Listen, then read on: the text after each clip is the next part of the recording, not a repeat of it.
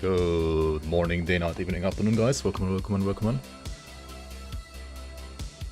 Hello. We're just gonna play some more PvE2 today. The Spear Smith of Kitava. Doing alright so far. We are at the Drowned City, actually. I was there already last time, but then I got re-rolled. But like rolled back rather, not re-rolled. Also, there's gonna be some more last book news today. Once again, I think they're gonna talk about the Sentinel rework and Heartseeker, which is like a new rogue skill. It's gonna be interesting. Creatures crawl behind every stone.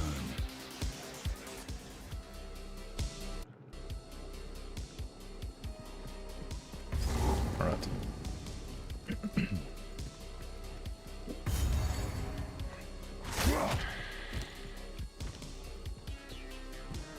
Charge!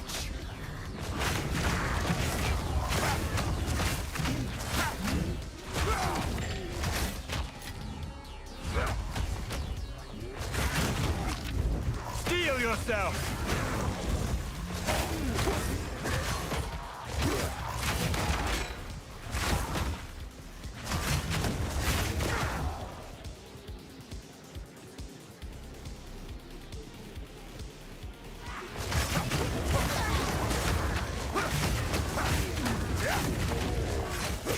Gotta be like careful with the browner orbs, right?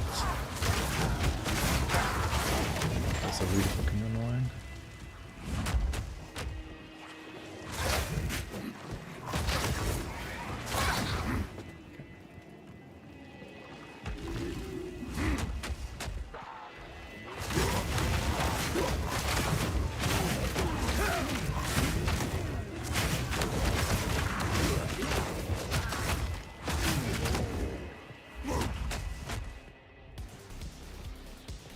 I can't yet.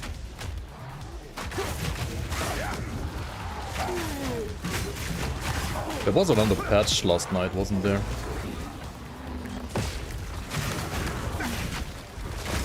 They fixed some stuff, I guess. I don't know. This game needs like still a lot of fixing.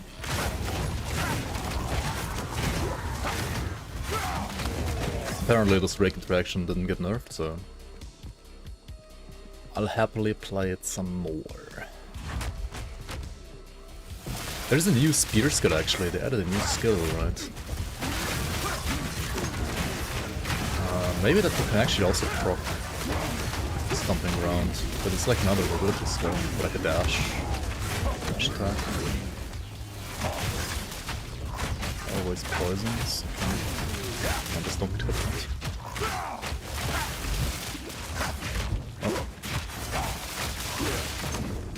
Creature!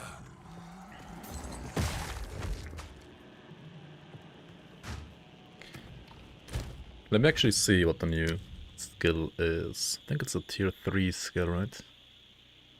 Wait, what? Yeah, here, right. Called weak. Dash an enemy and run them through, culling enemies if their life is low enough. If this attack kills an enemy, you gain a frenzy charge as well.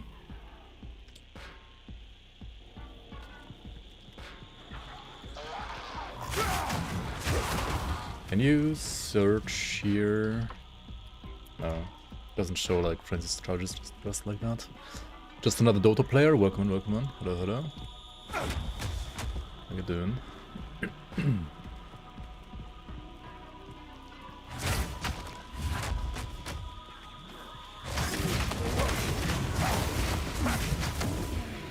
Forward!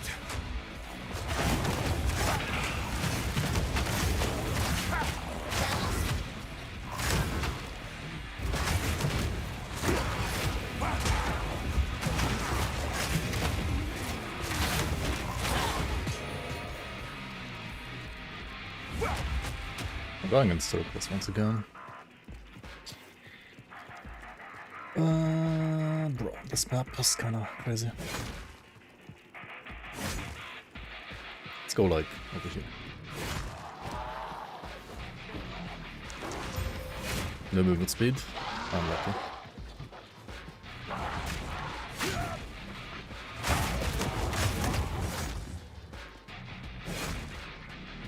I can't yet.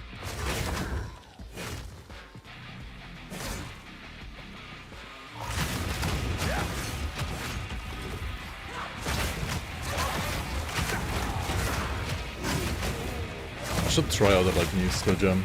I mean, like get a level 7 or 8 skill gem, I need more time. and then see how the new skill feels.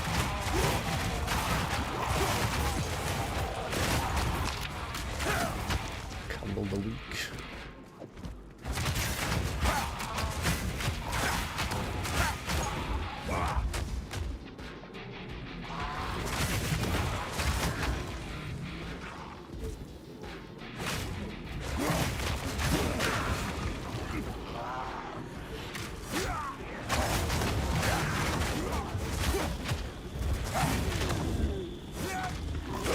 I need more time.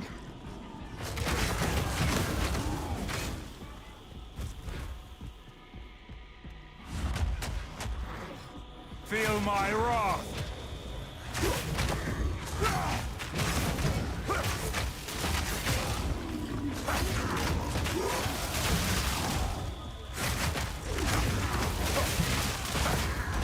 No. I'm not ready.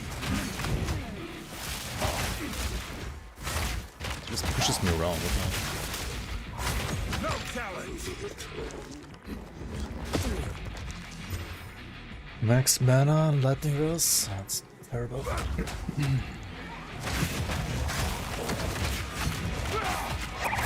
Elite Grounder. Yo, Mary, thanks for the raid. Welcome, guys. Hello, hello, hello. You did Derek crafting some LE today, haven't you? Do you know when we're gonna get like an updated LE tools for the new season? By my father's honor.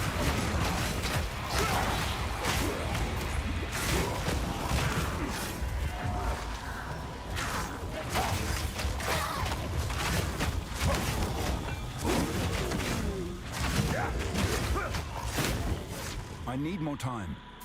What's up? Yeah, I asked them it as well on Discord, but didn't answer yet.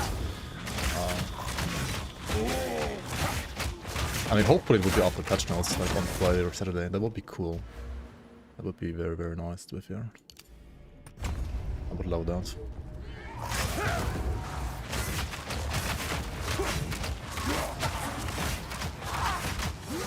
Oh shit.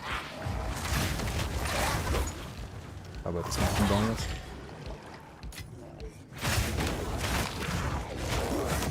Rep me running PoE2. I mean, what else is there to play? I mean, I could like play some more Grim Dawn, I guess. To be fair, I don't think this patch is as bad as like this. They're fixing some. They already like fixed like some of the glaring issues, like the monster HP and so on. But then again, like there's so many things that I think they should have like changed from like 0.1 instead of like changing into like one direction. They kind of like either ignored the issues or just like doubled down in the other direction. It's like a bit worrying.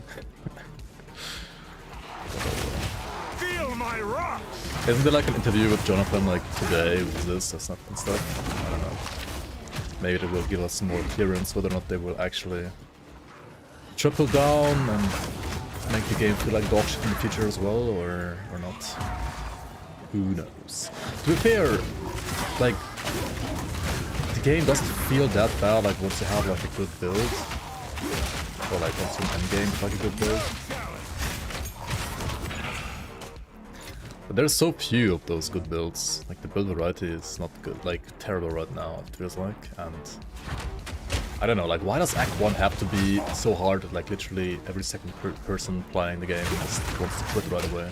I don't get it. Like you can make your game hard like later. Like why does Act 1 have to, like Act 1 and 2 have to be like the acts where stuff is like giga hard? I really don't understand it. Yeah, if you wanna like make your own build, you either end up with the meta build because that's like the only thing that works when you try out stuff. Or you just quit.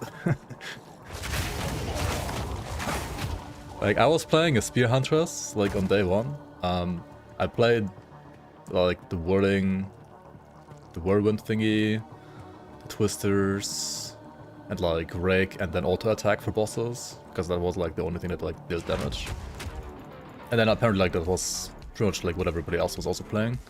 And if you're, like, trying something else, then good fucking luck. And then, like, I guess Twisters was nerfed as well, even. And, well, there's Rake Stomping Ground, which I'm running right now on this Warrior as well. Which I feel like works actually probably even better for Warrior than for Huntress. Which is kind of funny, but oh well. Yeah. Do I need to do this, like, Legacy of the Val thingy? Yeah, you decided to skip this patch. I think it's like better now than it was on day one, but day one was giga terrible. The new checkpoints, dude. There's still some waypoints. Like, for example, here, why is there not a checkpoint next to the waypoint? Like, next to every waypoint there has to be a checkpoint. How is it so? Okay, there's one here, but there's some maps where there isn't a checkpoint next to the waypoint. Still, like, I don't fucking get it. Like, how? It's not hard to, like, put a checkpoint next to every single waypoint.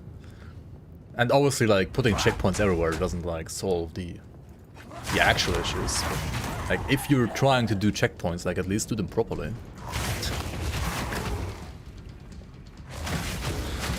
I don't know. Oh, damn. Alright. More levers. Let's see what happens. Pause ring? No, I need like Ruby ring on this class, and everything else is garbage. Or I guess maybe like Chaos West ring is fine too. Just wanna play Grim Dawn too. I mean, I just wanna like play like Pangs of Astakarn and stream it. I mean, I can play like the playtest, but and I can like stream some parts of it, but not really. I've nowhere to keep that.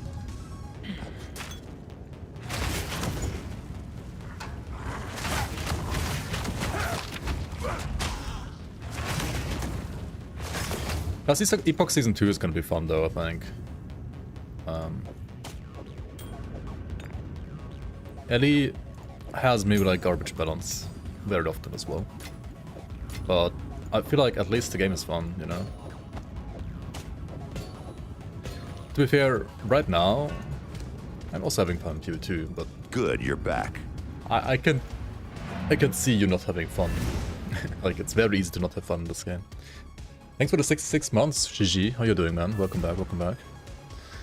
Simirun, welcome on, welcome on. Thanks for the builds for Grim Dawn. Hey, you're welcome. Glad you enjoy the content. Any leaks? The new assets and the maps look awesome. That's what I can say. Apart from that, I can pretty much only like leak some new items and like the new class, and I mostly already did that, I feel like. These clouds are actually really fucking good. Wait, they're level... Why do they have like 22 armor and 18 evasion rating? Huh? That's like a low level base, but like with high level affixes, or what? Bruh. The loot system in this game is just... I mean, it's kinda garbage in PoE 1 already, in my opinion, actually. But in PoE 2, it's like... Why do I get like a level 1 pair of gloves almost? But like, I mean, okay, the affixes are good, but it like has like 10 armor.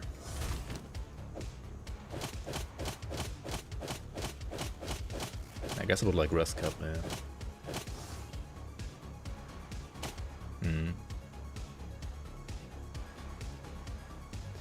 Could like add more affixes if exalts would exist in this game, right? They don't fucking exist, man. They don't exist. They simply don't exist.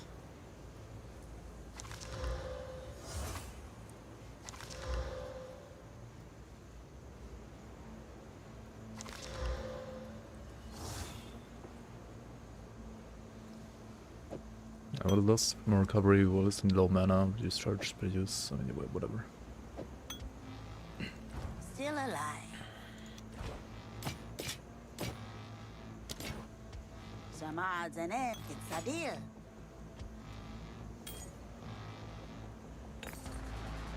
Bye-bye. You're disappointed with PoE2? PoE2 2? Yeah, I mean... It could be an okay game, I feel like. I mean, it's okay, but it could be like so much more fun. Let's say it like that. Warrior is the only class you like at this moment. Warrior is like the only class I can get reliably out of Act 1. Okay, I got also out of like Act 1 and until Act 3 at least, in Huntress 2, but I don't know. Like the whole, like, you don't get HP on your passive tree, apart from like health, apart from like bio strength.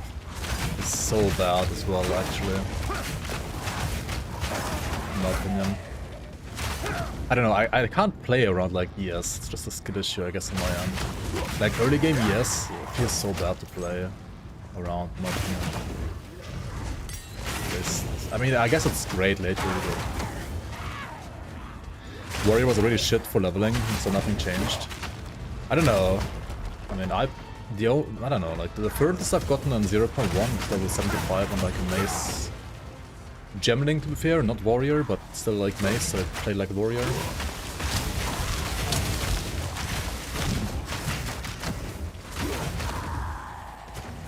And 0.1 Gemling was kind of busted though, I gotta say.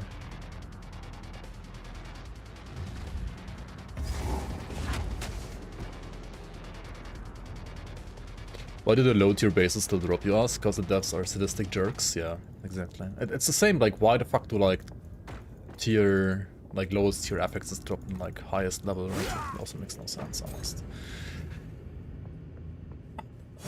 Should be, like, a range, like, around your level, maybe. Why does it have to be, like, lowest tier? It's just frustrating, I don't know. In my opinion. I guess the answer is because of trade, right?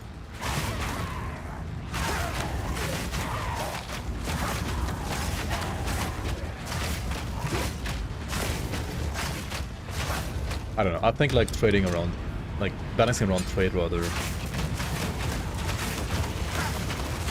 just makes most RPGs less enjoyable. At least in my opinion. On some int base, never mind.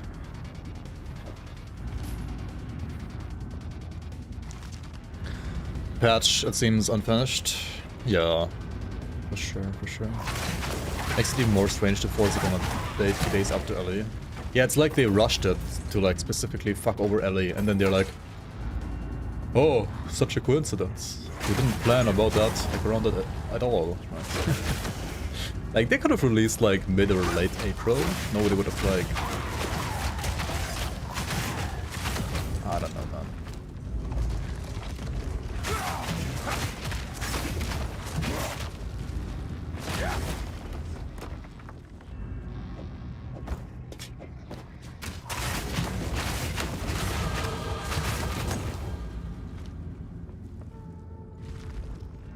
man. Also, good morning to you. Mac, hello, hello. Also, they literally on purpose like stopped balancing 0.1, right? Only to like release 0.2 like exactly 2 days after LE. What the fuck was the damage? What the fuck? It's gotta be physical. Thanks. Armor is fucking useless. Okay, hold the phone. What do I get? Do I get this one yet? Maybe.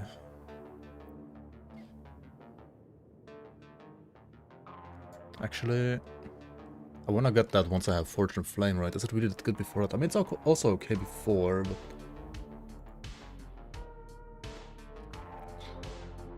I should get Lay Siege, right? Let's work towards Lay Siege. I mean, did get like double slammed, and like one of them deals like almost half of your HP already. So getting double hit there is scary shit to be fair. Didn't pay the best attention there. What is this Grim Dawn from Timu? Yo, Carey, how you doing?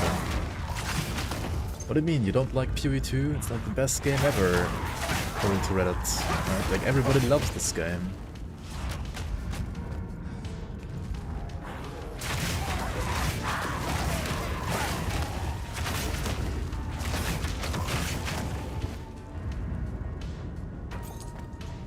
Got harder about it. Overseer looks cooked. Wait, what's the Overseer joke?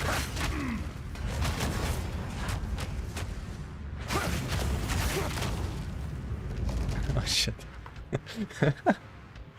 I think it's because of like the lighting right now, the lighting.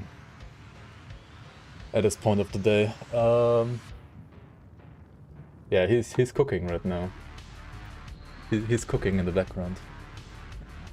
I'll just leave it, it's whatever.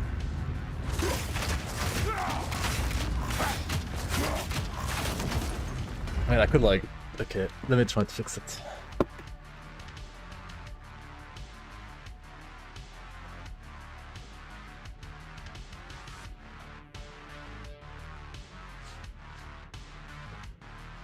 Better now, right? Still not perfect though. What's happening?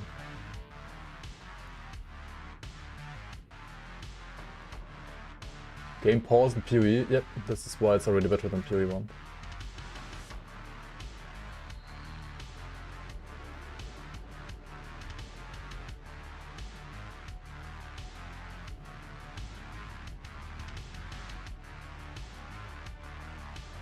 Alright.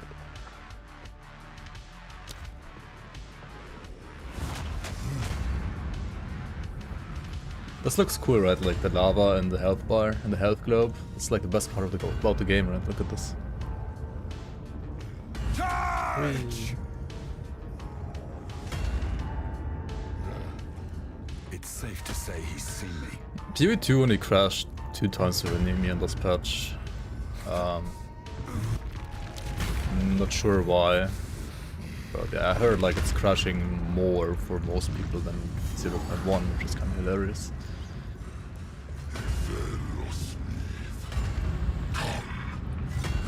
Game pause, WASD, and count journal, the 3 things PoE 2 does well. I don't even use WASD, I don't like WASD. I mean, I probably would play WASD on a ranged character maybe, or like I should. They won't have lots of crashes for you, but now it's good. Nice. I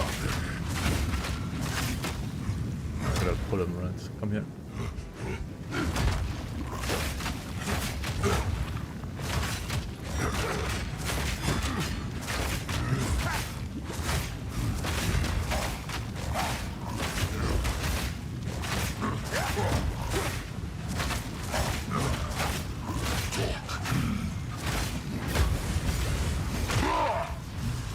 Why did I stun him in the lava? That's kind of an idiot move. Oh my.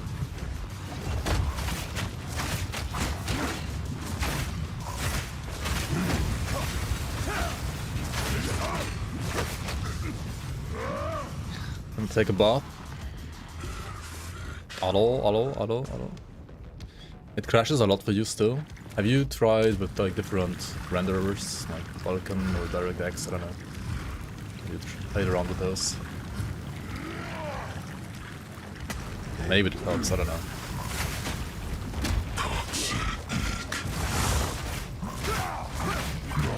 Yes.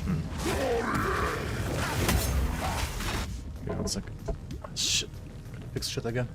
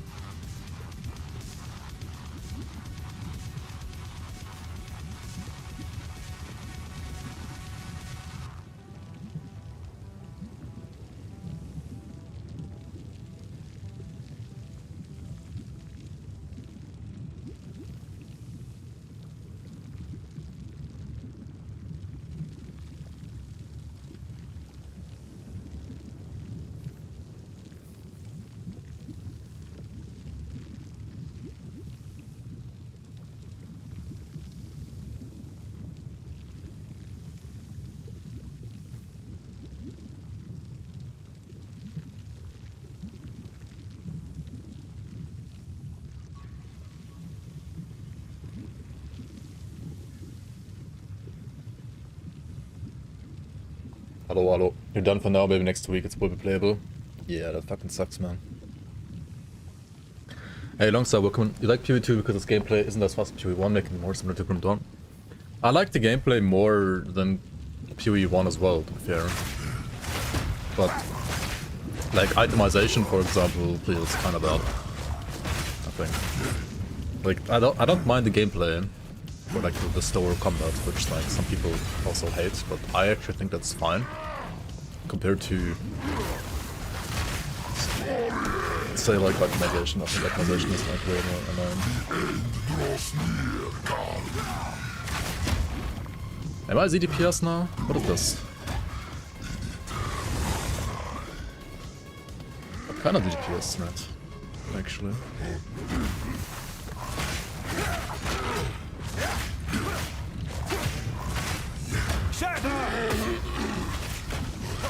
Maybe I need to change to like mace after all again. Probably have to. Like my flask is like, I have no flask left. I'm not ready.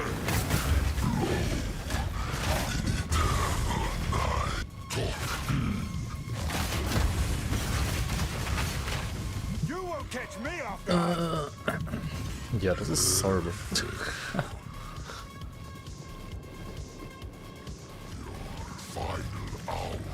Every mob is like 2 times player speed. Yes and no. I don't think that's quite true.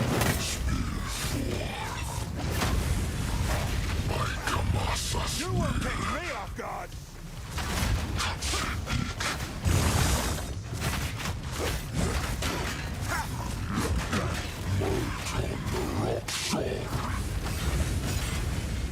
Is this the end of the map already? What the fuck, man?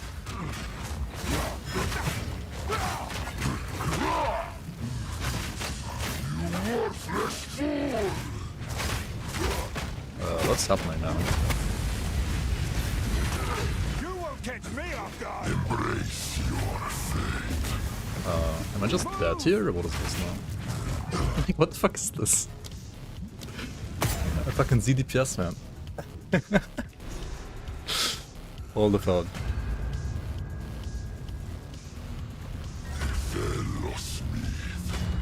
Return to checkpoint quarters, what this is. Welcome in, Naomi.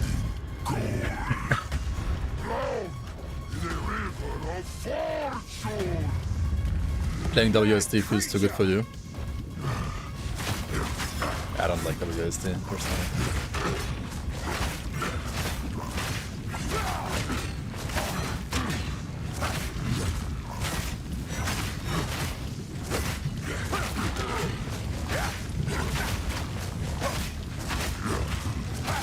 Holy... Oh shit. I forgot you have to go back to restore your flask. Oh my god. Oh my god, dude.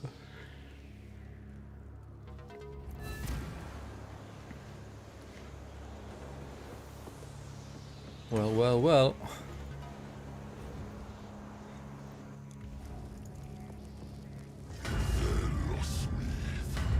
Dude, the well is such dog shit as well. Like, there's many mechanics in this game that are just straight up dog shit, actually. It's kind of funny. Low-key excited for actual Ellie interview today. Wait, is there Ellie interview today?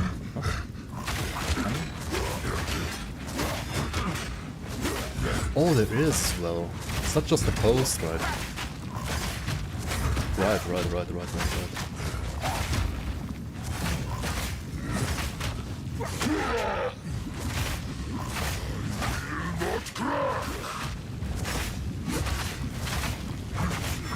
Come here. Jump. No, don't jump though.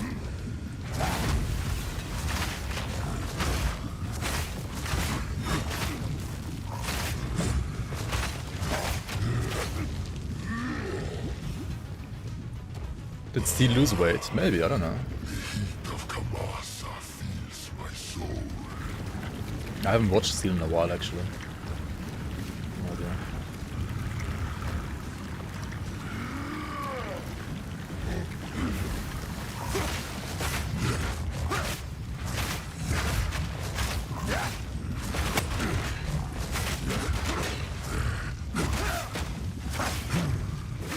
I'm here. Jump. Shit. Hello? Ah, shit.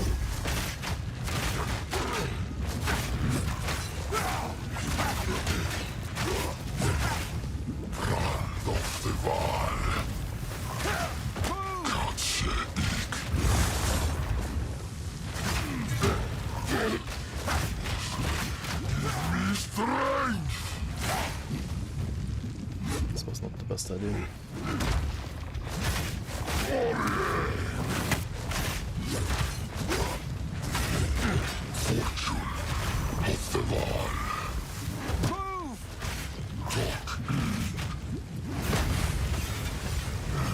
Catch me off guard.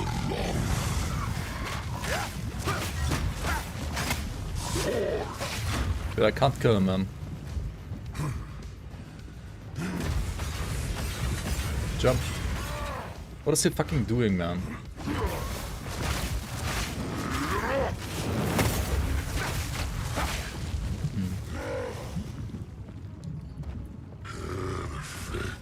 Did we watch this already?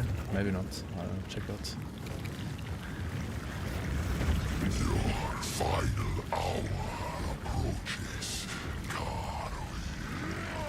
Hey, welcome on. In holiday right now? Nice. Where are you at? Should probably do something else and like watch my stream on holidays, but I appreciate you being here.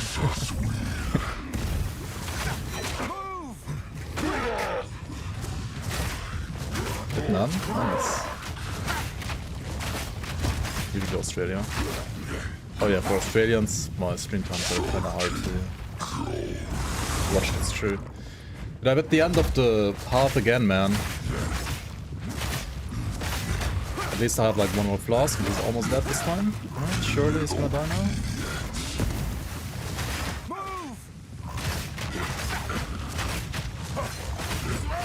Holy fuck. The better Smith wins. Better Smith wins. I don't know if that's true actually.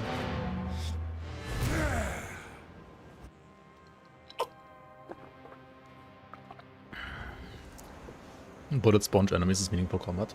I don't mind the bosses. I think the bosses are fine. Like this one I just fought, I think is also fine, honestly. Like, I think this is fine combat. I think it's better than like one-shotting bosses. Personally. Won't eat anything colorful. We must identify our countries by the tariffs you have. Lightning grass, yeah. I mean, minions got rebuffed now, but I'll take it. Won't yeah. eat anything colorful. Keep anything.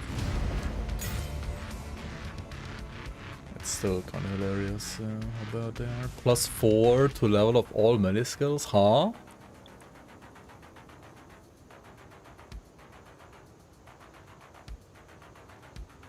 What?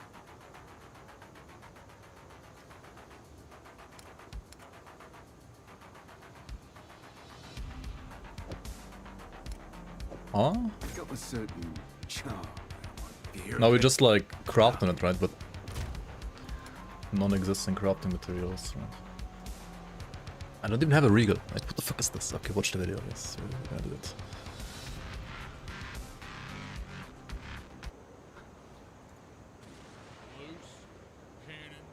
Production. That's hot. Or who are these guys? Right, who are these guys? Features don't matter. Uh-oh. Oh, it is. That's fine. Seamless controller to keyboard swap isn't a cool feature. What did you just say, Vision Boy? I said, when they find out I stole your endgame, they will come right back to the Vision. It's the meaningful combat they crave, not the loot, not the fun, just the Vision. Before this war is over, I'm going to stomp on your Vision.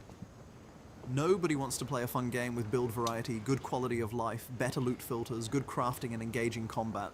They just want pain. You'll see. All your streamers and players are coming. April 17th. Your vision is trash. Maybe Waste Management will sponsor you. I'm out. Peace. Waste management. Let's roll, boys.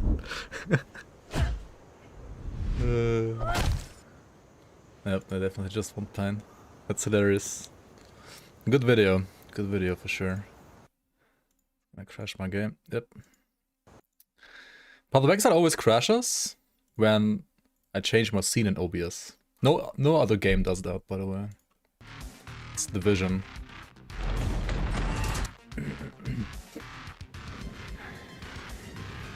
Aren't you a pain enjoyer usually, Naomi? Like, how the fuck did you switch sides all of a sudden? You just like bully whatever is like meta to bully. You should be enjoying this PoE2 patch.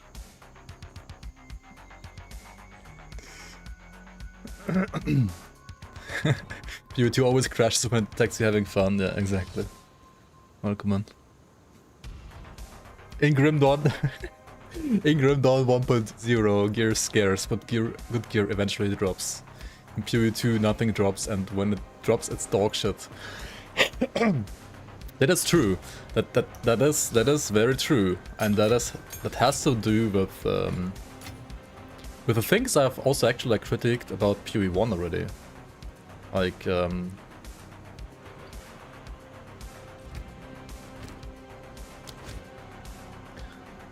there are Flame of the Forge!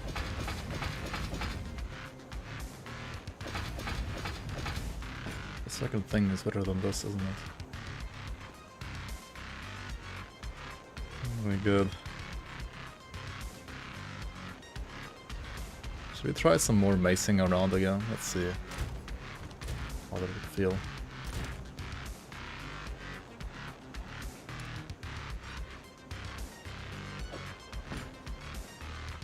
Honestly, we could just sell this item, it's not even good. Any way or form. Keep your eyes sharp. Yeah, the season. I don't know what they call it. Season. Is it a season? Who even knows? You're just chilling, playing Warframe, right?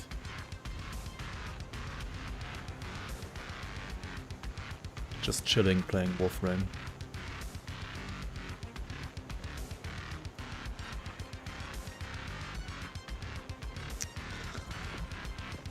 Fuck, man. The nothing drops, man. The drowned city. Okay. Like, I think the drop rates are perfectly fine for Act 1. But like, mid to late Act 2, you should drop more stuff. And also get the fuck away with like... what's it called? Flippin'...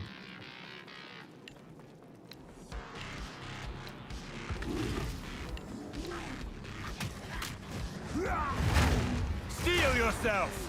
Okay, I think Mace is really better at this point, maybe. Wait. Is it? Not sure.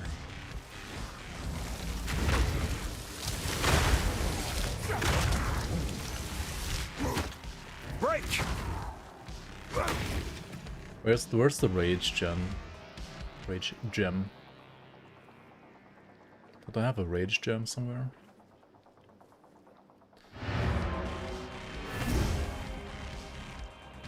You get back in the 15. Just in time for Ellie season. Nice, nice. Like get away with flippin' magic find. It's trash. Why do you want to have magic find in your game? Makes no fucking sense, man. Wait, I have rage. Where the fuck is my rage gem? It's not on rage. It's not on inferno. Right? It's on disengage. Oh.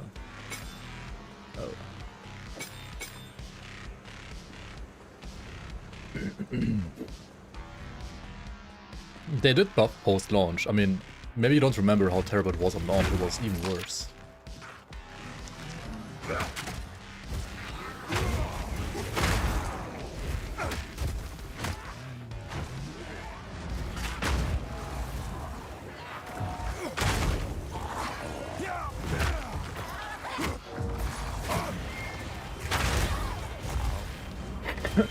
Hang on, do I need the stun gem for my mace strike? Yeah, it kind of feels like they reverted the buff. It's true. Almost. I don't know. Actually true or not, but it's done. Does it overpower? Yeah. Let's try overpower as well on this.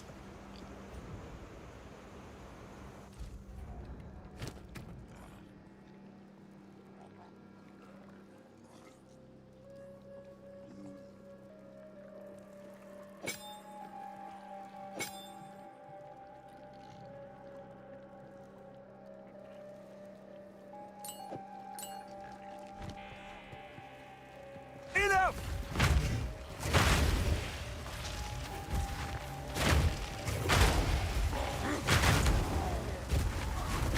Fear will best you!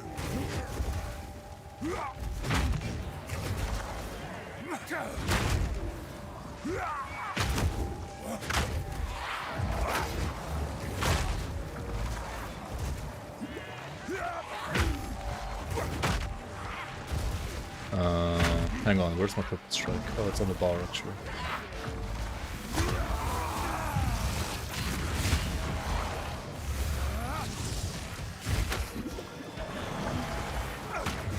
Did they nerf this shit as well?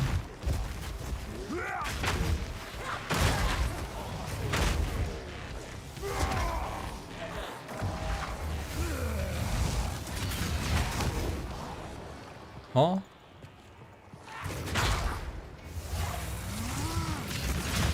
Dude, perfect strike deals no damage now. What's this? What the fuck?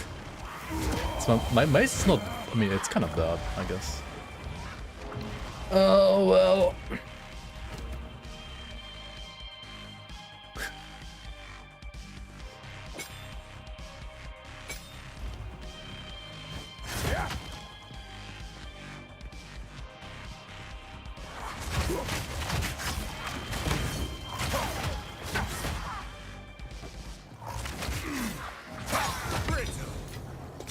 How is this still less damage than flippin'?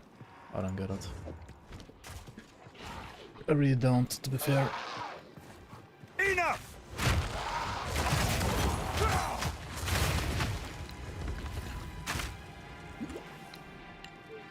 Like, perfect strike was like good damage, but like it has a 5 billion years wind up.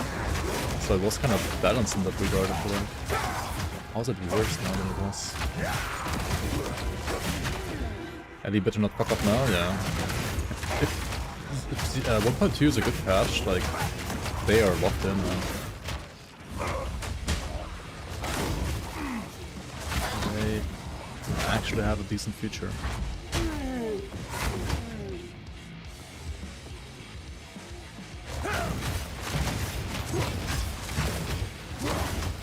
Dude, 0.1, you could play Perfect Strike for the entire campaign. What do you mean you changed to Bone Zone? How do you Bone Zone against single targets? Wait, is there... Oh wait, there's a new gem that like allows you to spam Bone Zone, isn't there? Is it like a tier 2 support gem? I guess.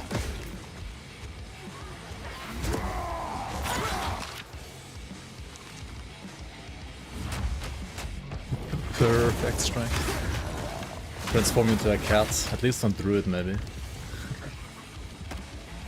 What the fuck is this temporal bubble, dude? Why is it so big? What is happening? No challenge!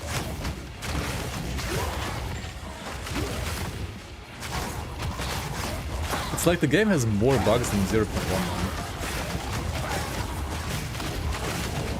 It's weird, man. Oh yeah, needs temporal bubble because the gameplay is too slow, too fast. Right, needs to be slower already. Slow it down already. I'm having too much fun. It's too fast.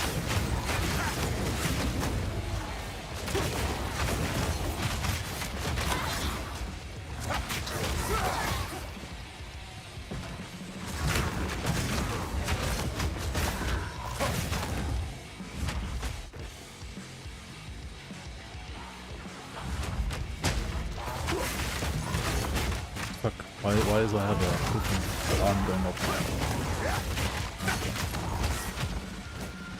Sorry about that.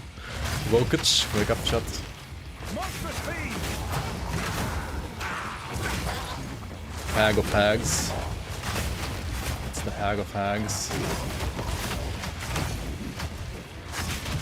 Nah, to be fair, like, this for clearing is fine gameplay. For bossing, it's kinda shit damage though, I have to say. But my Perfect Strike deals even less damage for single target, which makes like absolutely no sense. Like, how does Perfect Strike deal less damage than this? Spear is okay, actually. People that don't know, that say Spear is not fine, they play like the 90% of the Spear skills that are trash, but like 10% of them are actually really good. It's just balance issues, as always. You can't play what you want, you have to play what's good. Like what's broken or whatever. Because if you don't play what's broken, then you have no... Like you literally... I don't know, you can't do anything. You just can't. I can't yet.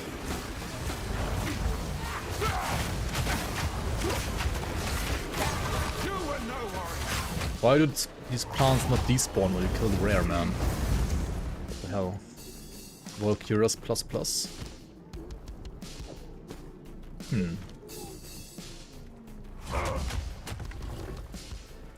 Generating charge is kind of cringe. Yeah. Like, if any parry would generate a charge, it would be probably okay, but like you have to parry and then disengage the parried enemy to generate a charge.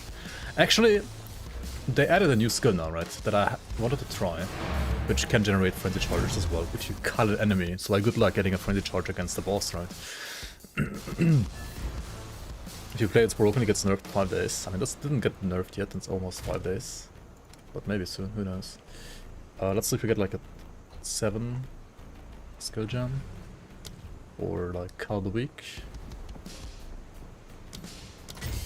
Let's see how this one plays.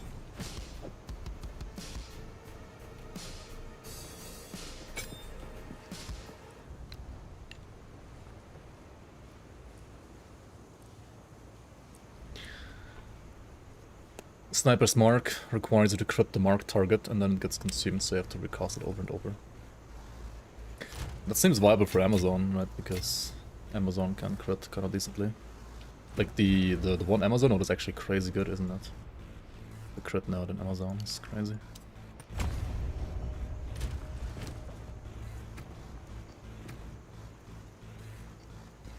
Don't want to start a fight. D2 brained. I mean, it is Amazon, not just hunting. Last creature down here. Ritualist is just... I don't know. Kind of garbage, I guess. Maybe it's good for something else. Nice popping. Okay, that's Cutting Strike, I guess. So if I kill this guy, now I got a Frenzy Charge. How do I know what's culled? What's cullable? This is not cullable yet, right? Wait, so what's the indicator?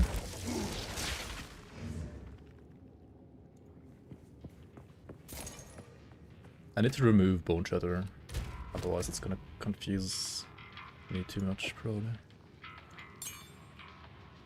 Let's sit here. Also, I wanted to see if you can do... No, you can't. How the fuck does Rake work, man? Like, how can you Stomping around Rake, but not on something like Color Week? I don't get it. I do not understand Rake. At all, actually. Like, how is it that different?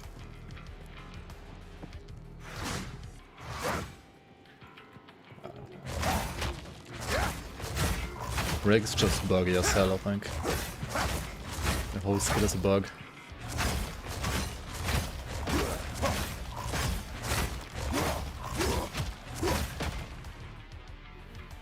It is travel. For whatever. Why is it travel though? I don't get it. Why is it travel? Don't like travel skills put other travel skills on cooldown, but like Rake doesn't put like shield charge on cooldown, for example. Oh, right, because like it would, but it puts other travel skills on the cooldown that the skill that you used does have. So, and since it doesn't have a cooldown, it doesn't put it on cooldown. Right. Yeah, exactly. Yeah. Great wolf. Take my senses. Okay, this is like a blue thing. I did just die. What can I do? Yeah, this is the culling mark, I guess, the blue thing. I'm too slow to call.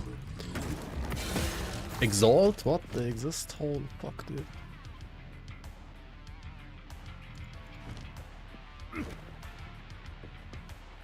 Yeah, you can.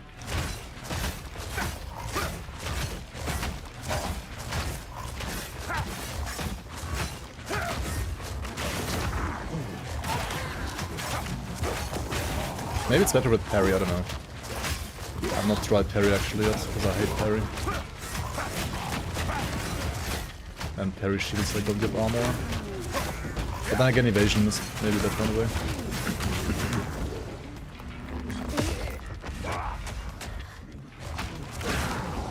I'm not ready.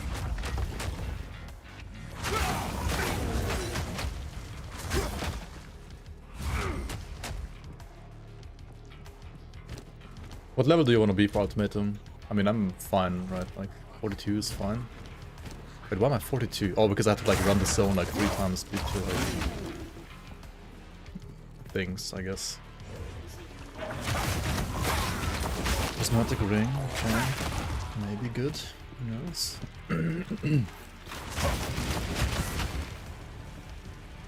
I mean, Ellie is always cooked in a way, isn't it?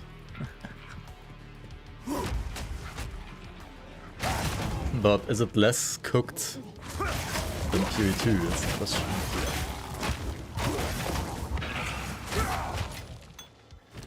Gargantuan mask.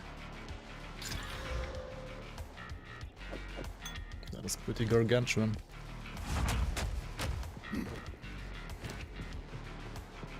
Oh, I don't care about the economy in LA. To be fair. Just play SSF. It's a better experience anyways, like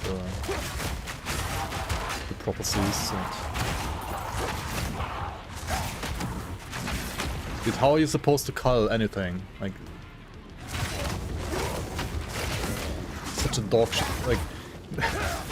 They have a dog shit frenzy generator and now they have an even more dog shit frenzy generator, it feels like.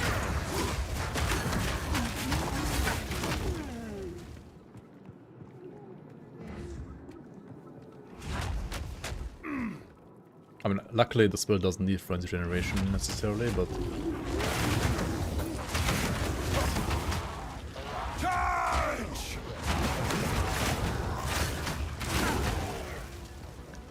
They reset your SSF because of Trade League, did they? What? Wait, did they actually? What? Because it's technically the same league, right? Because you can like transition and stuff.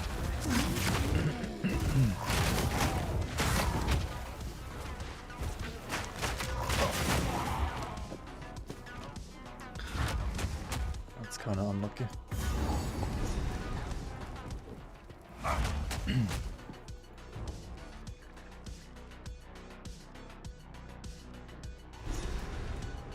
I mean, yeah, you can play full offline. Every step is You more could still nuke disgusting even though you than were the offline, last. huh?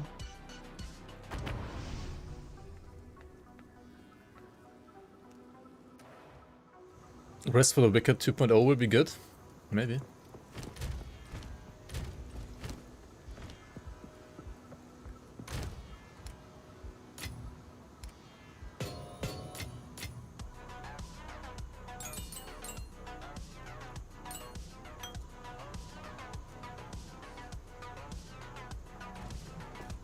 there.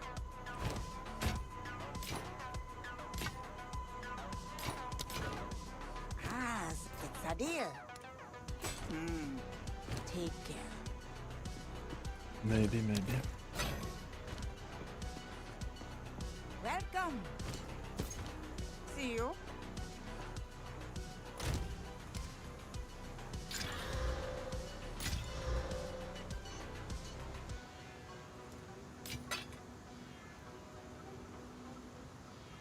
Should I actually have a regal? Okay, what the hell do I regal? Do I regal my weapon? Maybe.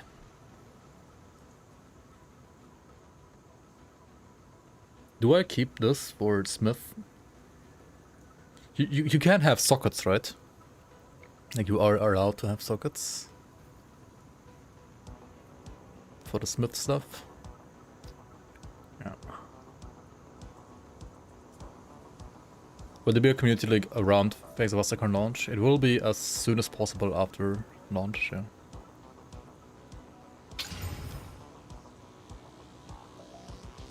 Reduce attribute requirements.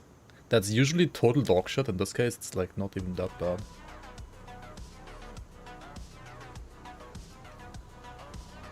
My one exalt rip accuracy rating. Wow, okay, that's good. Yeah. Take it at my trap. Keep the highest shot.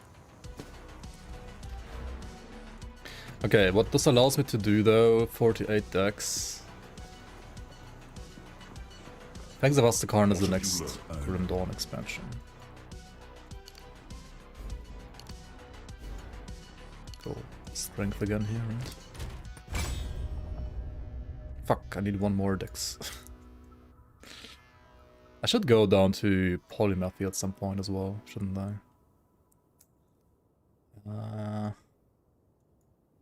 Hold on.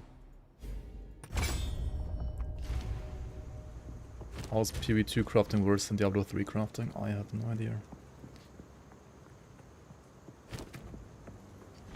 Hold on, we have a Spirit Gem.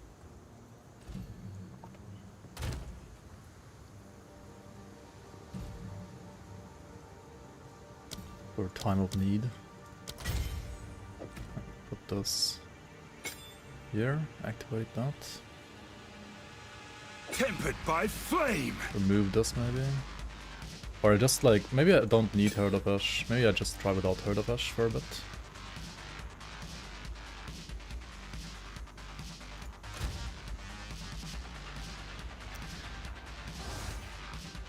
I still don't have a tier 2 support gem. Nani.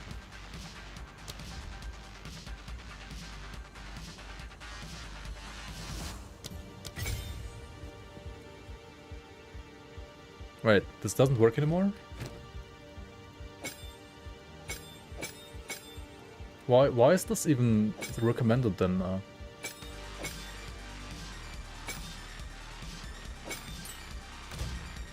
What? It literally does nothing and it's still recommended?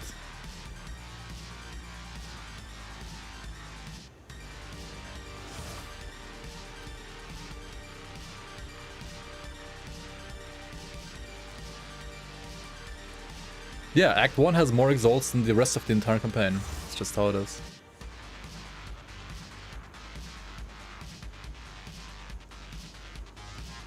It's been like this in 0.1 before they buffed the loot as well though.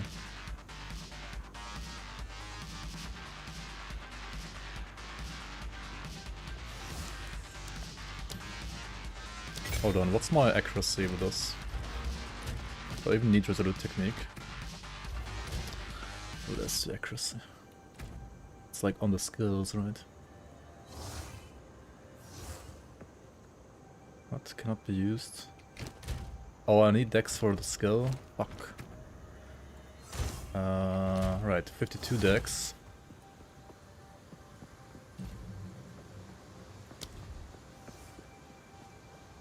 Rate.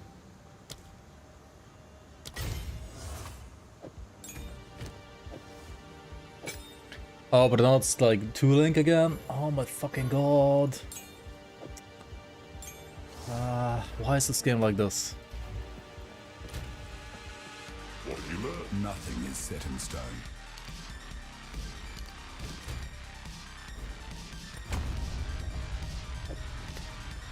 Unfucking lucky.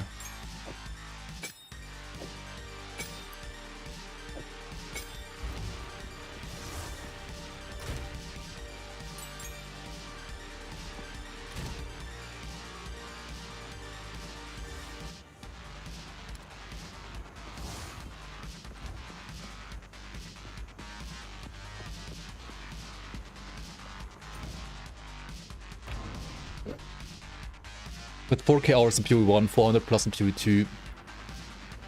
We played for like 48 minutes and 0.2. Absolutely hates it now. That's another save for Ellie. Yep. How do I have 270 strength? Because I'm Smith of Kitava. And I rushed for beef. And the nodes down here. Like, just get all the strength nodes. My build right now was put in strength up here. And then pick all the nodes that give you strength. Pretty much, that's my build. Because Stomping Ground scales of strength. Right?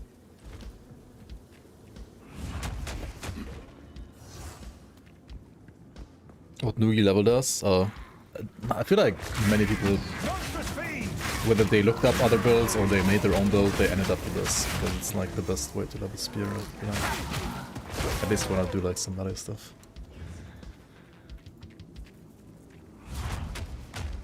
At least, like, early acts, I guess. I don't know how it's gonna scale. Probably gonna scale like shit. We'll see.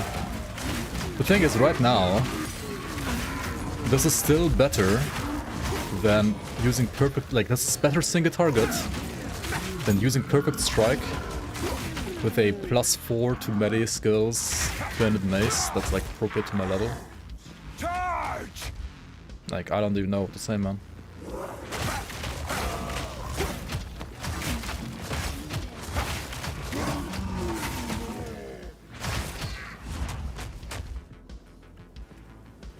When we first came to this place, death alone was the king of all that we surveyed. Solemn, its high and lonely throne. We had little and were starving, but this man-made mountain offered us nourishment. Eating the gaps and stems brought us grand visions of a thriving world. It was a promise of things to be. This, then, will be our new home until our promised land is made clear. That's 3. Base damage, like from the skulls of the support jumps. Oh, I hit him in. Yeah, it's just Stomping Ground support. But also, like, how does Perfect Strike deal 0 damage anymore? Like, I feel like it was kind of almost balanced in the past. But now it just feels like absolute dog shit. Like, sure, it was a lot of damage on 0.1, but you had to like flip and channel and stand still and stuff. Like, it wasn't like without any risk. Still stronger than all minions. Skills. I mean, they buffed minions today, so I'm not sure how true that is anymore, but maybe it still is true.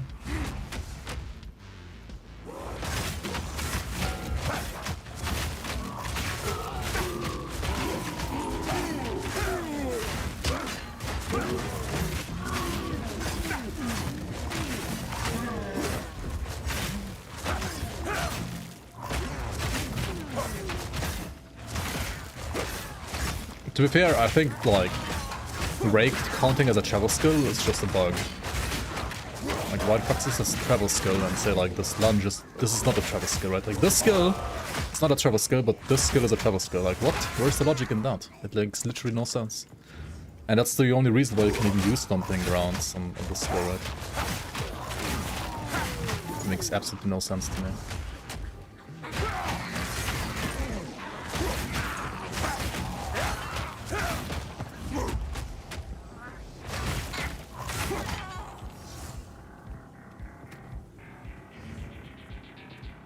Hold on, how good is Stomping Ground on Leap Slam actually? I haven't tried it properly yet. Where's Rake? Stomping Ground, Leap Slam. Let's try this real quick. moves then.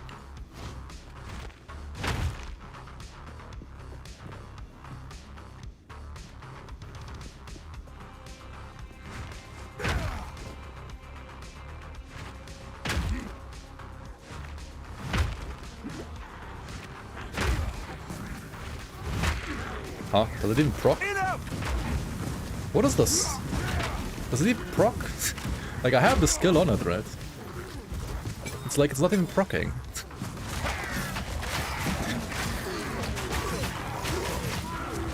Like, what is this? I know it procs properly on shield charge at least. But like only once. Fear will best you. Like Stomping Ground only procs once on like anything that's not Rake, it seems like. On Rake it like for some reason like procs like 5 times or something like that. Like the skill's just broke.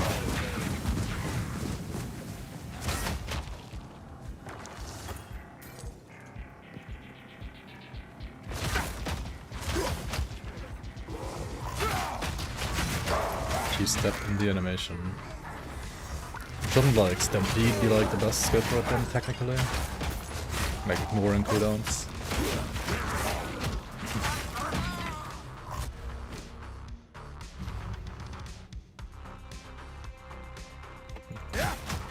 Level 11 skill.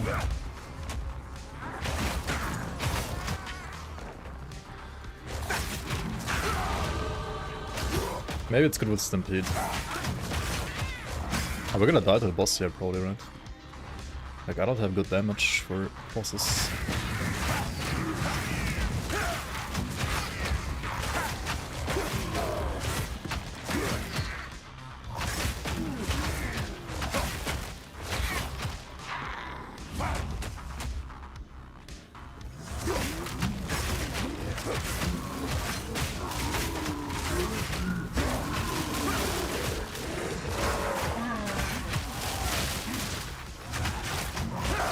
Meat creature.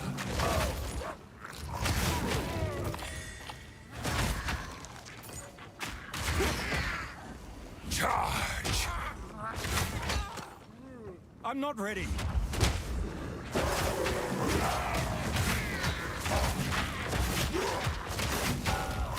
Meat creature.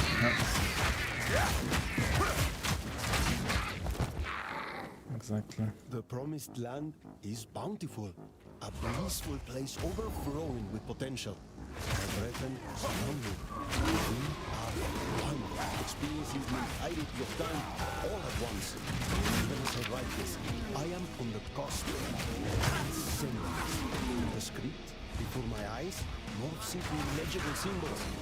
I cannot stop laughing, rejoicing at the bright future that I know lost will share.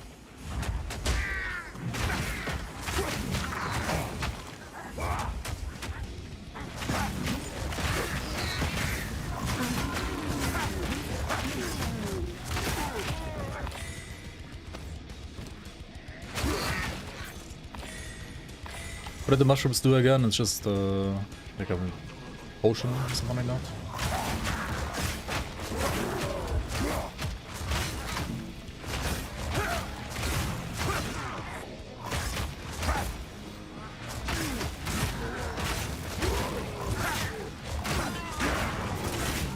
Man of Blood Mask. Like with quality, I think.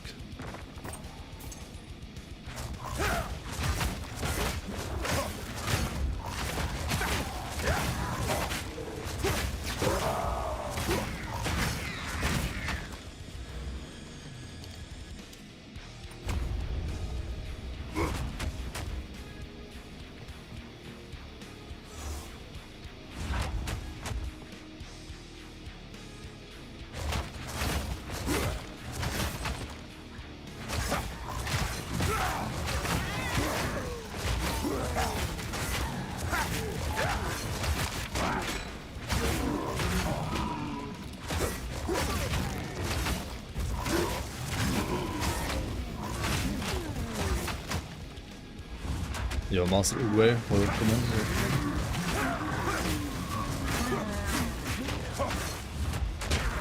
Bon. Forward! I like going the wrong way, isn't am I not?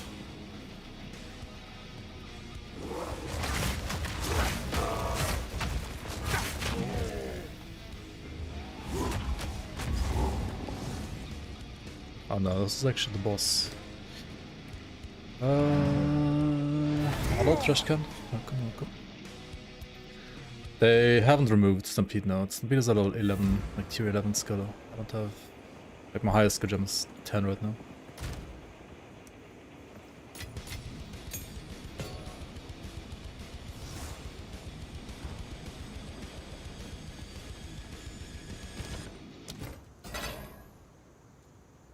Why did I pick these up? What the fuck? Some my tribe. See you. Yo, examples, welcome.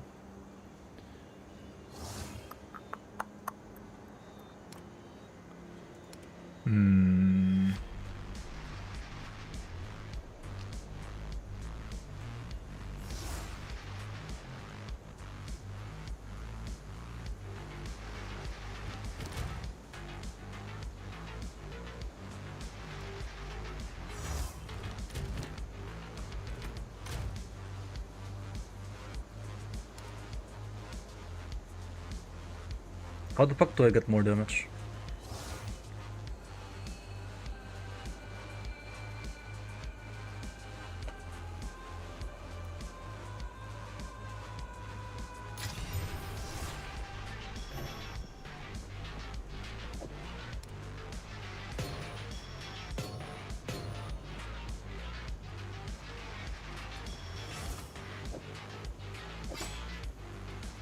I lose, I guess.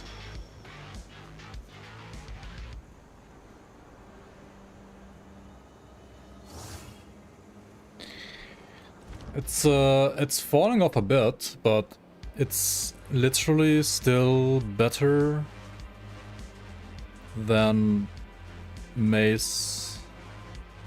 Like it's literally yeah, like better than Mace with +4 to melee skills on Perfect Strike.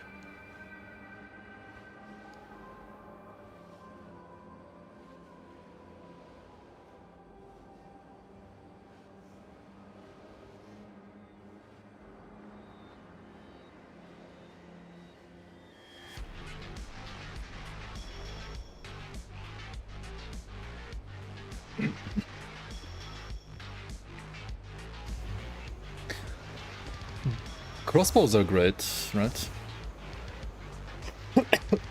Isn't Ben playing crossbows? Like, crossbows are really good this patch.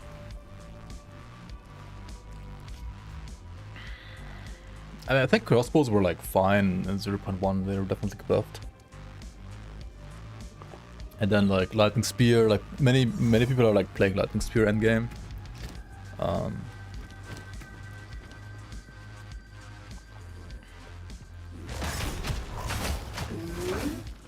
Come to bathe with me?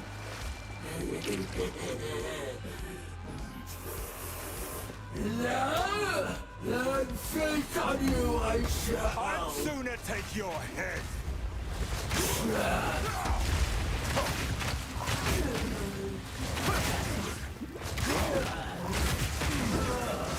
To me, my sons!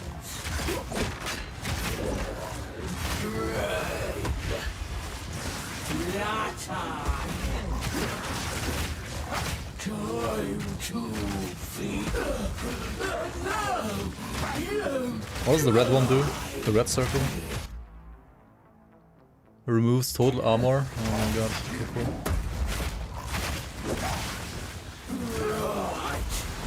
What does blue one do? Oh fuck. Minus 50 something.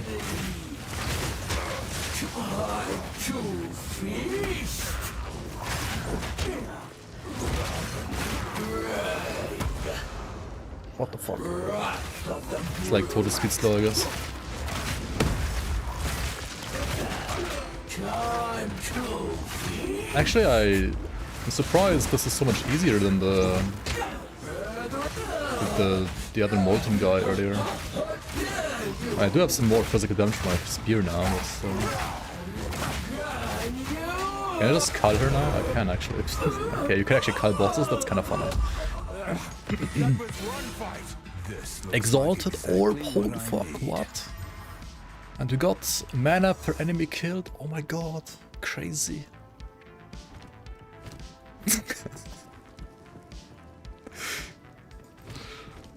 Fuck this, dude. Feel my wrath!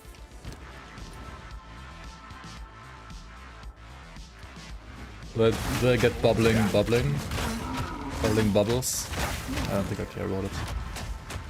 I don't want to find the corner on this map. I'm just gonna throw away all the shrooms, I think. What build am I playing? I'm playing Rake Stomping Ground, basically. Use for this later. What? I can't throw it away? Why not? Huh? Are you fucking kidding me? You just gambled your spear? Yeah. I think I bought this from the vendor. Because it had like flat fizz and attack speed or something like that. I bought it as a blue. Throw it away outside of town. Okay. Where's my gambler? She's not even here. Oh yeah, she's down. This is not Down by the river.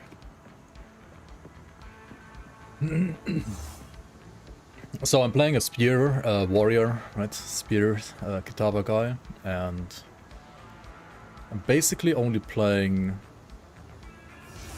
the support gem, right? The support gem has a shockwave that deals damage depending on my strength. So I can just kind of strength stack and still use a spear ability. How can I? What do I gamble for though? Gamble spear.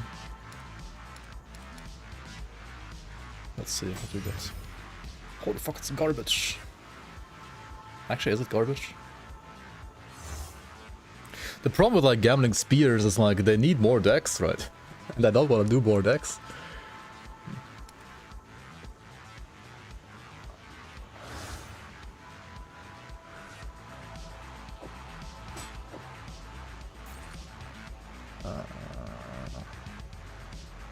My amulet is so fucking trash, holy shit. But it costs 10k to gamble that. Chest, I mean, I just want to use Kitava chest, I guess, soon. Ring, 7k. I could do like gloves maybe. Whatever this belt is, I don't know. Shield. Shield is not that great either, yeah.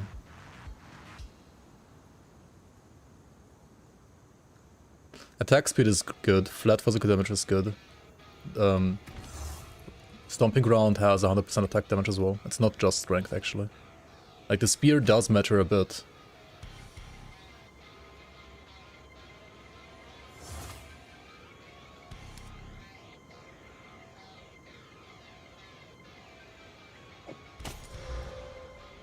Poggies. 19 dex is actually good. These are decent. If they get like fire rest from the Regal, which I have maybe like in 5 hours from now. Like next Regal, which I have like in 5 hours. And we can actually use the gloves maybe.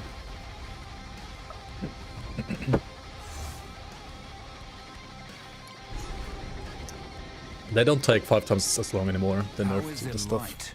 Within this ancient You're talking about like release 0.2, which was terrible, yes, but they nerfed HP now. ancient fire. Fear will best you.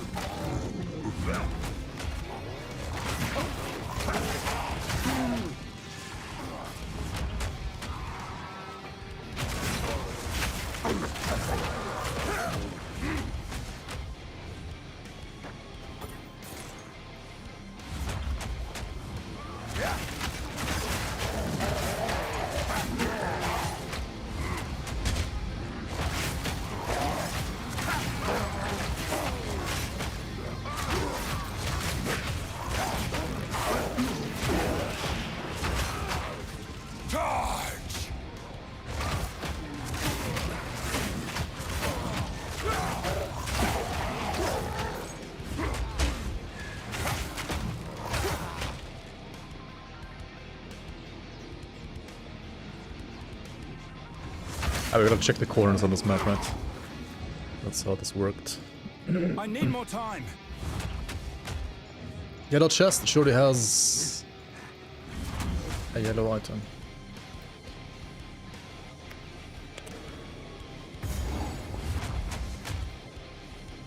I can't yet. I can't yet. What incredible and terrifying wonders.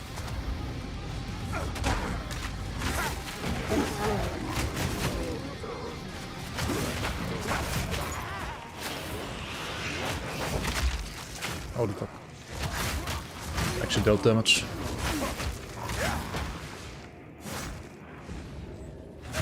I can't yet.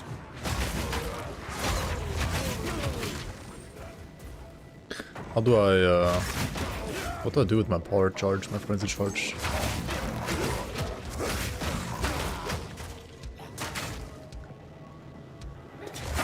Did I kill Monkey? Yeah, I killed, like on Warrior, I killed Monkey right away. On Huntress, I got one shot by the Monkey.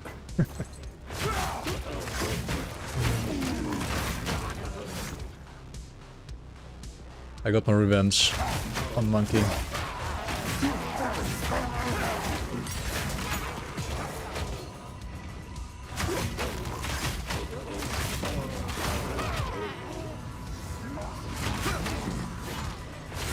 I killed Monkey on like a white level 10 spear, pretty much.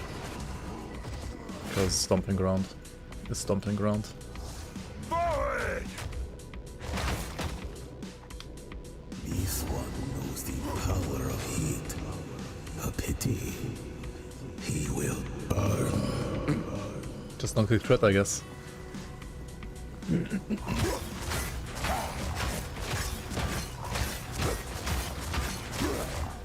Because the direction is balanced.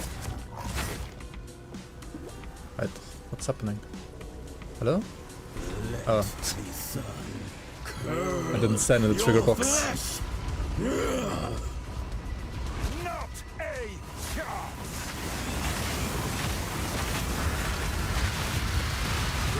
Oh, it's not about to. Euphoria.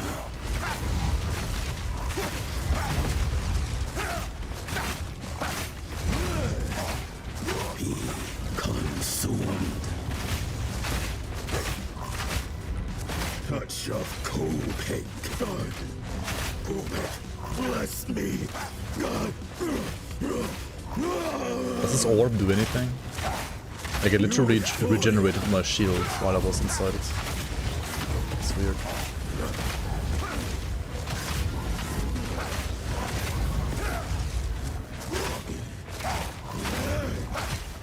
Be consumed.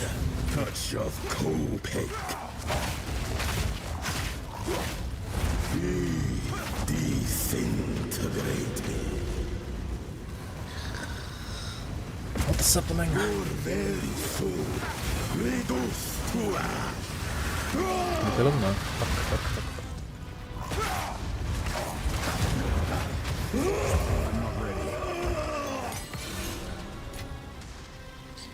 Should we try Stampede with the 11-11 skill jam? Stampede. What does Seismic Cry do again? Perform a damaging walk while knocking back nearby enemies. So heavy stunned enemies hit. Your next slam is powered to perform additional aftershock.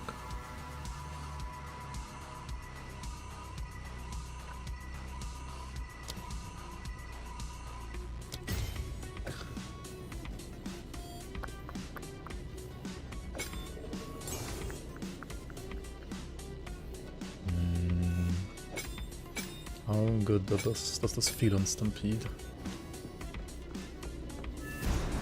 Val ingenuity never ceases. It's just Korvac. I mean, it's Korvac, but totally different. Yeah. These runes, I can make out symbols for blood and offering. Wait, no, it's not a blood offering. It's someone of Val blood. Perhaps if I.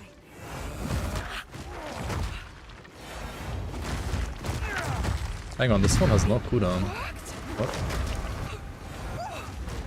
Now this is truly something. The apex, it's opening. Goodness me.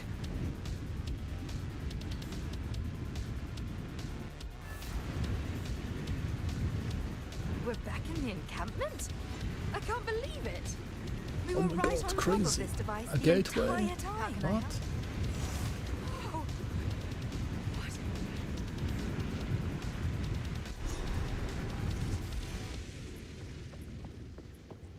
Are these Atsiri, Atsiri. Huh? in the flesh? Hello. Hello? My name is Alva Valai. Can we skip this or?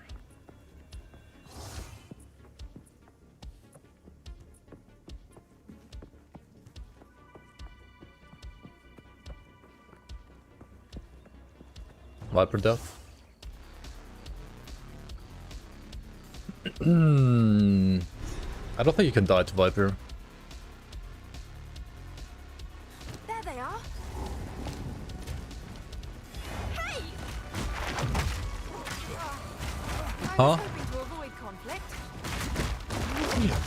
How does this deal this damage? And if you play Rake, it deals this damage. What?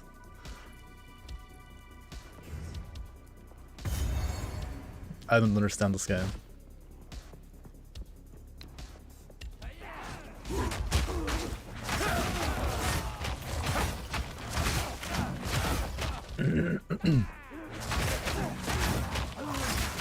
It looks like it doesn't pop at all with Stampede compared to Rake.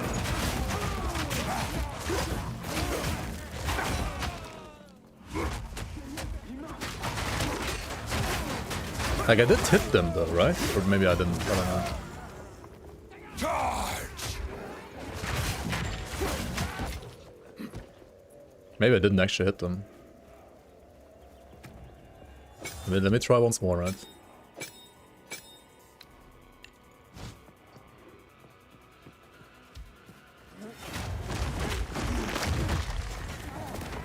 Okay, and where's the actual damage? Like, I did hit them, right? Like, I am hitting them.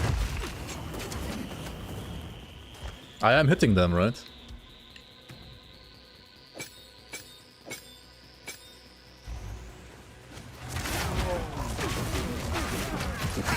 What? This is... Like, imagine playing a Stampede build, right? Like, good fucking luck.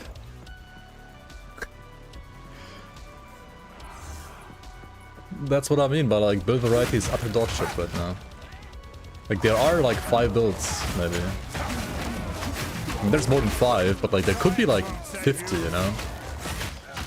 But out of those 50 you can play like 10 maybe. Or 5, I don't know. Challenge. I'm just hit right now, no bleed.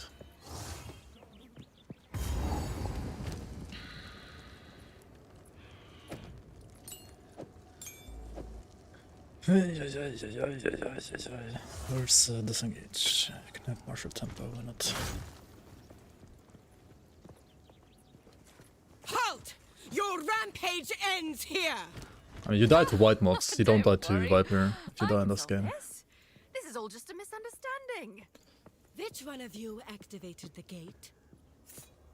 Which one of you is a Val blood? It's me, smiley Me, face. of course. I am Alva Valai, treasure hunter extraordinary. Take her! Bring her to Doriani. As for you, I will pay back every drop of Val blood you have spilled. I need more time.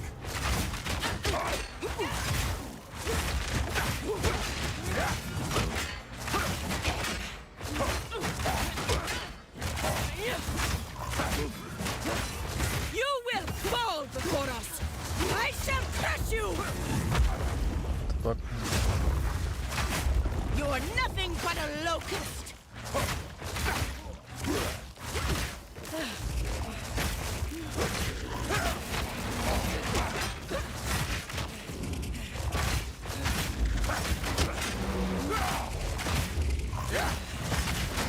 I shall crush you.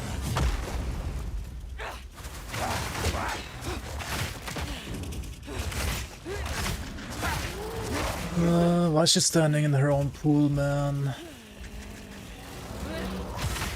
Imagine playing melee. Storm of Chopin. Okay, this might be a reset. You are nothing but a locust. Wait, does she phase? Does she get another like health bar? What's happening? Am I this CPS that like there's nothing like happening when it comes to phases, or are they bugged?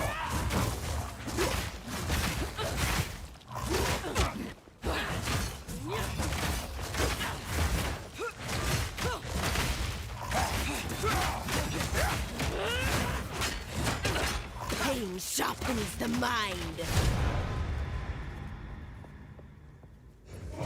What? That was no death. What was that?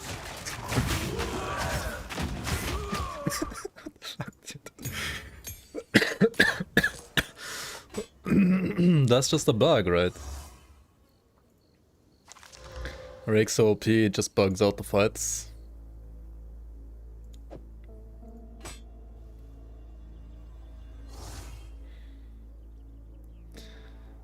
Oh, I got it. Hey, level 2 support jam. What do we play with us?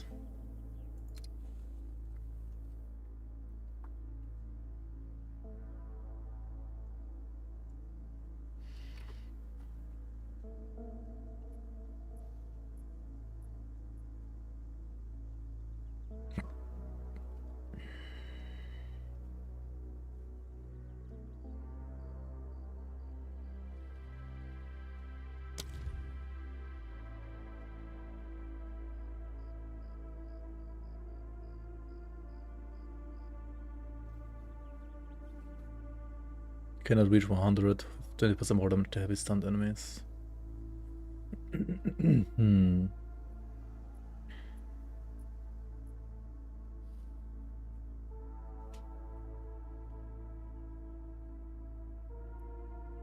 More accuracy. Daze. Cold Pen, Catharsis.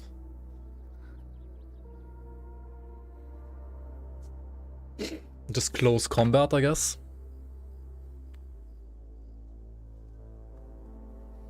Or cadence. Oh, never mind. Unusable for 10 seconds after using the skill for 6 times. What the fuck? Coursing current. Commiserate.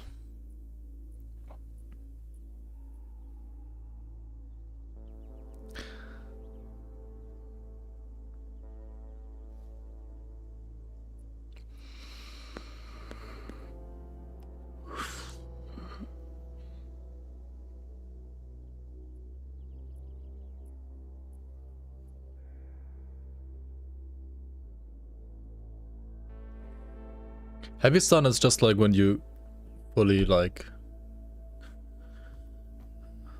break their stun bar, right? Yeah. Embitter, excise, blah blah blah blah.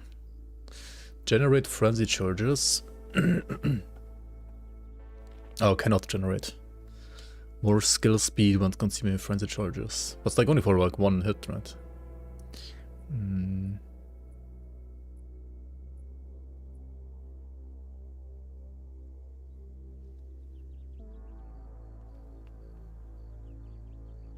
First blood. To the 4% more physical damage. But it's like melee only. Stomping ground is actually not melee.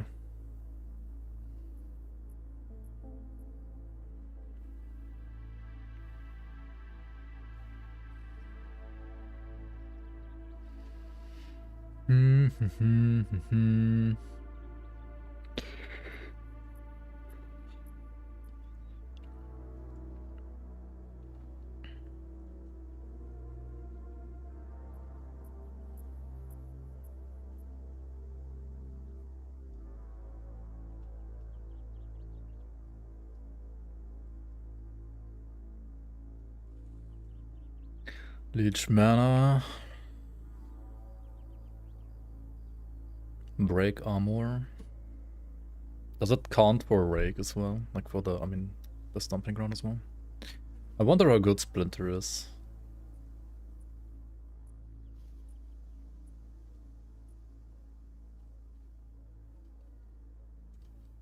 And close combat is gonna be decent. I kind of wanna try Splinter though, maybe. Maybe that's good, who knows.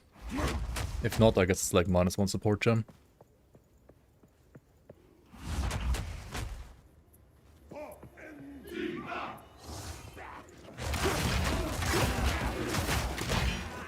Oh, actually, it breaks armor decently. This might be good, actually. Science won't save you. Oh, we could do like armor explosion then as well, maybe.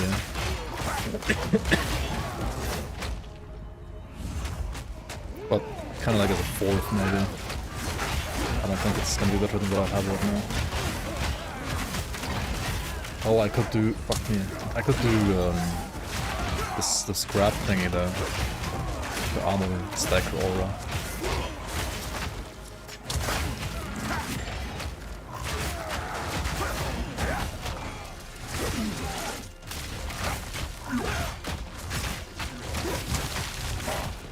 Mark, single out support. You were no warrior.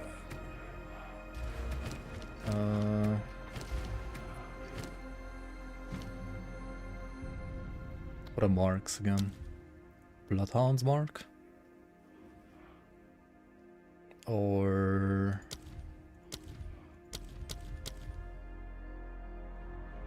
What mark do you play? Sniper's mark?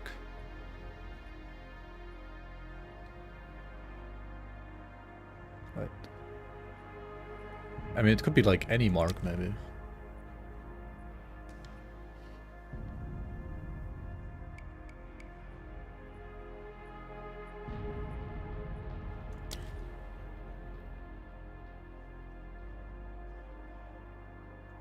Death blood explosion when heavy stunned.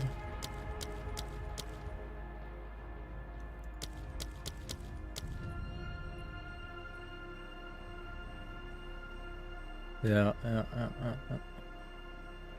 I guess it matters more about like the support gem thingy. Concerned about Titan Quest 2's rogue gameplay, combo based too. I don't think that's a bad thing necessarily. I think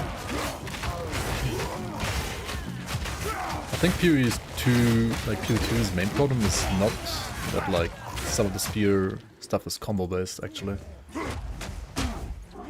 It's just like the numbers mostly.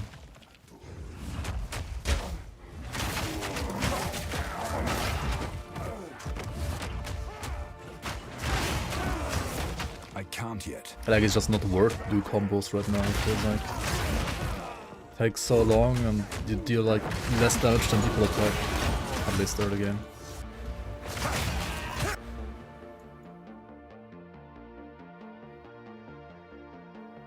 This could be good actually. As well. Cruel methods. But it's only 2 points, right? You don't have to like go around. Cruel methods could be good actually.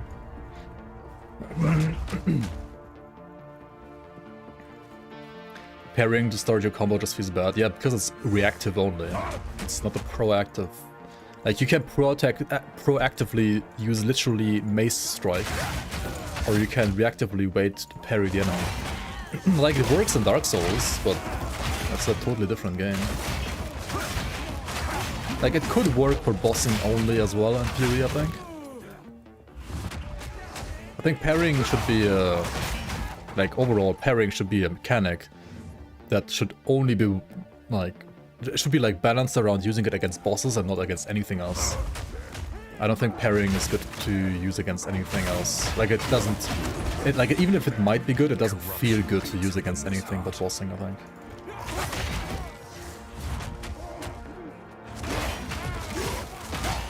I mean, I guess they're supposed to like weave it in between rakes.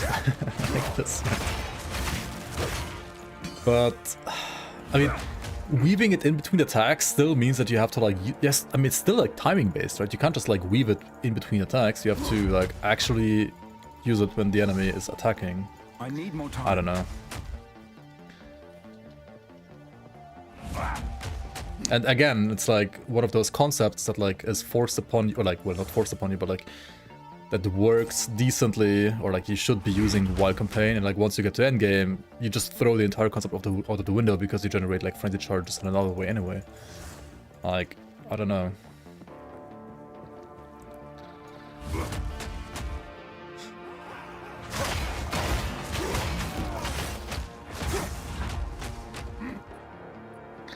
It kind of just feels weird. I need more time.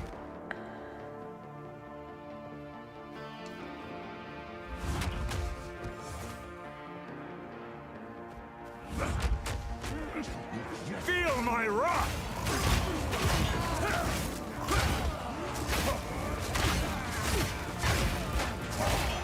Forward!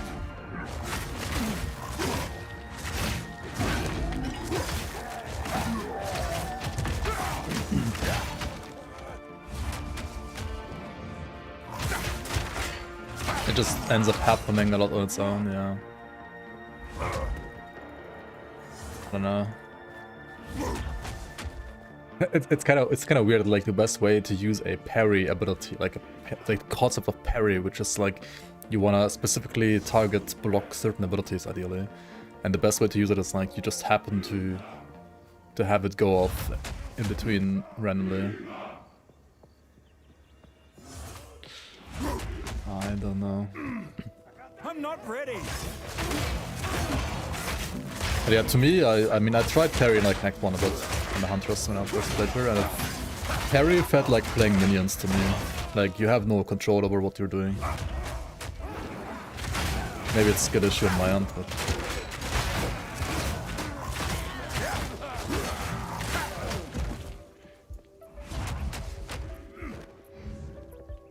I'm not ready.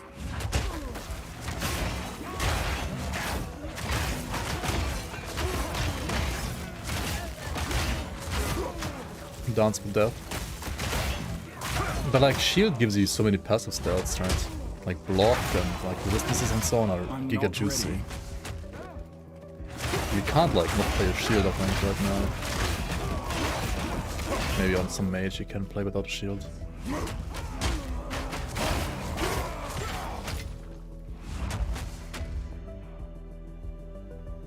I can't yet.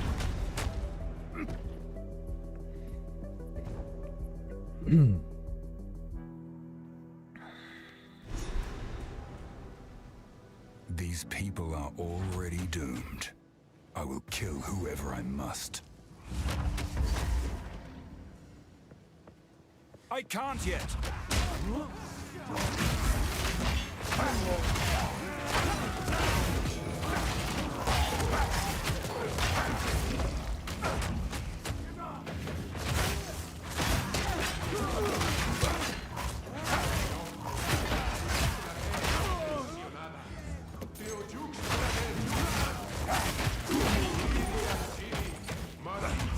Atziri, Atziri.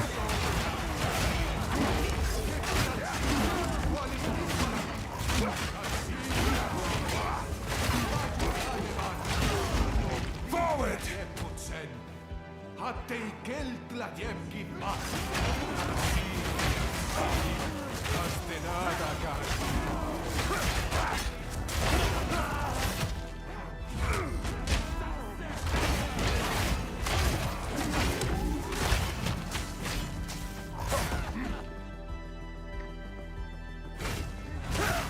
Feel my wrath! Atziri, Atziri.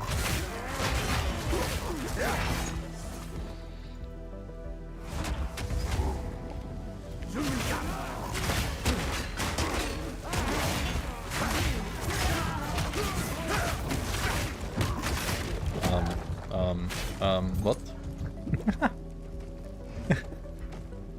Wait, what is this flask? Wait, what?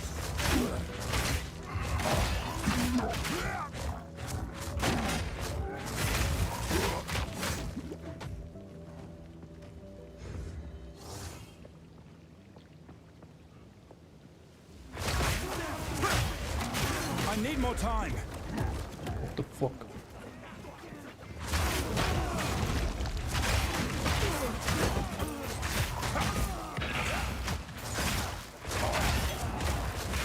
Wait, how did he heal? What the fuck? Huh?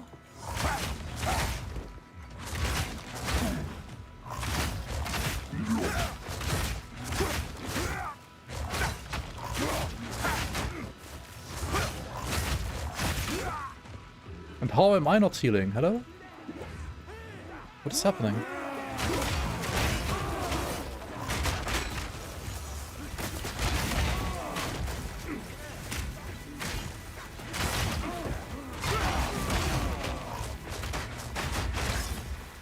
What the fuck is...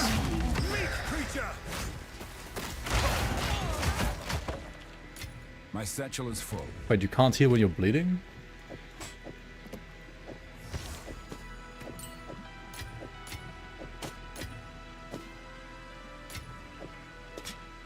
Oh, he did bleed, but...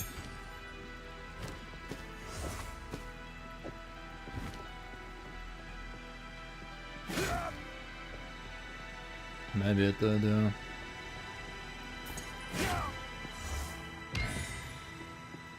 Exquisite idol. Still felt weird. It felt like I don't know. I literally couldn't heal. Oh my god, they still haven't fucking fixed this, man. Why do you have to like click through the gateway every time now? It's so annoying. Hold on. Gonna have fun walking through the thing every single time, I guess. Oh wait, no. Savage? No, savage.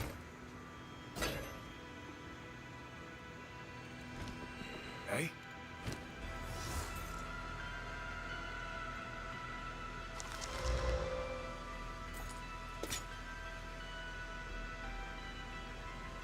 +3 to all level of melee skills. I don't care about that, I just need a support gem. If you hear a click. You're walking. Hello, hello.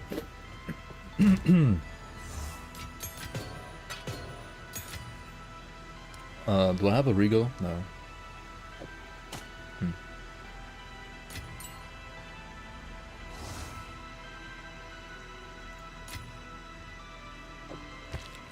Should have thrown away my mushrooms, right? What am I doing?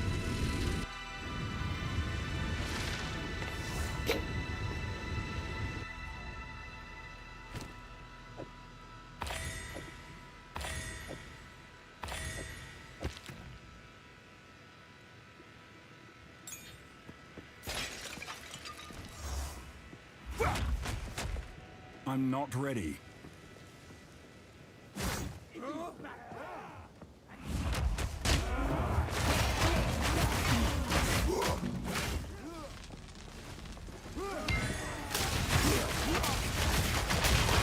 Face me!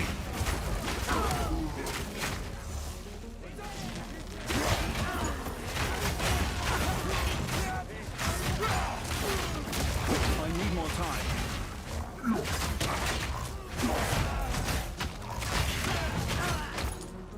Why am I so squishy? 50% armor, 38 block. Maybe armor is not high enough. I don't know. I guess these guys just deal a lot of damage. Forward!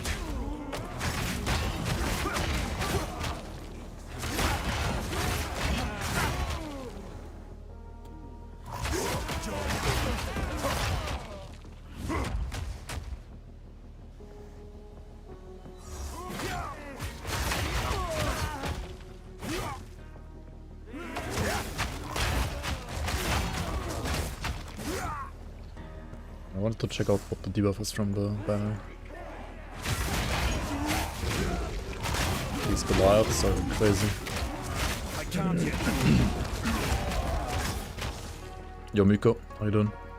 Fire spell on hit version of Spearsmith. Nice, nice. Good luck.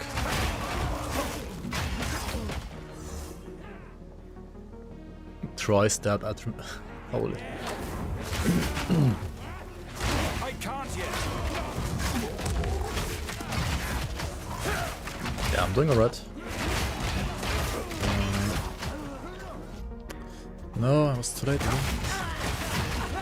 Can't do it. I'm not ready.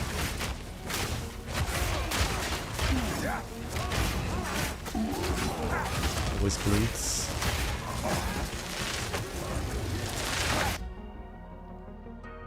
Reduced damage. Okay. As long as it's not like reduced defenses, I'm fine with that.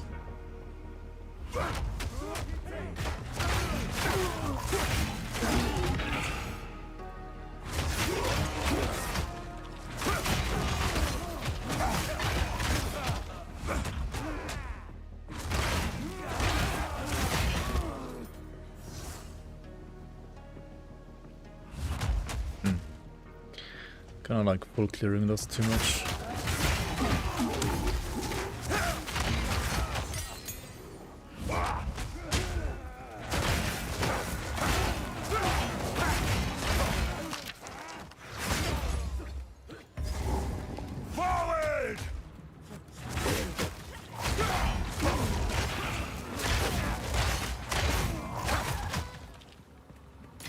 Getting bored of crossbow. What are you playing for crossbow?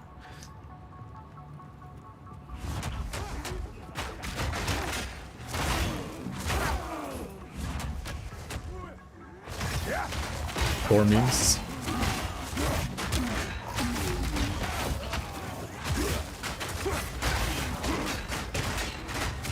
That sounds horrible in this game.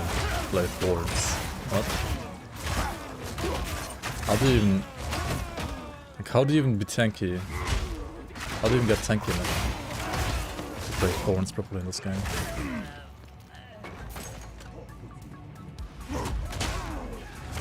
GG wants to change armor completely. I mean, when? I thought they're gonna change it now, this patch, but I guess they didn't do anything.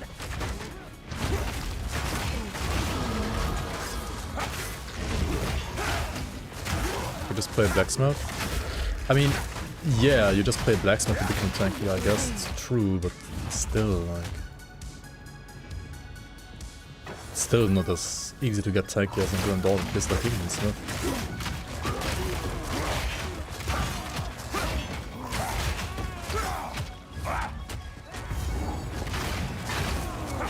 Face me!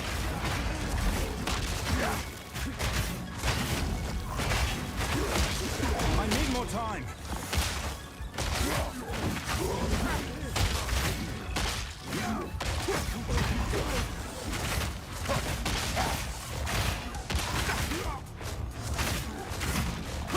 No challenge.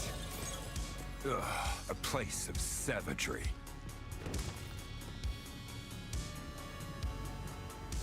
Is there another spoiler out already for Ellie? There is power in brutality. Oh, there is. Right, we should check it out. The Sentinel rework Heartseeker stuff.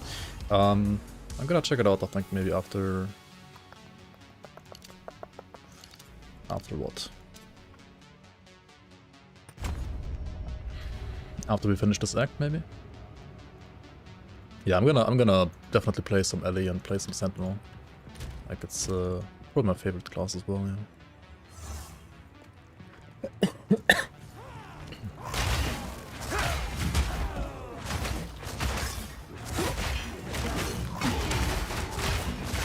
They changed a lot of things in 0.2, oh my god, they did.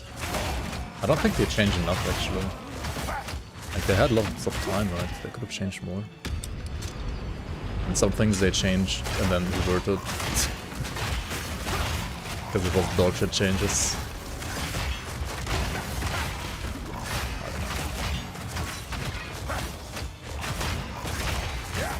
Every skill is now reversal. Not every build is reversal, but every skill is reversal.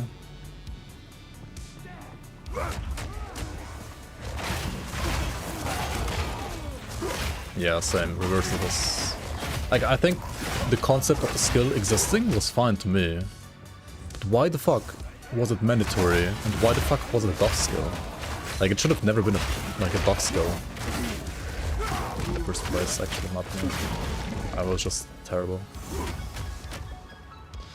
Because it became like auto-include in every single build for no reason.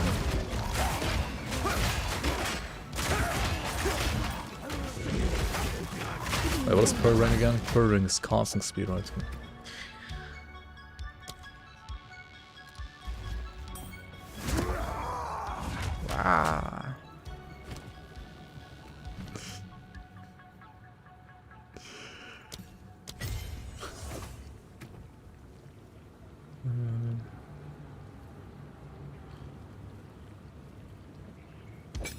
Second Stampede is utter garbage, holy shit.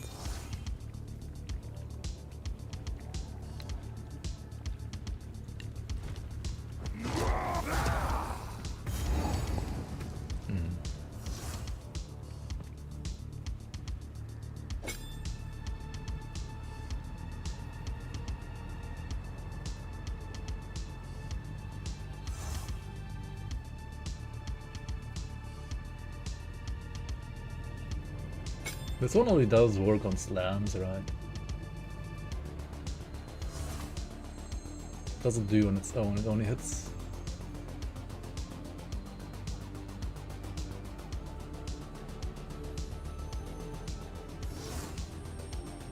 It's useless, right?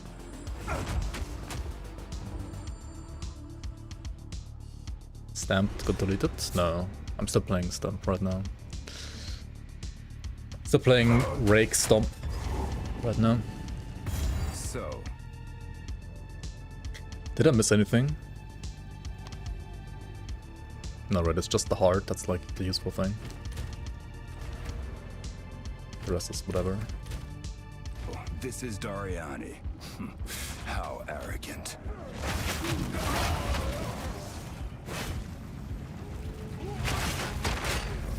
Intruder is here. What of not The intruder is here. Heal yourself! No mercy then. Kill him on sight.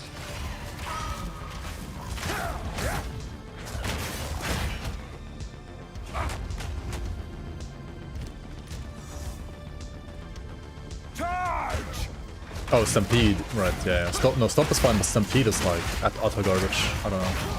I don't know why they did whatever they did to Stampede. I don't even know what they did, but it's just bad. Huh. Vile cleverness no longer surprises. Fool! There is no time for this. Azeri will soon commune with the beast. I'm not ready! Cease your assault.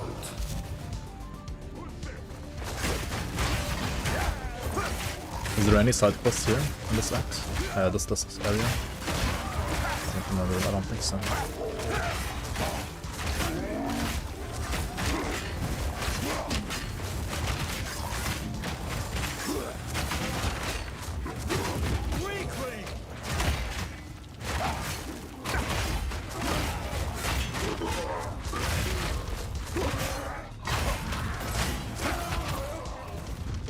I did the heart, yeah.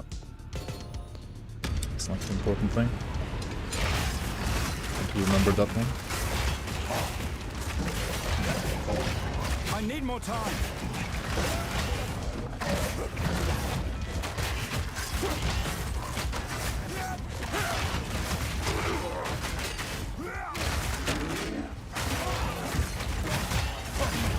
I'm not ready!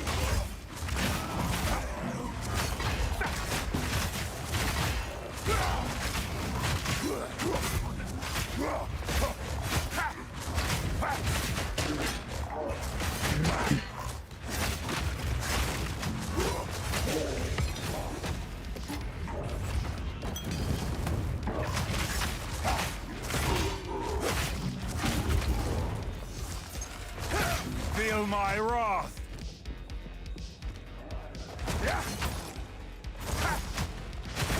Oh, I should do ultimatum, by the way. I didn't do ultimatum yet. Oops.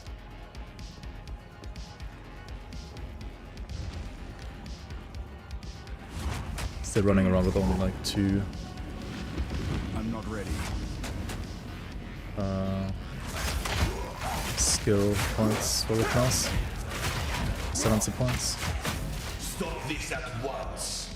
I take no pleasure in harming one of my own. But if you persist, I will do with her what I must. Forward!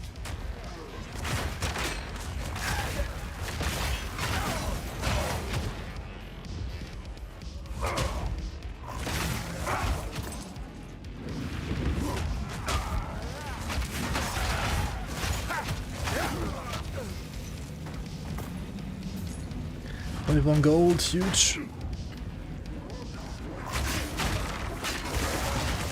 I'm not ready!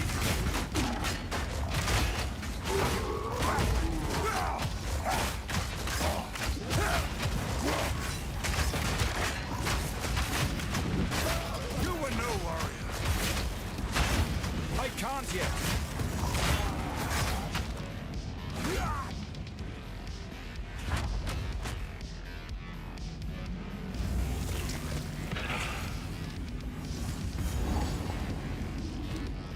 Okay, did we die to this guy? Did we die to the bugged laser? Is it actually bugged or did it just buff the damage? At the eve of the end, Let's the see. demon of Azzoatl has finally come for me. I'm not here for you, fool. Okay, we instantly break the armor though, that's kinda nice, I gotta say. Oh. Progress comes with a heavy price.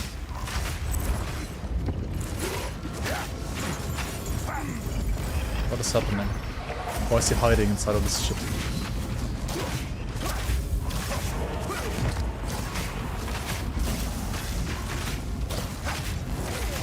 Observe. Nothing can stand against us. Oh, he's doing phase or... Is he phasing? I can't give up. I must phasing. save my people. My people. You know why we're here! It happened! It cannot be stopped! No, I will succeed. Yes. I Face me with cannot your let my true might. efforts be in vain. I cannot allow you to interfere. I've been preparing for you for years. How foolish. What the fuck, I can't... Oh my god, I couldn't move. Face the might of the Val. Full power. I should have like used disengage, what am I doing?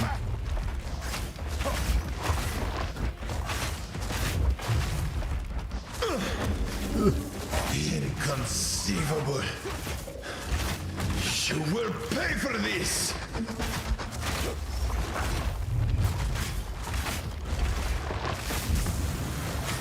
Nothing will stand in my way. What is this again? Yeah, I forgot what is this. What is happening?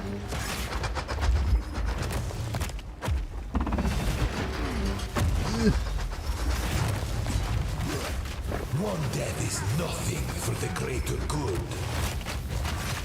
Fatal ambition. This is shot not this thing. over yet. What? It still hit me? How? Existence is merely energy.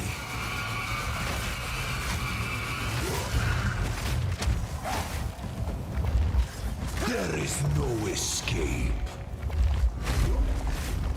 Full power.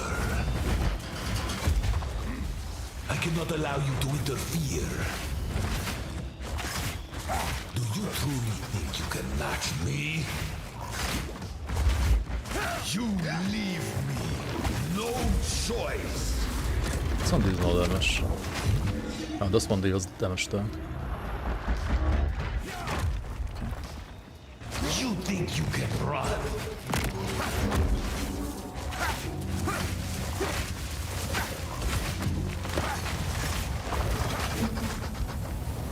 He's just yapping, yep. Yapping boss. One death is nothing for the greater good. Full power.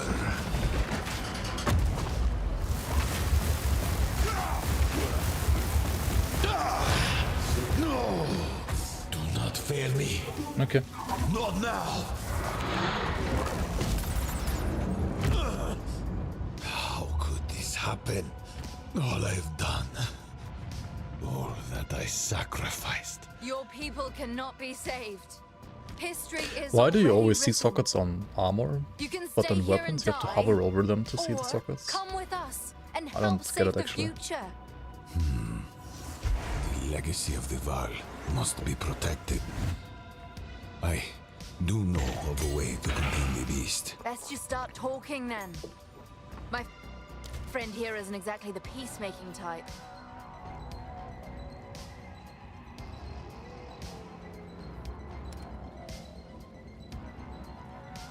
Settings.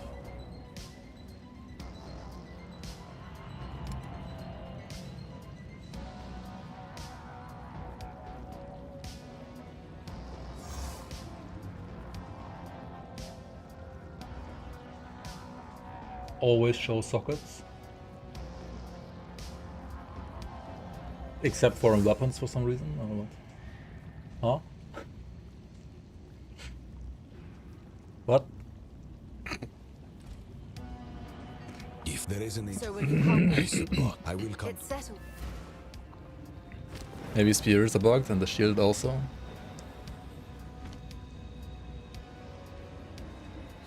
Your message stands, yeah. I guess so. Maybe the spear in one hand bugs out the shield in the other hand as well. Alright, who knows? Who knows? Virus, come on. No, it's garbage.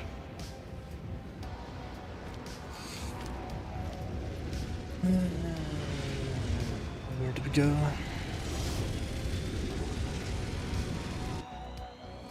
Why the fuck am I going to the riverbank? Oh, yeah, okay. Of course. Of course I am. By the first one! You're alive! I'm glad. I would appreciate it if you could. Fucking spear in the hand on top. Oh, Reach, clear, fell. Find. Clearfell could be. why is there a droner? Why is there a fucking droner in this map? Fuck Feel this my game. wrath! I mean, I'd rather play campaign than maps, honestly, I think. I don't know.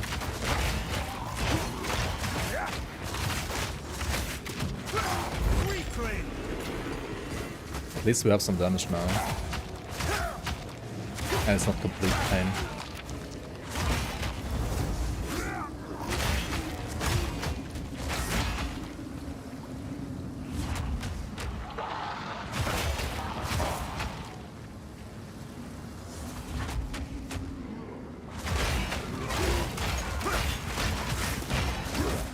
I gotta go back and do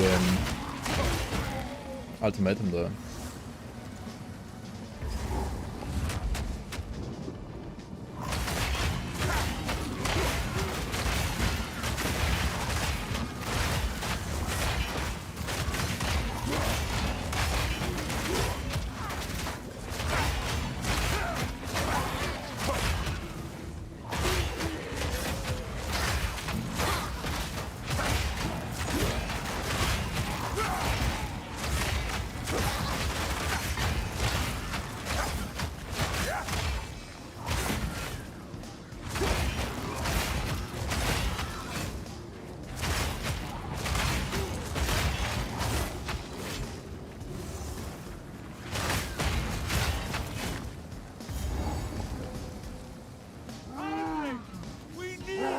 Yeah, I do have that. Or well, actually I don't have that. I have to go to Chimera Wetlands first.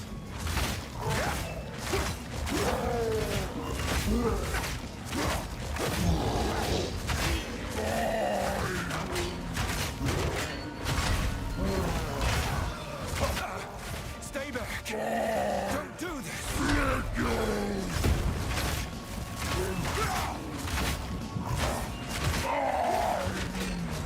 Can you send the note? Look at this meaningful combat. Insane.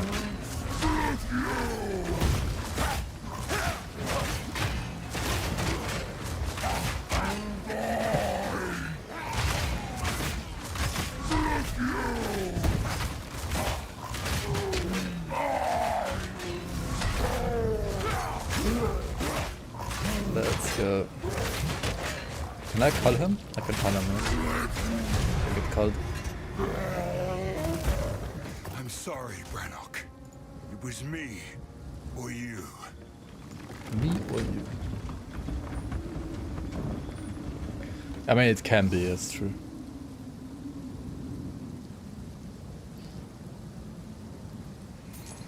My satchel is full.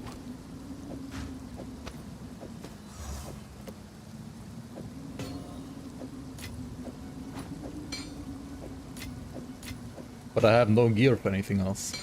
Like, literally nothing else deals damage. That's my problem. Like, I would be playing something more meaningful if it actually dealt damage, but nothing deals damage. This is literally the only skill that does damage to me right now. As sad as it sounds. Actually, I need it to be white, right? Probably. Actually.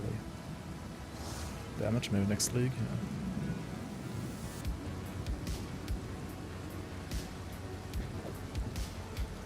yeah. Well done. Please. Meaningful, yeah. Father, Exactly. the Count must die for what he has done to us. Lightning Spear, I don't want to play range, I want to play melee. There's a beast out you Too bad, I guess. could go well. Well, I know. I fly. We will survive this. I swear it.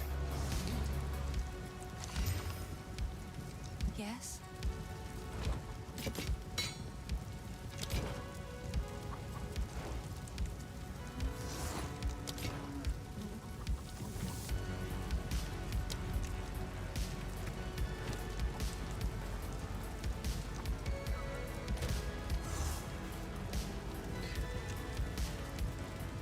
How's my cold Raspido cap?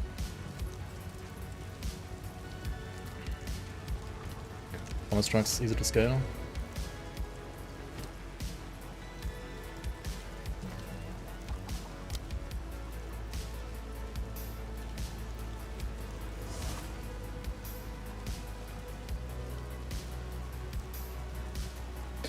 Twisters are garbage. Like, I know they can be good. I hate them though. I don't like them. Price Strike might be maybe good. Perform a lightning charge stab that can be changed into a combination of up to 3 attacks. The first 2 attacks conjure a charging Wildwood Spirit if they hit a shocked enemy and refresh shock duration. The third attack is a large swipe that inflicts lightning exposure and can consume shock to conjure a stampede of spirits. Okay, then I need something else to shock for me, or can it shock itself as well?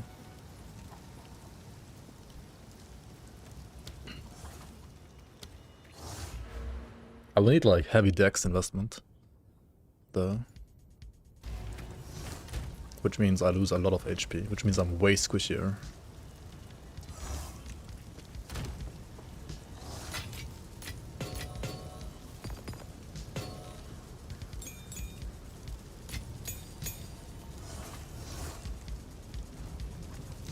Hello. These are just... Oh, I like this one. Bye.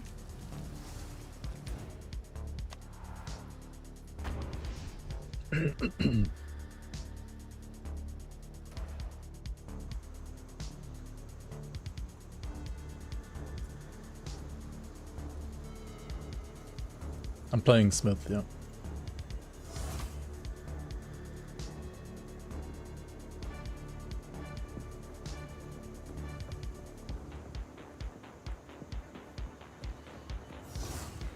You bring someone.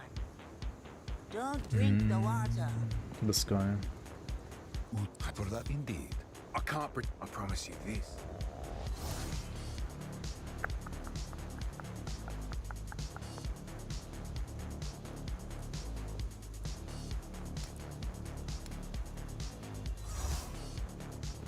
Watch your step. Go to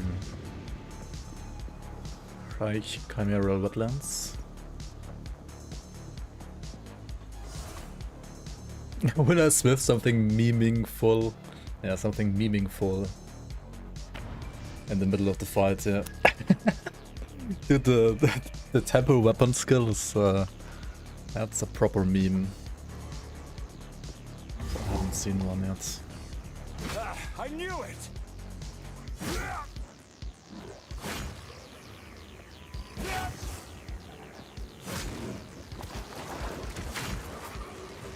Become dirt.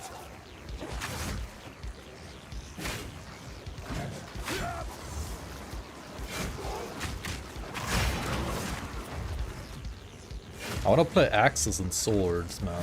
Or at least flails, like some... I mean, spears are also melee, I guess, technically, but... Yeah, maybe I should like try this Prana Strike stuff. Maybe it's a fun melee skill. This is Hagrid from the void. A guard. Okay, where's the... I don't know this layout actually. I have no idea where Temple of Chaos is here. I need more time.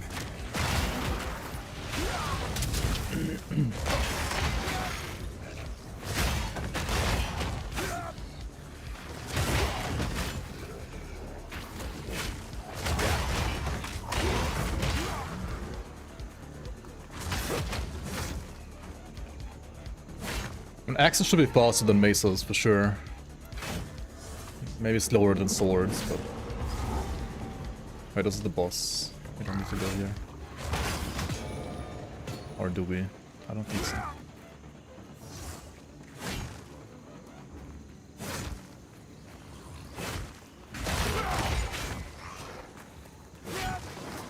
Temple of Chaos should be somewhere else. Maybe here? No, this is Toxic Bloom.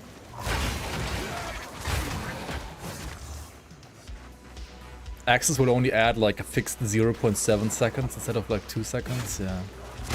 With fixed attacks, I don't know like why that's a thing. It's the most garbage thing ever. Fixed attack speed is so bad. Like, have you ever seen a Sunder build? Like an actual Sunder build be like fun to play in this game? Cyclone's gonna come with swords probably. Maybe axes, but like probably swords. I'm not ready. I mean, Mace Cyclone makes not that much sense.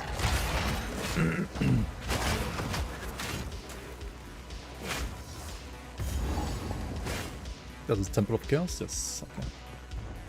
Axes will have Cyclone? Okay. That's cool. I can handle any challenge. Is that so, eh?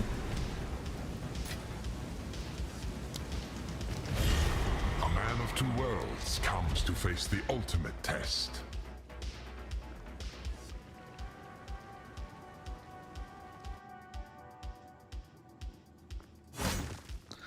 Let's see, let's see. Chaos only favors those who are capable. No movement speed, GG. Bleed and Poison, minus 15 Eliras, minus 10 max Eliras. Monsters gain skill speed.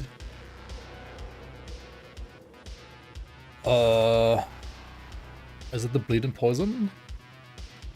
I haven't seen the elite post yet. I was gonna check it out like after this.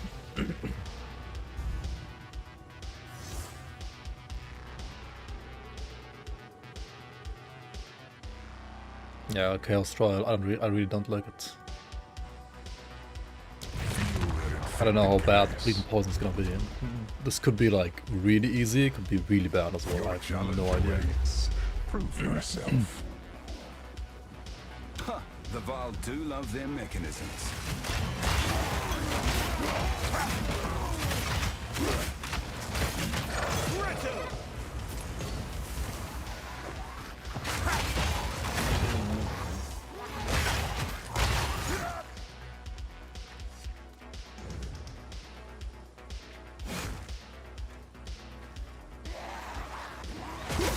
Fear will best you. And Druid will have what weapon? Like some claws, I think.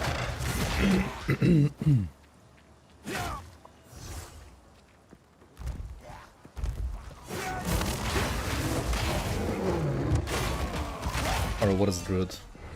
Is it claws? I need more time.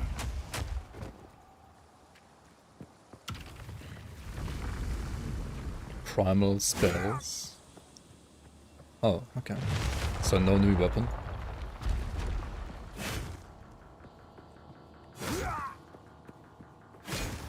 This is just the Oh, they could like add another weapon on top. Maybe. Long have the room. Chaos Cool, is right? watching.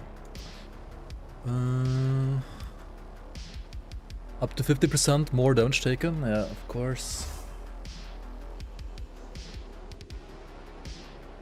Cannot be slowed or stunned. I mean,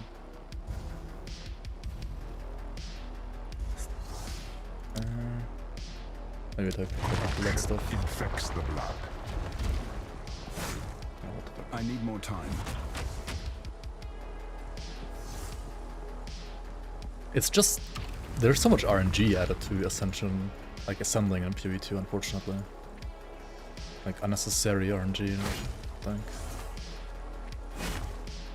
What is this? Try not to die. Oh, right. I have to click on this. Don't die.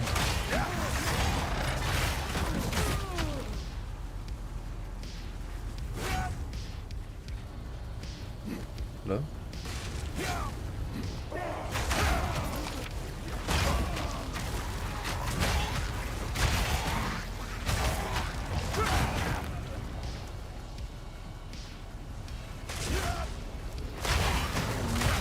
And you can like stand behind us and never take damage.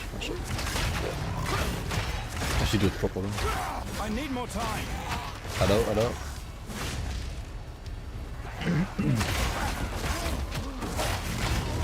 If I only played this patch, I would probably rate it higher than if I played last patch and this patch, because then everything would be new. I can't yet.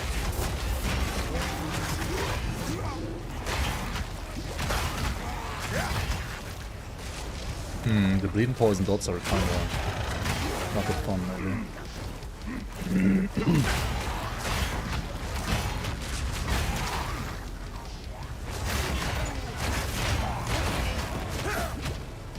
What the fuck?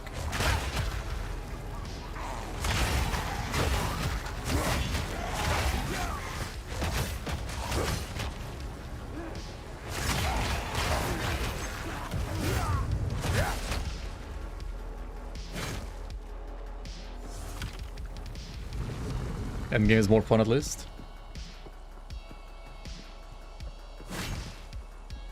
Yeah, I agree, like the ultimatum is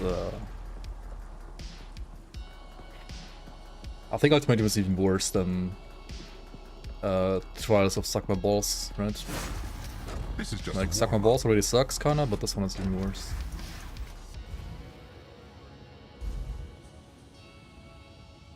What is Grasping Vines? Slowing, stacking, yikes. No, thank you.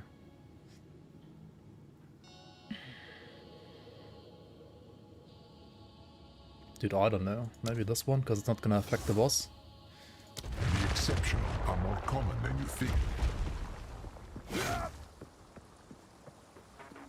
Endgame is more fun for the 5 builds that can do endgame. Or perish. More than 5, but yeah, it could be so much better. Yes, like also, like there's more graphical bugs and less, the game is less stable than before for some reason, so I feel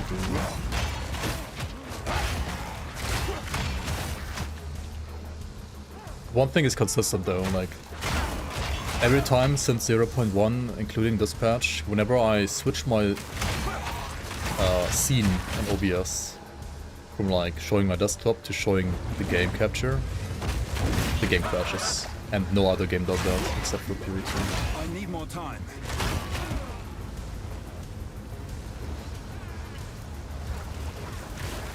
Which is kind of weird. I don't know why it's like that, but it is like that.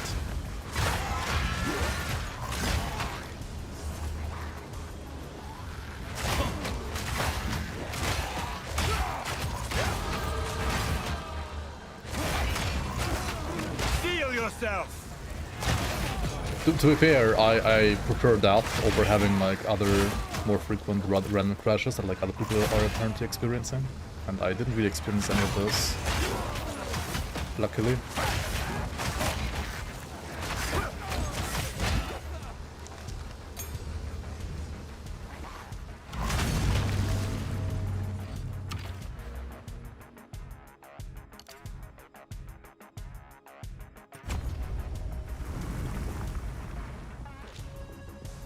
You have so many crashes, yikes.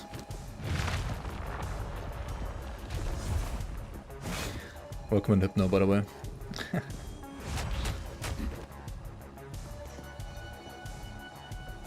Trial of Suck My Balls, yep.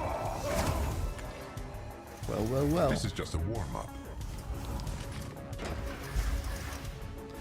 Ruin? What is Ruin? Doesn't even tell you what Ruin is. Oh, failed to try on 7 ruins. It just stalks you all the time. What? Why would that be a thing?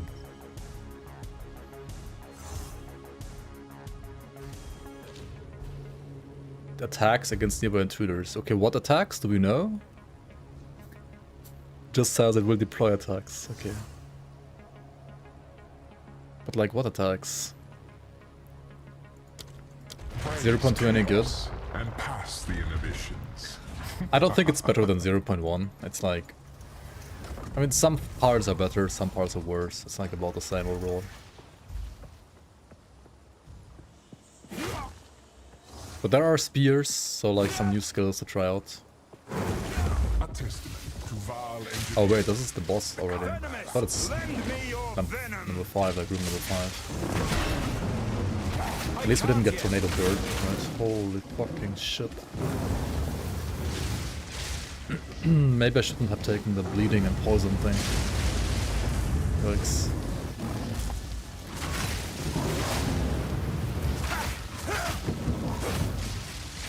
What is happening? Is he slamming down or just Pepega leaving? People leave? Okay, I should never take the poison bleed again, I think.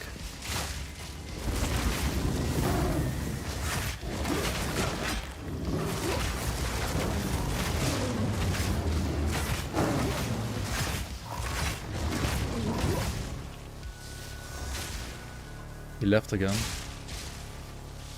For fuck's sake.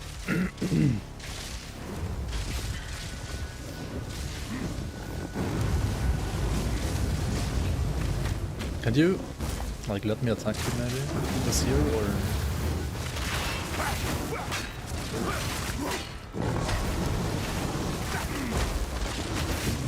Thanks. Huh? I mean, I prefer fighting this guy over Tornado Bird, because at least this one doesn't kill you.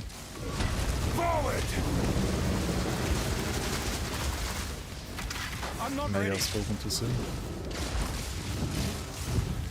Hello? Am I allowed to attack you, like, anytime soon? Or... What?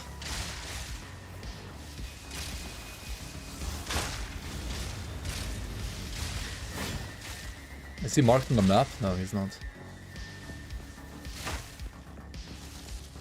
I can't jump over here. Cool.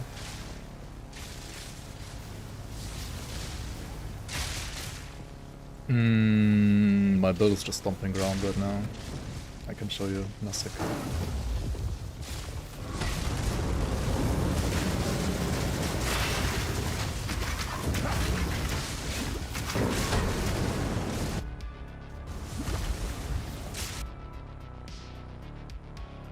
I'm just dead, right?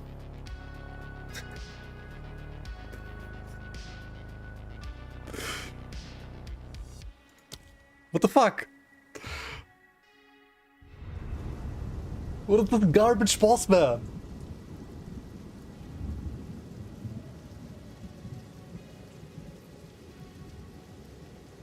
I'm 10 levels over. No, 6 or 7.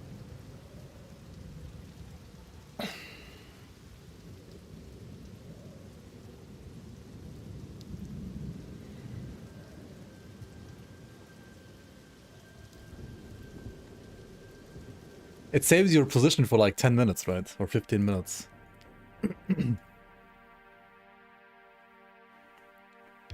What level was the laser?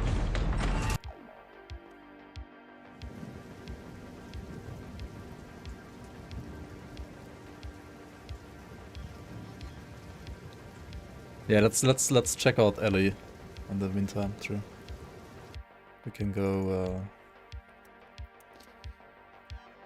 Holy dude.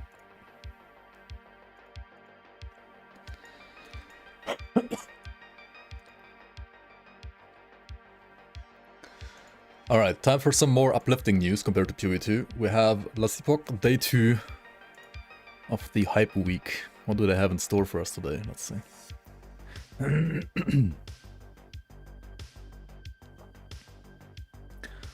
Hello travelers and welcome back to the pre-patch hype week blog post number 2. In today's blog post we're covering this complete Sentinel rework and the new skill for the rogue marksman, Heartseeker. We kind of really saw that one in a stream with Carve. We will start with the Heartseeker and save the bigger dive into the Sentinel for the latter portion of this post. If you missed the first installment of our hype week blah blah blah, but us covering a new skill, a complete reworked skill, passive skill changes and other skill changes, we find ourselves with a decently long post. Take a look at the linked table of content to help you navigate and enjoy this longer pre-patch hype week blog post. Alright. Heartseeker is a new rogue skill. Detonating arrow, multi-shot and tail of arrows, the marksman monster recovers area of effect style effects fairly well. However, this has presented an opening for a skill featuring high single target damage. Introducing the Heartseeker, launching a ranged projectile with the ability to recurve to the same target repeatedly. Heartseeker is highly capable in both hit and dot style builds and to bring high health targets to their knees. Becoming available with 30 points spent in the marksman tree, this puts Heartseeker beyond the chain lock, making the new skill exclusive to the marksman mastery. Alright, I mean you shoot it right and then it can bounce to the same target or to other targets. With Heartseeker you recurve rather. With Heartseeker you will find a new mechanic in LA, recurve chance. Recurve works differently from other repeating attacks such as shield throws, ricochets or shurikens pierces. In these examples you increase the number of effective hits with a flight increase such as +2 to ricochets. Whereas with Heartseeker you will have a recurve chance. Requires a bow, shoot an arrow that seeks the heart of the enemy target, passing harmlessly through other enemies. Whenever it hits its target, it has a chance to continue through it and recurve to strike it again. Subsequent recurve chance is multiplied by 0.8 each time the arrow recurves. If the target dies, it will choose a new target. Animation still kinda abysmal. I mean... it could be better, yeah. But, yeah. As long as it's more fun than Ultimatum, it's fine. To shoot an arrow that seeks the heart of the nearby target, passing harmlessly through other enemies. Whenever it hits its target, it has a chance to continue through it and recurve to strike it again. Subsequent recurve chance is multiplied by 0.8, blah blah blah. Starting with a default 100% recurve chance, each Heartseeker strikes an enemy. So it always hits twice, right? And then third hit is 80% chance, fourth hit is 64% chance, and so on and so on.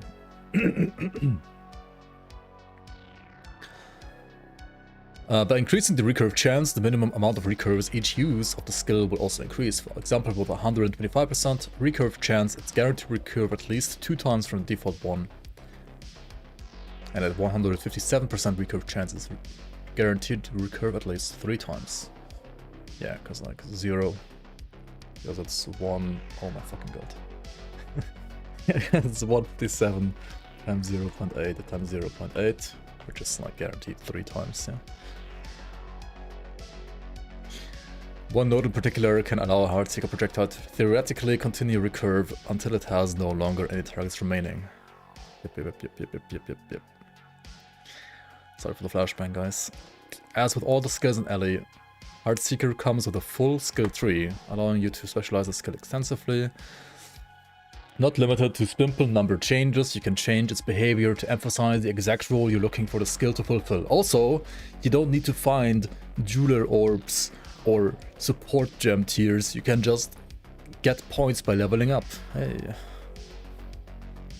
Focus on recurve chance to maximize the number of repeated hits, trigger puncture to share the love with other enemies, or a combination of the above.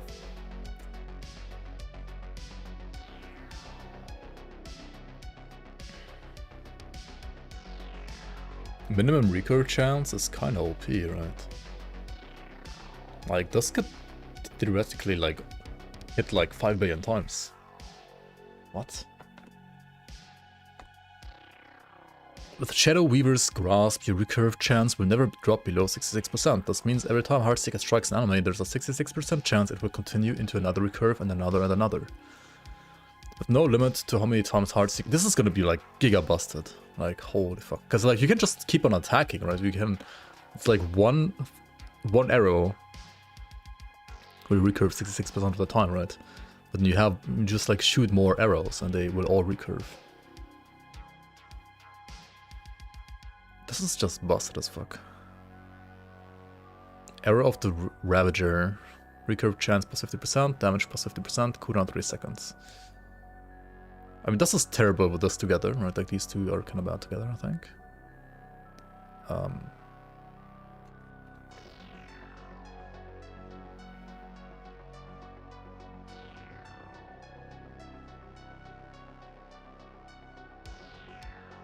Are there caps for Dots and Ellie? Not really, no. No, there aren't any caps. Still marksman. Just like detonating arrow one-shot build, I guess. Yeah. I'm not gonna play this anyway. I think. I mean, it looks really, really, really, really good though. Nimble threads, recurve chance per dex. Okay.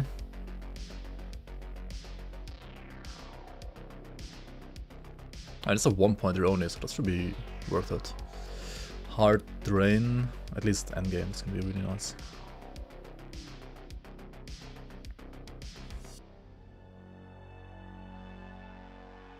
And directly used Heartseeker arrows have a chance to grant mana and health on hit. How about turning Heartseeker into generator and support skill, stack recurve chance with Heart Drain and quickly watch the mana and health roll in.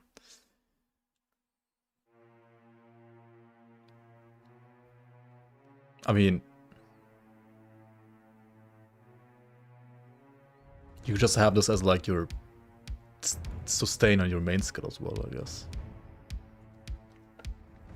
Exposed, Heartseeker's hits have a chance to apply frailty and shred any armor, but it no longer seeks new targets when the first target dies.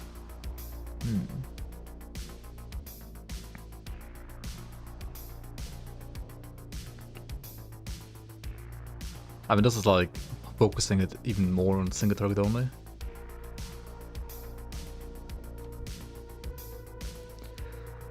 Straight through, puncture per recurve after death. When Heartseeker targets die, you shoot puncture at a nearby enemy for each recurve it would have triggered after the target died.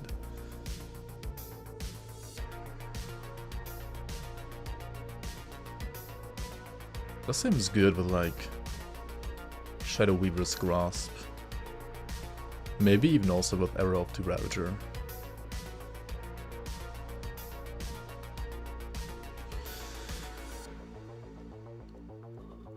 This is your AoE.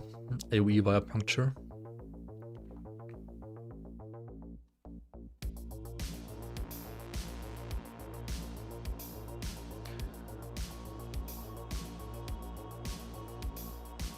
Damage conversion, cold, fire or cold, cold pen per 10 overcapped cold res. This can be pretty good. And then Dragon Fang is the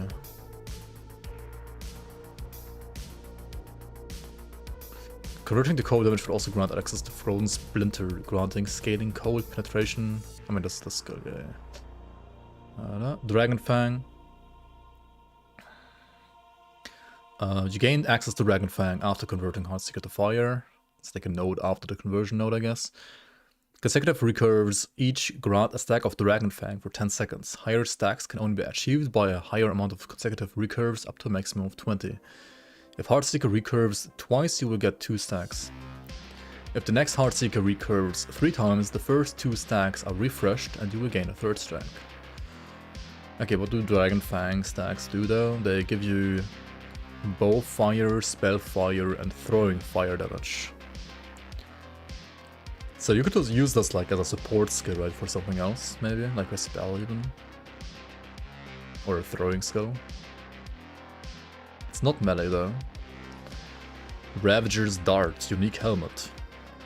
49% recurve chance with Heartseeker, up to 75% additional.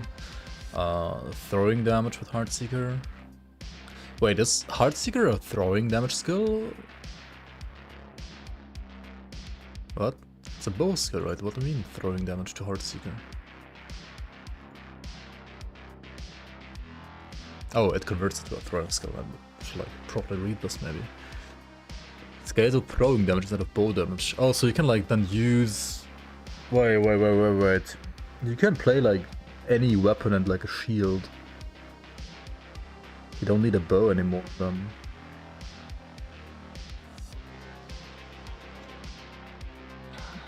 But you still have to play marksman. You can't play non-marksman, right?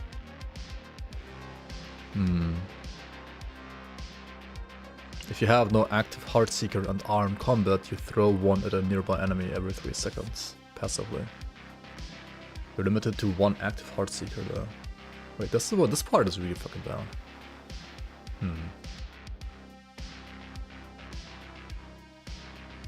I mean, this could be a good helmet for like a support setup for Dragonfang if you want to do like some throwing daggers from Cinder Strike. Marksman? Question mark? What?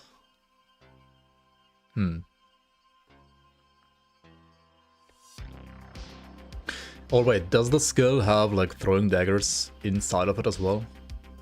I think there was like some throwing dagger, like Cinder Dagger stuff inside of the Heartseeker skill as well. So maybe that's what it's for. Of course, Heartseeker isn't limited to the above modifiers. You will find other nodes within Heartseeker which allow it to consume shadows for extra Heartseeker's attacks, have Heartseekers drop black arrows, and of course nodes that offer bleed chance, poison chance, critical strike chance, and crit multi, as well as other stacking and recurve bonuses. In Season 2, the Rogue comes to the party with a brand new way to make enemies feel the pain and fear the shadows. How many times do you think you will be able to get a Heartseeker to recurve? Alright, so this is like the marksman stuff. And we got the Sentinel rework. Alongside Heartseeker, a second reworked and essentially new skill will be making its debut to Season 2, Volatile Reversal. This bears some reasoning, as neither Sentinel nor Volatile Reversal have been unpopular. In fact, VR has been very popular, but not for a good reason. I mean, what they mean is like it's not been popular, but it has been picked a lot, even though people hate the skill because it was like too good to not pick it. The current version of VR offers very powerful global bonuses and as such has been a mainstay at almost every Sentinel build. Yeah, like a mandatory buff skill. That's like the problem it had. Blah blah. Okay, it's just yapping, right? Yap. Rework Volatile Reversal for some time, however, Sentinel being almost propped up by VR, reworking it into a more individual interesting skill rather than an unfun support skill buff would leave many Sentinels option too weak in a place.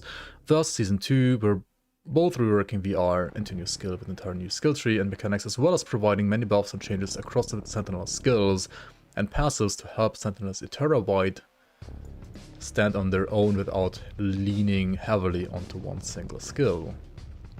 Let's go.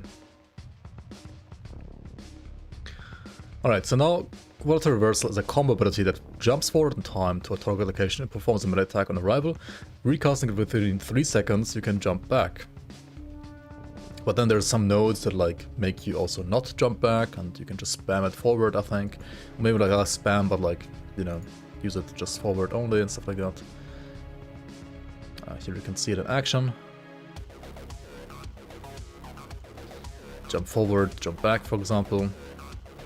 In this case, it's like shooting some projectiles as well, and also like bringing all the orbs with him, which is some skill tech, some skill notes you can pick. Rather than being a supportive skill, Volatile Reversal is making its grander appearance as a melee traversal combo skill. As a 2-part combo skill, Volatile Reversal allows you to teleport into the enemies, landing an area melee attack and allowing for further follow-up before reactivating and teleporting back on time to the original location. Or, if you're happy with the engagement, simply don't reactivate the skill and retain your all-new forward future self.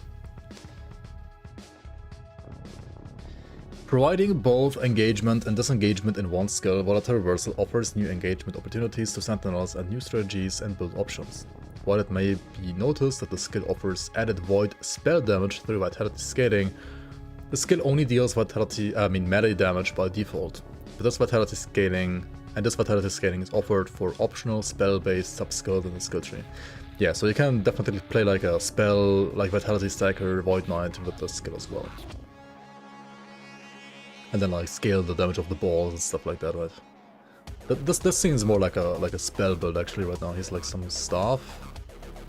Maybe? I don't know what this weapon is actually. Looks like new art actually on the weapon. Becoming available with 5 points spent in the Void Knight 3, this places Volatile Reversal before the lock line, making it available to all Sentinels with the right investment.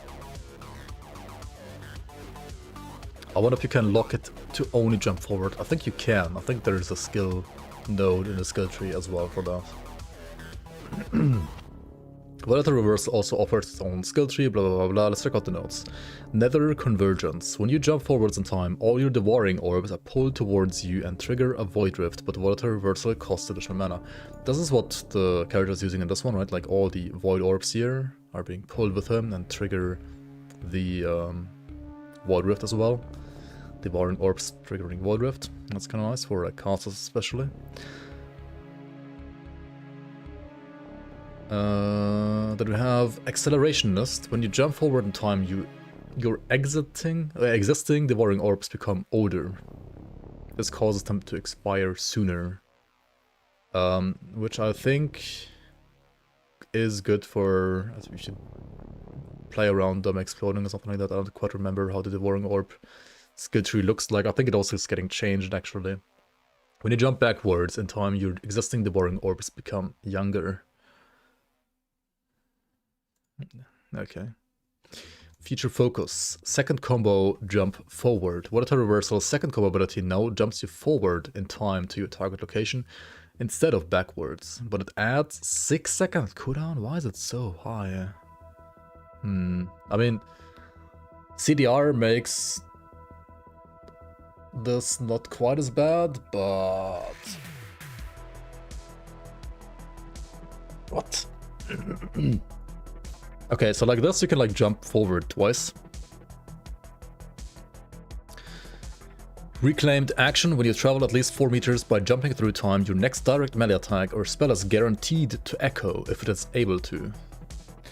Does this mean you get echo chance on non-Void Knights as well? Because before you could only echo if you are a Void Knight, right? But maybe you have to be Void Knight to enable this. I don't quite remember.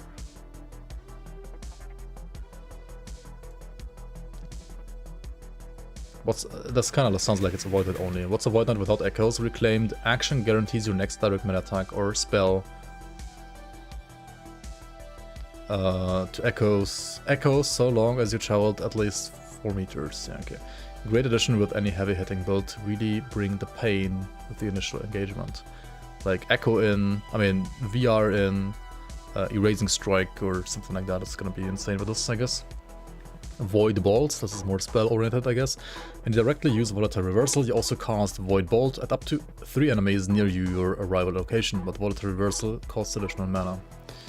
When you directly use Volatile Reversal, you also cast Void Bolt up to 3 enemies near your starting location, but Volatile Reversal costs additional mana. So if you VR in place, you get 6 of them. Like, or 2 bolts on up to 3 enemies. Returning Corruption, your Void Bolts return to you. All returning Void Bolts can hit the same targets again.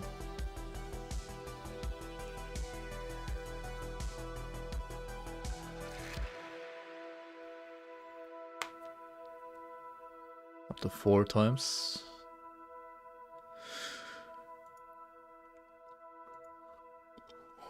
Wait, what?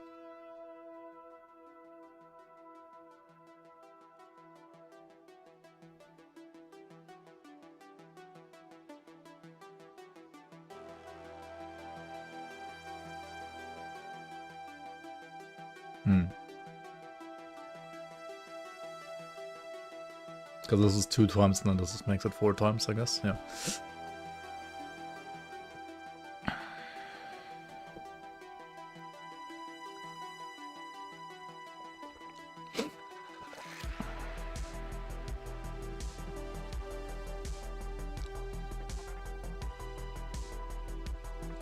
But it says 6 projectiles.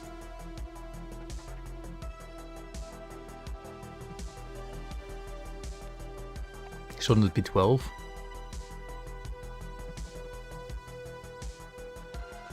Shotgun with all of your balls, all of your bolts. Yeah. Warp time, frenzy, while able to jump back. That's not too bad. I mean, just never jump back, but get the frenzy buff instead, right? Phased reality, where you're able to jump backwards in time. A percentage of your armor mitigations also apply to damage over time. Okay. So it's just like buffs for like melee builds, I guess, or like, yeah, kind of like that.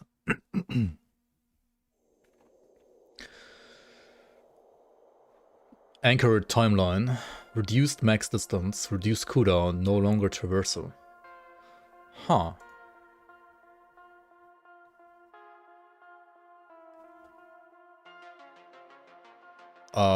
That could be... Wait, this is great if you wanna do like void bolt stuff, I guess. Like for spellcasters, this is insane, especially, right, isn't it?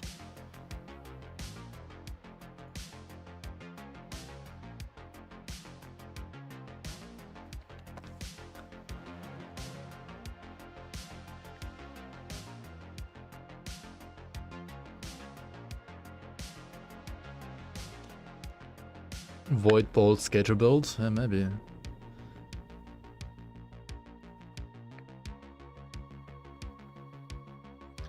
Can do fire water reversal, void essence, trigger abyssal echoes, fire paladin, volatile reversal, spell damaged guy, maybe. Who knows? Symbols of hope. While volatile reversal may have the spotlight for the certain rework, as mentioned, there's a whole lot of other changes coming to the class with this update in both skills and passives. Let's start by taking a look at some of these with one of the most significant changes, Symbol of Hope. Isn't this skill called Sigils of Hope? No longer. This is Symbol of Hope and no longer Sigils of Hope. It's now just a symbol. In the future we will be adding the Sigils system, which left a bit of confusion with the skill. With the mechanical changes, we felt there was no better opportunity to resolve that confusion with a small name change. The mechanical change, not so small. Every 2 seconds, summons a symbol that orbits you, without having to press it anymore, causing you and your allies' attacks and spells to deal 3 additional fire damage, increasing health regen by 20%. Activate to consume the symbols, granting 100 ward and 5% less damage taken per symbol for 3 seconds. So now the active press is a like defensive buff.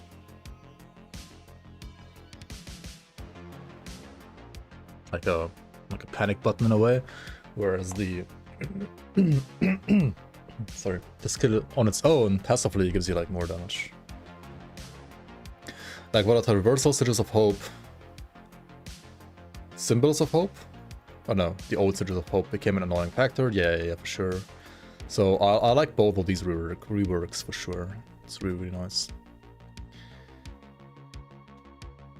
There's new differences in the skill tree itself. Divine Flare Branch, War Generation, new passive bonuses, and increased critical strike chance. Bad chest, dude. Holy shit. Crazy.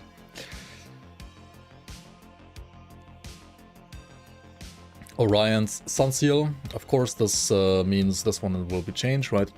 Symbols of Hope is automatically activated when damage taken leaves you below your endurance threshold, consuming 71% of its cooldown and mana cost.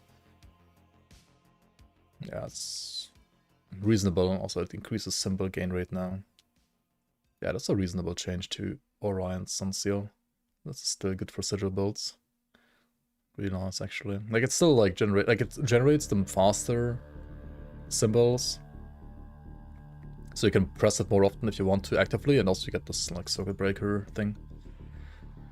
Time Rod, boiled down. Time Rod is now a viable build path for Void Knights. Time Rod is an ailment that deals 60 void damage over time, increases stun duration by 5%, lasts 3 seconds and stacks up to 12 times. While most ailments depend on achieving as high of a stack count as possible, don't let that dissuade you from the new Time Rod. With many new sources being able to reliably apply Time Rod and newly available augmenting passives for Time Rod, such as the extremely powerful Void Knight Rod Grip passive, Time Rod offers other routes for scaling than just stack count. There were like some crazy like damage per Time Rod node, I think, in like Erasing Strike and Void Cleave maybe as well. So if they haven't changed those, if it's easier to apply Time Rod now, like those skills could be insane. Void Grip. Your hits have a chance to inflict enemies with Time Rod. Additionally, Time Rod deals more damage per 1% global chance to slow with Void skills, more damage per 1% global Time Rod chance with Void skills, and more damage per 1% increased melee attack, throwing, or cast speed, whichever is lowest. Whichever is lowest. What? Lowest. Money?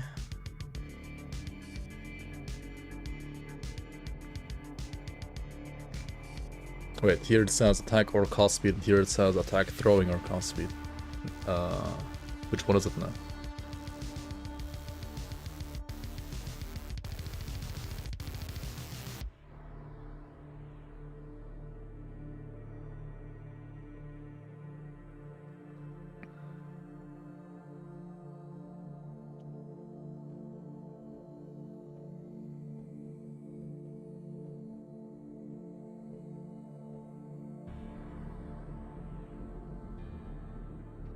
I mean, this is definitely still a good node.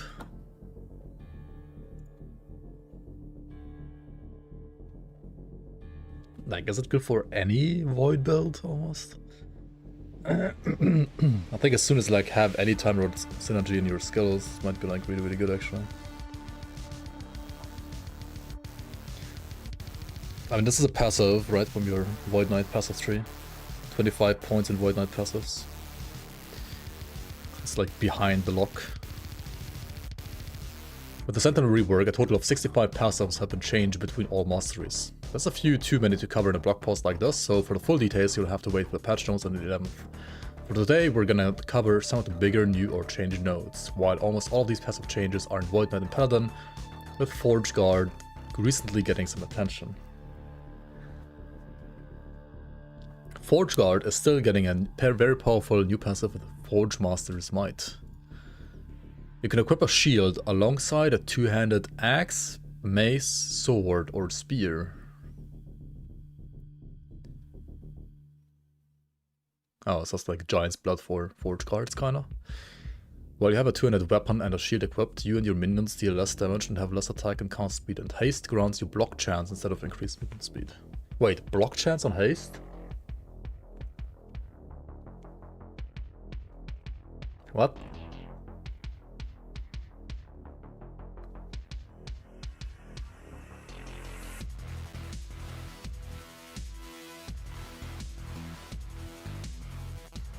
%20 less damage though. And additionally like 10% less attack damage. Okay, is that two-hander worth like 20% damage loss? Should be, right? Possibly. With Monument of Protection, we introduced a dual-wielding shields option. I mean, this is definitely better than like fucking dual-wielding one-handers and then like getting 8% more damage taken or whatever it is, right? Enables some uniques, yeah. Enables like double uniques, two-hander and shield. Dual wielding shields option. The next logical step was wielding a two-handed weapon and a shield. Wait, what is Monument of Protection even? What was this? I don't remember this. While no current characters have 4 armed dual wield two-handed weapons, we do feel like Forge Guard's mastery of weapons gives them enough of an edge to efficiently wield one with a single hand. Sword of Raya. Melee ignite chance 20%. More ignite chance 50%. It's just a Paladin Ignite node, right? 45 nodes deep. I mean, the 50% more Ignite damage is pretty insane, isn't it? Like, imagine playing anything that's not Paladin for Ignite now with this 50% more damage by just being a Paladin. That's insane.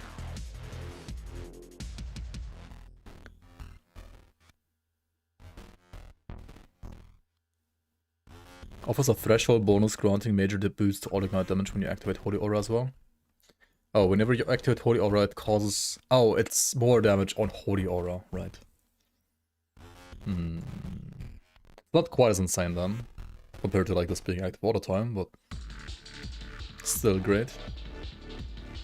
Holy Precision. You have increased chance to critically strike and additional crit multi.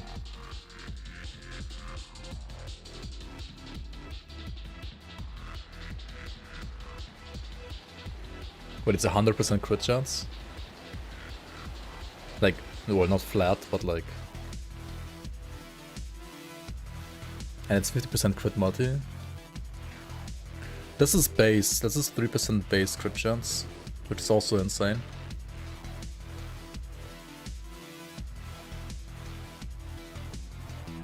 A lot of power, but limited to lightning damage. Wait, how is it limited to lightning damage? Huh? Is it just for like lightning's crit spear or something? I guess.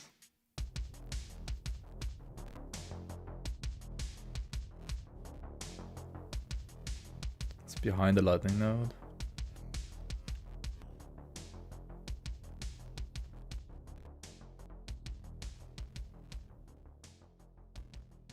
Oh, it was for lightning only right now.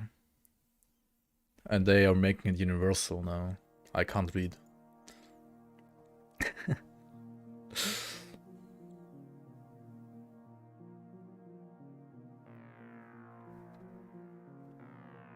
Okay. Whoa. Wasn't this one OP as fuck?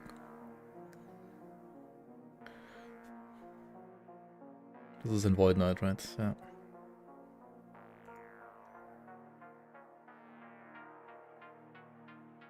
Slow and frailty chance, 50% each. What the fuck? What? 50% frailty chance?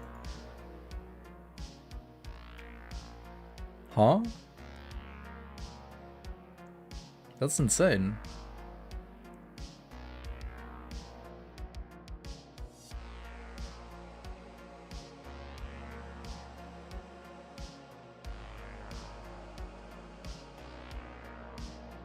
Abyssal Fluctuation. You deal 0 damage when you're dead. True. Abyssal Fluctuation offers a powerful and thematic method of taking damage reduction for the Void Knight, converting up to 50% of elemental damage taken to void damage taken, reducing all void damage taken. Holy. What? It's just 20 DR. Oh wait, it's not for physical though.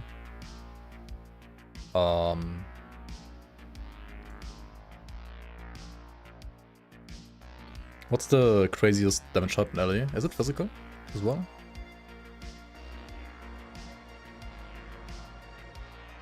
It's still good, of course, but...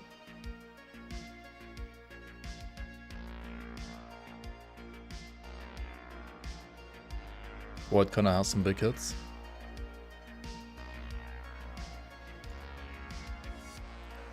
Hold on. I mean, you just stack armor for physical, right?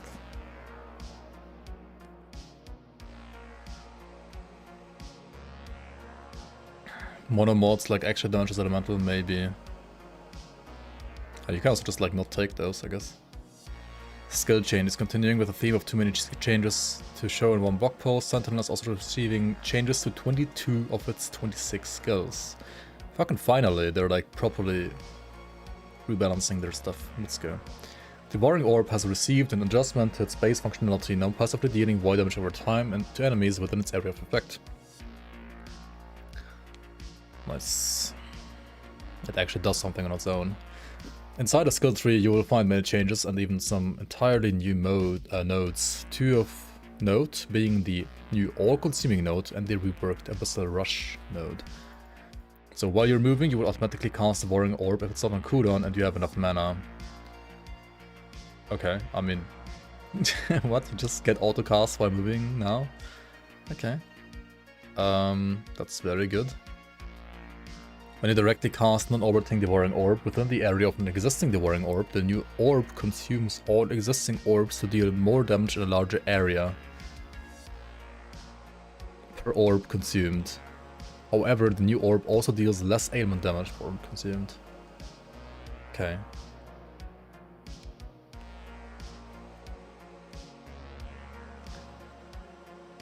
So it nerfs the passive damage over time, right? But it will deal more damage with, like, rifts and hits, possibly. One more Lumlock, yeah, true. Javelin. While Javelin has had its added damage... I mean, if you play Abyssal Rush and just, like, scale damage over time, isn't that basically like RF? More or less. Javelin. While Javelin has had its added attack damage, effectiveness increased from 250 to from 200 to 250. The biggest changes for Javelin can be found in its skill tree nodes. This includes Divine Fury no longer being incompatible with Siege Barrage. With both nodes allocated, each Javelin that rains down will create lightning spears. In addition, many nodes have received adjustments to provide more power to Javelin builds, as well as compensate for the volatile reversal changes. Very nice. Then we also have Monster Piercer. Javelin hits deal more damage. I mean, okay, that's just more damage now. That's not very creative, but okay. It's not for dot though, it's only for hit. Which is nice. Javelin hits have a chance to fully apply frailty per point of strength, and a chance to shred enemy physical resistance per point of dex. Okay.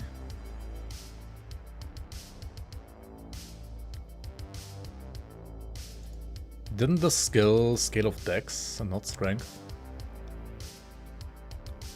If you're a Void Knight, you don't need those, right? Because you can just pick this node.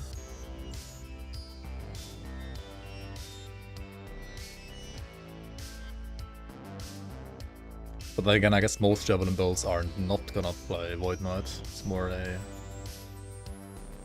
Who knows? Maybe like two-handed spear, shield, forge guard, Javelin is good now. Maybe. Multi-strike was a garbage skill, mechanically at least. I don't know, like performance-wise maybe as well. Receiving a number of numerical adjustments along with one very big node. With Blade Storm, your additional swords are able to consume mana and in exchange strike the same enemy. Holy. And actually shotgun. This makes multi-strike not hit like just a soft noodle, right? Far more formidable against individual targets if you can sustain the cost. Multi-strike has also received a buff to its hitbox, making it reliably landing those primary hits feel much smoother.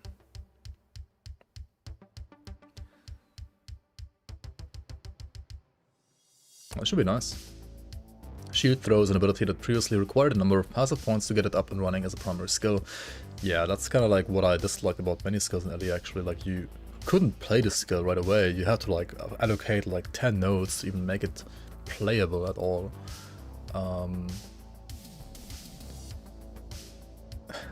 There's the Force Wave thing as well, the Shield Bash skill as well. That's kind of similar, it's just terrible.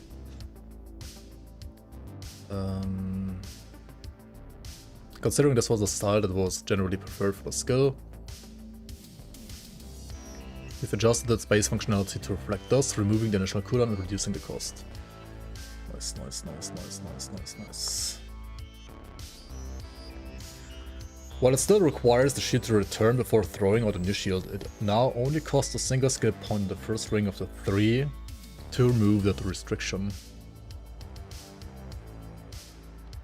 Alternatively, you can add a cooldown to the skill and further specialize it to be able to ricochet to yourself and grant additional benefits with that. These changes free up skill points and, combined with other nodes, No changes throughout skill throw make it much smoother and like more formidable skill. Yeah, that seems like a very nice change, like mechanical change to shield throw as well. I like it.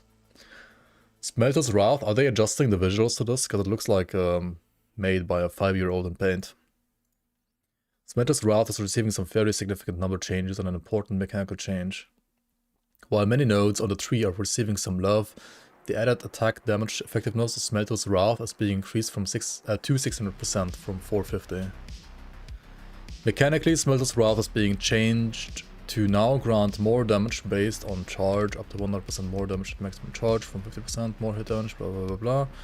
This means that reducing your charge time will no longer reduce the benefit received from this effect. Effects in the tree that are for each second channeled remain unchanged though.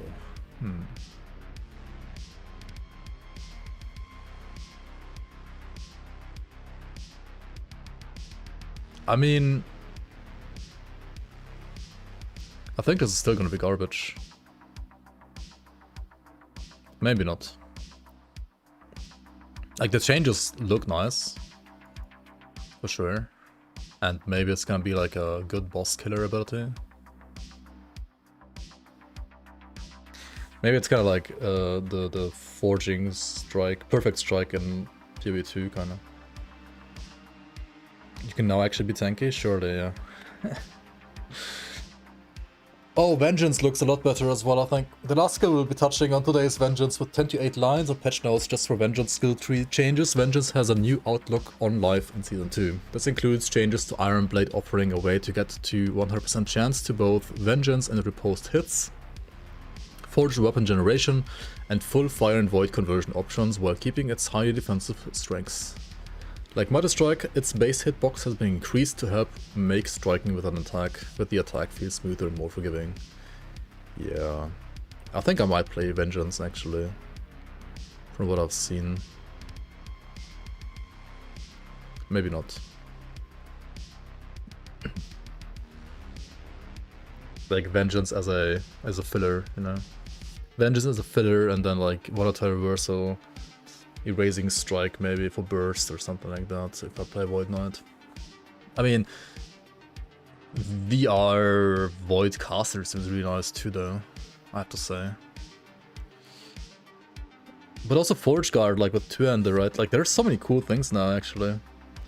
I think Paladin looks probably the most boring to try out of the Sentinel classes, but it's still Paladin, right? It's still as strong as fuck. Like 100%.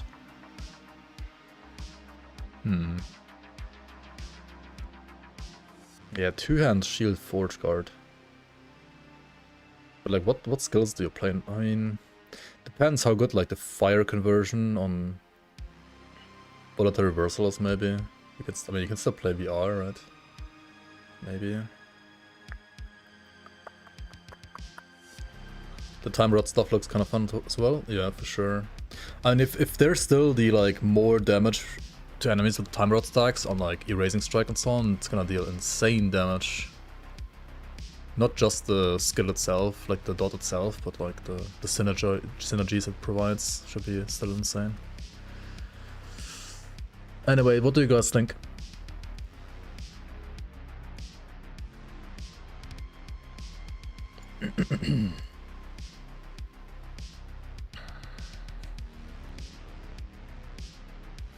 Looking fun to play, that's for sure. They're gonna play some Marksman.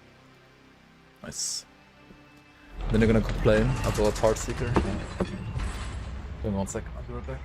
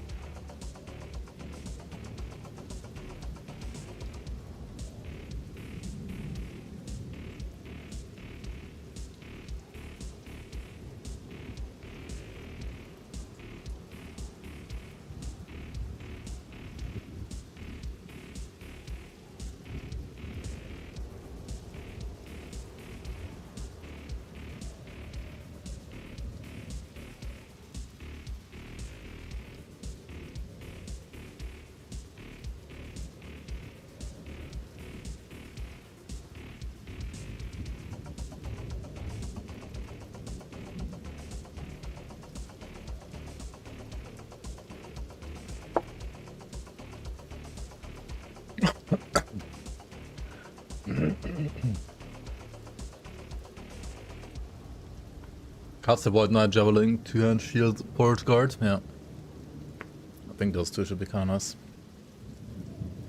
But Forge Guard can't smith in the middle of the fight. Come on, EHG, where's the vision?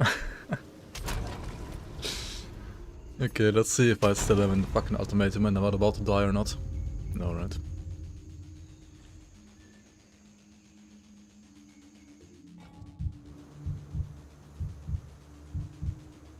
I hear being low life. Okay. Okay, at least I didn't die. Fuck ultimatum, dude. Like, what is this garbage?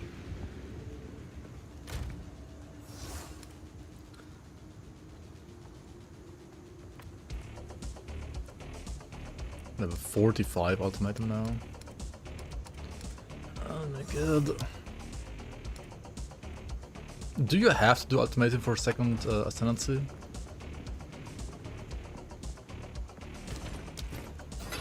Maybe I just do some high level second one later.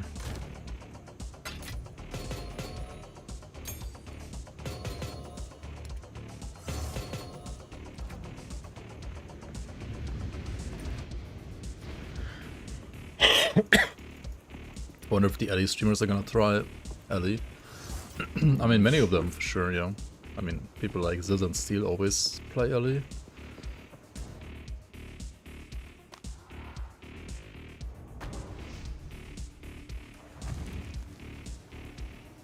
Got you, Blacksmith. Hold on. Okay, what's this? It's gonna crash my game again, by the way, but oh well. Thorn's Blacksmith. What is the camera, dude? Okay. But like, what is the camera, man? That's as good as I can do.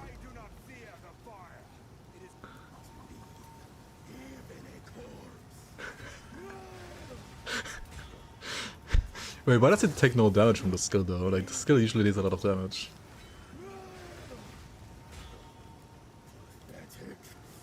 Is it like damage immune while tempering his weapon or something?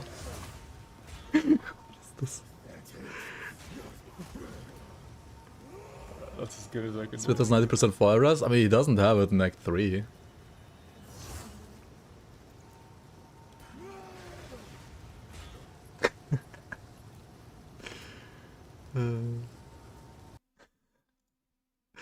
Just for RP purposes, it doesn't actually do anything. Okay. I thought to maybe like change it now to like actually do anything, but it does not. That is pretty funny though. Wait, I have 75. Wait, what are his ascendancy or like his passive skills, man? How does he have like so much max res already at that point? Like I did actually like definitely take damage from that skill, like a little bit, and I had capped fire res. It was just thorns, right? Like he was playing a thorns build. But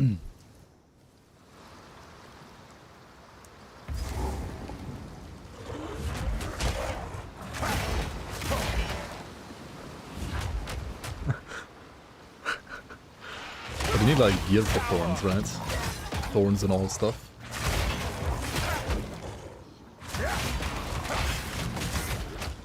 It's unique dependent. Mechanic better than Grim Dawn. Because it's not only melee attacks, yeah, as you could see in that clip, I guess.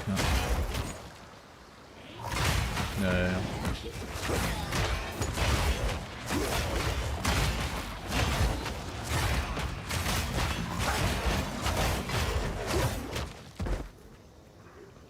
Rive?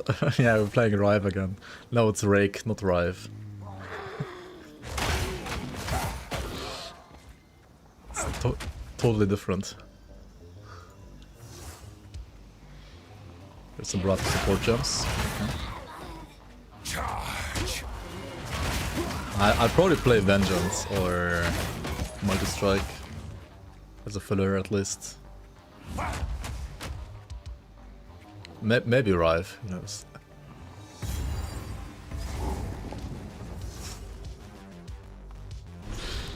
Who knows, maybe Rive. This lair, how deep does it go?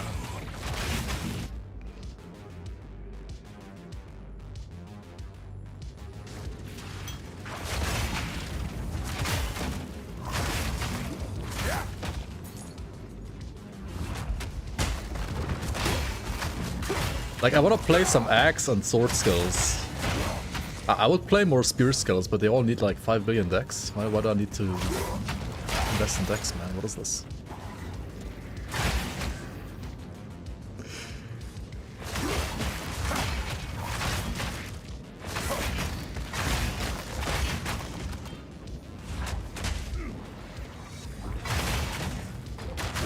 Okay, but like, what new uniques is Metal using?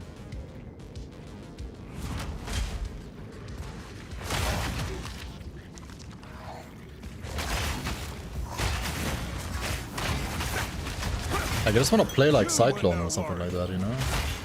Cyclone Axis.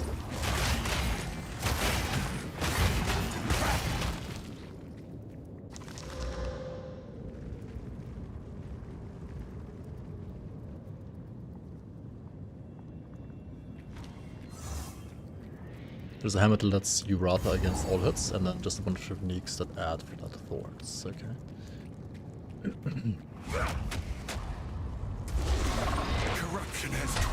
Yeah, I mean, I'm gonna like Vengeance even more so than Rive is just a filler. But you gotta play some other stuff on top usually.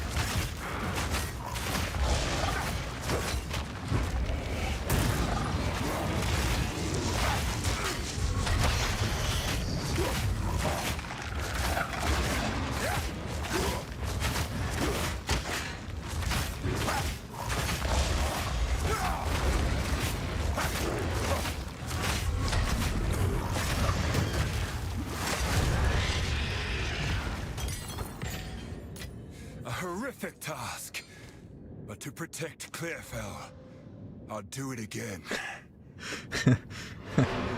Thorns. 49 thorns, isn't that like a high roll actually?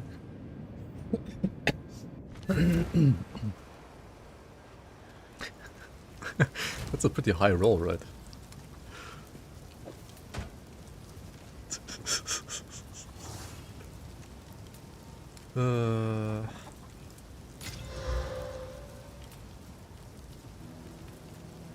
5 years of dev time for high roll thorns builds. Hell yeah. Whatever. Oi, it's I am. Oi. Who knows what? Not sure what I'm gonna do with it, but He lives up to his reputation. now this. Fun as in OP as fuck. I wanna play Scavenge Plating actually, but that's now maybe. Like, at least try it. Let's see how it feels. Yeah. Goodbye. I have to remove these two for now.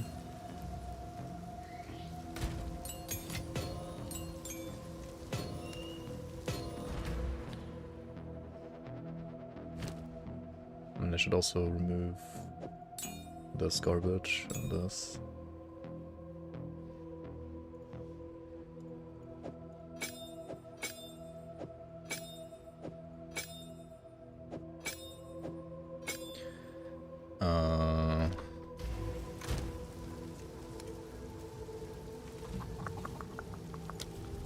Resistance, yeah. And this one should have been fast forward, but I think it doesn't work anymore. Like it's nerfed, right? It literally does nothing, and it's still recommended. My stash? What do you have against my stash? It's perfectly fine. What do you mean?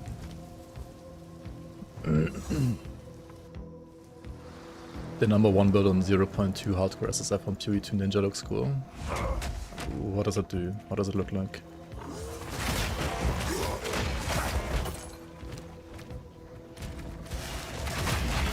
We're getting some more armor here, yeah. This is decent. 10 stacks is max. Okay, how much do I get from 0 to 10? 10 to 0, 56. And if I remove it all, it's 8%. That's a lot actually. And it adds thorns as well. It does add thorns.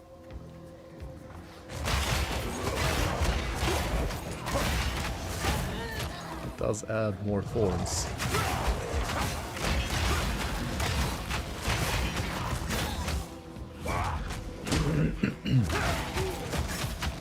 Okay, but like, what's the unique? It's a helm, right? You said.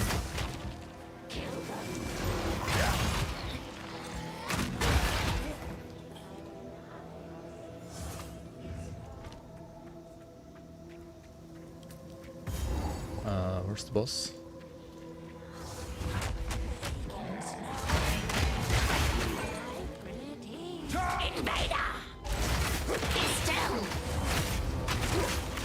Let's go, more meaningful combat.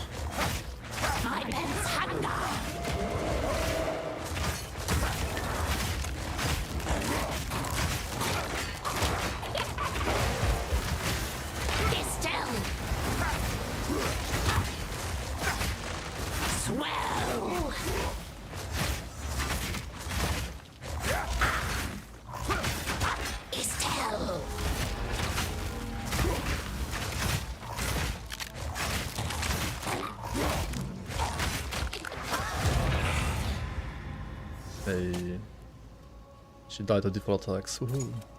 Arrive at home. I mean, not wrong, I guess.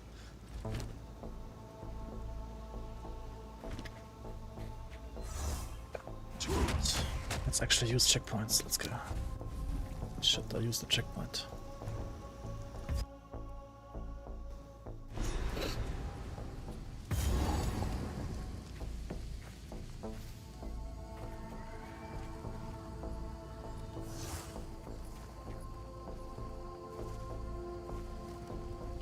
What's the skill it's using? Oh, it's Lightning Spear. Right, Lightning Spear promo strikes.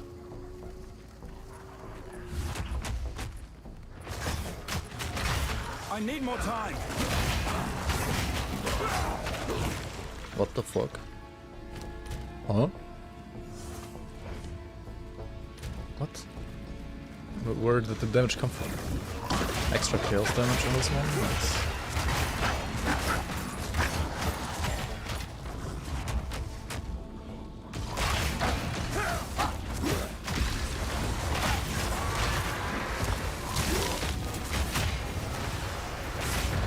What the fuck? Why is there an anchor? Huh? Wait, I've never seen this ever before. You were no warrior. What is that?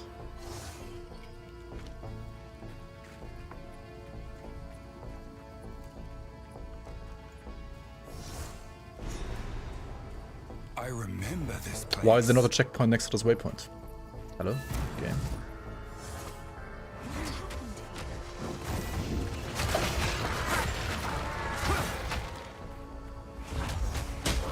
Fear will best you.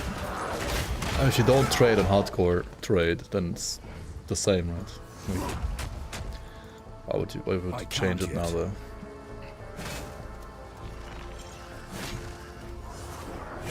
Yeah, they could just like make waypoint count as a checkpoint as well. That would also help. Hardcore trade has worse economy than hardcore SSF. What?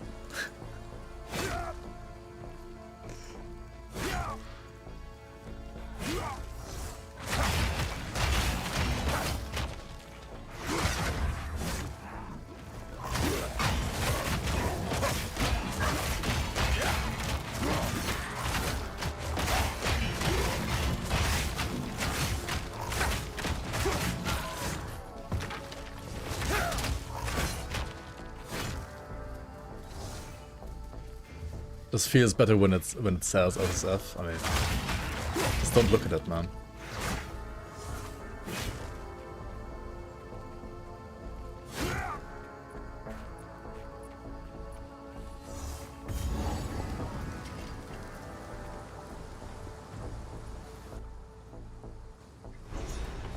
It's not a dupe exploit actually, but These were not I my think it's also been ancestors, fixed now. but Yes. I still respect their valor. It was like you could reroll ritual before you have which technically isn't a dupe. It's slightly different.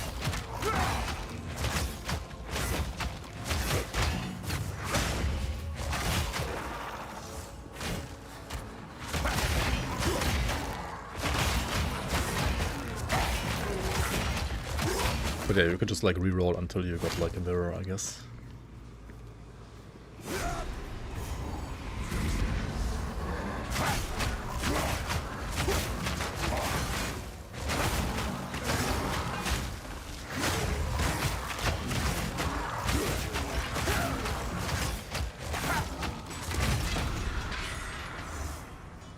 They still defend their land, even after all this time.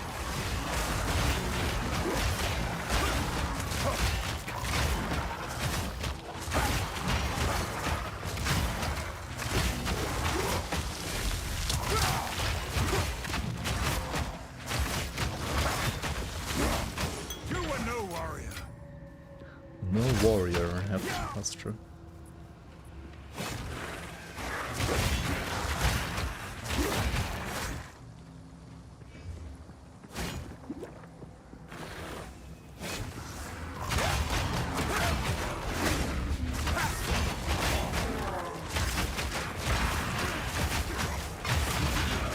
I can't yet.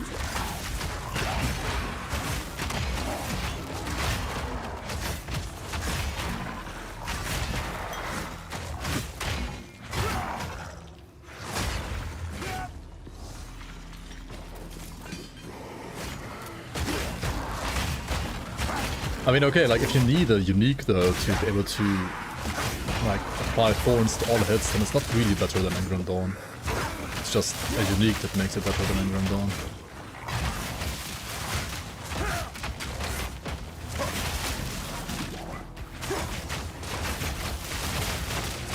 I mean, by the time you have like 5 billion like Rata items, Rata and Grim Dawn is also kinda good.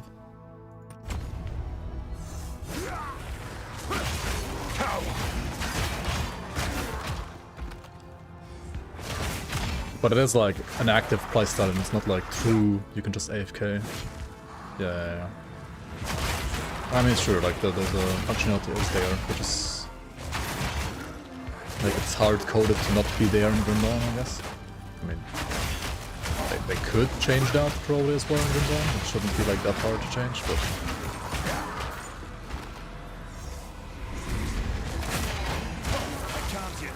the game doesn't really like balance around that, but overly please. Hello.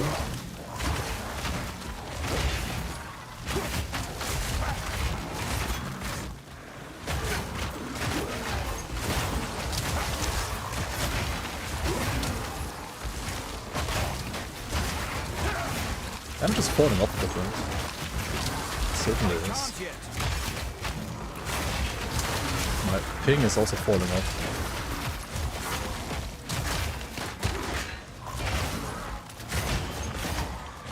I need more time. I don't know if like I have low damage or if it's just like high lag. Kinda hard to tell to be fair. Who is that?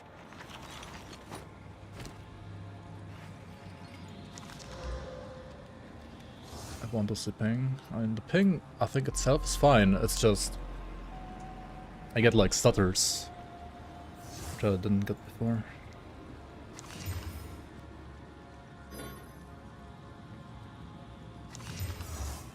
Oh, that's nice. Thorns as well. Holy. More thorns. That's the base. Increased fast charges gained.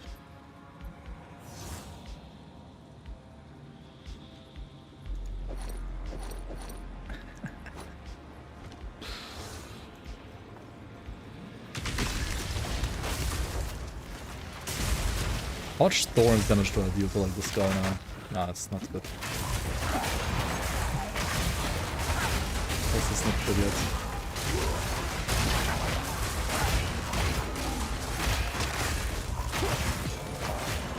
Way more.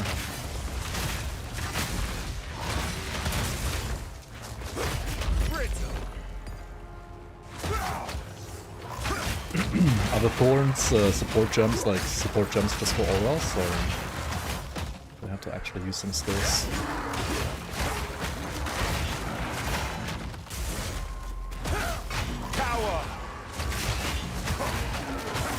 By the way, they should like add skill gems to like raise shield, like active block and parry.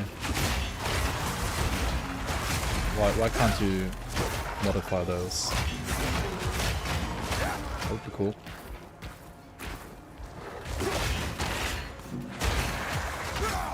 Say like if you block an enemy, you gain like an endurance charge just coming back. It gives you Rata if you've been hit recently. Okay. You can? Can you? Oh, you can. Wait, you can. You're right. I actually didn't know. Oops. You can actually. You're right. Why does my spear have tier 3 but my shield? Like, why does my spear stat have like 3 nodes, but the shield doesn't? Because of the level of the item? 28, 33. Maybe it needs to be like level 30 at least.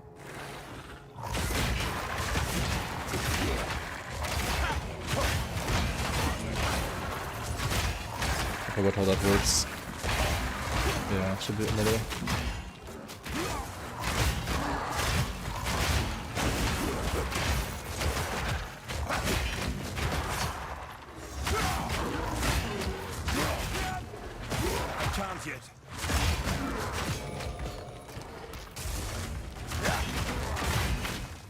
Just as 1 thorns damage.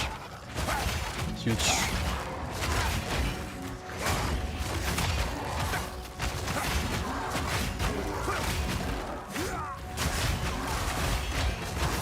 I should try the shield I had, right? With like the insane thorns.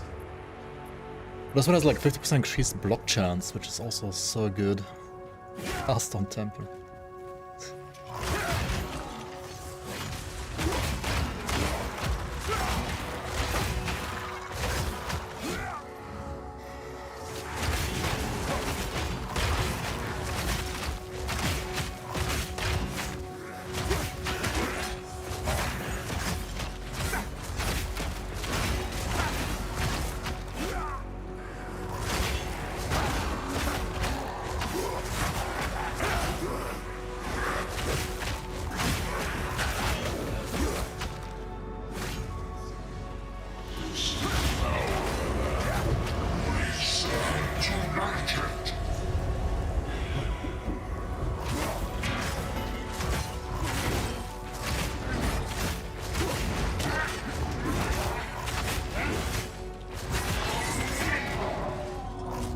Yeah, the build is kind of low on damage right now, I have to say.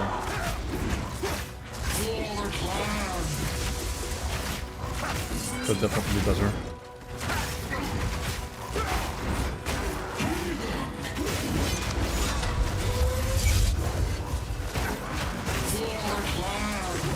But it also lags, like you see these fucking freeless.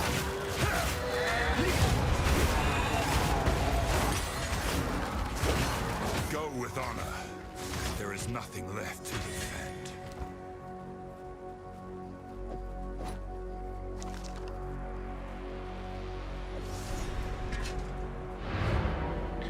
Gotta come back for this one. Spear, I guess. Maybe. I'm not sure if like getting a better spear is worth it really.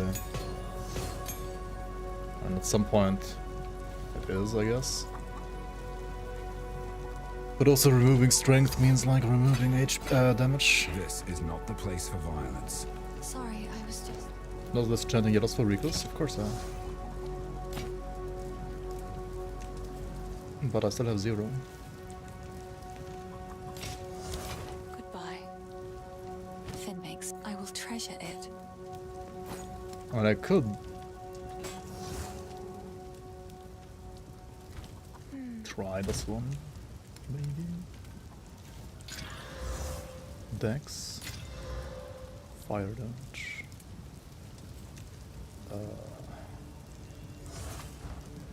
Sorry, I like to hold on to bits and pieces. Any that catch your eye?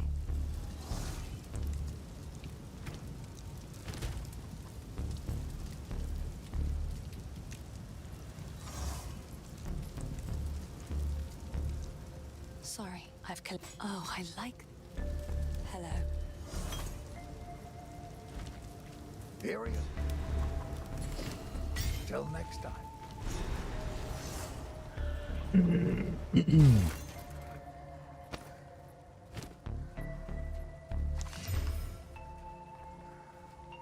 That is a lot of max life, I have to say.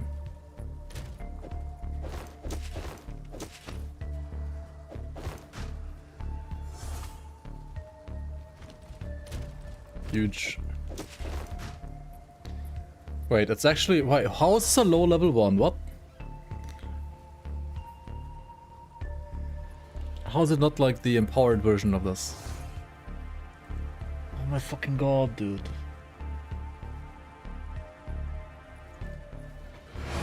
How is it a terrible base? How? Do I still use this, or...? Dude, loot just feels so bad in this game. But I mean, this will be a PoE1 problem as well, actually. Like, this could be the same, like, bad feeling in PoE1, to be fair.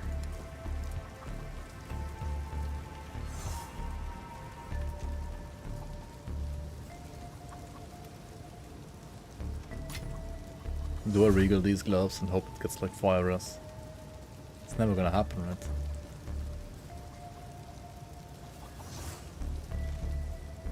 I mean, yeah, but like PoE1 is the same, right? PoE1, you also get like low bases like these. Yeah, but like Naomi, it's the same as in PoE1 actually, right? Like this is not a PoE2 problem, it's a PoE1 problem. It's like a PoE generally problem. In PoE1, you just don't like realize that it's a problem because more loot drops. And you can craft more, yeah, but I still think it's a problem in both games. It's just more more visible in this game. You stay safe if you can. Good. Now the others. Release that which you hold.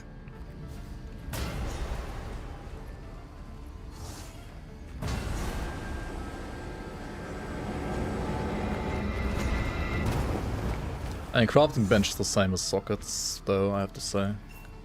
Not quite, but almost. One thing that crafting bench makes easier is getting movement speed on boots. And, yeah, movement speed should just be implicit on boots in PoE2, in my opinion. Hold up a moment. See that there? Straight to it then. I see. Hope your friendly spirit guide you. It's getting away. We follow the spirit and get like insane loot. This is gonna have a guaranteed exalt, right? But this is a league mechanic and it's always worth doing, right? It has a guaranteed exalt, right? I need more time.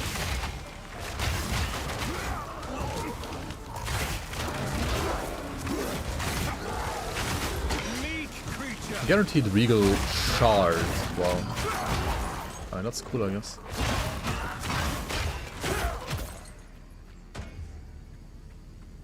A regal shard is the same as like a yellow.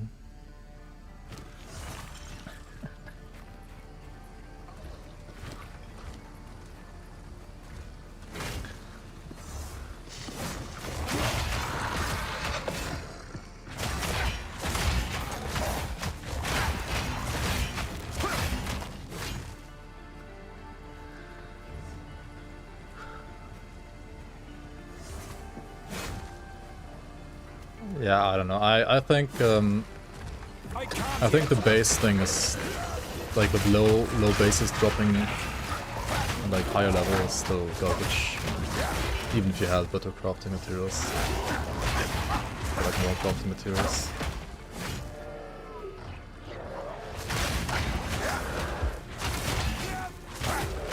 I think it's a bad system either way. Like for the player, I think it's a unnecessarily frustrating experience. In my opinion.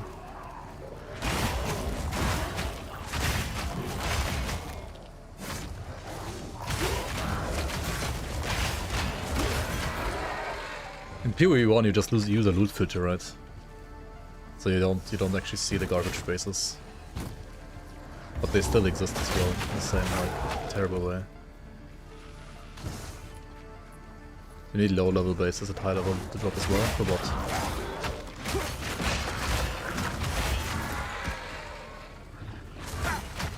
You made loot filters in PoE as well. That doesn't make it a bad design. Like that doesn't make it like a good design all of a sudden. I'm not ready. Okay, what do you need like low level bases for in PoE 2 though?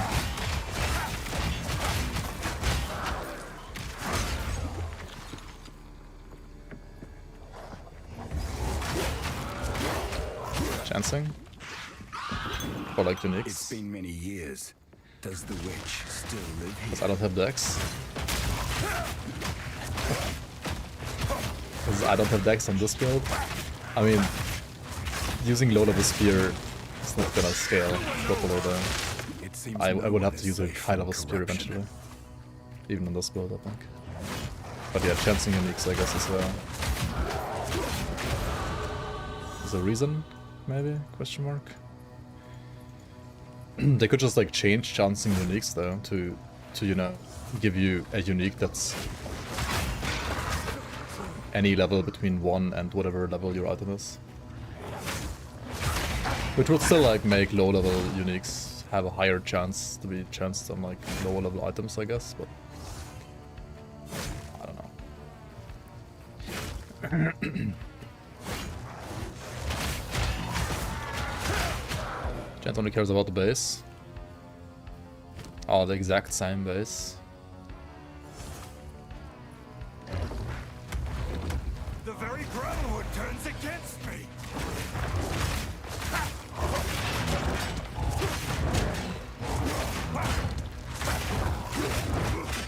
Okay, but like, are there any endgame uniques that need like actual like low level bases?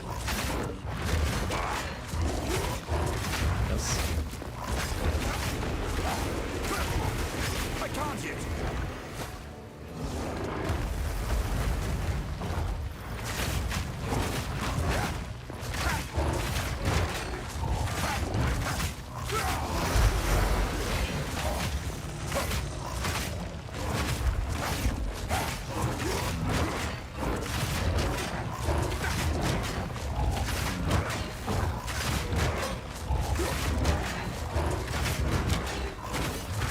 I'm like blocking his attack every time. Which actually lowers my DPS, but I guess it lowers my damage taken as well, so that's fine. This can't go on. Strikes deals blast damage. Oh, that's just the Cultist Gravehammer base. Adds physical damage, leeches physical damage as life. Chance to cause bleeding on hit. All attacks count as empowered attacks. Cannot use war cries. Okay, interesting.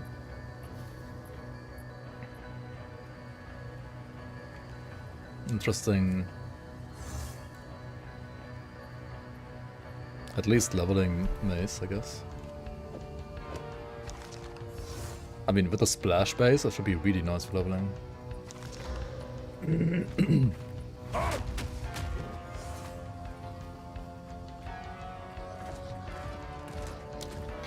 But yeah, I think something like chancing uniques should not be like. I mean, you can just change that, right? Like how that works.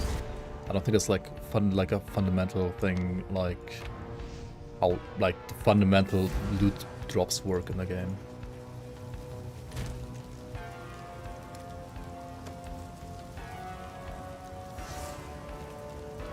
Activate with bows.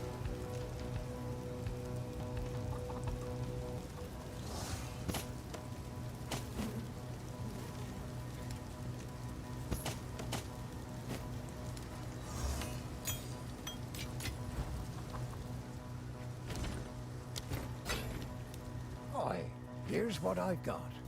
Stick to the carrots. The wound only by accounts. Grim, stay safe. Bye.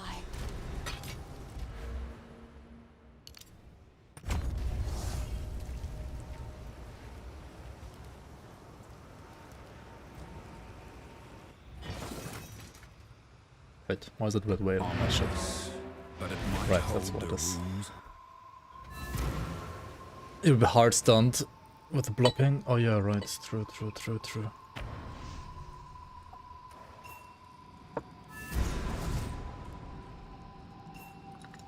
If the Fey spirits are still what?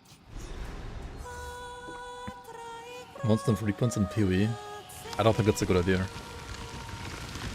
Like, I think monster frequencies are only a good idea if you have scaling areas. If you don't have scaling areas, I don't think it's a good idea.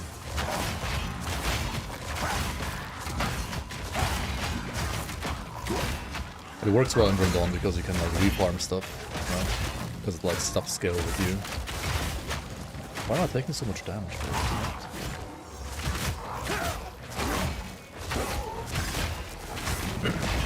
I'm not ready. What does this poison damage do, huh?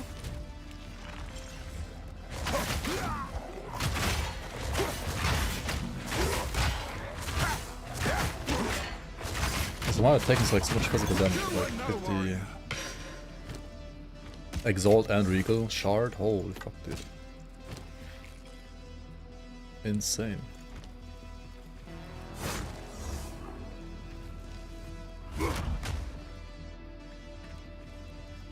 I'm not ready.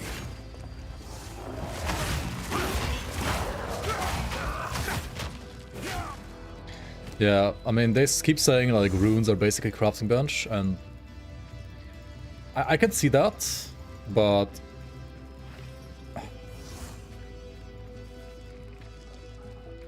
I think it's fine for like everything except for movement speed and boots.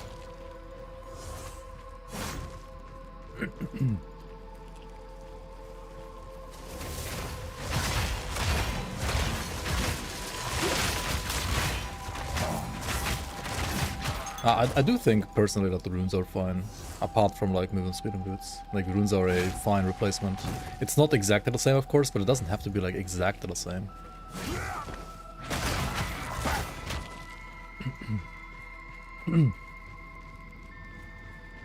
Runes being crafting is just pure bullshit. I mean, runes are the same crafting as like crafting bench is crafting. Don't lose sight of it. Runes don't fix your stats? What do you mean? They give you resistances.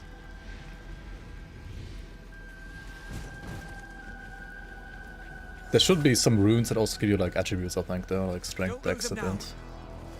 Yeah, that should exist, I think. The spirit's made its choice. Time to finish this. You can't put movement speed on runes, but then it would be like, well, boots only. And would be like a very obvious, always use that one. Movement speed should just be implicit on boots, I think. Folk here don't take kindly to strangers. Like, they should add strength, dex, int runes, I agree, and then they should add implicit movement speed on boots. With like the way it works currently with like no crafting bench. And then I think they don't need a crafting bench at all. Yeah, not if you don't have enough runes, I think you're being maybe like a bit too wasteful with the runes. Like using them too freely. But I mean, they also said at some point like you can use your exalts freely while leveling. I mean, you don't get any exalts, what do you mean? You can use them freely. You don't get any of them.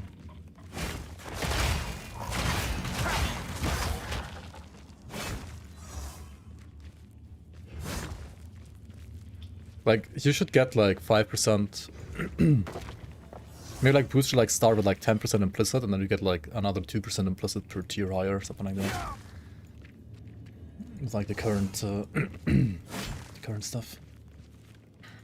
Algregas and Exalts are way too rare. Yeah.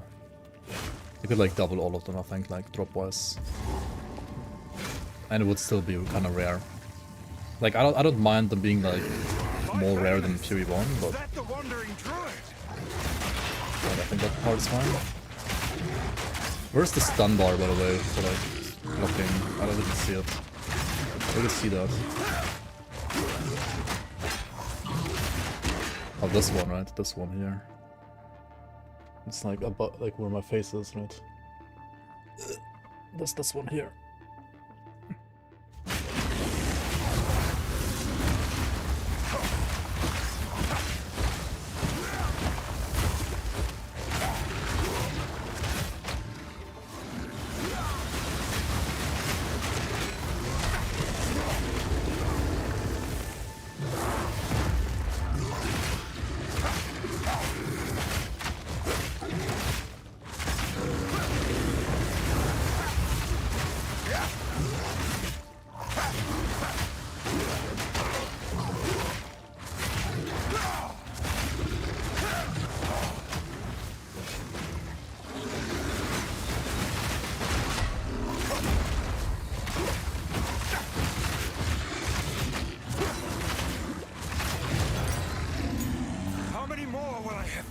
Before this is through.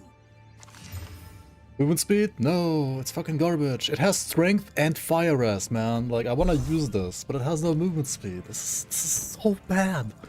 Like, why does it not have movement speed by default? I need more time. I'm using level 1 boots, basically. Level 19, I guess. But I mean, like, Act 1 boots, right, you know? Wait, no, that's actually Act 2 boots. Almost I'm not ready.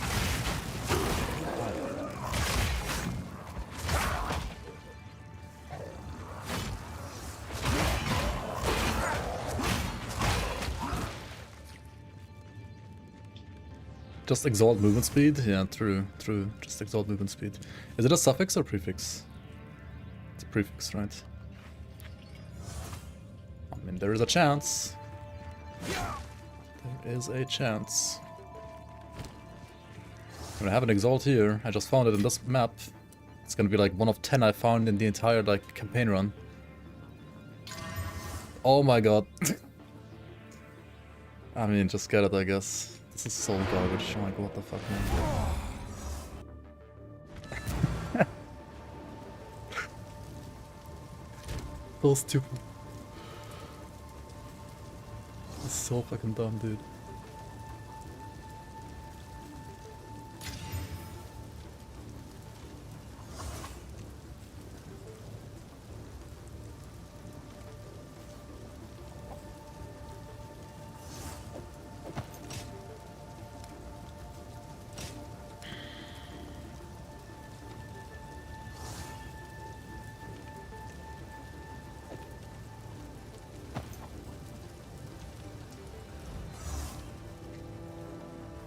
Yeah, I didn't get... I only got 10% though, right? I want like 15, 20... Only 10%. Rest in peace.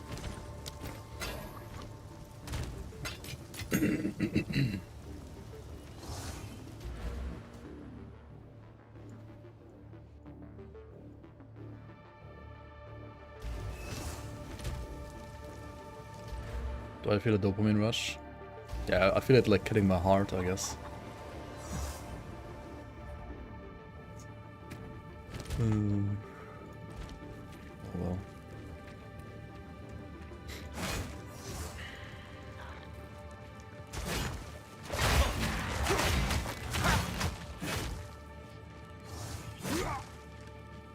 Edging, yeah.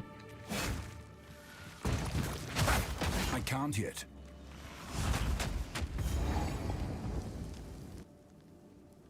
I don't know, the movement speed stuff is still infuriating, I think.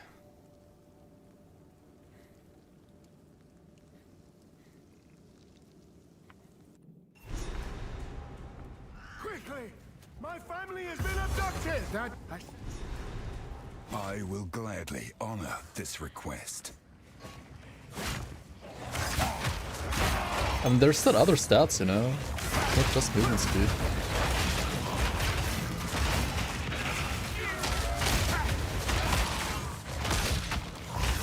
What are these spikes? What the fuck, man?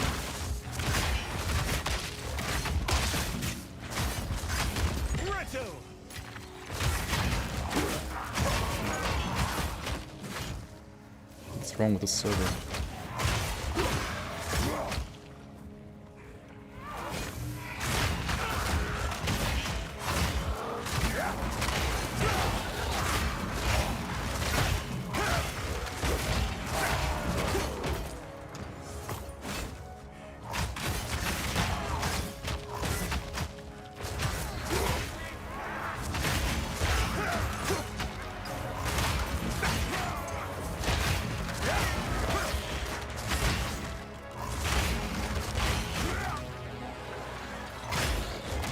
Oh, fuck.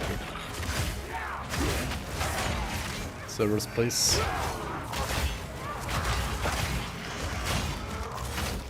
I'm not ready.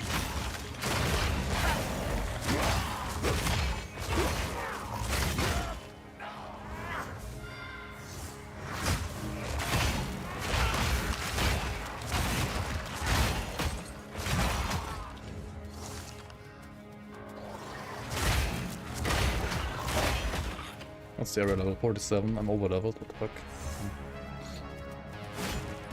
Not strong enough for level 36 ultimatum though.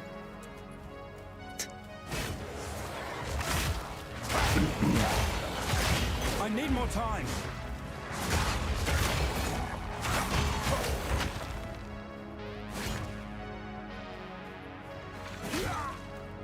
This land shall know Kitava's hunger. Wait, is this a new guy?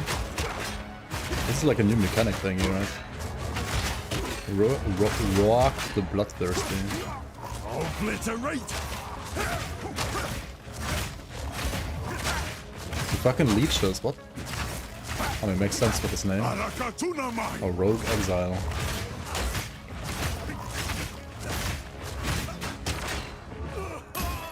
Oh, actual decent loot. Holy shit.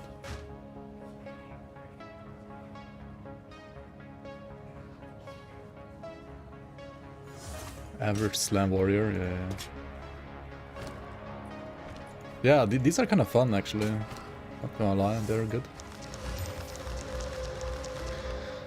Pretty cool addition. What is this ring? Oh, it's only 80 rest, that's good. I mean, I don't want to play these rings on this class. 115 max life and 42 block chance? Wait, what the fuck? And strength on top? Huh? What is this shield, dude?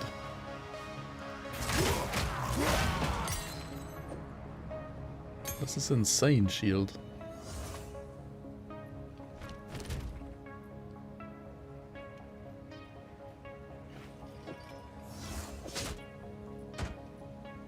That's really good shield. Holy moly. Streamer RNG. Classic. Honest 20 movement speed. I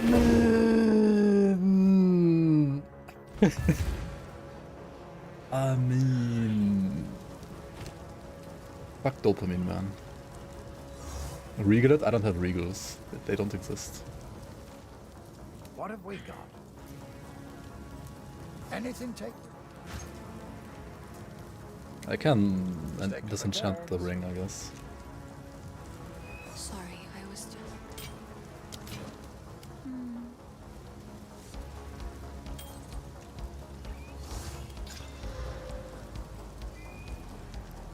40% of damage taken recouped as life. Wait. Like, all damage I take is healed back to me? That's a good thing, right?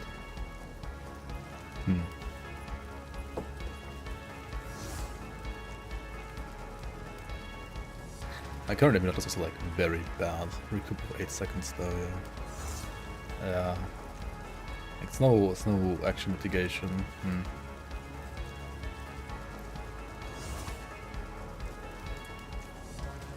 Okay, I mean, the shield is just insane already. Right, this is just insane by default. Bye.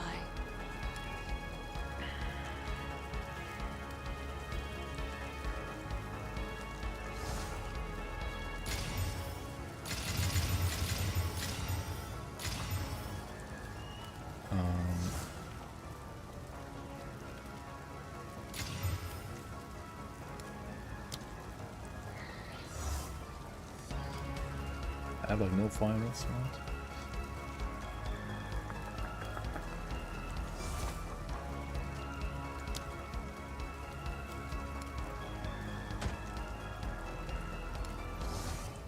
Regal? I have one Regal, never mind. The Regal gloves first or boots? I think gloves. Yeah. Wow. That's very good. Exalt gloves. I need HP on, like I need help on those, right? 30 lightning rest. Why the lightning rest, man? So bad. Fuck.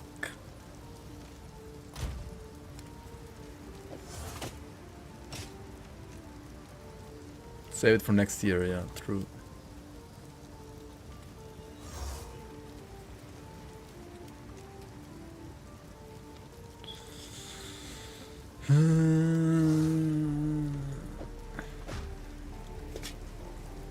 Sorry, I was just...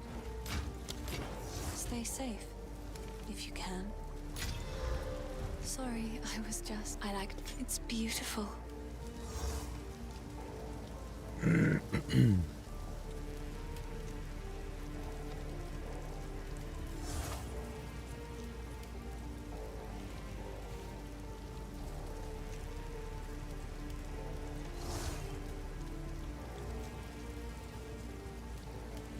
These are just... It's beautiful. Oops, no, don't say it's a future.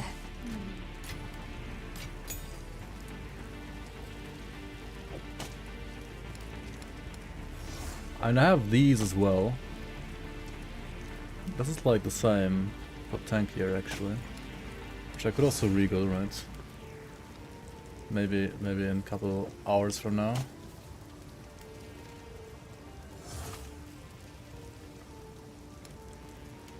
Okay, I need more fire rest though. Don't I? Yeah.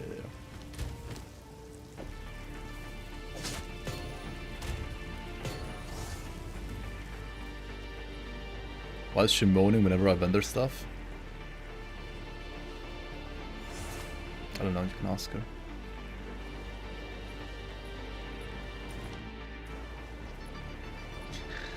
I mean, the amount of loot she's getting is like more than all Path of Exile players combined, right? So I would be moaning too.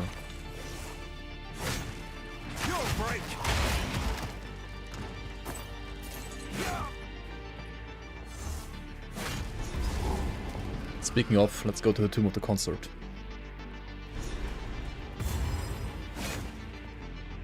I will put the Eternals back in their graves.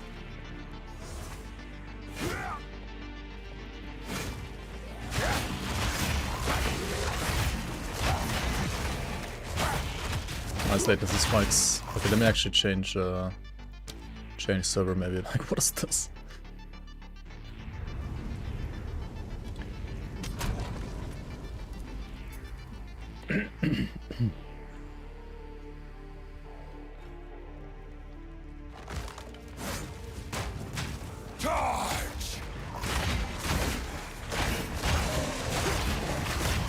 This one isn't really better. What the hell?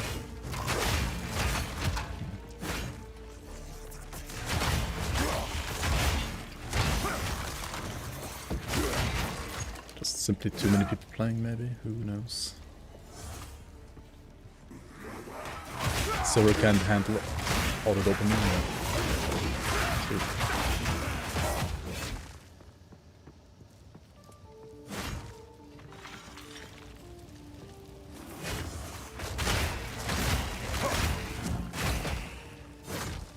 Jesus.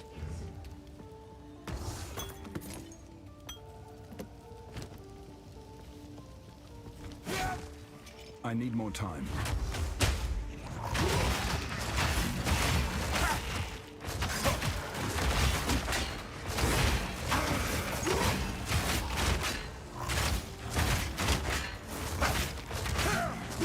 Weak creature. Meet a creature.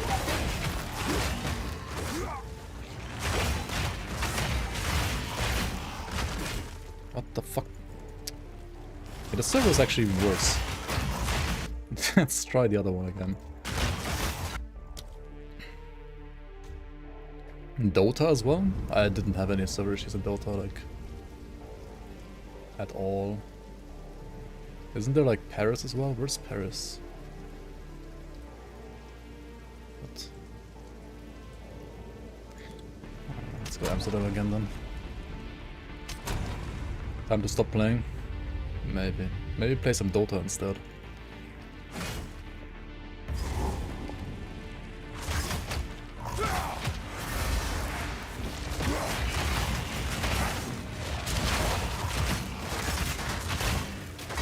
I can play ranked now, by the way.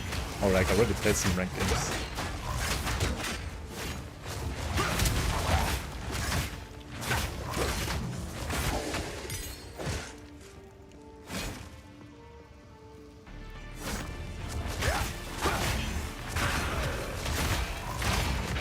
I mean, I can play ranked, and I did play some ranked, but I don't have a rank. It's still like pending on my rank.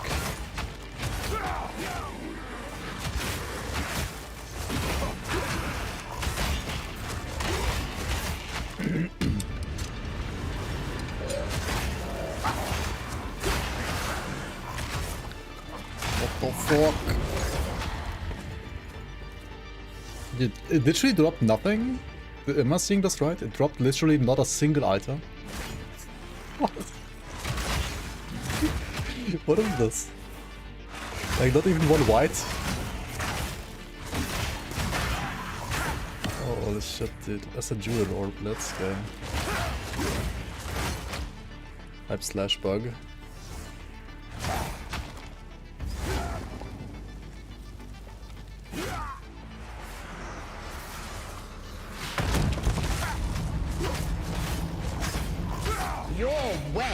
Does it post like the last 10 minutes or something? Or 10 seconds? Nah, it's just bug. They have to figure it out themselves. I'm sorry.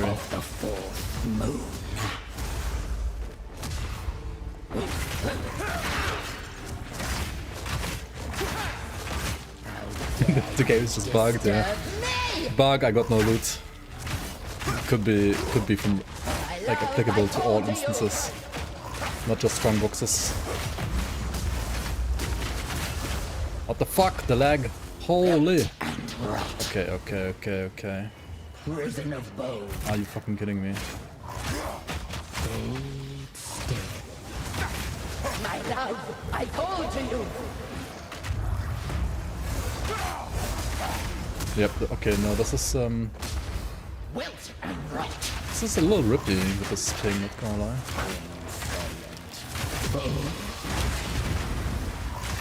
Wilt and rot.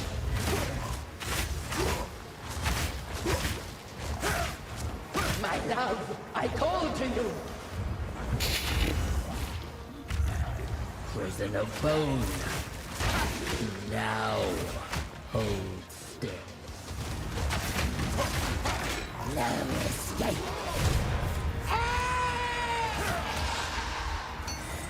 Your cruelty was Like right like slash bug and then it's a bug. Will be too.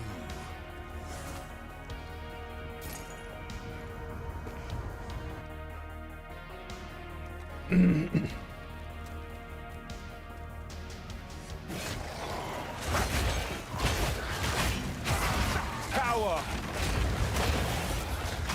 Game is bugged, I can't move. Oh wait, it's temporal bubble. Temporal buggle. No, temporal bugs. Unique strongbox? What the fuck? This one is gonna surely drop insane, dudes. Dude, I can't even use my attacks because of the latency. I mean, no, this is actually a temporal bubble. Can't tell anymore. Is it lag or is it bug? Or is it bubble?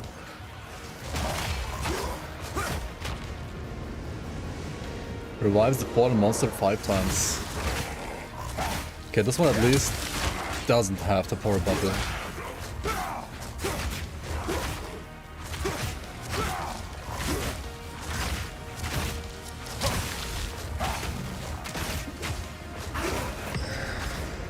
Ultimatum.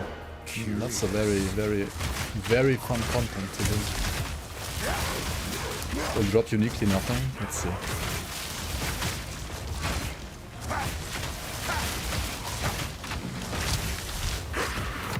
Chaos Orb, okay, okay.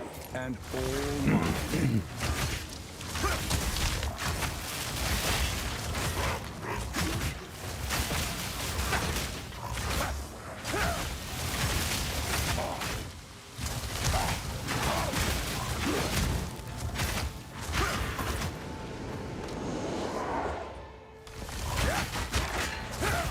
I can't yet.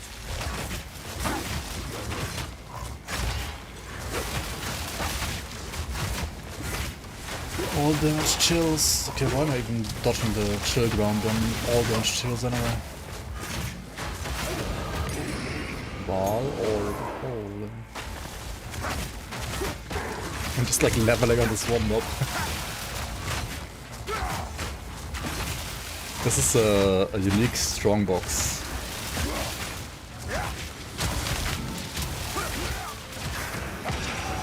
And the Regal Orb, okay. I mean, this is unironically like actual loot though. I can't complain about this. This is actual loot. It feels good.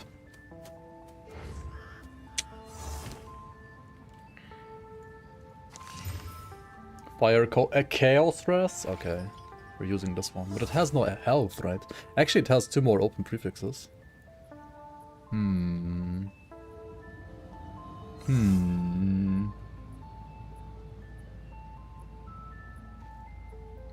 Didn't seem very exciting. I mean, the loot is actually exciting compared to what you otherwise get in this game, though, I have to say. It's unironically very exciting loot. But the boss, it's... I mean... This rare... Like, it's not a boss, it's like a rare mob. It revived 5 times. It's not overly exciting because...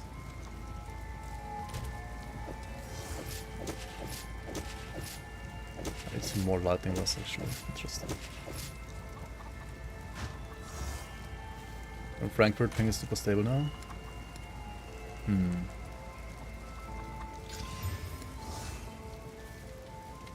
I need more fire rest, man.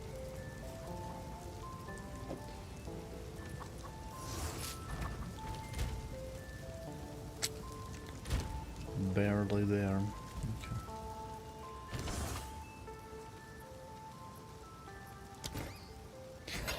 Yeah, that's true, Stan, but I'm also playing... I'm playing like... It's like I'm playing Force Wave Warlord right now, you know? It's basically my build. Yes? I'm playing the tankiest build you can play. Pretty much. Stay safe. So... What have we got? Take a look. And like... Maybe average damage, definitely not high damage. Yeah. This is Force Wave Warlord right now, pretty much.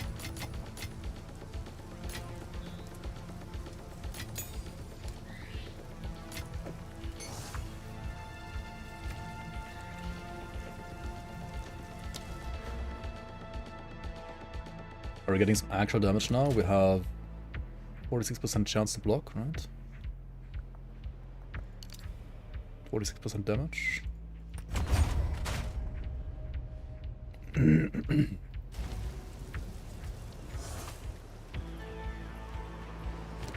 average rare mob is kind of like that though. I mean, some can kill you, especially if you're playing like a squishier mob, like a squishier build for sure.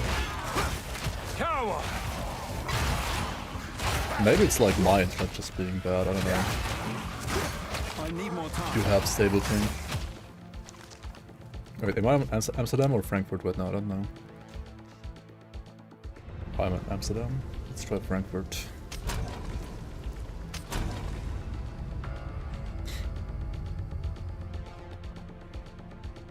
"13 minutes till the big Ellie stream."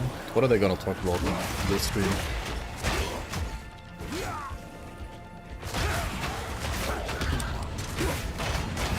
Are they doing more content regarding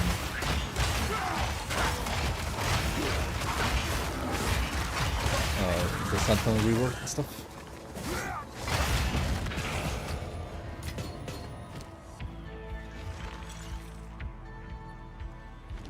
Chaos, ball, explosion, photo. Huh?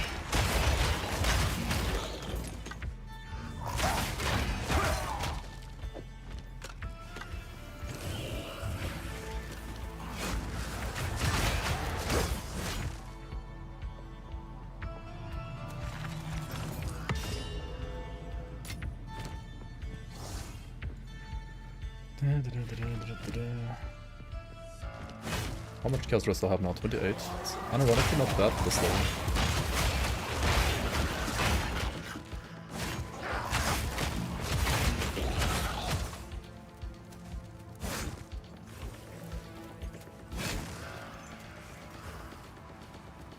What is this checkpoint? Oh, the Raven's dictum.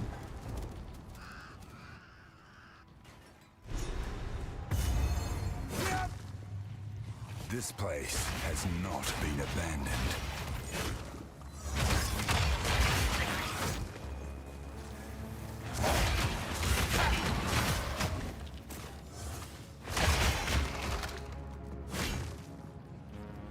Face me!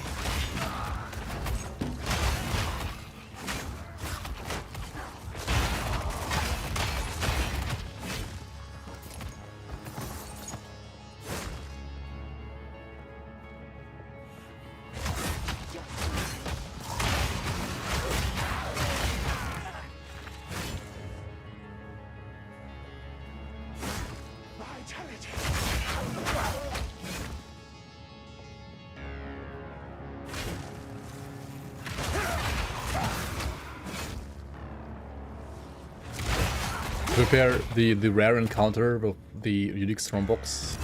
It's also like more boring because the strongbox made the rare like resurrect 5 times, so like fighting the same mob like 5 times in a row, right? Which doesn't really add to the excitement, to be fair. Just adds to the tedium. And it adds to the loot in that case, but...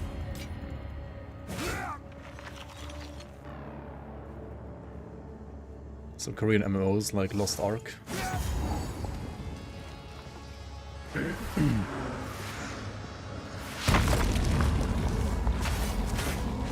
Karui soul for my collection. You shall die slowly.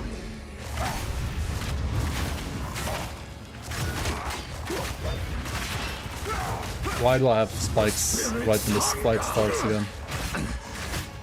God, dude. Eternals will never surrender.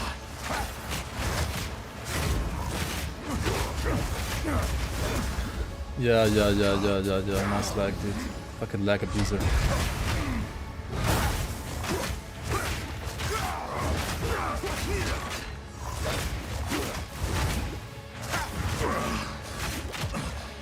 Eternals will never. Maybe 2 boss fights are definitely good. Like, there's nothing wrong with the boss fights in my opinion, even if they're sometimes a bit spongy, and like Reddit is complaining about like sponginess in bosses. If they weren't spongy, then you would just ignore all of their mechanics. So I think they're perfect as they are. Your name has long like, been the bosses are legit, maligned, not a Draven. problem. This was my pleasure.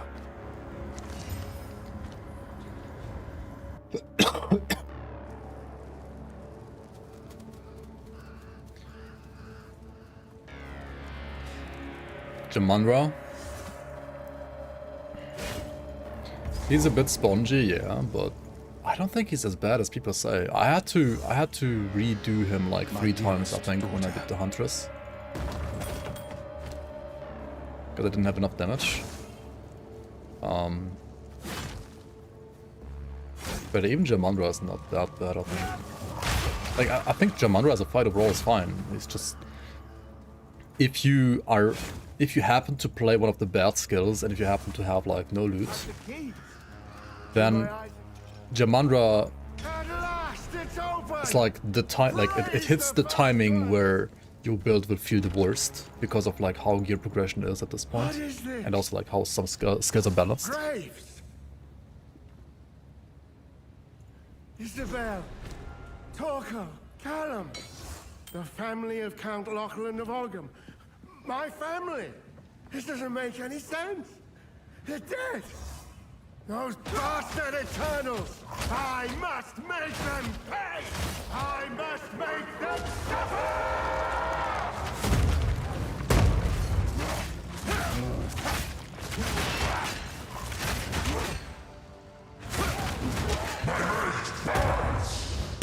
Oh my god, I rolled into it.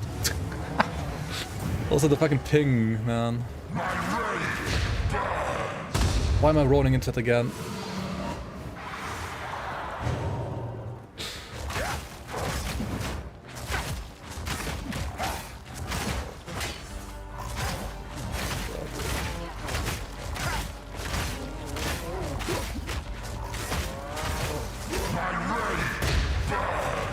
I'm not gonna roll red, and I can't roll into it. Please only get hit once then.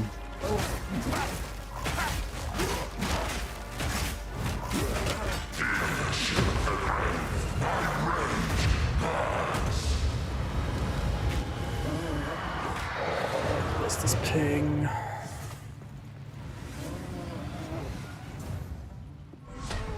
Hello?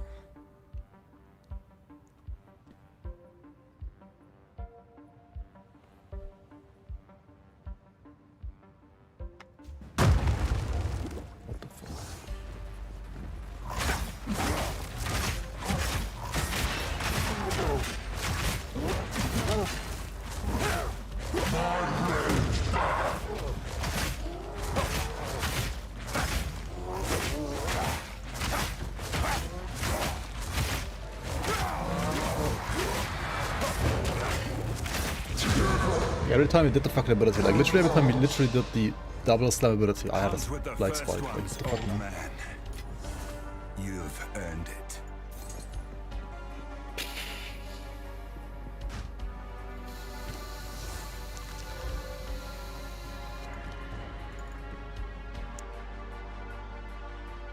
Next Friday no work, long weekend for Ellie. Nice.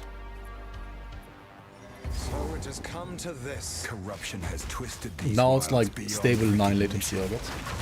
Oh, look at this, another rogue Exile. Sondar the Stormbinder. It's kinda cool. Why are they like healing sometimes? Oh, they're using like a flask, I guess. That's what it's supposed to mean.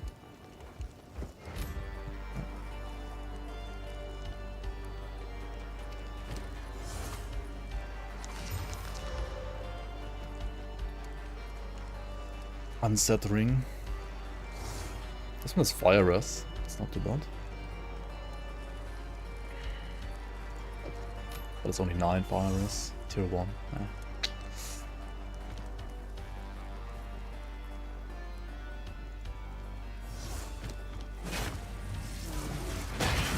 Feel my wrath!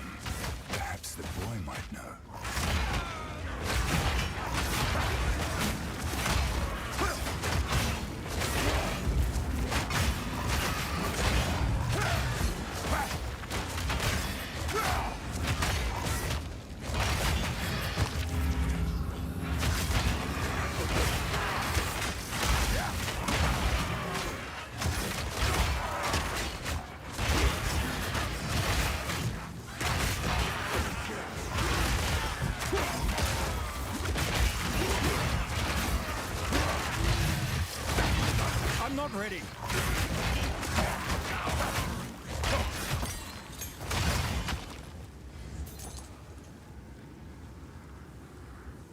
There's no actual combat system in PvE2. They. I mean, there's more combat system in PvE2 than in PvE1, I would say. Ominous. But it's certainly not a Dark Souls game because of that.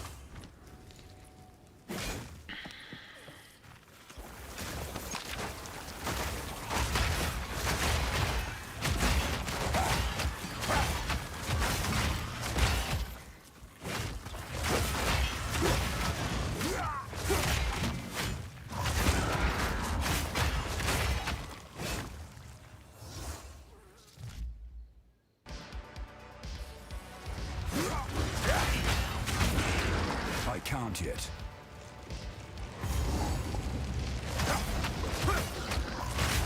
Feel my wrath!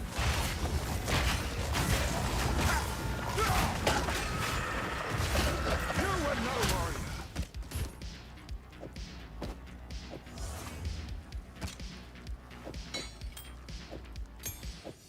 Also, auto sort button for loot when? Maybe next year?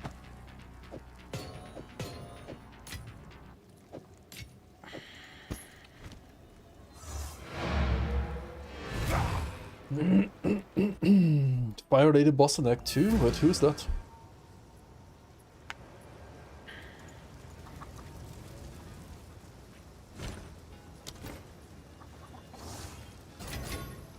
This is not the place for violence.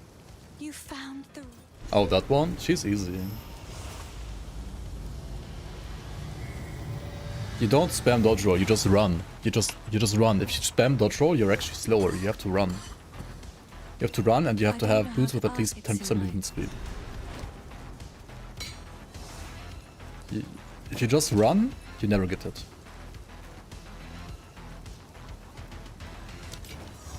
I've collected. How's the interview stuff now? I mean, you have to have movement speed. Like, if you don't have movement speed, you can literally like reroll. Stay safe. This In the fucking like an act, you have to have movement speed before Geonor. If you don't have movement speed before Geonor, you can uninstall the game basically.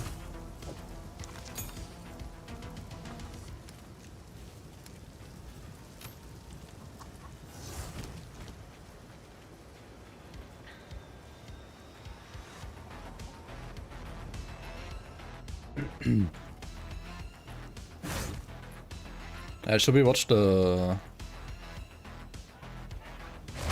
Ellie stuff or the Zin's interview? What do you want to watch?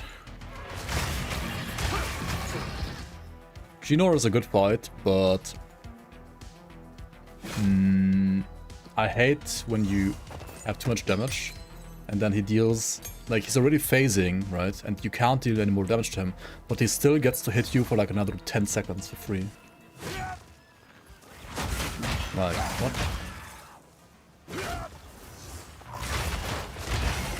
Just play minions, then he can't ever phase too early. I guess that's true, because I have no damage.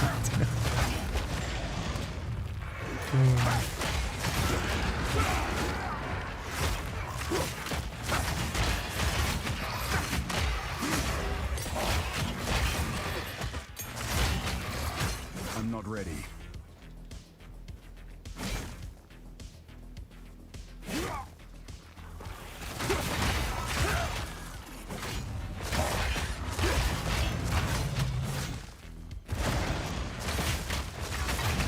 Witch Ascendancy lets you cull earlier.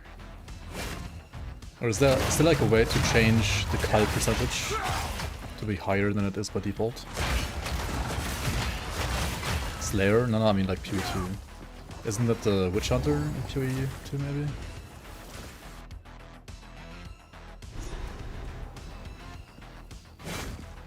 Like maybe Culling Strike is like Spear Witch Hunter would be an idea actually.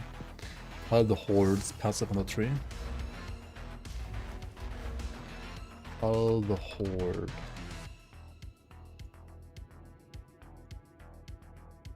Increased Culling Strike threshold. Okay. This would also be like nice for Witch Hunter. Or like, well,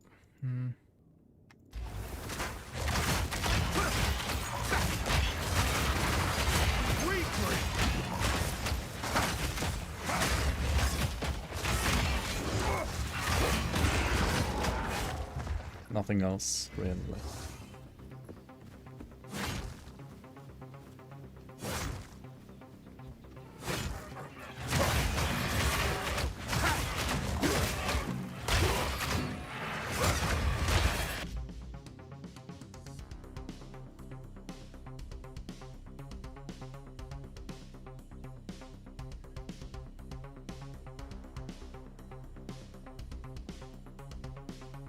Who's doing the dev stream?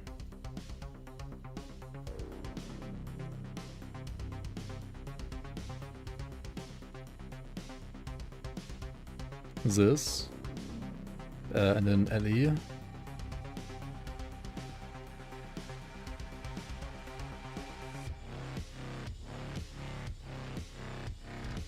Aaron is watching it, but it's Talkative 3, right? Talkative 3, I think.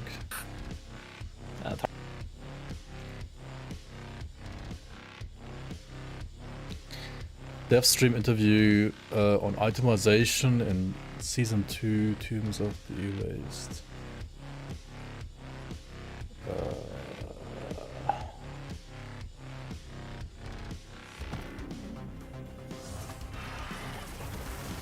Do you care about the itemization stream?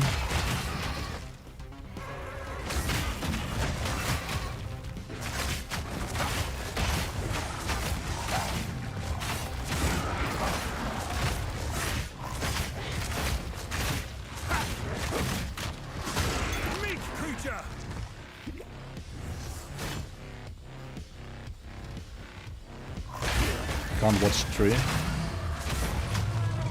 I don't know who he is. Is he annoying or a cool dude? Is he cool, too cool for you?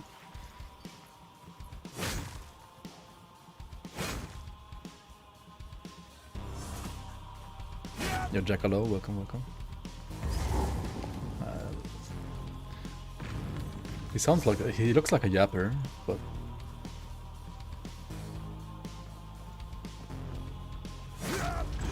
Is that what's been eating our cattle? he does make good 2v2 content.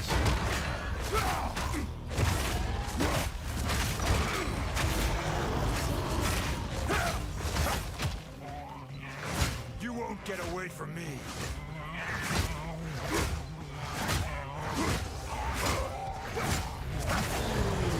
Rage all you want, beast. Why is he outside now? Huh?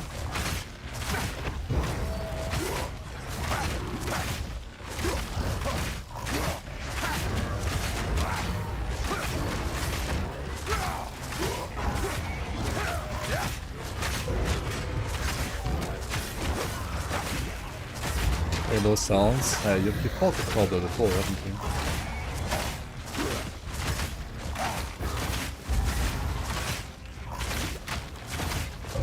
Work.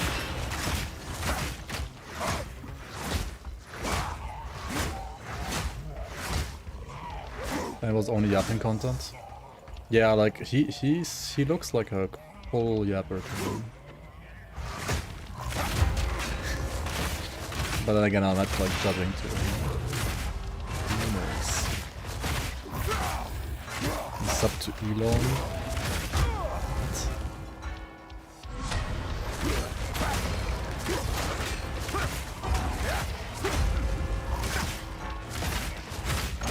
To see whenever he streams PvE2 or not.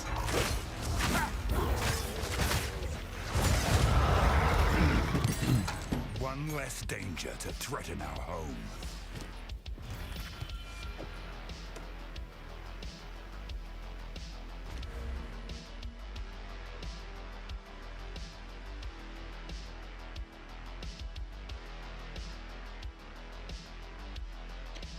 Break 20% increased armor. How good is this? I have no idea.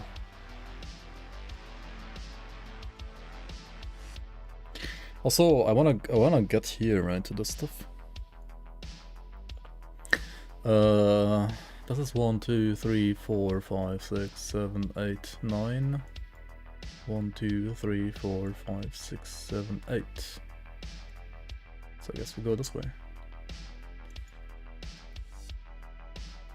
Also one-handed stuff here. Crit damage bonus. Damage, increased chance to inflict ailments.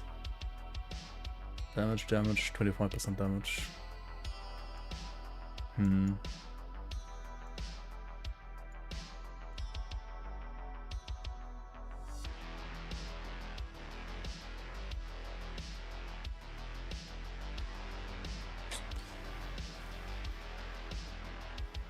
10 strength and dex. Wait, isn't there like a... you get accuracy per strength as well? There's this one up here, right? How good is this node?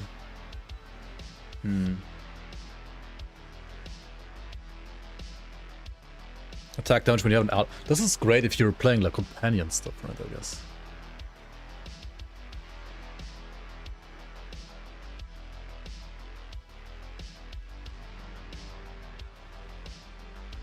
So you don't want these nodes though, you have to get these two. Attack speed if you've killed recently.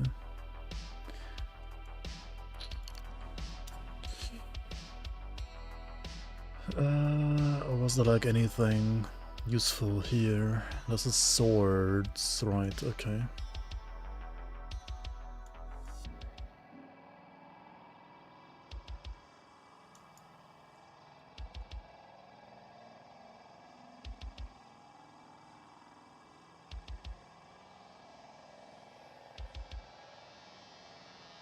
Rank, yeah, Act 1 gamer. Cannot be light stunned, cannot dodge roll, dodge roll, cannot avoid damage.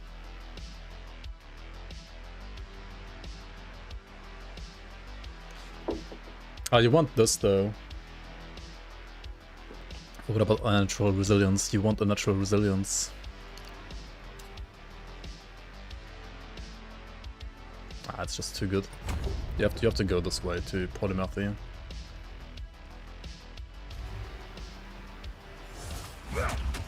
What the fuck?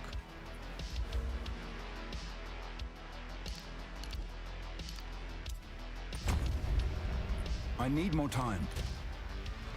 I need more time.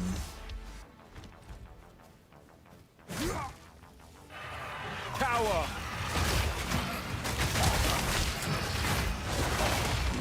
I'm not ready. You were no warrior.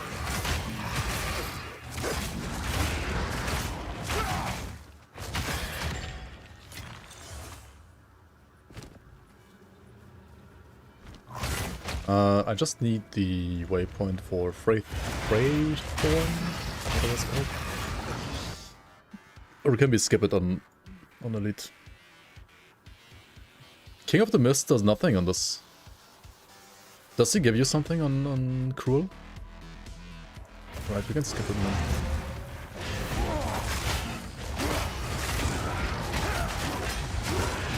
It's a garbage fight anyway. Like, that's one of the boss fights that maybe isn't the best. Hello.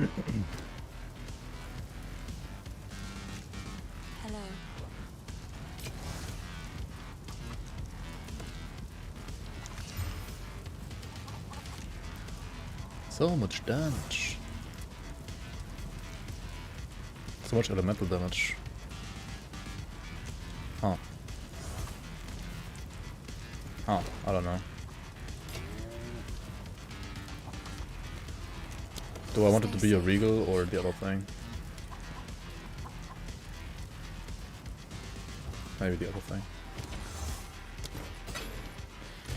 I wanna Regal the gloves.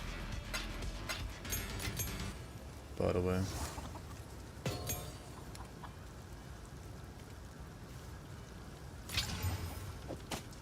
Well, that's absolute dog shit. There's no exalts, so...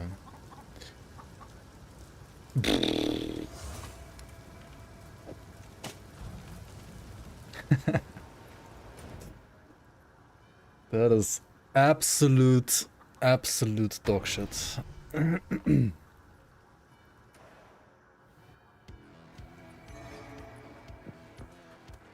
Rare mobs are like the most dangerous in PvE. Because they're very random. Yeah. It's been the same in PvE1 as well, right?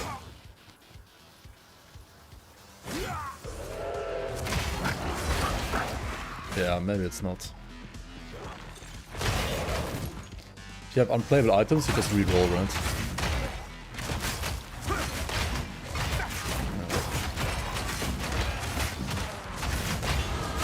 I'm becoming the weapon I was born to craft. Rejoin the earth!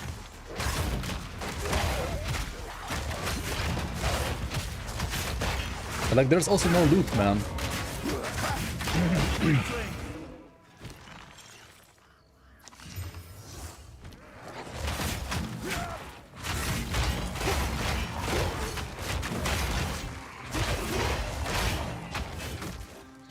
There's just nothing.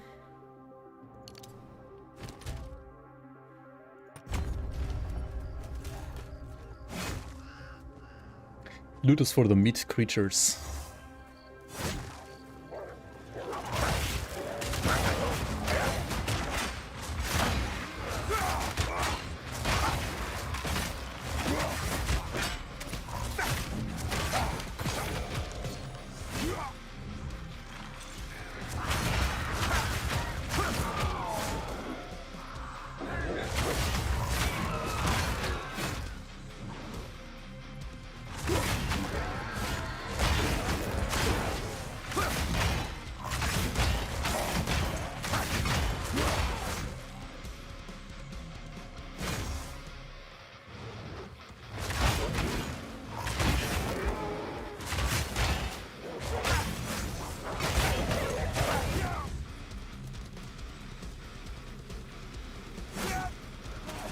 I mean, you need some trash, I guess, to dilute the FX pool, but...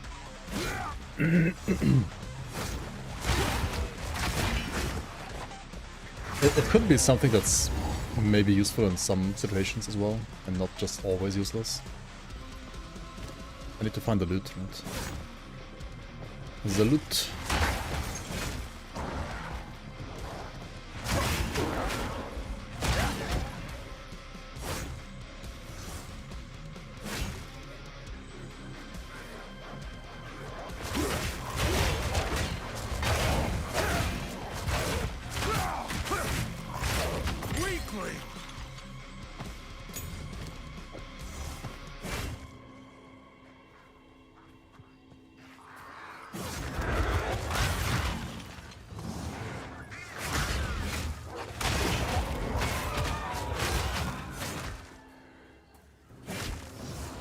I'm not ready.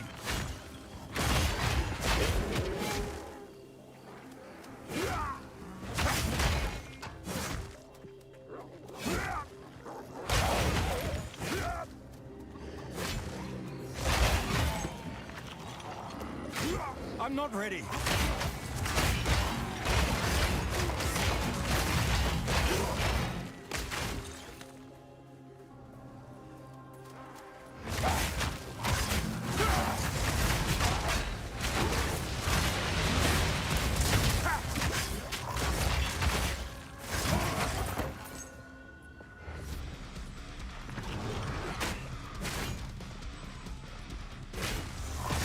I need more time.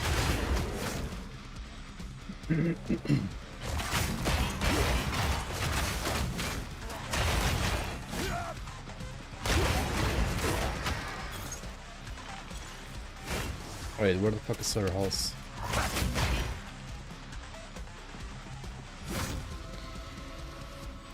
What the hell?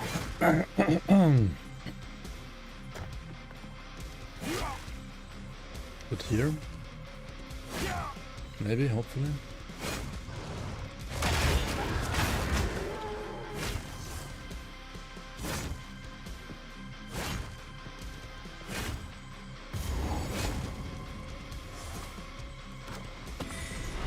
I can put right one thing. Wait, no, we don't do that.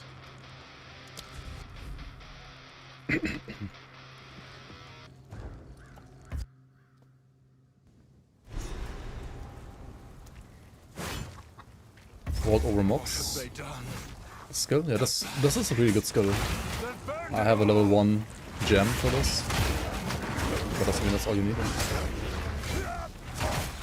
Feel my wrath!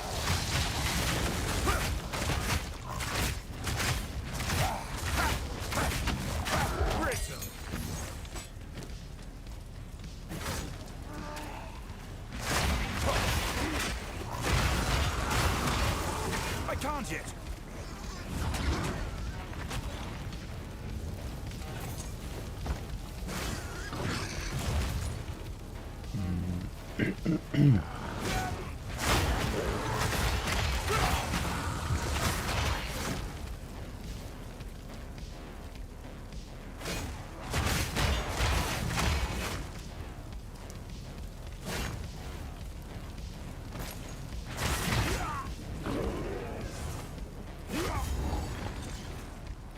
for the easiest boss in the game.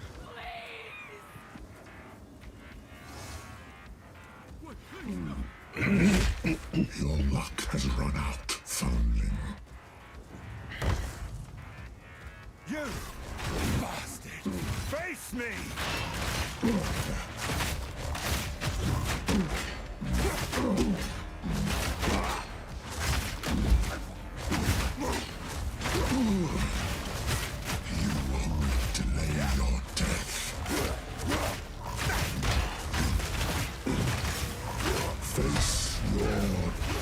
It has the metal hells you're more used to. Surely that's just because of SSF.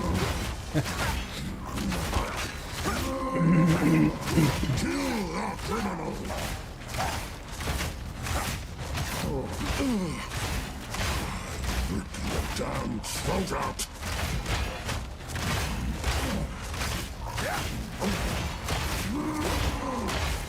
Kill that face your death.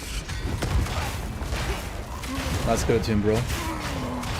You didn't use it a single time. There's not revenge enough for what you've done.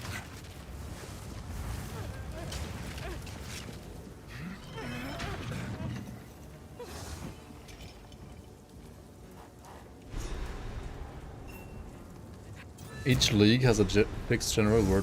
Why what? Really?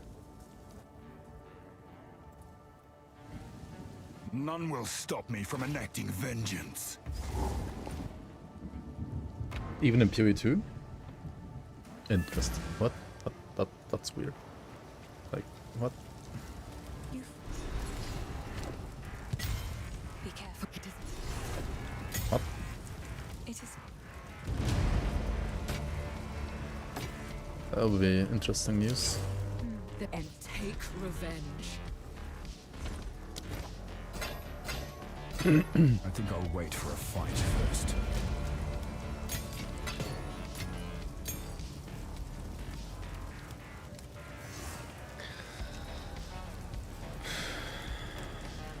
House is so full.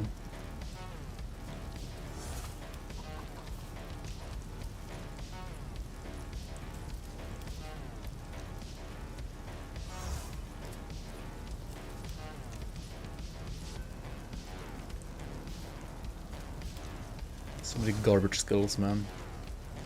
Why is there white flasks in here, huh? Who put those there?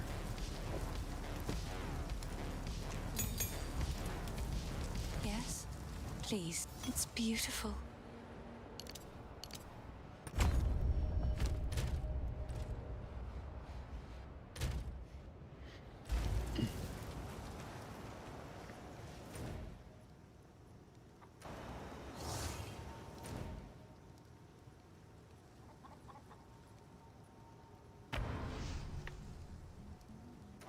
They nerfed gambling. I didn't get a single good item from gambling, yeah. At least so far. Oh wait, why am I going this way? This is always the wrong way. This is such a bait, like this area.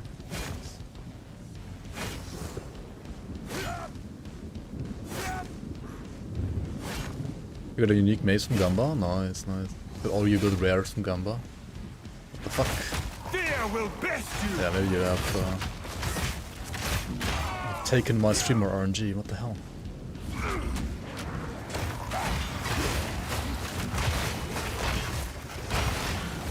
Ah, the mobs here are kinda sketch.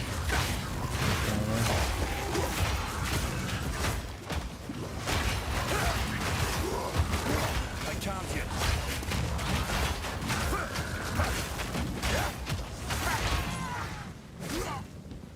I'm not ready.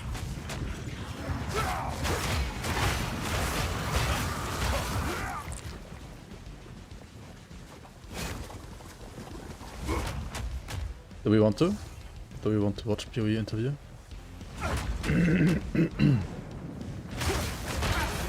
I don't want to kill Geonor, but maybe we can do that before. Alright, let's do it.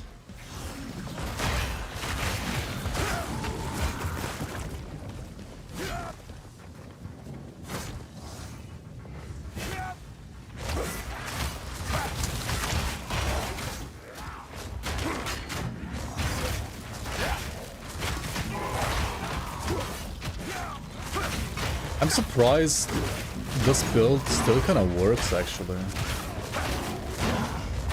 Like, yeah, it's not like the best damage ever, but it's still working so far.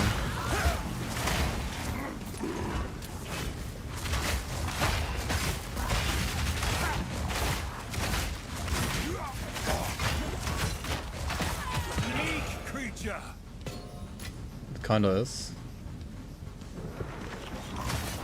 Kinda is what?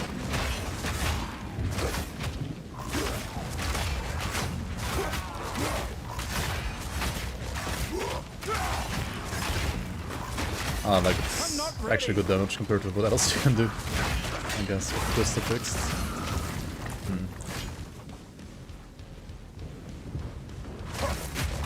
Rake Stomp is better in Warrior though, because of all the strength, right, you get.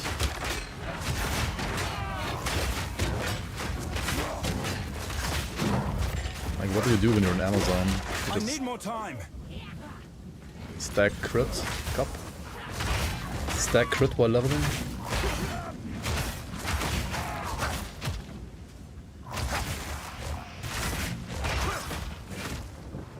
Dude, I can't believe how ZDPS flipping Perfect Strike is. Maybe like all of our maces just sucked, but like really felt bad. I don't know.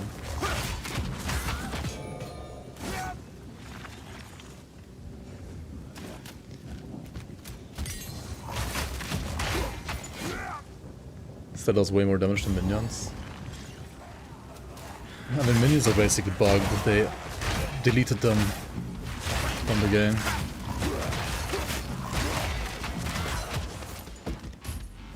So that's not a standard. Wrong mace for Perfect Strike. What do you need for Perfect Strike mace?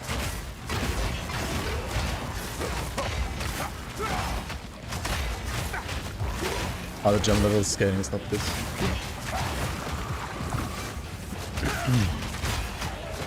Platinum is more important now. Let's see.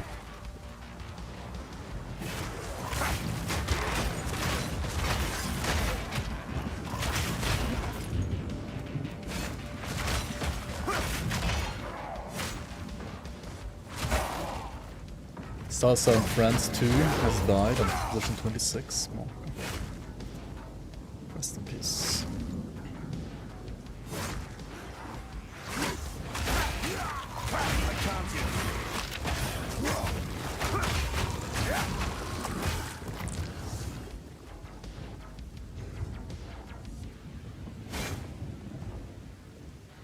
I hope he died to a DC. The fuck? Geonor must be made to answer for his crimes.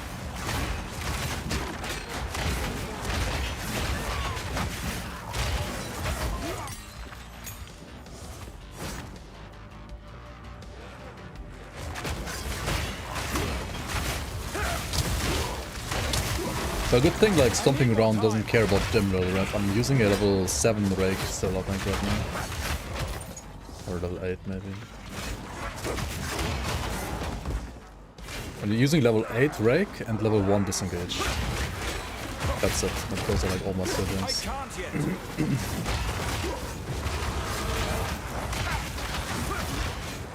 Go for the cheese. You're here for the cheese. 79 fires. Okay.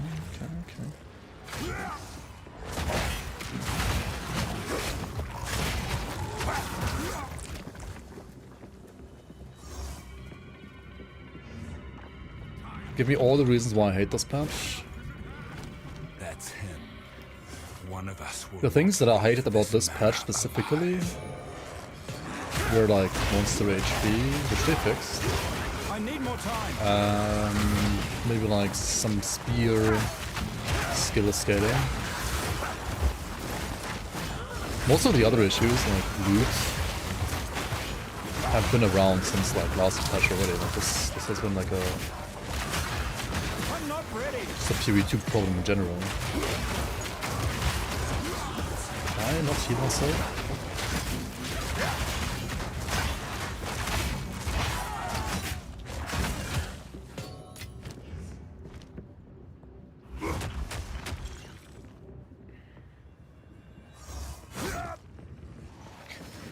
So yeah, I don't know, I mean, balance, it's mostly balance and like loot, I think that's the problem. The combat is still nice. At least I like it more than PoE1's combat.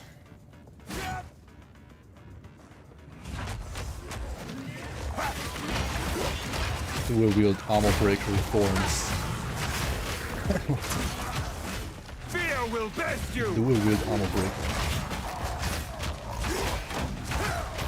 Oh yeah, it gets like more speed or something like that with the dual wield, right? The armor breaker skill. Okay, what's your actual damage skill then after armor breaker there? Just mace strike or?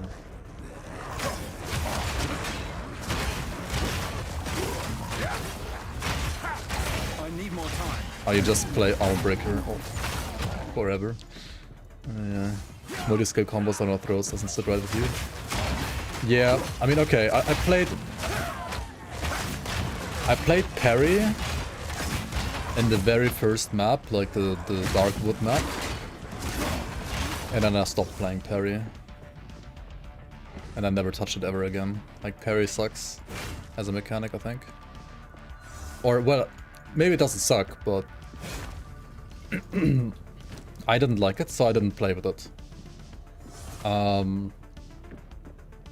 But also I played spear stuff that didn't require frenzy charges. So I just played default attack. I played hunters with default attack. I did play rake, but I didn't know about like stomping ground at that point, so I didn't play stomping ground. I played just like rake to apply bleed, and I played spear stab with like more damage to bleeding enemies. And I got to that until the monkey in Act 3, and then I died to the monkey. Because he one-shot me. But I mean, that's like a monkey problem. Or like a, well, getting hit by the monkey problem. Not necessarily a spear problem. For AoE I played the whirling attack thingy. I didn't even play twisters, because I didn't like how they look. So I only played the whirling without twisters, which is probably kind of bad, but it was okay for AoE. No, you don't parry, you just do the whirling slash, and that's how you do AoE. You don't parry trash mobs, I think. Even though you maybe are supposed to, but you can't, like it's not feasible, I think. Like, it doesn't work. Wait, did I miss the candle guy? I missed the candle guy in the first level, didn't I? I guess we get the next checkpoint and then go back to the... Oh wait, no, this is not the next checkpoint.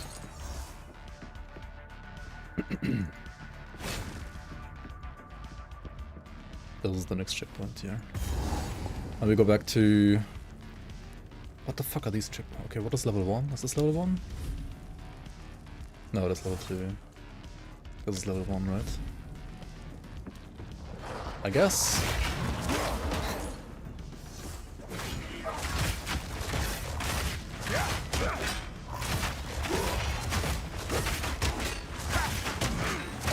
You were no warrior.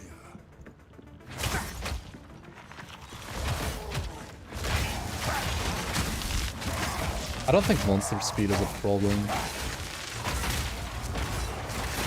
Well, monster speed is a problem like the first, like, 3 maps. Like, until Hunting Grounds. They could, like, nerf monster speed on all maps, including Hunting Grounds, I think. After that, it's no problem, I think. The real problem is, again, gear-related. The problem is that we don't have implicit movement speed on boots. If we had implicit movement speed on boots, it would not be a problem. I mean, that's also due to like the monster HP stuff. They already fixed that. That part is fixed.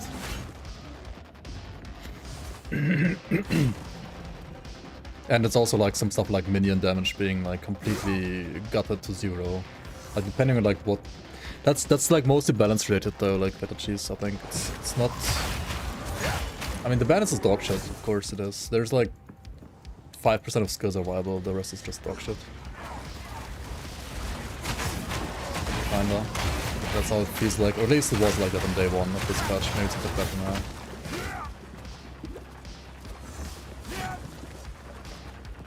Wants to speed is number 1 problem in endgame? Maybe. I don't know. Maybe there's an endgame again, I guess, yeah. I mean, they could like reduce it overall then a bit, for sure, yeah. What's my character name? Rick by STR.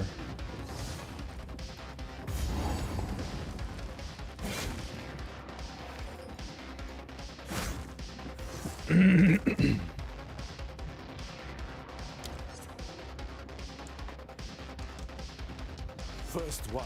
I actually have to click on the sound to spawn the guy. Sanity recedes ever further into the dark. Shadows hover above us, in the corners. Bad skills are like 20% worse than the good skills. Has come among us. In my experience, they're like 90% worse. It sits poised to strike. Nowhere is safe. Oh, in this game they're like 500% worse. Yeah, exactly. Yeah, that's how I feel as well. They're not bad. They're unusable.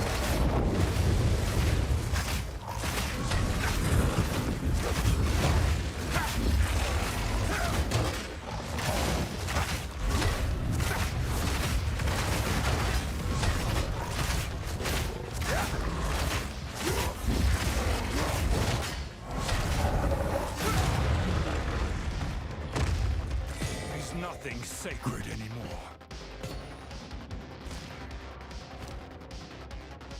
I don't mind them being like just barely usable. I think, or like barely okay. I think the way the good skills are is fine. But like the rest of the skills should be on the same level. 1 rage and melee hit, huh? Inflict bleed on hit, huh? What's my other jewel that I have right now? 12% attack damage. Do I want attack damage or do I want rage? What does rage do again? 1% attack damage per 1 rage. No, it's attack damage, it's not melee actually. Melee doesn't work on my build, because Stomping Ground is not melee damage, it's just attack damage. I mean, this is probably slightly better than the green one. Greater Iron Rune, holy. 5% more damage, login. Not gonna use it on the spear yet though, I don't think so. I could override, but... Okay, I wanted to get to Ollie. 1, 2, 3, 4, 5, 6, 7. Yeah, now it's shorter this way.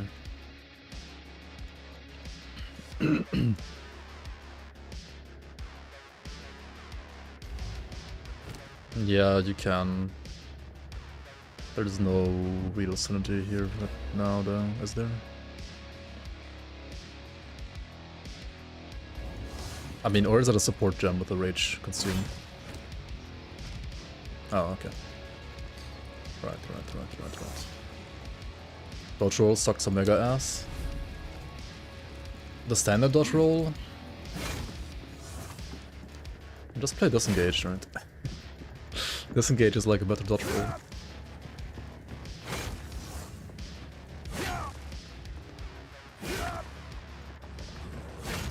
But yeah, that's always the spear on there.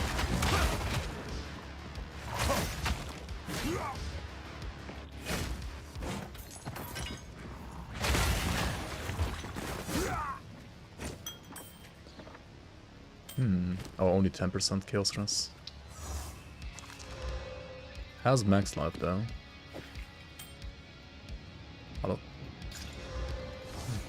No fire rest, GG. Fresh. I need more time.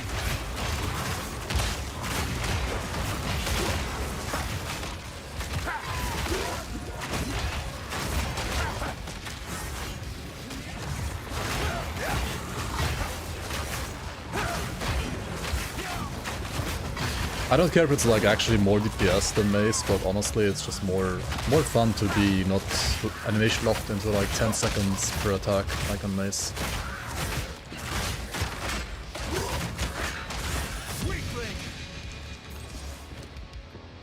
Zealot bow, what the hell is this?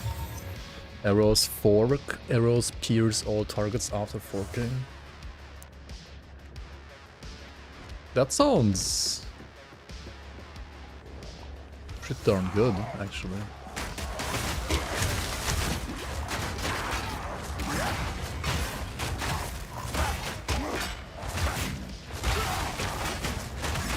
This sounds like you got a leap here.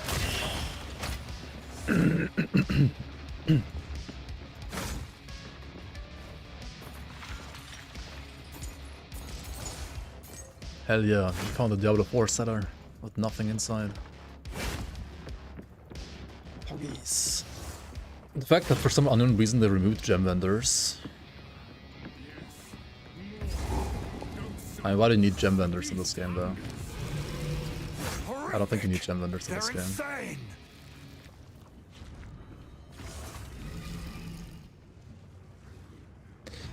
The problem is definitely like early game. It's just like kind of garbage. You definitely do. You need gem vendors in Act 1 and 2. And then you don't anymore. Like my stash is overflowing with gems right now. I want to sell all of my gems right now. Support gems are too rare. I disagree. I very much disagree, actually. Husband, this interloper has the power we need. Kill him, and you shall have everything I promise. I ripped 2 times. What do you mean? I only ripped 2 times. Your head myself. You are nothing but a tyrant.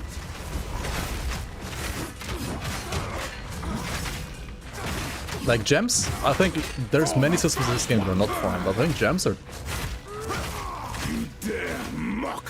I think the things that you could criticize is that there is no global support gem limit. I think that's actually needed. And on the other hand, you could criticize that you can't use like support gems multiple times. Open the cage. But that has like some balance reasons, I guess. I think not. Like, the only suggestion I would have is like the global support gem limit, which would actually be a nerf to support like the gems overall right now.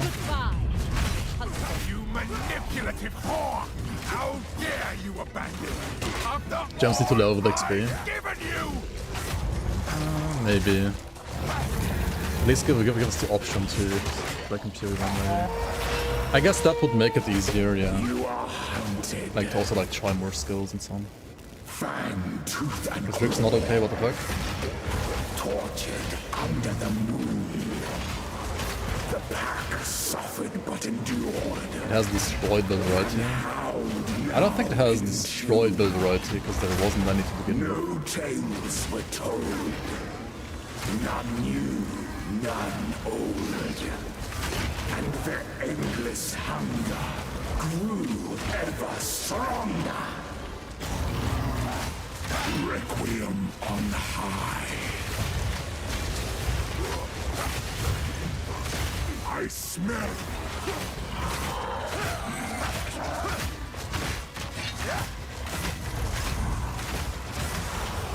Oh, what the fuck?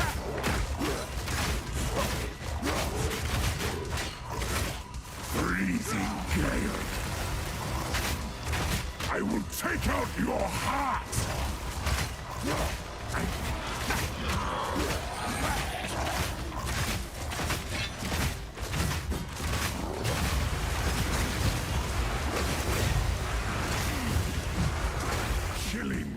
Hello?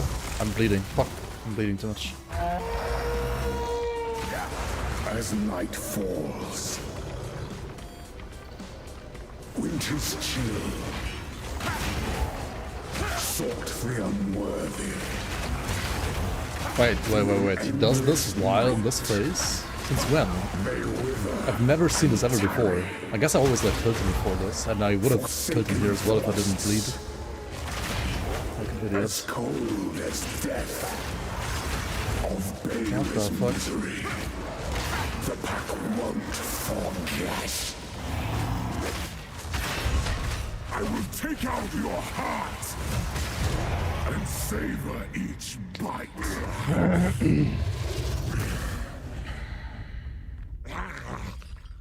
Allow me to clear your mind, if only for a moment. Supported many times today, suddenly he wasn't using Rake, instead he was using Spear Field thingy. Oriana used it against me. Where has she taken the beast? I found messages. Spear From Field is the like desert. okay, but is it actually good?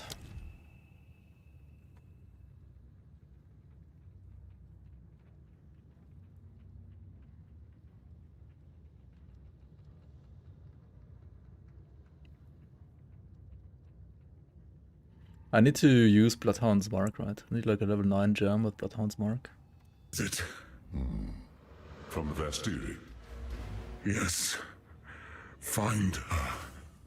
Kill her. But first, please, stop the madness. As you wish.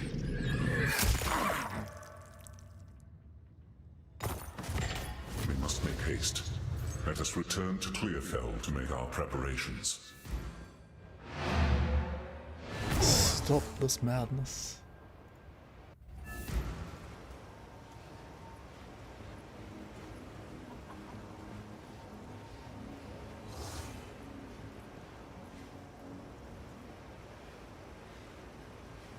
That we can finally, if you find a pipe.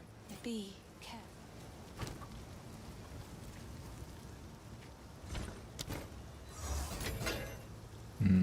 This is not the place for violence. It is good to see.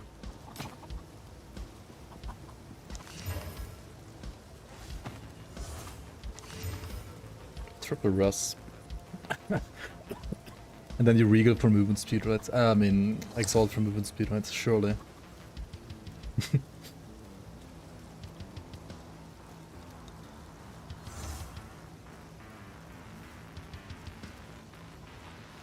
No fire rest on this. 3. It seems shadows haunt us both. Unplayable.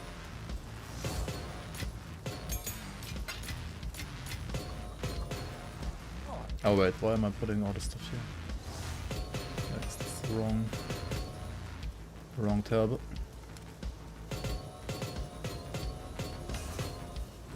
It is good. These are just... I will treasure it.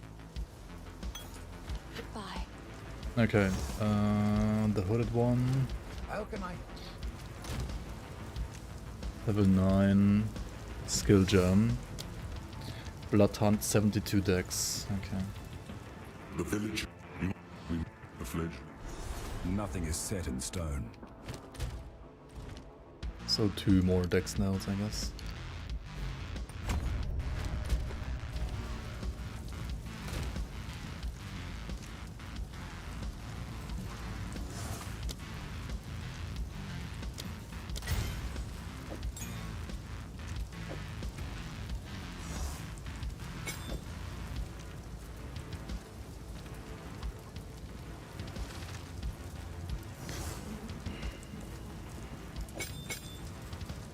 What do I put on Call of the Week?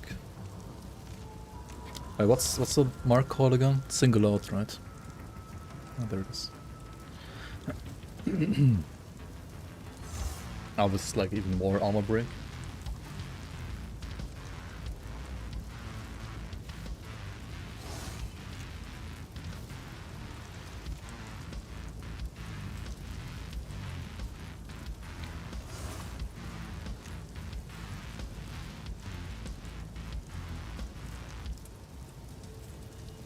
From blood loss.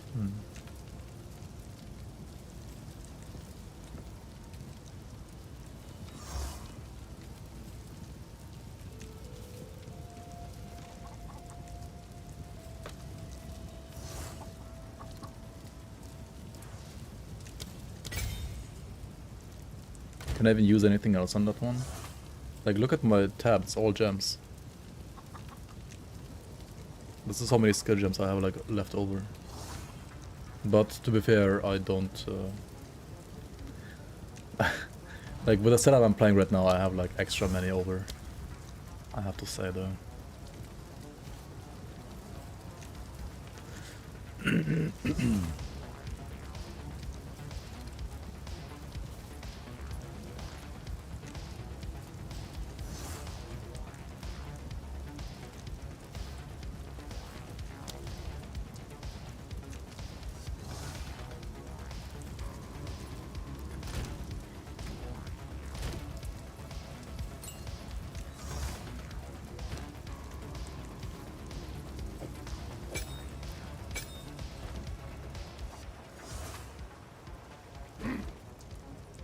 What have you learned?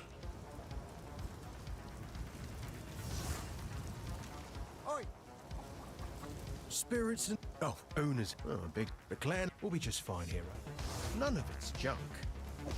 Trust me.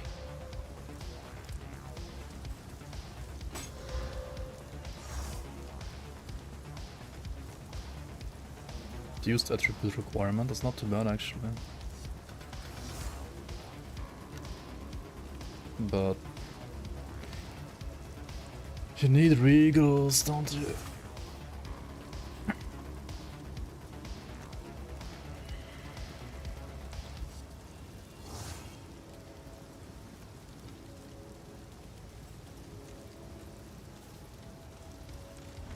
Go make a legend or two. Don't want to start a fight. Okay, let's just Hey, buy some more first maybe. None of it's junk. Trust me.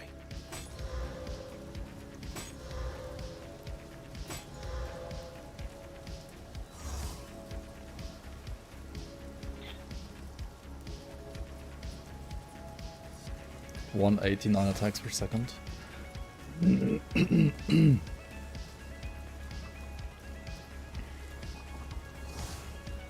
91 dex though.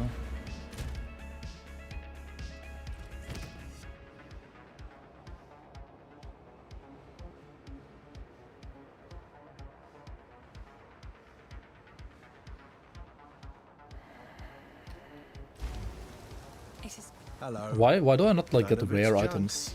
By the way? Trust me. Okay, there's a rare one. But it's garbage. Wait, 1 to 61 lightning damage, huh? But this one needs int. What?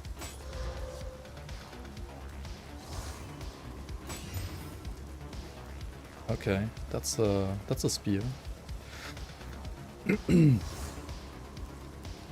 137%.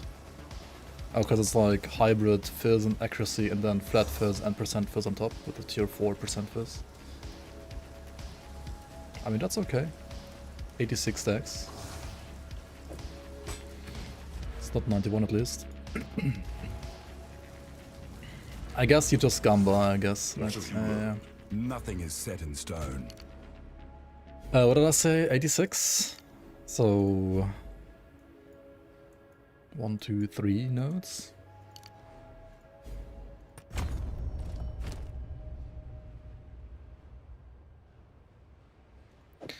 As bad as the Doom posters on Reddit. Maybe not quite as bad, but some of the flaming is for a reason, I think.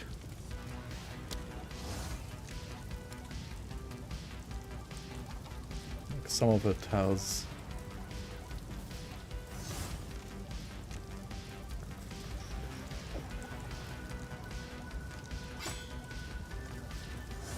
yeah, that's pretty fucking good. Holy shit.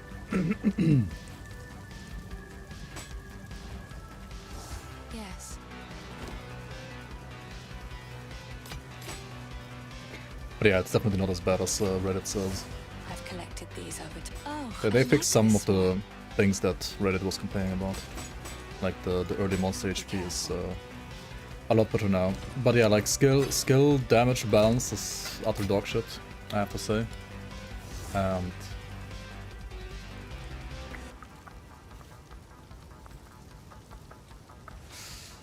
yeah.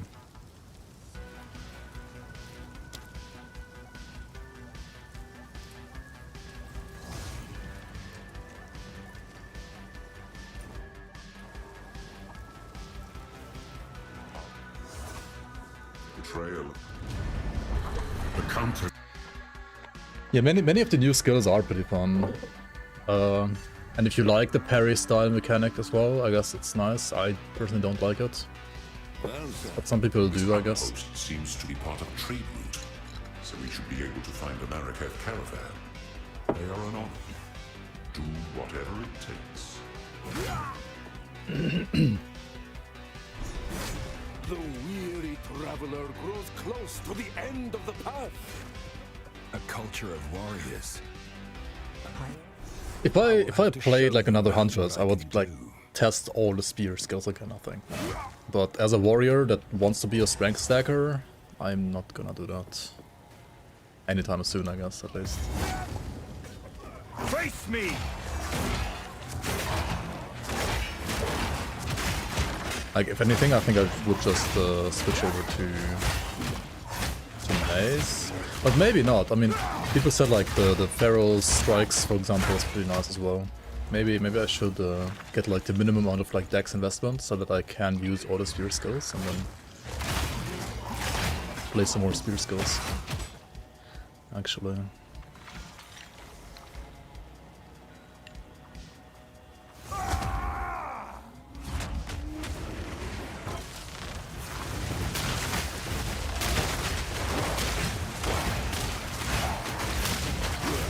The Bloodhound's market applied, or how do I see it? Like, what's the mark? I don't get it.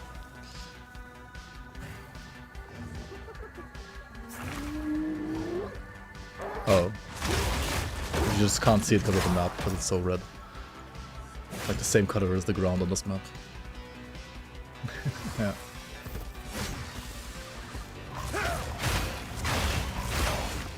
Unlucky map.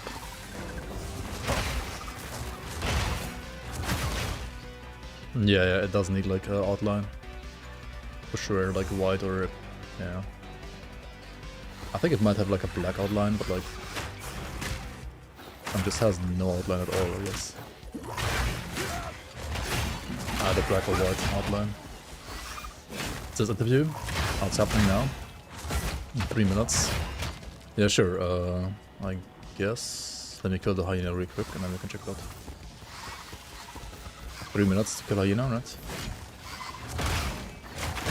Or have they already started? Let's see here. ZZ ran. Oh no, they already are starting. Okay. I guess we can just look at it, sure. Just have to go through these things one at a time.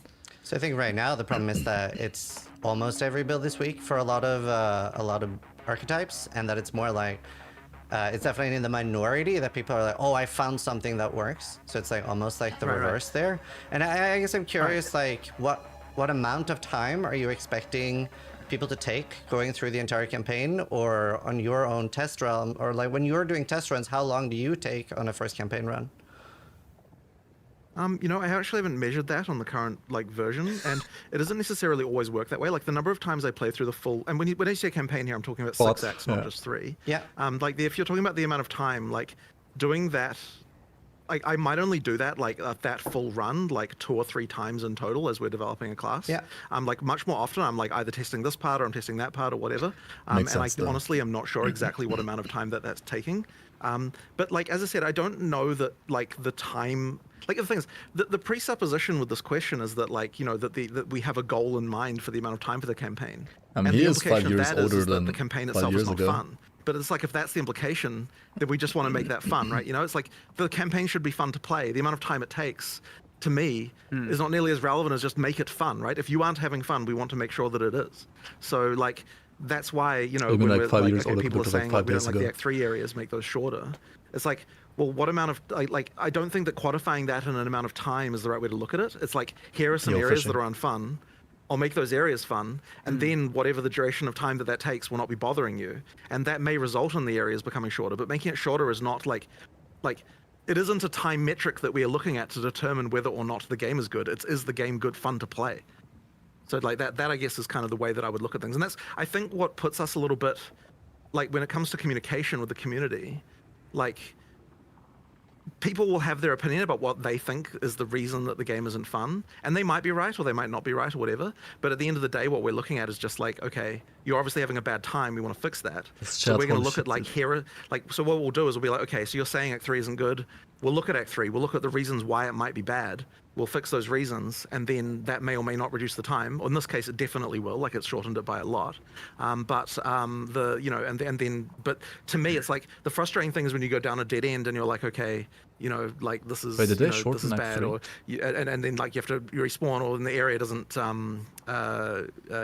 the area despawns, and you're like you have to do things again, that kind of stuff, right? That's the stuff that people don't like to do. And so that's where we sort of look at. And so then when it coming back to builds again, Some once of the again, maps it's like, were okay, shorter, yeah. if you're not having fun with your build, then that is a problem. We'll fix that. But it's not like there's a correct pace for the game to be played at as such. We just need to make sure that you're enjoying yourself.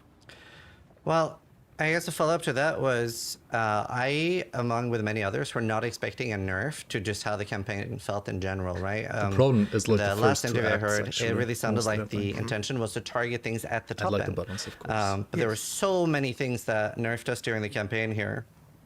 And the thing I would say about that. I would like to finish. Sure. A lot of people are really wondering about the long-term direction for the game with that in mind, because they were also not expecting that. So a lot of people are wondering if the campaign, to be clear. That was going to be my question. That was not our okay. intention. So yeah, we should be more powerful than we yeah. currently are during the campaign then. Well, that one I will have to look at specific cases, right? Because like that comes down to like okay, so like we already did something about that, right? Where we like nerfed Monster Life, and it's possible that we'd have to nerf Monster Life again if that's still a problem. Like that's the kind of thing that we can do. But the thing is that like as I said, like the first thing we heard when everyone was saying this, the first thing we thought was like, what the hell? We didn't even nerf the campaign. Like literally, that's what all the developers were saying. We didn't nerf this. Why is everyone saying we nerfed it?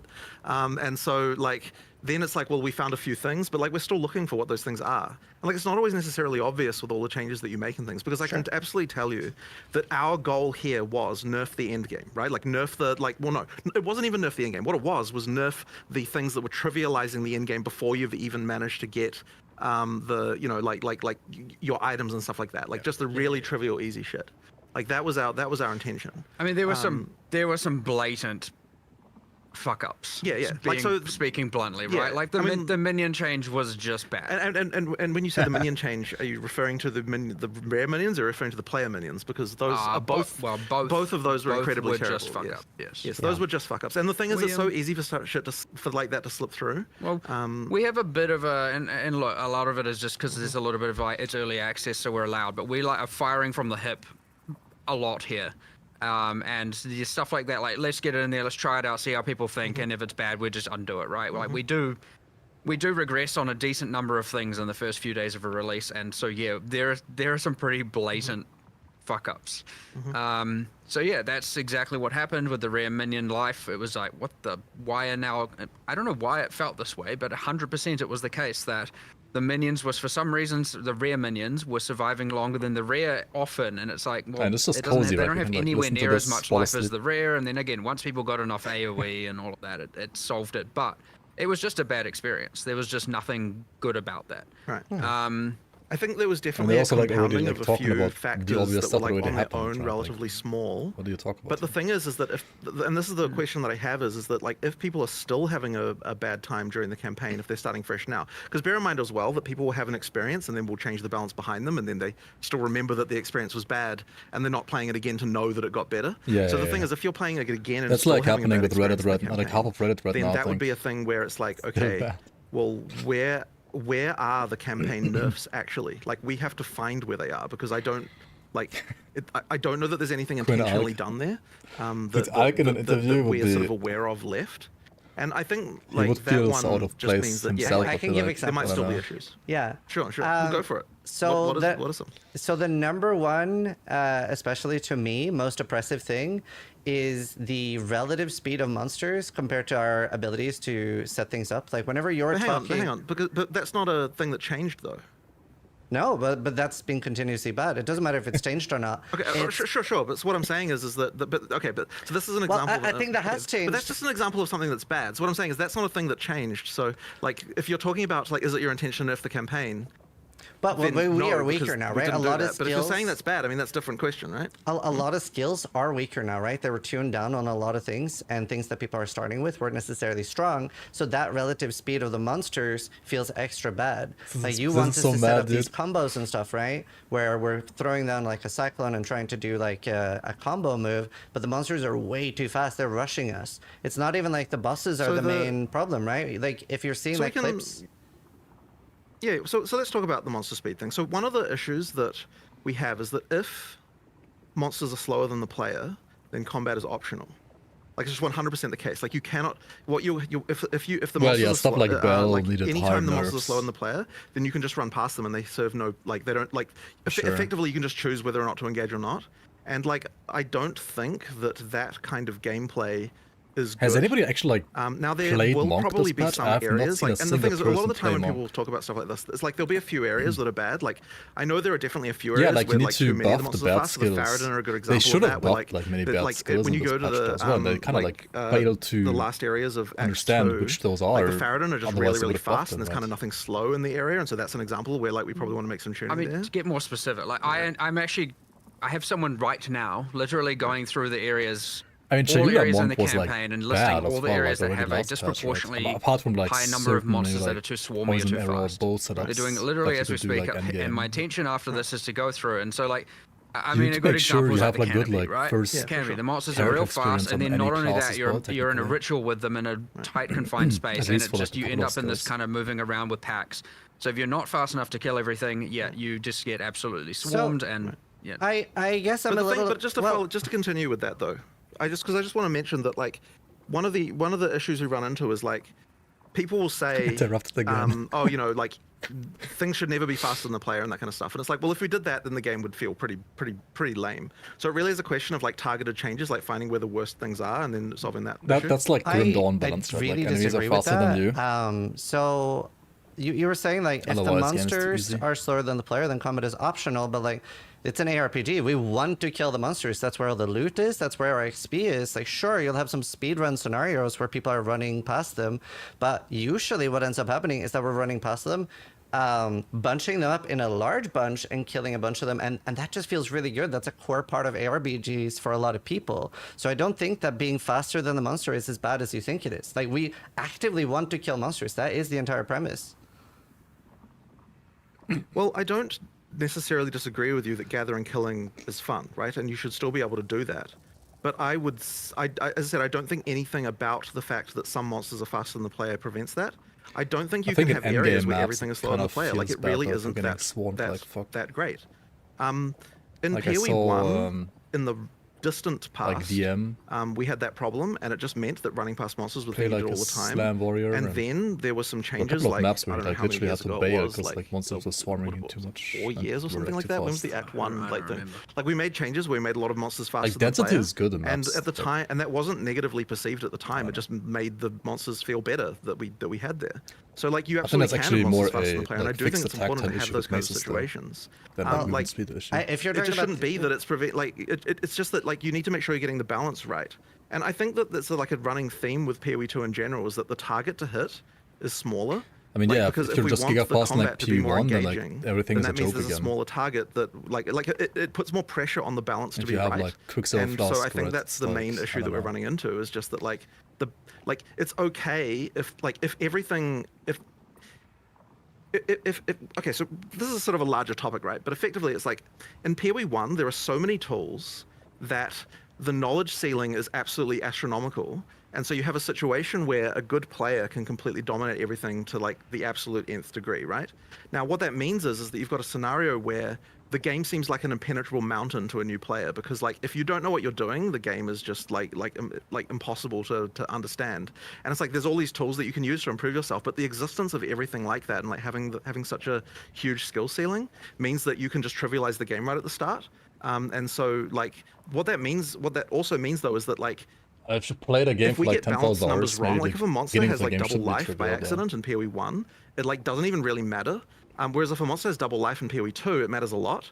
And so what I'm saying is that the threshold for But I what is understand right his point, is like like it should way be trivial tighter in because PoE you are 2, good so at the that means it game, will not just take because you longer can to just balance use and get it all tools and then correct. ruffle stomp But the it game really without is like the any case, I think, that it's getting like, all those skill, I numbers guess. right that kind of makes it like that will make the combat ultimately fun at the end of the day. And like if we're doing our job correctly, then we'll still have this situation where a good player feels like they dominate and a bad player feels like they have a good time. But we won't have a situation where if you're a good player, the combat is so trivialized that you literally never have a moment where you're in any danger or have any kind of like level of Against white sort mobs, of you need interest like going on. good AoE And I think that's the clear. worry that we have when we're Otherwise looking they at swarm things. Is you and like you die. It's if not we as get bad to as in the 0.1 point though. where It's better now, for like sure. a good player never has to face a single challenge ever, then I don't think that that's going to be a game that will ultimately be fun in the long term. And so that's kind of like, and like, so that is to me the reason, like what I fear happening if we just like say, okay, we're just going to like lower everything and make it easy. And that, once again, that isn't to say that we shouldn't necessarily, like maybe Monster Life does have to come down. Like if we're in the wrong band, we just need to lower it and that's fine. Like we will get to the point where that is fun. But we'll do that by while still making sure that we have Diablo a 4, good just log in and experience you're for, boom, instantly you know, in-game like ready. well, ideally for everyone, right? Like it should be the case that is balanceable to that way. It's just a lot harder in PoE 2 context.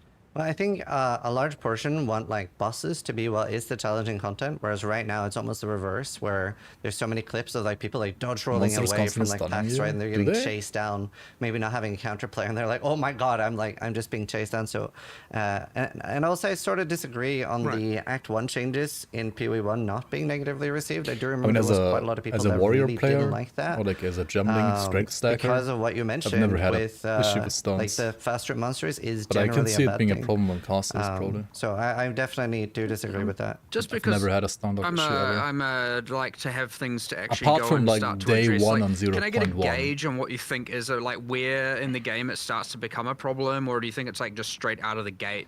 Straight Just 'cause out of the again, gate. Like the even the second zone, like the first zone might be okay, but the second zone with the wolves, it's like pretty like instant where I don't feel like I'm getting that like ARPG playstyle. But won't we be hurting more players than we're helping with that? By making like, monsters won't that slower? immediately make it?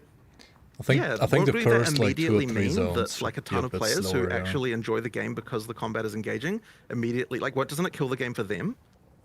Like what I'm saying is like it's easy to say like, oh, you make the game easier and everyone's happy, but it isn't the case. Loot and like, level design. A lot of people prefer the game to like actually have some challenge in it.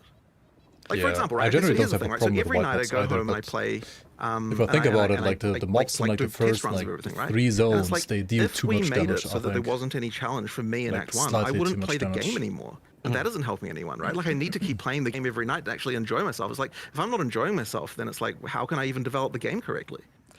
So on some level, it's like it has to be fun for me.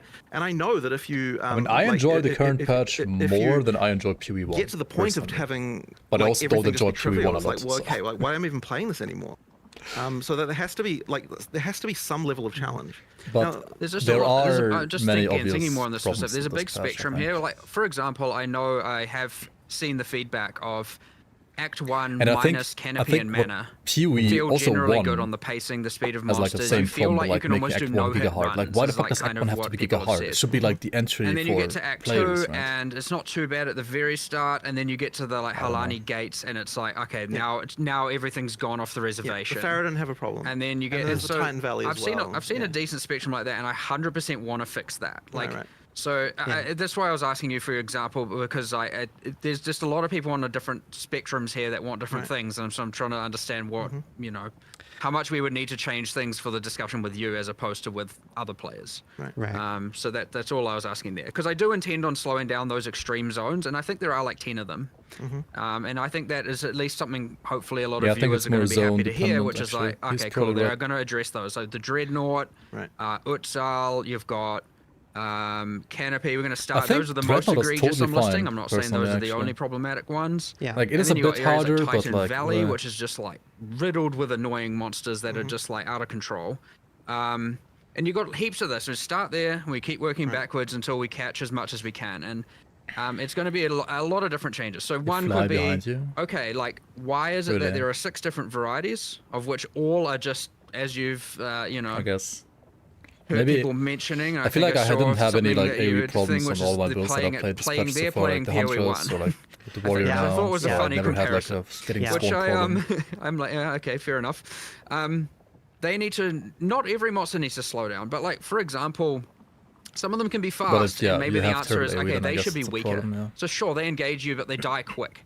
Or maybe the answer is like there's too many of them, and then in a lot of the cases it's going to be like, okay, this skill is here's just 6 so different insane types of for packs. social situations as well. Well, 6 of them are fast. Well, that's a problem. So 5 is easily to fast. reposition That's a problem. yourself. 4 are fast. That's a problem. 3 are fast. That's probably still a problem. But 2 are fast. That's probably more acceptable. So you get 2 really slow, played maybe one 2 class of this fast, league. 2 I kind got of in the to Ogre middle, and Manor, you get some big slow and just got, like, monsters, one some shot by small white monsters, mobs. and that Like distribution not one shot, isn't but like the quite right caster, in the a lot of liquid zones. blood And so casters, that's and why, like used a again, bunch why of I asked, schism and I because died. I would say some zones have a nice, here are the slow monsters, and here are the fast monsters, and it's kind of cool. You get this like up and down pacing, and it can feel kind of fun, where sometimes you're on edge and sometimes you're just obliterating things.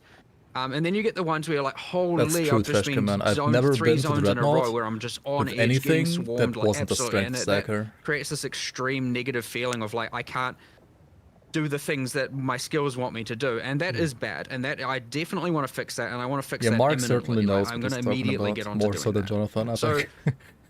there is a huge range of Generally. spectrum of players that want different things Never? here. No. On which character? And I want to at least address I've that not thing been- because I know no. that's just bad. Like I think that's bad for everyone. I The don't think highest that's bad for caster I some had people. I died think at that's some bad point in for Act all. 2 as well, I mean, think. everyone. Actually, no. It's I had a one huge which majority, maybe so up to Act 3. we can start there for sure. Not sure. I have to To be check clear later. though, like we still do need to have some monsters that are faster than player. It can't be that none are. And like things like the wolves in this in the second area, like if we didn't have that, then I think that you wouldn't even like once again you wouldn't get the feeling of like you would immediately out of the gate have the game as just trivial. And like I think that that really would hurt the game a lot. Like I think that that would be a big problem.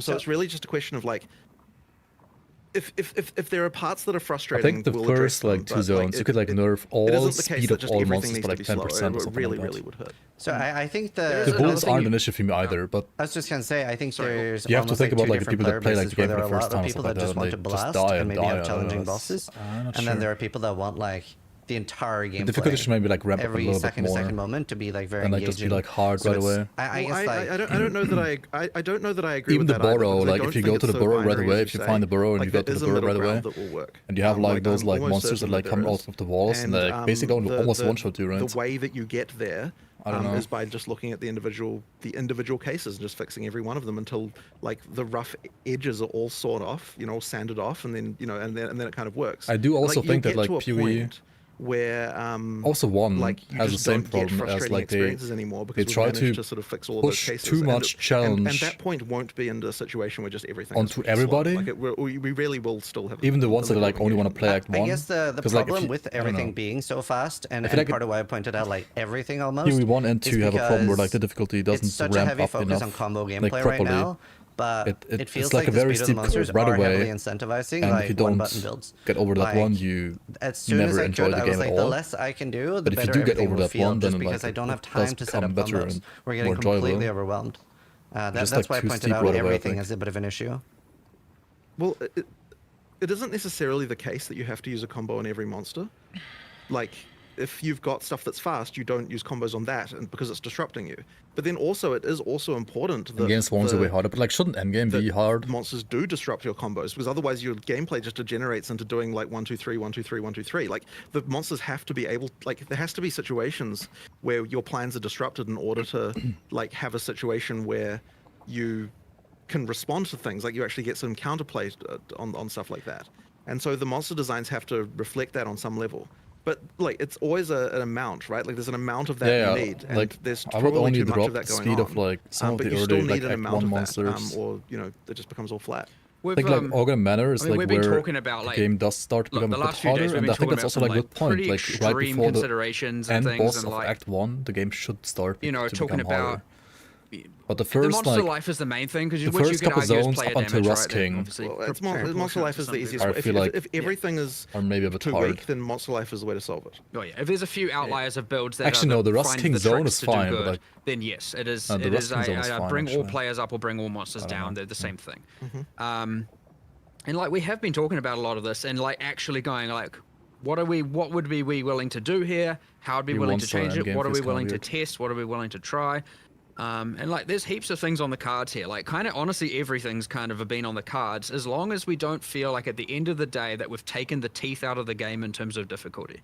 Like that is what's important to us, is making the Jumping game up is still pretty have big. a feeling of hard, It's being always been difficult, big, though. and I would say out more than just bosses. Like Like it from shouldn't just Act be 10 that Kitava to, like, the White bosses Maps. are the only thing that's difficult. Big was always a big jump. And we certainly don't want it to devolve into what I would argue is, you know, well, I know this is But maybe like that's a way problem, further you know? away, but like, you know, again, we're talking about changing. It could be changing anything here.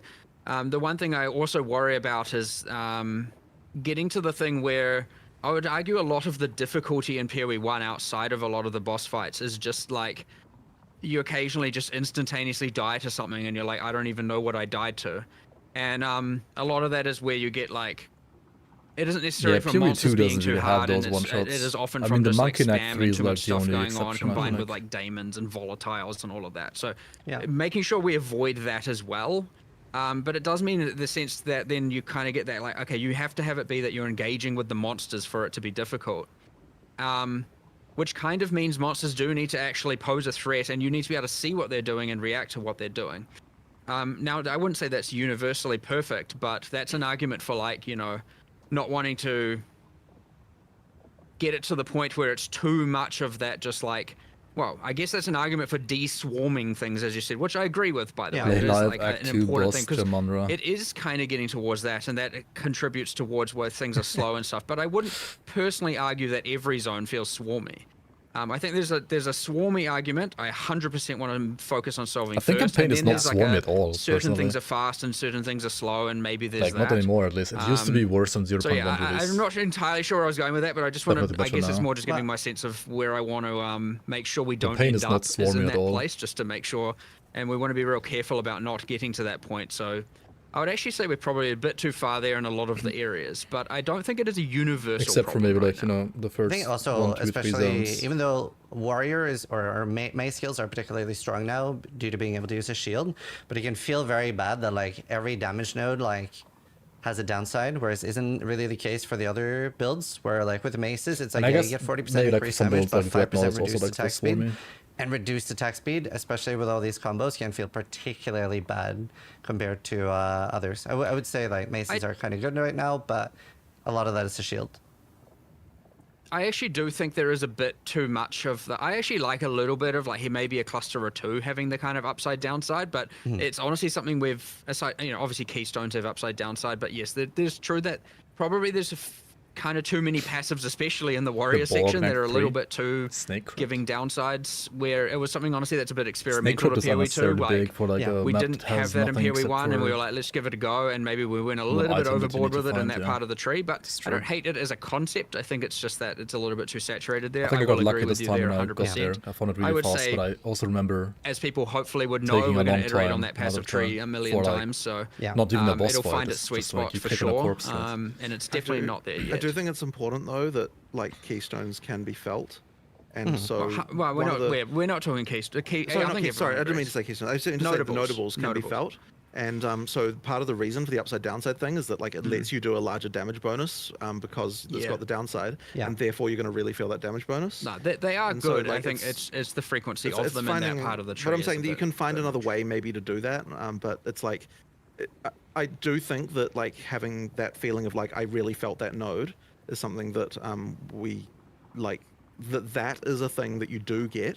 That you know that is important in the in our passive tree philosophy. Yes, is that the before and after of taking a notable, especially the first. Obviously, nodes become less valuable as you get higher level because they're just saturating into a bunch of diminishing return. Well, not diminishing returns, but more like the 500 to 520% increase is going to matter less than the 0 to 20 and whatnot. But especially for the first chunk of the game, we want it to be that every notable is felt.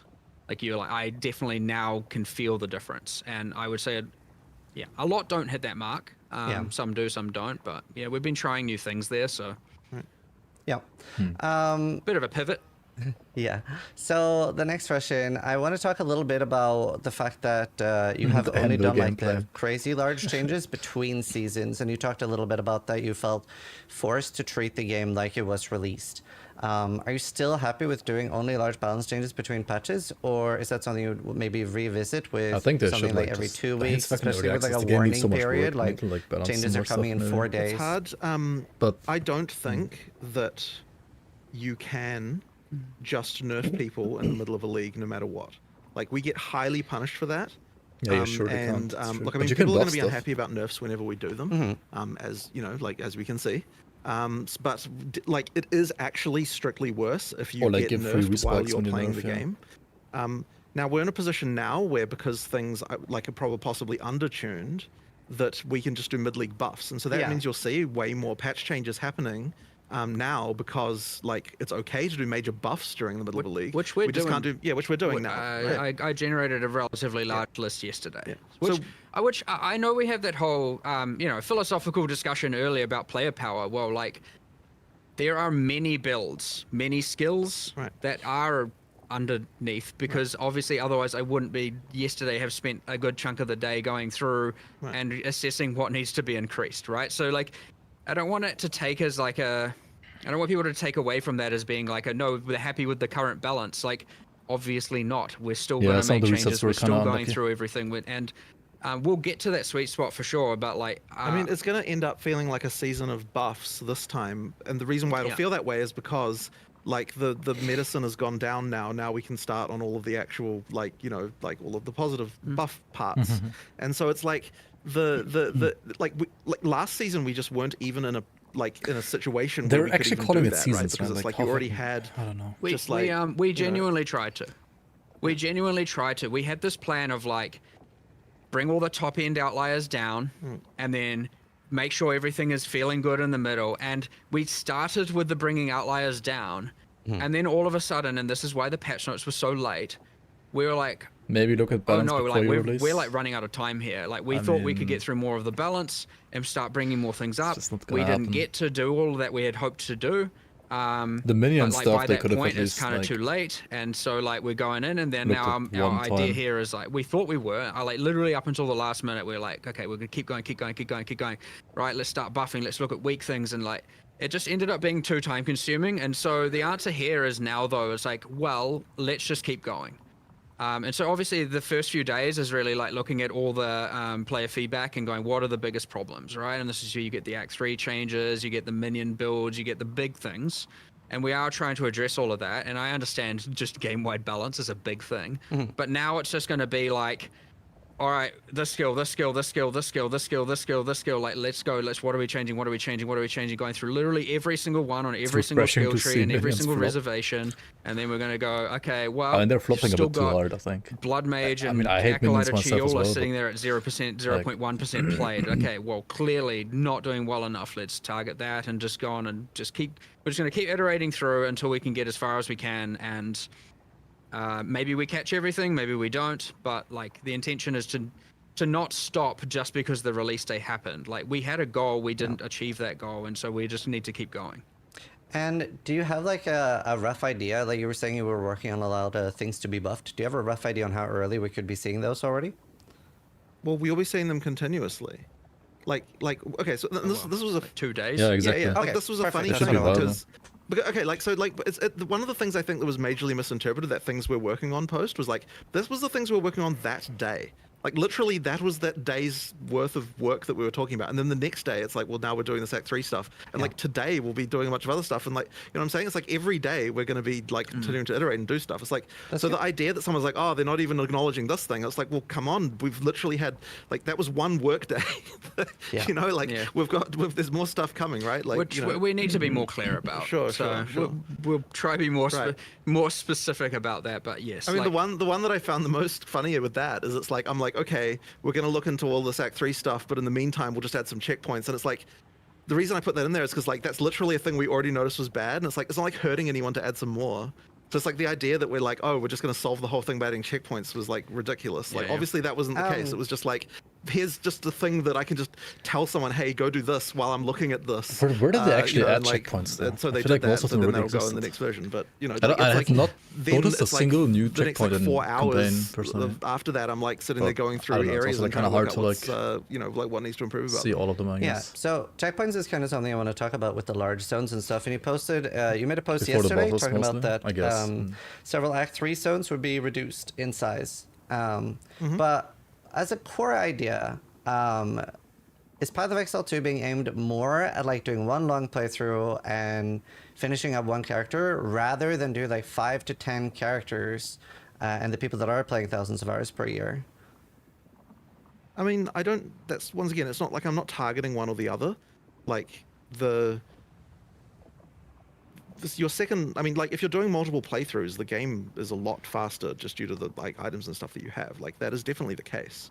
You know, like a big thing that's missing. Like, making multiple characters in a league is certainly something that I expect and want you to be able to do.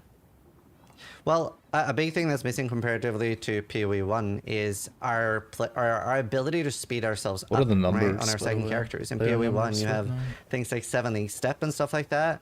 And at least so far, we don't have that many alternatives for that. And our movement abilities are completely different. No Quicksilver. So even though like we can kill the bosses faster, but since the zones are not so too bad, large, actually. we can't get like the same amount of speed on our second and third character onwards that we would be expecting in PoE 1. Well, is the zone largeness issue like I mean, Act 3 was the one I would say that was like pretty obvious as far as like things like that go. But if it comes to other zones, it's just a question of what are those zones and which are the issues. And like also the other thing is that like generally speaking, like once you know how the zone works, there are ways then to like to know what you're looking for and sort of how to go places and what to do. So to the extent that isn't the case, that's why like when we're looking at that's why when we're looking at Act 3, it's not just make this zone smaller. It's like what's actually the reason why a player who is experienced is not able to find the thing that they're looking for, right? And that's where we come to like, oh, there's this whole area over here that you could just walk down and you have no idea whether or not that's important or not. And so then you end up doing that and it just wastes a bunch of your time. But like the intention is to make it so that like if you know what you're doing, then you know where to go and like you don't have a problem with that. So like that's why a lot of the changes in Act 3 are just like, okay, They fucking yeah, like changed some you layouts in randomly Act get 1 bad though. luck, Like, I and was then the really Chimera confused. Wetland has the stupid Y Like- fork thing in it, and like takes ages to go one way or the other. It's like you get rid of all of that stuff, and then All the I zones won't remember feel from so like some large zones because in like Act you'll know where 1 you're was going, like you'll know how to out get the window because I had to like kinda relearn works out some of that the way. layouts. But I Like, do know the layouts, so and they are very large, even with knowing the layouts, just because our movement speed is like relatively slow. Like even like Matland waterways, before they're getting reworked, hopefully the rework makes them a lot slower. But I know exactly where I'm going. I'm not like backtracking into the wrong area, making it Yeah, longer. so that- it is just a lot of that these area in zones are very long. particular, like I understand that area is a challenging one, and it's hard for us to actually fix like Yeah, trivially like- because just the way that the level generation works there, there's not an Act easy. 1 areas are pretty small, for example, like, so you do It's not get through like them okay, rather like quickly. other areas we can But then, change like, the the layouts problem very is, easily like, the because later like areas the are way that our like, designed generation for works. But higher that area movement has a very speed, and fixed type you of just layout, sometimes don't and have so that. it's going to take more effort. I mean, you which would is why always it have wasn't like on the list, 'cause I 10% didn't have an usually at least, immediate like thing I could do that day to sort that one out. But like I understand that that's an area of concern for people. But like once again, it's like that's a specific area, and I wouldn't say that like that the issues that area has would apply to the whole game. You know, like that's just an area, a specific problem for that particular area. Is speeding the player up an option? Like, is that something you'd be willing to consider? Well, it sort of depends on how it was done. like Implicit movement we've speed. discussed some things in that area like before. I'm not necessarily against that, but it would have to be done in a way that didn't compromise the combat and compromise like the like it shouldn't be the case that you because this is the issue with this, right? Is that speeding up the player is if you speed up the player to the point where they're once again faster, then always faster than the monsters, then you get back to the like combat doesn't work anymore, like you combat is optional kind of like situation again. So like we would have to find a way to do that wasn't going to like break that as well. So there might be something we can do there, and we've kind of been discussing that. Because I'm not exactly wanting to subject people to like, you know, running when they're not doing anything, right? But it's just a question of finding a way to do that. The problem is you get movement speed on boots only, and the It's other hard to problem say is anything specific because like you can there's get, a like, little bit of like the moment low-level we say a specific fear solution, affixes people might on fucking high hold levels. us accountable to that in a degree. It's And like we the tried whole, it like, yet, so we can't. Tier We have 1 been and talking 2 like about root it. problem. We do have some Problem. options we want to try. We just don't want to talk about them before we try them. Right. But like yes, I agree. Now you mentioned one other thing there, just because I don't want to gloss over things too much, which is you mentioned the Twink unique problem. Yeah. Which is 7 league steps. There are many more items in PoE 1 that you can use to streamline the efficiency on reroll. That is still very deficient, yes. It will come in time, I assure you. It's just a matter of we did higher level uniques this time. Obviously, they're not going to have low level item requirements. Maybe next time there's a more even split. I don't know. We just need to keep going with the uniques and we'll eventually get there. We do have some designs that achieve specifically the low level high movement speed boots. We do have that as a thing that I definitely already have designed. I think it's just waiting on the art and then it's going to go in. But yeah, there's going to be a lot more of those coming over time as well. Like that will solve itself in due time for sure. And is there like the question is okay? So is for damage? It's only a level the 50 twinking situation is not bad right now, right? It's like not for as damage. Bad. It's not as bad. Again, you can kill stuff fast. It's the movement speed specifically that we're. And the fact that we don't have movement abilities, like in the same way, like there's only so much speed you get with shield charge. Like if I'm doing like a 3rd or 4th character, I can definitely get enough damage, right? It's rough on my 1st character, but you don't at least have to use movement abilities as the solution to this. And I would prefer that wasn't the solution because. Then you end up with a kind of like pretty lame sort of gameplay thing going on there. Like there's going to be a better way to improve that without having a movement ability as a solution. We have some things on the cards. We just need to test them out and try them and be able to actually have a good argument as to why they are good, and we convince ourselves that we should have done this before, or they're bad and Generally we're like, here's why they're bad, and we can explain what we tried and why it's bad. But yeah, I mean, the guy on the left's a bit less so. Discussing what those will be because. Yes, again, they're being held accountable. People get their hopes up for it, and then we have to say it doesn't work. So, like, there's a little bit of like, let us just try these things, and then we'll see what we come up with. The last book devs are more open the moment to that criticism, and then they do either nothing or they do whatever the player base wants, and then it's going something that's come up, in another direction and sometimes. will come up every single repeat of the league, and so it's not like off our radar by any means. I mean, okay, that's good. So obviously a bit of a different question, but on console, debuffs have the option to be at the bottom of the screen. Could that be a toggleable option for PC? Just can be rough to like move your eyes. It wasn't on my radar. We might be able to do something. We have a full buff UI rework going on at some point soon. It was planned for earlier, where like so this can be part of the consideration, I guess. But yeah, our UX guy's currently working on. Has it on top 5 of his list, kind of thing, of things that we're going to just do to improve the system. That wasn't to do with moving them, but we can add that to the list of things that we might want I mean, it's to do. the whole. They can go behind the boss's life bars and all that level on problem, the screen. And, hopefully, if it's good enough as well, I don't know why that's not not a thing. PoE 1 because it's a more egregious problem there for sure. Yeah. The next question is about in PoE 1 we have a lot of player agency over how we solve early problems.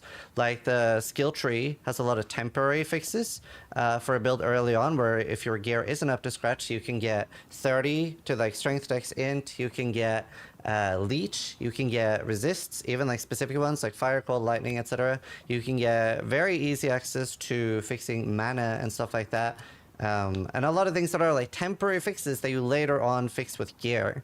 And the crafting bench also helps a lot more with that in PoE 1. And I know runes are meant to be the solution here, but we don't really get enough sockets early on, we don't get enough gear early on, and we then don't have any way at all to really fix this.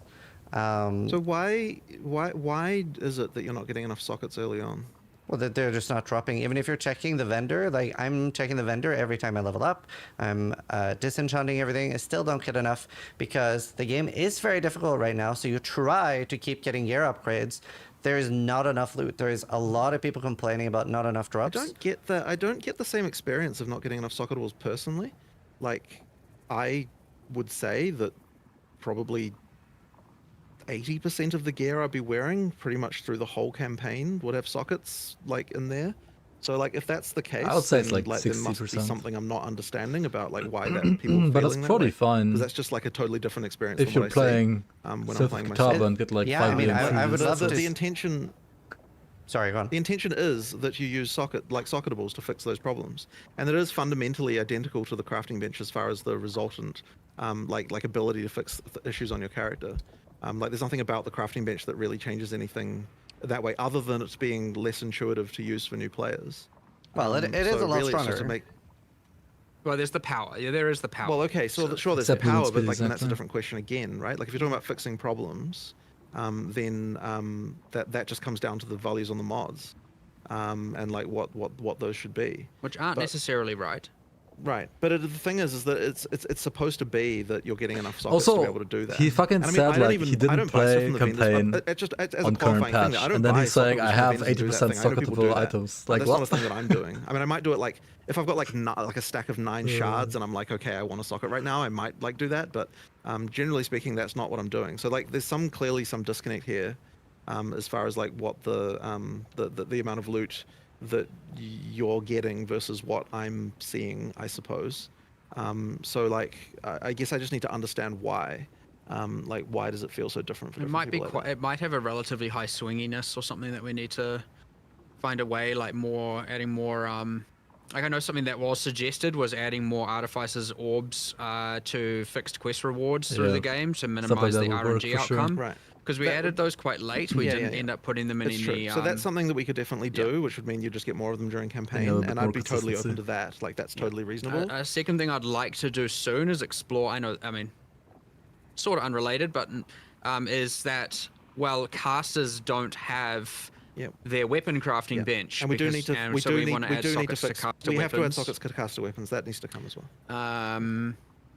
Now there is one slight concern that I have seen echoed in a decent bit of feedback, which is that the runes are, which is mitigated with more artificer's orbs for sure, but the runes are creating a bit of a sense of making it like the thing with that the PoE 1 sockets created, which is like replacing items becoming slightly harder.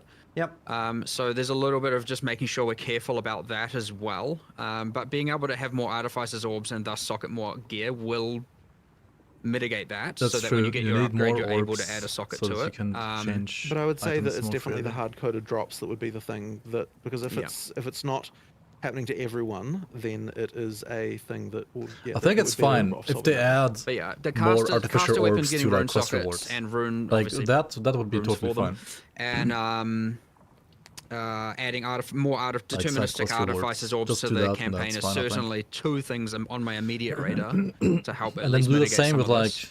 I might do a quick Regals review on the and power Exiles pass of the maybe. runes as well. I just Like a don't want bit them more to be at too least. much about giving damage, but it might be a lot of the more utility and defensive ones are just on the weak side, and Or like those to like can more of certainly those come like up immediately. map mechanics.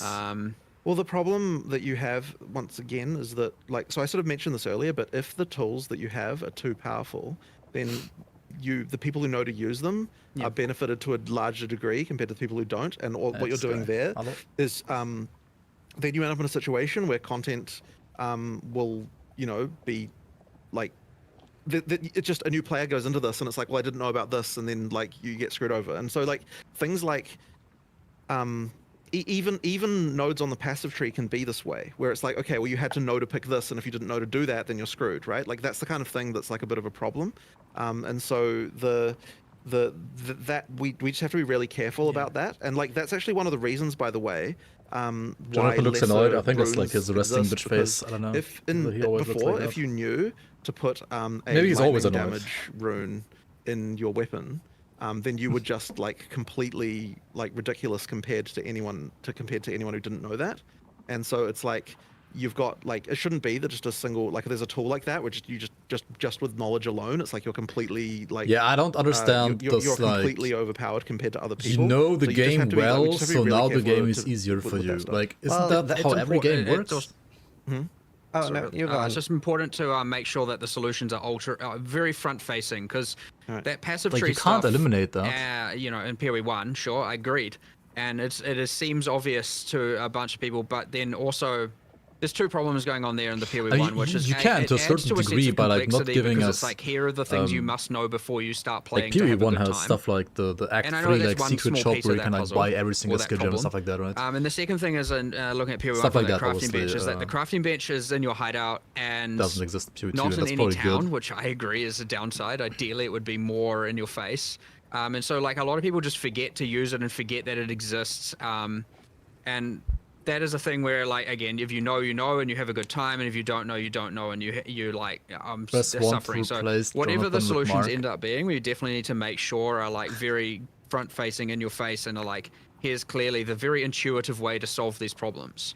So that's just an important piece of like philosophy we need to make sure we maintain. I don't know. A lot of that can be solved through quests, though, right? You can have an NPC early giving one of those like runes and even telling you like, hey, chuck this in your weapon for more damage if you're using a bow. Well, it would, I mean, surely, if the runes are there to solve problems, then ideally, we're not telling you exactly which one to use, right? Because it should be dependent on what your problem is. But we do need to make sure that people have got enough artificers orb to make sure they can do that. That's the main thing that I would say.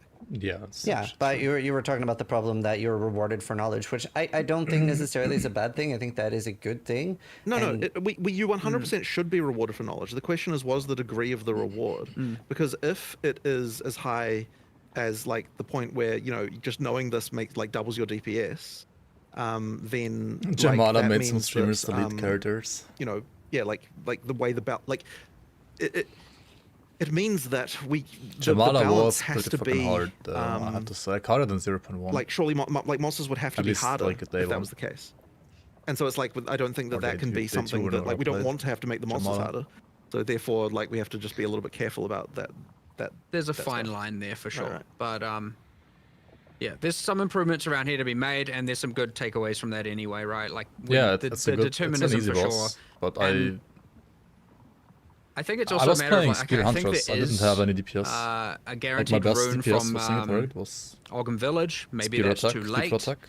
We should be doing that Because like no other earlier skill or did having more more of damage them. than You not. know, again, more of that I did not deterministic know, outcomes, but this is also knowledge maybe thing, right? I knowing did that not you're going to get know that in about the advance Rake Shockwave would be thing. helpful. I don't think we quite have that Rake Stomping displayed. Rod. I did So not it's like place Rake Stomping Rod at that point. you know, some of those like the world map icons where you go and get a specific reward aren't.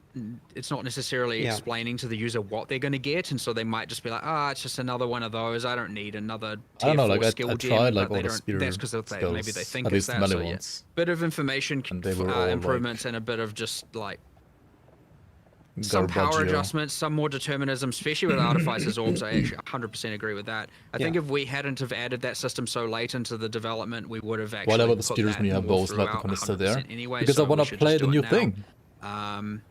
I don't want to play with like something that 100% some improvements is there. Another thing I'm supposedly curious OP. about then, Like, I in asked an about the skill ideal tree. Do you world, feel like the right, skill you can tree play whatever you want gives a because good or everything does is a good viable. enough job of doing temporary solutions right now that you can later out gear, or like is that something you'd be open to looking at? Well, our core philosophy there was that the gear should give you base stats and the tree should multiply them, which makes the tree implicitly worse at then solving That's the a problem. retarded take, Frosty Dark, in my the opinion. intention Like, there is the that spear, it's now not whether just or one not- skill, right? If spear was only one single skill, I would agree would with say you. we haven't really But spear is like rediscussed it 50 since then. skills, I still believe and all of them that's are not a viable. How is great that like thing good to for the have. game? At that level, like okay, it's not like 50 skills at that level, but it's like 20 skills at that level, just right? as Like a side 50. note, is that there aren't Like they're runes all that not give you, viable. Like attributes, there's a right? problem with the Right. game then. And so that means that you can't solve attribute requirements with runes. If spear was one single skill, I agree. a bit ago, but like we didn't have time to look at what the implications of that were. My sole fear with that is that it means that it is even harder now to replace an item with another item. That is the But concern. Jamandra, I had to reset her. That's why, like, I had something like to reset. I 30 did kill dex, 30 strength, Jamandra etc. was obviously eventually, very but I had nice to in reset PoE1. Jamandra like 4 times. to And not it die does in feel a little hardcore. bit like, oof, I wish I didn't have to Because I take that, ran but out that of gives pots you at some like point, I didn't have incentive enough to damage. fix that through gear later. And obviously we have so much resist on the skill train PoE1 too. I remember like, because the first time I played PoE2, we didn't know anything about the skill tree and stuff like that. And I remember thinking, I was in like Act 2 somewhere, and I hadn't pre-planned my day. I hadn't like looked at the data mines or anything like that. So I was like, okay, let's go look at the skill tree where the resists are. Because I'm like 10%, 15% on the different res. Yeah, so do a run with I'll Rake, pick up but 15 on the don't skill tree. use And there Stomping was Ground. just that one in like Warrior left start. And I was very surprised with that. So like, what's Stomping the Ground doesn't reason count. for Do Rake without not Stomping having Ground. that much resist on the tree? Because once again, as Mark said, the tree is the theory. And of then it fresh is that start the with tree no items from enhances your what stash. your items are doing, And no trade. in order to make the But I mean, look, there's something to think about again. Like Yeah, there might be something to that we should be reconsidering. Yeah. Like We'll 100% go have a discussion about this afterwards for sure. Like I certainly have a whole bunch of thoughts on this real quick, and I definitely want to go over it and just reevaluate this because But we did didn't make die a to lot of these Jamandra, and I philosophical did decisions, right? Where like kill tree should his, right? multiply, And I got obviously tagged aside from free. attributes, and Like I didn't gear think should it's give like the a big base, problem, and but I like, can see it being a problem for many you people. know, because an alternate that wanna solution play might spear, just be right? that the resistances given by And the also, like, you runes can't, are like way like, too at that low point, as like, well, if you right? notice, Like, okay, spear that sucks, certainly- and 'cause all your if skills you suck, look you at can't, think like, of, just the switch to tree bow, for right? one on Like, you need, like, support gems, you need obviously skill PoE1, gems, you need and a you new combine bow, that with right? the crafting bench in You don't PoE1, have, like, like, you might as well reroll at that point, the right? So amount you of might as well, like, resistances go you're for getting the there, one even again. from the lowest tier crafts and the tree, is enough to certainly be able to solve any problem. So there's a little bit of just like making sure we don't want to make it too trivial. Which I guess is fine. So well, the other thing as well is that the monsters are balanced, assuming a different amount of resist than they were in PoE1. So that like 2 changes builds things a little only. bit as well. That's like it should you be know, 50. Like the expectation is you know? not that you have Now, like high like, resistances. it should be like through the game 10 builds, necessarily. right, per weapon. Like the that are good. expectation is that well, the expectation is that you should be 2 able is to terrible. get through It's absolute garbage. from merely overcoming the negative resistances you get from going through the acts. Like if you're at 0%, you should be They like lead it under 10 that should be seconds. enough, and then any improvement you have Yeah, over I mean, that they're probably is gonna supposed get to be nerfed. just I don't like know. something that's making Depends, your I character guess. better. I haven't seen them so, go correctly. But if the monster life or monster damage is not calibrated correctly, then it won't feel that way to the player. But like that was kind of like balancing around 0. I mean, was, okay, there's, like, more to the viable than another I guess. idea that we had to try and make it so that you always knew the amount of resistances you were supposed to have. But yeah, Reddit's like gonna being be, that, oh, that's like, only if the gonna. number is red, you Like, need if you more. say it If like the that, number is right, not then red, then you Reddit's have gonna be enough. like, oh, that's only that was kind of 2 the viable theory, builds. in order to make it more obvious. Which is probably not true if you say like 2 are like what killing was it supposed to do there. sub 10 and like the other there's thing more about the tree that can be a bit tricky here is that when you have that problem, like you probably have that problem immediately where you're like, oh, I'm But dying I don't know to if all this there's more fire or not. damage, Maybe I there don't are, this maybe not. boss, I don't have enough fire resistance. The answer can't be like, okay, I need to look at my tree and get some fire resist, because that's too late, right? Like you need to solve this problem more immediately. Right. So having a more immediate solution is ideally what it would be. So ideally there you'd be like, okay, I'm going to swap this item for this item, and or maybe put this rune in, and now I might have another go and have a good time. Where if the answer is like, okay, there's resistance nodes over here, I just need to get 6 more And all levels the, like, so I can giga get boss them melting to then stuff. go and fight the boss.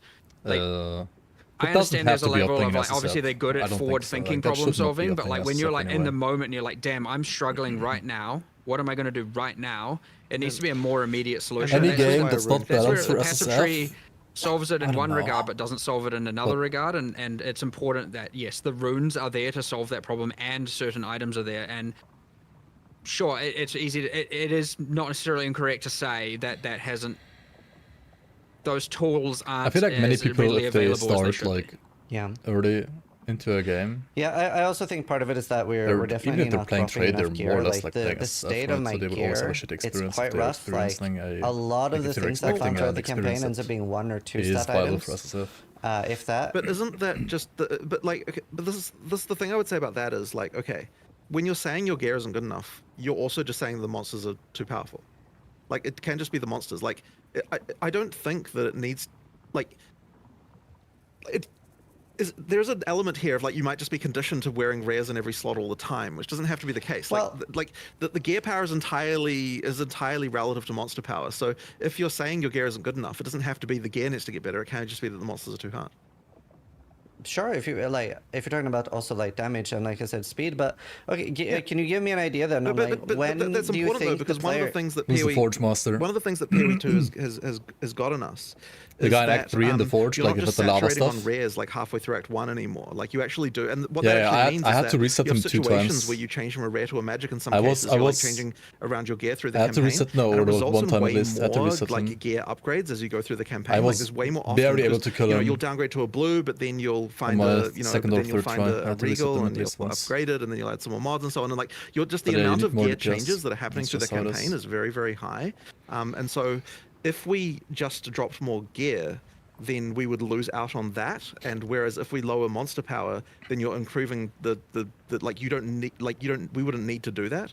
And once again, that doesn't necessarily say that the gear is in exactly the right place, but what I am saying is that like it isn't just buff items. Like So- it is a question of player power relative to monster power. But the thing is, like, we aren't switching out gear a lot, though. I think a lot of us feel like we're, like, finally finding, let's say, like, a glove with 60 life and 15 fire risk, and then we end up keeping that all the way until Also, max, because we aren't how do really you finding trade in this anything game? else. Do you have like an actual we have like very little currency to craft with and stuff, and a lot of people also reported finding, like you still have to like a PM large people chunk and of the like go to their majority fucking of the hideout, currency right? in Act 1, where maybe people find as much as, like, 3 to 10 exalts There's in Act no 1, market. and There's then find no 0 in Act 2 and 3, There's so no it auction seems like house. very, very I early can't- heavy. I can't really explain why that would happen. Like I can the see gear- like the- many the people way that loot simply drops not doesn't wanting to change. engage The with that only kind thing of that trade. Like changes I would is not the want to do number that. of magic I and think rare most of the monsters time. that exist, and so over Like time, if there the was an amount of actual loot you auction get house and so on, I think increases through like the way game more just people would because the number actually of rare and magic like monsters trade. increases.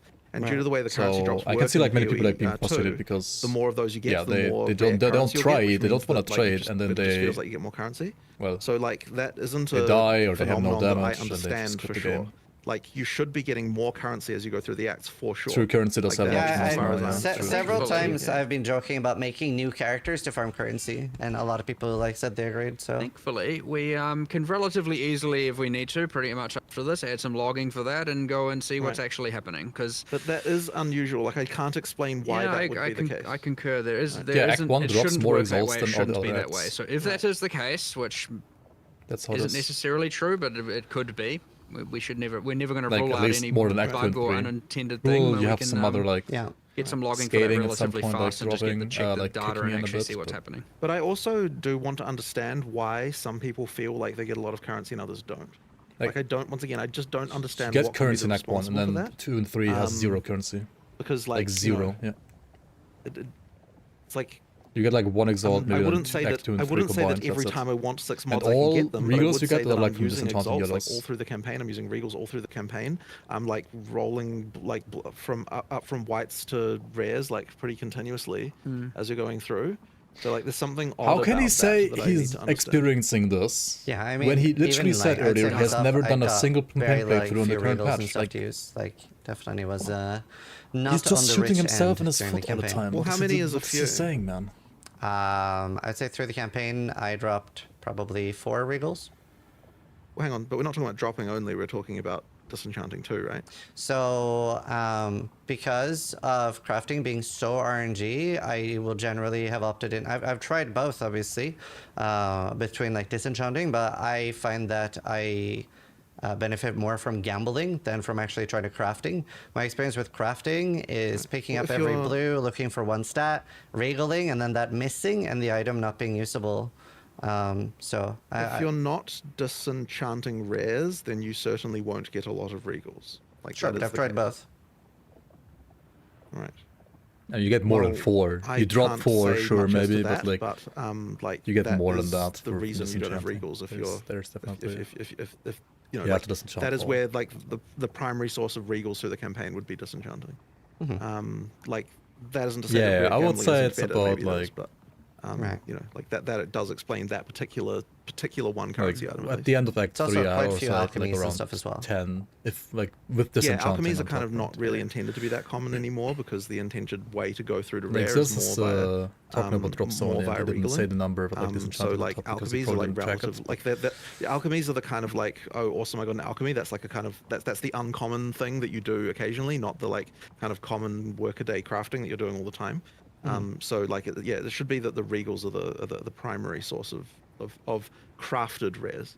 And that we're good. Well, the good benefit here is we have so many players right now that we can just get some data and get some analytics very, very quickly about. The thing what is, this if you actually disenchant for is, regals, and you're you not might selling, find right? that And it's if you're not selling, you have less just gold, very, and then you can like gamble sensitive less. to, you know, Those like depends. Like, do you want to gamble there's more? always Do you just want going to to be a regal? portion of You lose unlucky more? players and I a don't know. portion of lucky players. Like, I Yeah. definitely know that there's a lot of swinginess, of course, and that can happen. And again, that it might just be that. And I know you've probably played more than most, so I arguably you gambled should have the lots of rings, and I only you got should have blues, the least, like the most 10 amount of rings, and I data was from a purely broke, anecdotal right? perspective. So Because rings are a lot more expensive, and you they were all know, blues. you probably Like, I have didn't get a single yellow the best ring. average going on. It's just so much most RNG as accurate well, the average, I gambling. should say. The But that gambling being is just, said, I don't know. like we have the capacity to look into this very quickly. It's like and we last can do epoch, so when like probably last epoch even was in today and early figure out access, right? And you also had like the what's best going items on from the and whether or gamble. not it meets our expectations. Not So, necessarily the best experience The overall, I would next thing say. I want to ask you about is the ailment thresholds. You have like how easy it is for the player to be stunned, player to be frozen and stuff. And I would say that feels a little bit overly punishing when we don't have as many solutions or tools, right? Because we have one charm slot, and it is quite difficult to get a second or third. And that's competing for Well, what are freeze charms immune, even stun doing? immune, poison immune, ignite immune, and chaos immune. Chaos resist and bleed. Now, I would say poison, ignite, and bleed from the monsters don't actually do that much right now. But if it did, like this would be a very, very heavily competed for, like singular solution to doing anything with that. And as an addendum to the question, I wonder, would you consider letting belts get more implicit charm slots based on item level? So like maybe at like 50 plus, they have 2, and at 81, they get 3. I mean, we probably will increase the number of charm slots. Like that is something that we like kind of were intending to do and never got to yet. But I don't think that the ailment threshold was in the right place before. Like, effectively, ailments didn't exist before we changed that. So like we need like that's true. We needed something that was going to actually cause them to happen. Like during the campaign before, you got frozen like 3 times the whole campaign. It kind of was a bit. It was a bit silly. Do you know, we didn't actually universally double I mean, the stunning. with the freeze, I I know don't you know. mentioned that just to Yeah, clear it was that only up. it was ailments that changed, not stunning. They stun you more as things get higher level. The expected amount of stun threshold you should have goes up. So it's not, but it's pretty minimal throughout the entire campaign. But what we also increased is the you gain a bunch of stun threshold when you get light stun, so you have way lower probability of getting stun locked. But then I would also point out, like, some of those threshold is charms something you just only suck invest because into it if doesn't you even are mitigate the stun playing, that stunned you. like, And that ES, is right? just something that we were like, we initially play did, and then we're like, live-based, oh, we you need to never change care about this, stun and then threshold. it just got lost in the weeds. So like, the other thing is changing those, and I know the resistance ones work this way as well. Like, those just need to also cancel out the thing that caused it. Or mitigate the thing that caused it, and those where some do and some don't, so that needs to change 100%. And then yes, we need more slots. I think we're actually going to support up to 6 slots. That isn't to say that everyone will trivially have 6, but there is UI for it. 6 is only 6 is a thing you might be able to do with uniques and stuff like that. It's not something that you get. But it was certainly our expectation, or intention, I should say, that we give out more slots so that people are running more. Like, 1 is not what you should be running. Like, 2 certainly at high end minimum, and like probably 3 and like sometimes 4 wouldn't be unreasonable. Okay. But it's interesting that even the ailment threshold change we made has not really affected most of the ailments that you just said. Like, you just were saying that, like, you know, that bleed, poison, and stuff are not really doing much yet. And it's like, yeah, like that wasn't even like even halving that number apparently wasn't enough to make those be a thing that you need to care about. Like, only frozen is the one that really kind of changed, I think, and like for the most part that you actually noticed. The stun thing is separate; it's not part of the ailment threshold change. Yeah, I mean, but if they did do a lot of damage, that'd be very overwhelming right now, and things we can deal with. Well, but I mean, yeah, like it's not like we want it to be overwhelming. It's a but bit of a we want it different. to It's a bit of a different game. Right, Like but when we- you get the mod I and think modifiers bleed and and map poison mods is and everything noticeable if you involved. pick it Sure. ultimate at least. But you know, it does need to happen sometimes in order for it to actually be something that's worth mitigating. So now we just need to look at the actual, the charm stuff as well. Yeah.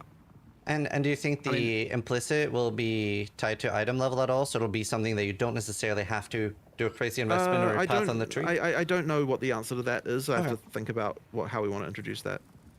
Like that is a one way. I mean, but there might be other ways. I just have to look at that. The other thing is like charm. There's a level of like reviewing charms in general is just how aside from how many you have and not just their implicit like their base value. There's also just like I'd say a lot of the modifiers on them are just absolutely like nonsense. It's like, oh, recover 4 mana when it procs. It's like, okay, thanks. That's not a useful thing to happen. And you pick up all the rares, There's right? a bunch of affixes there we just need to Every make single one. better as well, and we may as well probably do that at the same time, unless of course it makes it take longer, in which we'd rather just get out the number of charms first. So, yep. Yeah. In PoE 1, we have masteries. I'm a huge fan of those, especially for temporary solutions. Is that something you're open to bringing back in PoE 2? I'm what are the not masteries a in huge PoE 1? fan of them because they ended up devaluing the notables a Oh, lot. right. Like the notables became really Yeah, yeah. bland Right, when right, masteries were right. introduced, and it's like, and it also means that like the where you are on the tree didn't matter as much either. The bonus thing you get on which like certain kind of wasn't notables on amazing. the passive tree. So I think that we like prefer to have it be a situation where the notables are more interesting, and I do think that in PoE 2 the notables are very interesting. Like it's something that like I think that is notably good. So PoE 2 notables are more but there is interesting more than work to notables do. in But I PoE just 1. I don't love the way that the masteries kind of Are they? like blandified the notables, and so yeah, I think we can. That's probably. I think I prefer it. Just putting the power in the notables rather than the masteries. But I don't know feel like about they're that. directly competing at each other, right? You can still have like really interesting masteries and notables. Like those notables can still be super interesting. I mean, there's only so many stats that can exist, but I mean, look, fundamentally everything competes with every other thing because of the way that due to mod dilution. It's just So, like you very have to, high value you PoE 1, right? To get like you something have with to a mastery on budget top. that in some level. Otherwise, you just get a situation where you've got so many effects on your character that like everything, that like nothing, no one thing matters at all. So like that's just. I'm a bit more torn about this one personally because I do agree there are downsides, but on the other hand, it's the one that added it to PoE 1. So like I'm a little bit like. Well, I don't think it was obvious at the time. Yeah. What downside that would have. I mean, that was certainly not something that I would be against. There's at also all, but- just like the passive tree is like overwhelmingly complicated to people. Right. And so having this extra layer on it was probably my biggest thing of like, oh no, we made the thing that scares people the most more scary. Right. Because there's this extra layer that they have to, an extra keyword they have to know about. And that was my main thing of like, maybe we should just simplify the thing that is like the scariest thing. Like that was a big argument to me, but there are, there's intermediary grounds there as well. But yeah, there's like downsides to it for sure. Like I agree. There's also maybe a way to make them work. I don't know. But I mean, what's the goal of it, right? Like if the goal is to give you temporary solutions, then we don't necessarily have to solve it there. We could just solve it in a different place, and then it wouldn't be necessarily something that's. That is also true. That's going to give you the downsides that we see that those ones having. It's also That is just always as a player, it is just very fun. Like I absolutely enjoy it. And it definitely, I can tell you, it does not make me feel like notables are devalued. I was even more exciting because you Well, get it's it hard when to you get the identify notable. that in the. It's hard to identify that in the moment because like. You don't notice a the flexible lack of node, something, right? Like, you don't notice the lack of what something could have been in the same way that you notice, like the thing that's in front of you that you're enjoying. You know what I mean? Like, it's harder to appreciate the fact that the notables are less cool in PoE 1. Sure. Like, because you're not thinking about that. You're thinking, I want the. I mean, you can at least rest assured that we're going to think about why they were important and what we could do to solve them, whether it be that means or another. The good thing about these is all of the things almost everything you bring up is going to result in some sort of multi-hour discussion between us over the next week. So, That's good. Which is the huge benefit of these things for sure. Yeah. Yeah, and again, thank you for doing it. But the next one's something I care a lot about, especially as a hardcore player. Defenses seem very undertuned compared to offense, and just like anecdotally, if the two options, right, if we look at it in a bit of hyperbole, where I get to watch like tankiness be out of hand or offense be out of hand, so like literally somebody walking up to a boss and one-shotting it, or looking at somebody standing there be immortal, right? I always think like if one should be out of hand, it's more interesting when the defensive one's out of hand. You still get to see the boss abilities and stuff like that. It seems so much easier always, and I think most patches have been like this, where it's always easier to scale offense rather than defense. And I wonder a little bit how you feel about that. Well, you're not wrong that often the best defense is stacking all of the damage. Yeah. I mean, we've suffered from this for a long while. It is ultimately a consequence of just having the game be, like, again, talking about the hip firing and things be a bit unregulated with respect to the levels of uniques and builds and stuff going everywhere and hard to think of it all. And like, but it is generally true that we have more offensive. I guess people find damage in general to be more fun as an investment avenue. That for is sure. the real thing, is that most people would prefer to invest in offense generally. I agree with that. Mostly the case. But then, shouldn't defense be even more encouraged then for the people that want to? Because even as a hardcore player, I almost feel like it's the opposite. Like anecdotally, for example, for defense existing doesn't mean you're not full going to disclosure, I have not been able to get to Arbiter yet, right? We're very early in the league, so I don't know if you made them do less damage. But in point one, other people were doing some testing, and I asked softcore players to try a little bit. And there were people that were getting one-shot by like Arbiter moves the game, which with is boring 15k life. Some that are like kind of hard. So as a hardcore player, what I felt like then, I was like, well, since I can't really tank, like there are multiple moves here that I can't tank. Not just like one big telegraphed one-shot, but there are multiple here that I can't tank. So what I did to prepare instead was I went in with so much damage that I just one-shot the boss. Which is a little bit deflating for me. I would say Arbiter was one of the least fun bosses, whereas I would way rather go in and be so tanky that I can make a few mistakes, and then end up leaving. It's quite hard to split the difference between being tanky and being immortal. Like, surprisingly hard to get that right. And when I say that, it's because you can regenerate life very quickly. And so if you don't die, like, okay, and the other thing as well is that boss abilities that do those big hits take a long time, right? And like the bosses often can't hit you again immediately afterwards. It's like they'll do their big ability and it's not like it's going to just immediately follow up with something that's going to chip you down either. So yeah, like, but if we you can't fail, tank them. No, but what I'm getting towards is that if you don't have something that's going to do a lot of damage at the for those big hits, like we just have to be very careful, because like if like let's say that one of those big hits did only like, you know, a third of your life, you know, something like that.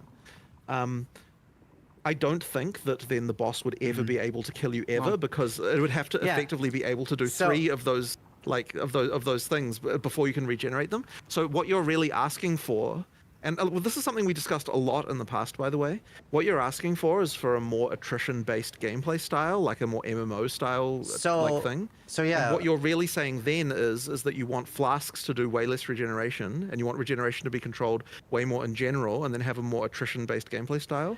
And that kind of just isn't a PoE way of doing things. Now, like, I mean, that could be a thing we could change to. Like, that would be an option that we would have, but it would be like, it would be the balance change of the universe to do something like that. Like, it would be a complete redesign of all the damage and like bosses and like the whole way everything works. Like change to more attrition style would just be like a you know, an apocalyptic level of balance change compared to what we have, for sure. I mean, I'm not 100% sure I agree with that, and I was going to ask, do you think the and that's true, but if there's no life nodes, to kill the player or to deny just the player die in Act 1 to bloodcasters when you're playing caster. At least I do all the time. When you're leaning more towards attrition-based gameplay, right? You're recognizing as a player that you've I don't entered a know. fight that you're maybe not fully ready for. You're maybe getting the boss to 30%. You're not able to finish it, and you're like, I have to leave. I have to leave this fight. I'm not strong enough. As opposed to punching the player with death, you're already just taking away the loot anyway. There's not an XP loss anyway at the moment. I mean, that's, I guess we're not thinking in those terms at all. Like, we're just like, but okay, sure, you're talking, okay, like, so okay, so that question, I would say, only makes sense in an attrition based gameplay context, which is not what we have. So like, it kind of means that like the boss doing abilities to be able to the boss trying to win is, or like, and trying to kill you versus denying you the loot isn't a different circumstance unless there's attrition, which we don't have.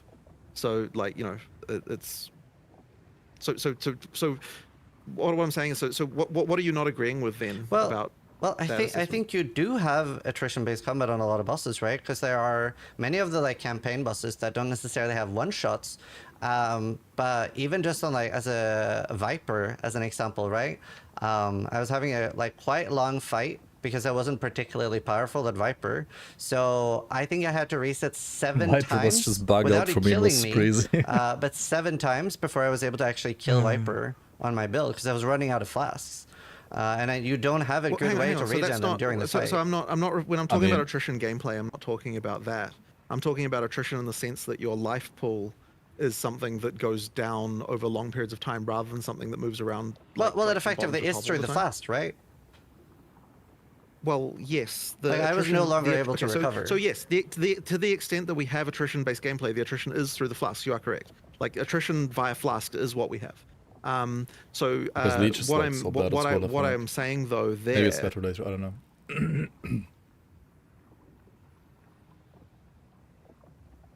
Well, okay, sure, fair enough. Like, yeah, the flasks do give you the attrition, and so therefore the campaign is quite attritioned. It's just that way, the kind of cap comes off, so to speak, at end game, where like it can be very it's certainly the case with a concept like Leech, that the moment that a boss can't one-shot you at all, which... Well, okay, like, if you removed all sources of flask charge gain, like... Jonathan goes heavy stunned. Then you could probably reduce the size of the big monster hits. Well, just to check real quick as well, just because specifically talking about Arbiter, there's kind of a few things going on. Like, it is the intention that the skills, and which happens in the game and PoE 1 as well, and like some people might argue it's some sort of bad design or not. I kind of like it. There are other skills that are more hardcore like is just like self-flagellation mode. Your personal agility or dexterity based, and you have to avoid them, and that's like, you know, stand in the elder donuts and the, you know, the dances and the like move into the lanes and the, you know, bullet hells-esque things where it's like that's not really your character as much. Like, are you thinking those are fine, or are those, whether or not they're exactly tuned in this context, like in terms of timing, but are you okay with the idea that those kill you and you don't get to make, like, whether or not they could be more lenient is a different question, but like, are you okay with those killing you and kind of your defenses don't really matter? Like, are those the problem? Is what I'm just trying to understand exactly what skills are a problem. Approachable for hardcore. Yeah, so for the Arbiter, I feel like there are multiple, right? You have the corridor move. That was pretty much always a one-shot, right? And sometimes, obviously, like you were saying, that wasn't like the main topic, but they can spawn almost too far away. I remember seeing a clip of like Quinn running slightly in the wrong direction, and then he sees the corridors the other way, and he's like, "Oh, it's over for me." You have the Arbiter move where he does like the fake out meteor, where he starts like firing the beam into it and stuff.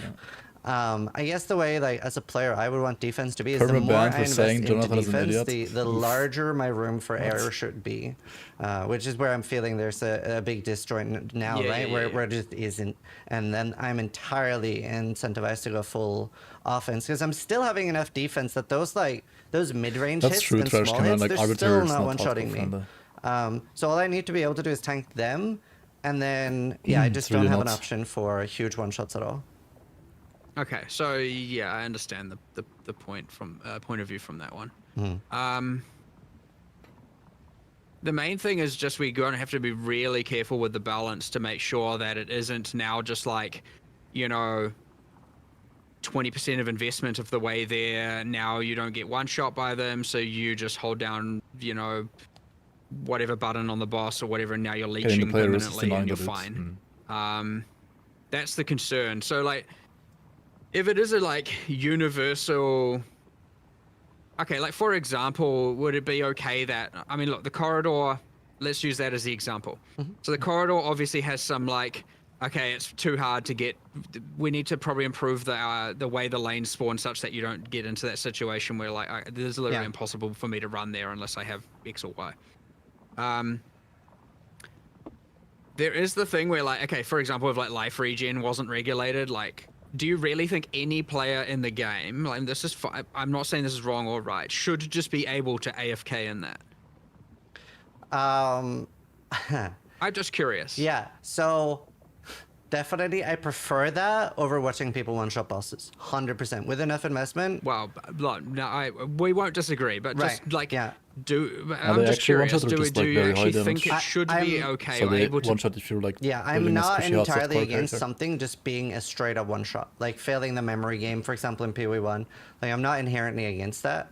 But I do think the current ones are a little bit like too fast to be those one-shots. Yeah, I agree. I just think there is two problems here, which I'm interested in. One is mechanics feeling fair, which there are things here that are unfair, and that is bad, and they need changing. And I will get that adjusted today.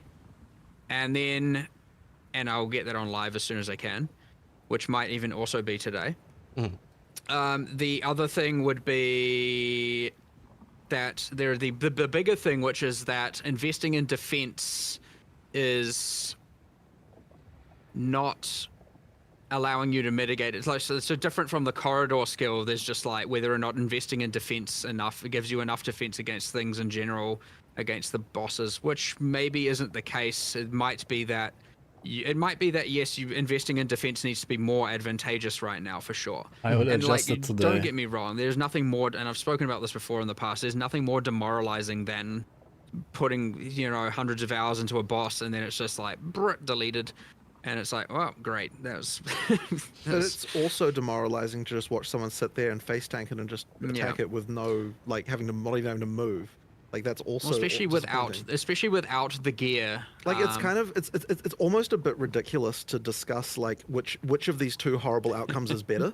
Like, you know, like, surely the actual answer is like neither of them should be happening. No, I agree. It's just that it's pretty rare that we've seen defense be the really OP one. That's all, right? Like, we very often see offense. Maybe it is, but like, I think that's probably also a lot around the fact that people like building glass cannons.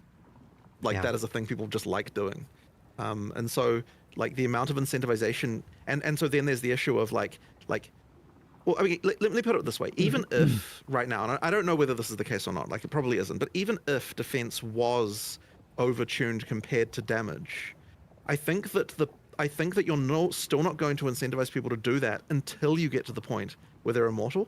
Like, I don't think getting 80% of the way to immortality is actually enough even for people to still not want to build it's not about immortal, it's just about not getting one shot. So you kind of got like that issue of like, it's just really, really hard to get that balance right.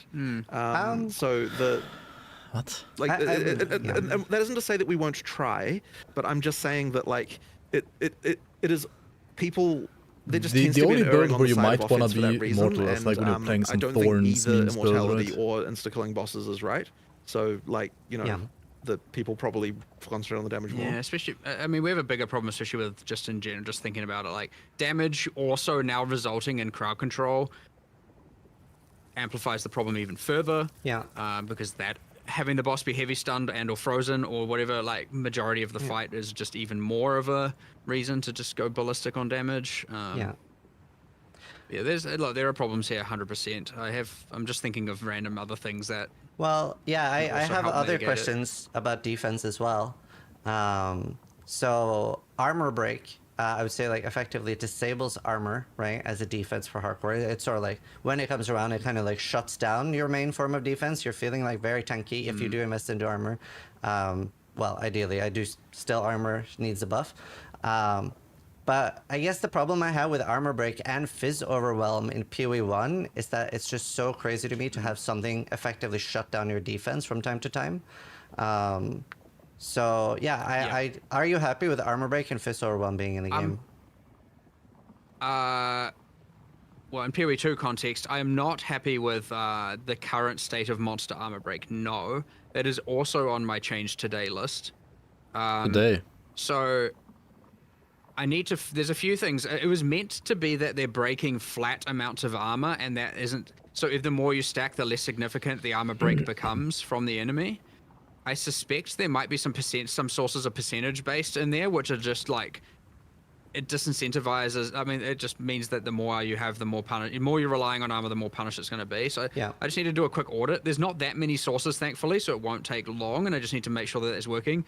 And then there are possibly cases where it is just doing too much, and yeah, it's just like, yeah, it acts as an insane weakness. But yeah, I know 100% agreed it is not in the right spot, and also on the today list. So I need to make sure that we go back, get the community team to go back through this afterwards and make sure I don't forget about all these things. But no, that one I already have. There's that and the speed and a bunch of these other, and arbiter, and there's a whole bunch of stuff here. Yeah, we've gone over a lot already. Do you think in the the same short as term in we could see just like a straight up number right? buff Except to armor break while is you're more trying to work powerful out a long-term on solution? both player as well as the enemies. Oh no, but I'm not Which talking means about a armor long-term defense solution is for the armor worse than breaking. I'm 0.1 talking even. about it'll be solved. No, to no, that. I know, but like that's what I mean for armor too. I see what you're saying. Sorry, misunderstood. Yeah, sure.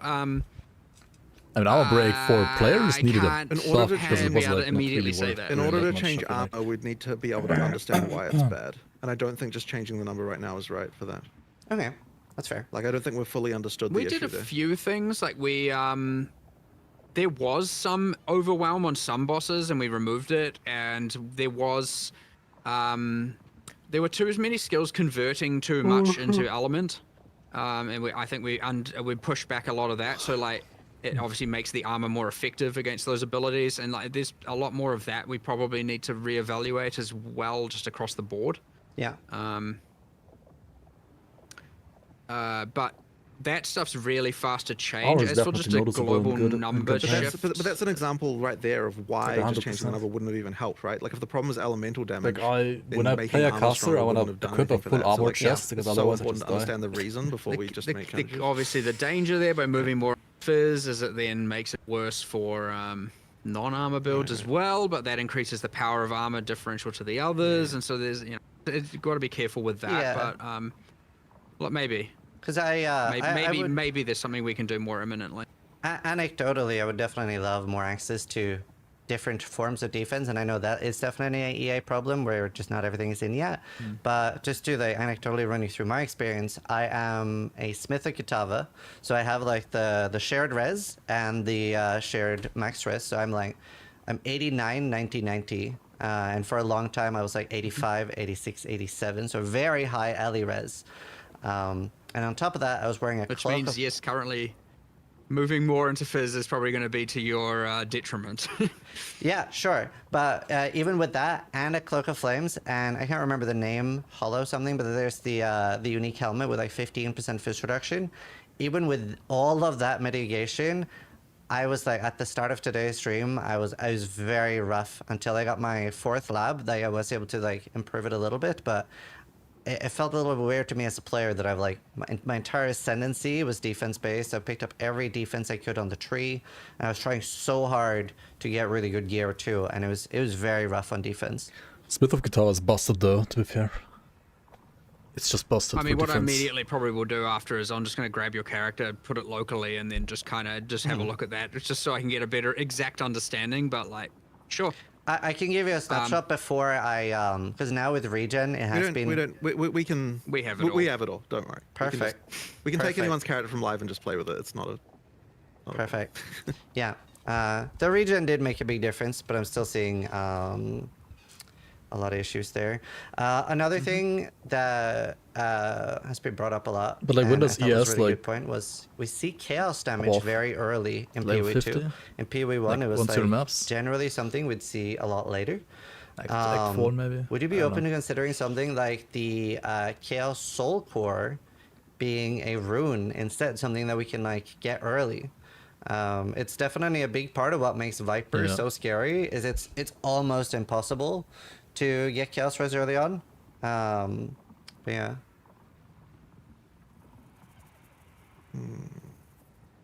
And do you need Chaos Rest early on, though? Sounds like a sort of more of a hardcore related concern, because in standard you wouldn't like it's just balanced to be okay, but in hardcore where you're wanting to definitely not die, it's like a different concern, and I don't think we would have thought about it in that way previously.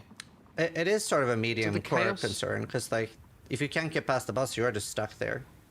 Oh sure, but like I mean the damage, like it's balanced assuming 0 chaos resist, right? So like Well, Viper's hard. It is hard. It is a hard fight. That's just a side note that's separate. But like in terms of just the fact that it's chaos damage, I don't think is as relevant in standard play, because like don't you just like dodge all the poison stuff and then you're assuming you have fine? no chaos resistance, and so What does she do that's chaos? Obviously the big purple meteor storm. And like the meteor storm, which was like bugged for I me. want to make some changes too, because it just creates too much mess on the ground. It's a little bit lacking clarity or that fairness problem. And then the how many spare of us things, skills? right? I'm assuming.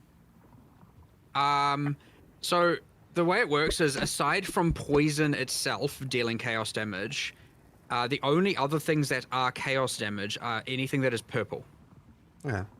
So all of her green stabs and slashes, none of that is chaos, and none of it So should it's be physical. chaos, It's I should physical say. hits, and then the poison. If it poisons you, then it is chaos damage. But because the poison damage is based on the hit. Like your don't armor get hit by the effectively crystals, mitigates like the purple things, Your and armor don't stand the mitigates the poison. chaos damage because it reduced the hit size. That's the fight. Right. Yeah.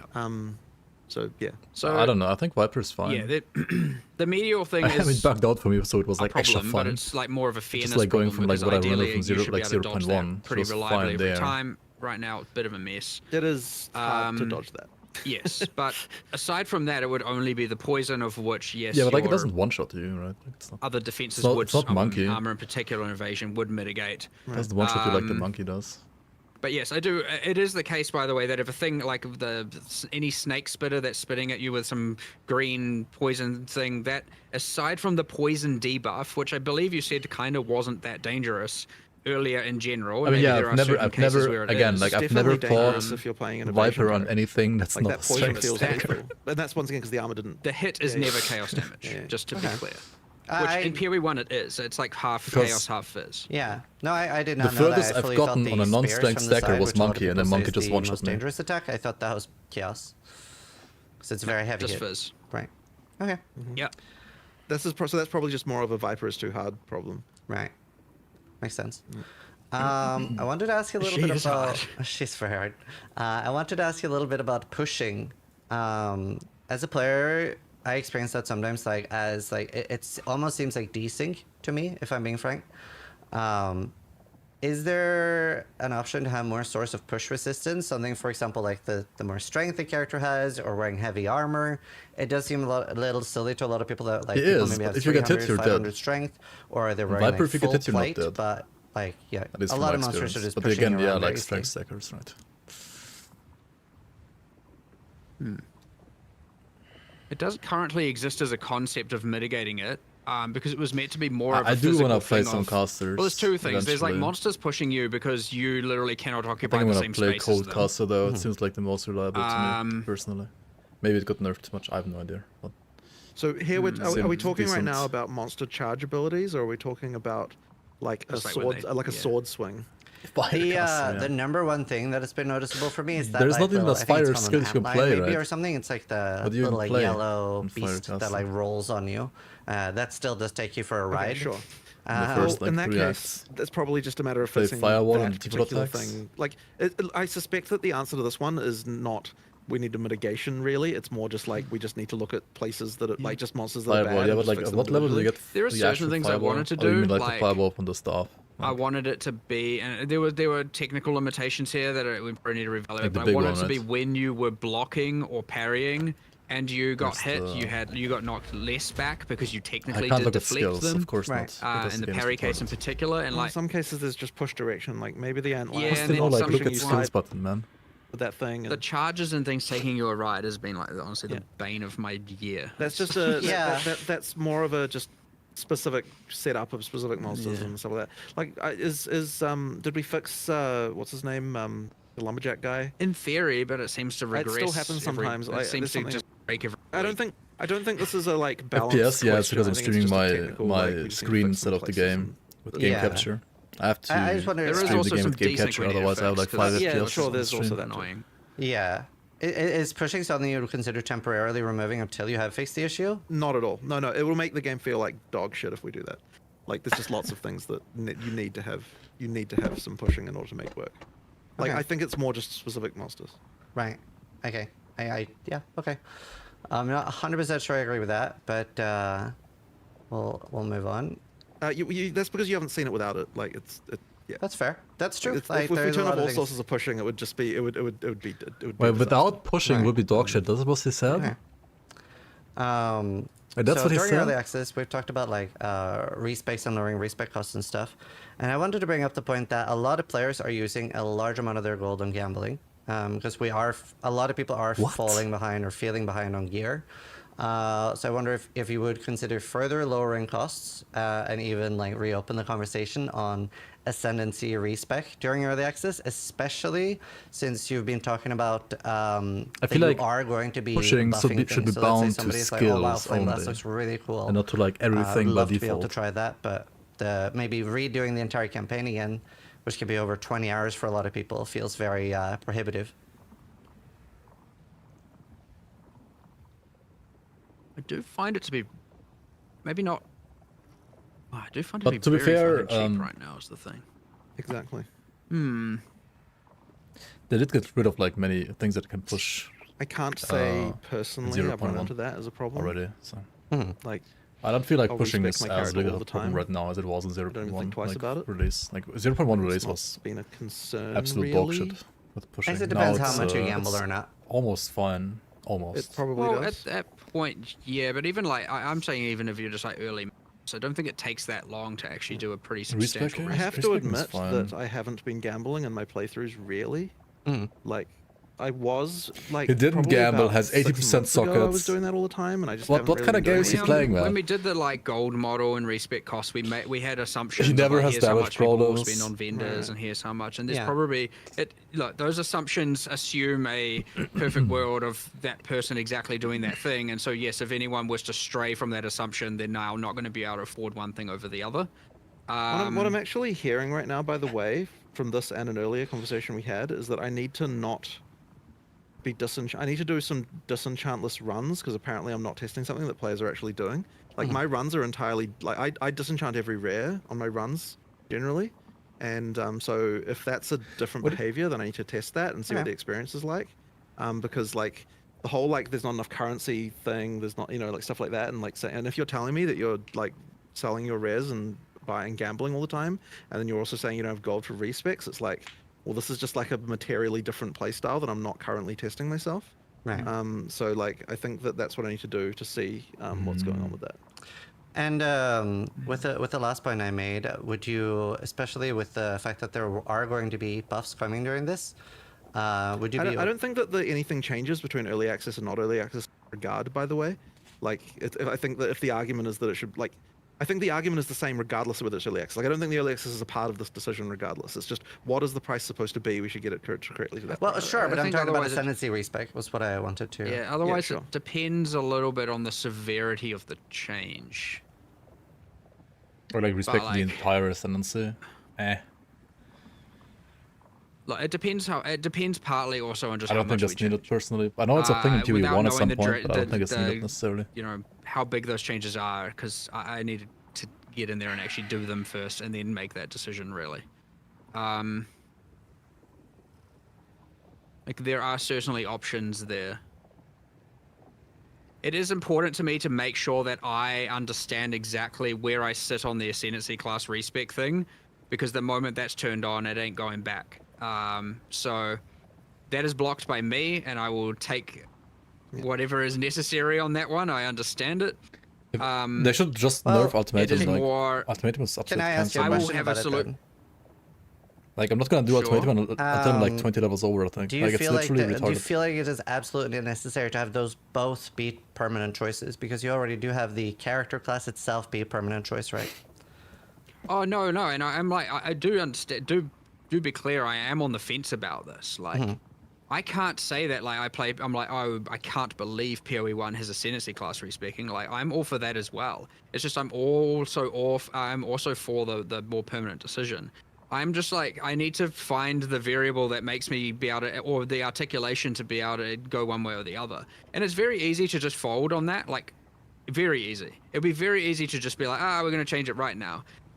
But it's not, when you have the things that you can't come back from, like, you definitely want to be certain to some degree. There are some other staff that share the same sentiment as me, and I might just go and have a bigger discussion and actually figure that out. And like, it is true, it's not really fair to make people have to wait for that decision on my behalf. I kind of was like, look, by release, post early access, I will, you will have that decision one way or the other, and that will be the way it is. There was some bullshit going on, and I had to actually like log. Yeah, fair enough. If the argument is like, if it's going to come up every single time, which is fair, people care about it. I like picked the wrong modifiers. I probably need to press but... the decision sooner than later, so I'll just get that answer. Like compared to how easy and not, Sekima is, not have like people wait Sekima so long. trial is super easy. Hopefully, for everyone's sake, it's the answer you want. But if it isn't, well, you might just have to deal with it. That's fair. That's compared to it, at least. Like the I first like tutorial one, right? You went with the decision so to easy. keep that ultimatum one is just I was already like 7 or 6 levels over. Which is sort of like no 8 levels over monsters actually. A form to be immune, right? Like it feels very similar to like I don't think Chimera because of like some other modifiers I think on top. Actually come to a decision on this really. Like I guess I played it badly, but like still kind of sucks. And then it's like you have one try and then bye-bye, right? You have to like find another thing yourself. I wouldn't say we've like decided levels, that. it's It's gonna be more even just that it harder. just went in like that because we didn't get another chance I to just talk like about it. level to like level 60 and like do Sekima with like 2 rooms instead. What we want to do with that. To get my second like we probably will revisit that. Just never do I automation. personally am just all for changing it, to be honest. Okay, well, sure. Then I mean, I have no objection to that. We made the decision a while back. Like, I don't see why it can't. Yeah.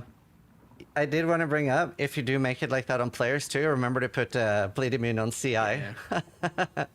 We will definitely change CI, but it is a thing that the players are now going to have to deal with who aren't CI, just as a like, you know, a note as a thing that will happen. Yeah, but I wouldn't say that bleed is exactly breaking the bank right now, is it? Or it was for a while. There was a period there where like bleed was just brutal. Like what changed to make that not the case? Like I'm talking pre-release. Like, could you remember when the frickin' like prowlers and G14 bled you? And, we had bleed on a lot more things, and then there was some crazy damage multipliers on it. Some that I can't remember why they were, but I mean again pre-release numbers things. Cool. Which was also unfun, by the way. Oh yeah, they really removed it. I'm just saying, like, I don't remember what happened. Yeah. I have a question about Ignite Prolif, specifically with the monsters needing to stand still for, or like needing to be near the source for 2 seconds to be able to proliferate.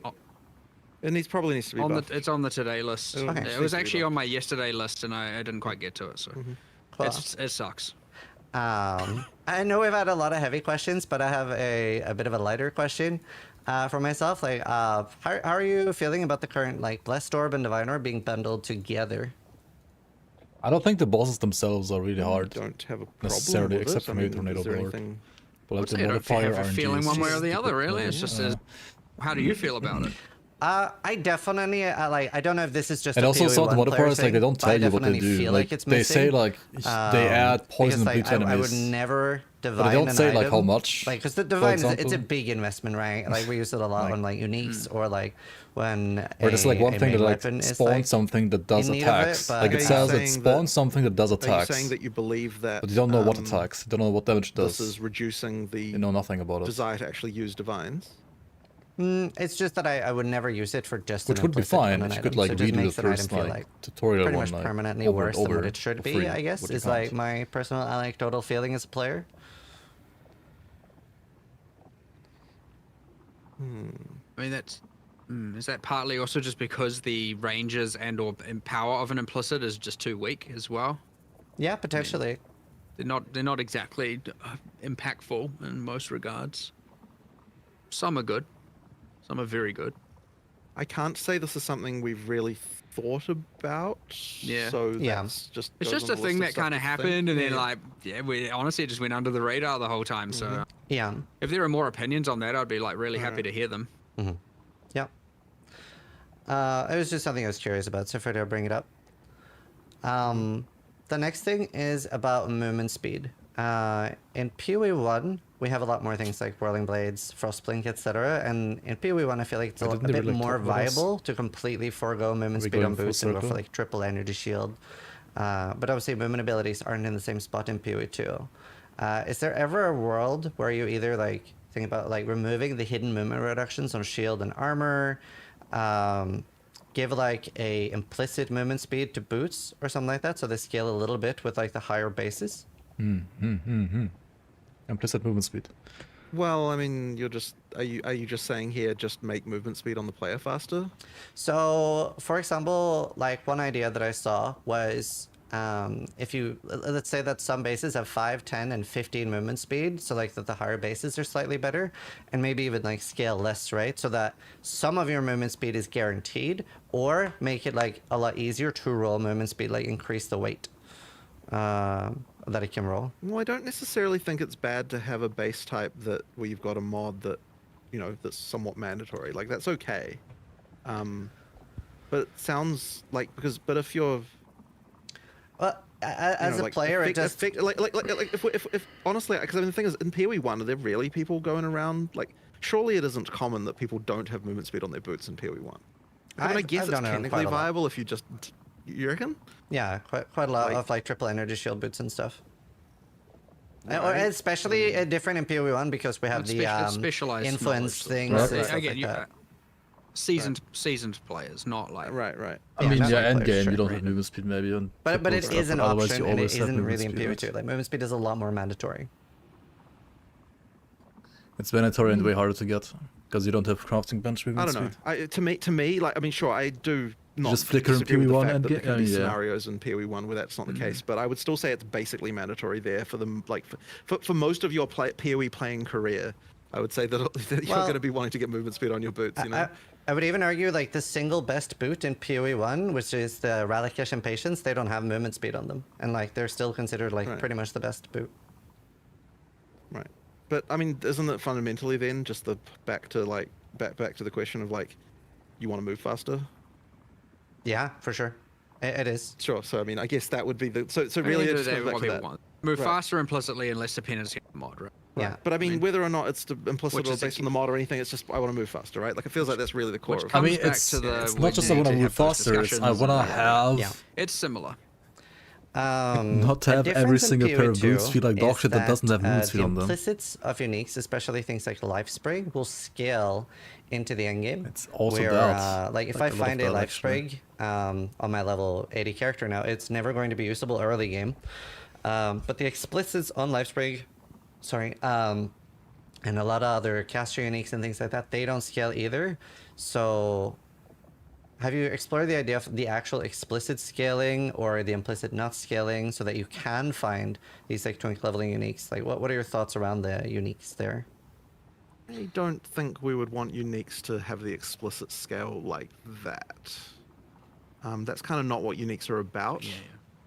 So that is not a particular solution. That The I would bigger want. question's about whether or not the implicit, the skill should or shouldn't level up with the item. Well, I mean, it currently does, right? It does. It does.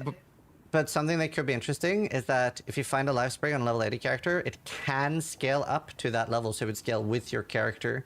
That would make it feel really good as a leveling item, for example. That you can use it at level 1, you hit level 3. I really don't like that kind of thing. The whole like item that just scales with your character. Like, I don't think that we want to move in a direction where you'll have less times when you put items on your character as you level up. Like, that doesn't feel like the right direction to me. But there's also more whether, and there's a second part to that, which is whether or not life sprig should even have high level requirements ever. Which is a more thing that's come up a bit. That's more, a separate question. That that's come up. I'm kind of not quite sure about that one at the moment. That's fair. Yeah. Well, there'll be more discussion. I mean, so one thing that was proposed and as a potential solution to this is that just the, like, I feel like maybe you didn't like this. I can't remember who didn't like this. Someone didn't like this. Because I proposed that we make it so that the implicit skill on uniques has like a cap level, but then that does level up as you go through the game. Like so it does not that sorry, it's not that it levels up, it's that like it is capped to the level of where you are. Yeah. So that way, even if you get a level 80 life sprig, you can still equip it at low levels, and then and then that will go with you effectively. And somehow I see that as different from like your items changing as you level up. That to me, that's not quite the same thing. So like that would potentially be an option. I don't remember why we did. There was some reason we didn't do that, but like it might still be on the cards. That's fair. Wait, so you're saying what? You're saying if you find it at level 80. I'm saying if you find it at level 80. 16 skill, but you can still equip it. It doesn't change the level requirement, but then the skill gets down leveled to the maximum that it can be for the. Oh sure, Yeah, I thought that's what he's proposed just a second ago, but no, he's talking about the explicit scaling. No, there's a second thing there. The second one was that, yeah. Yeah. Okay, sorry. Maybe I misunderstood then. Okay, right. Sorry. Yeah. In that case, then sure. Like, I mean, I would personally prefer to just be like, you can drop a low-level life sprig, and that's you use a low-level. Yeah, but I don't love that either, honestly. But I don't hate that. Yeah. And like, there's a part of me that also kind of liked the idea that there were some uniques that were more valuable to find at lower levels, which I thought was kind of interesting. But I don't know whether players actually like that or not, so that's just kind of like a random other thing. That's fair. But I don't hate that. Yeah. I was just curious, because we do find them a lot. Another question is about the minion resurrect timer. It keeps resetting like the entire timer every time a monster dies. And that can feel very frustrating. So I wondered, how do you feel about that? That the entire timer resets? Well, if you don't have that, it feels a lot more frustrating. Let me tell you. Like that was how it was until we changed it, and like it was so bad. Because what happens is that like the monsters, that your minions just die one at a time, and then they can never really accomplish anything, and it's just like trust me, that was a buff. That change, like that was a massive improvement. So yeah, like until you experience it the other way, you will understand if you play it the other way. There might be an intermediary there. I want to explore some options. Well, it's for also, example, like instead of resetting the entire timer, it adds to the timer based on like the cost of the minion or something like that. We might do something like that. So but I don't know. But that's not going to fix the fundamental issue, which is that minions work best when there's lots of minions.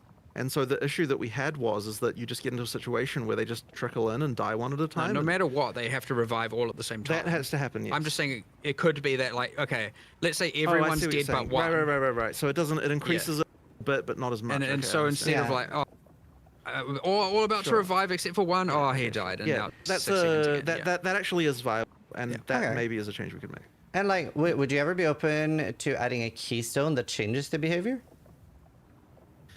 I was actually thinking about that earlier today, and I mostly, the troll in me was like, we should do this just so the players can see how bad it is. Yeah.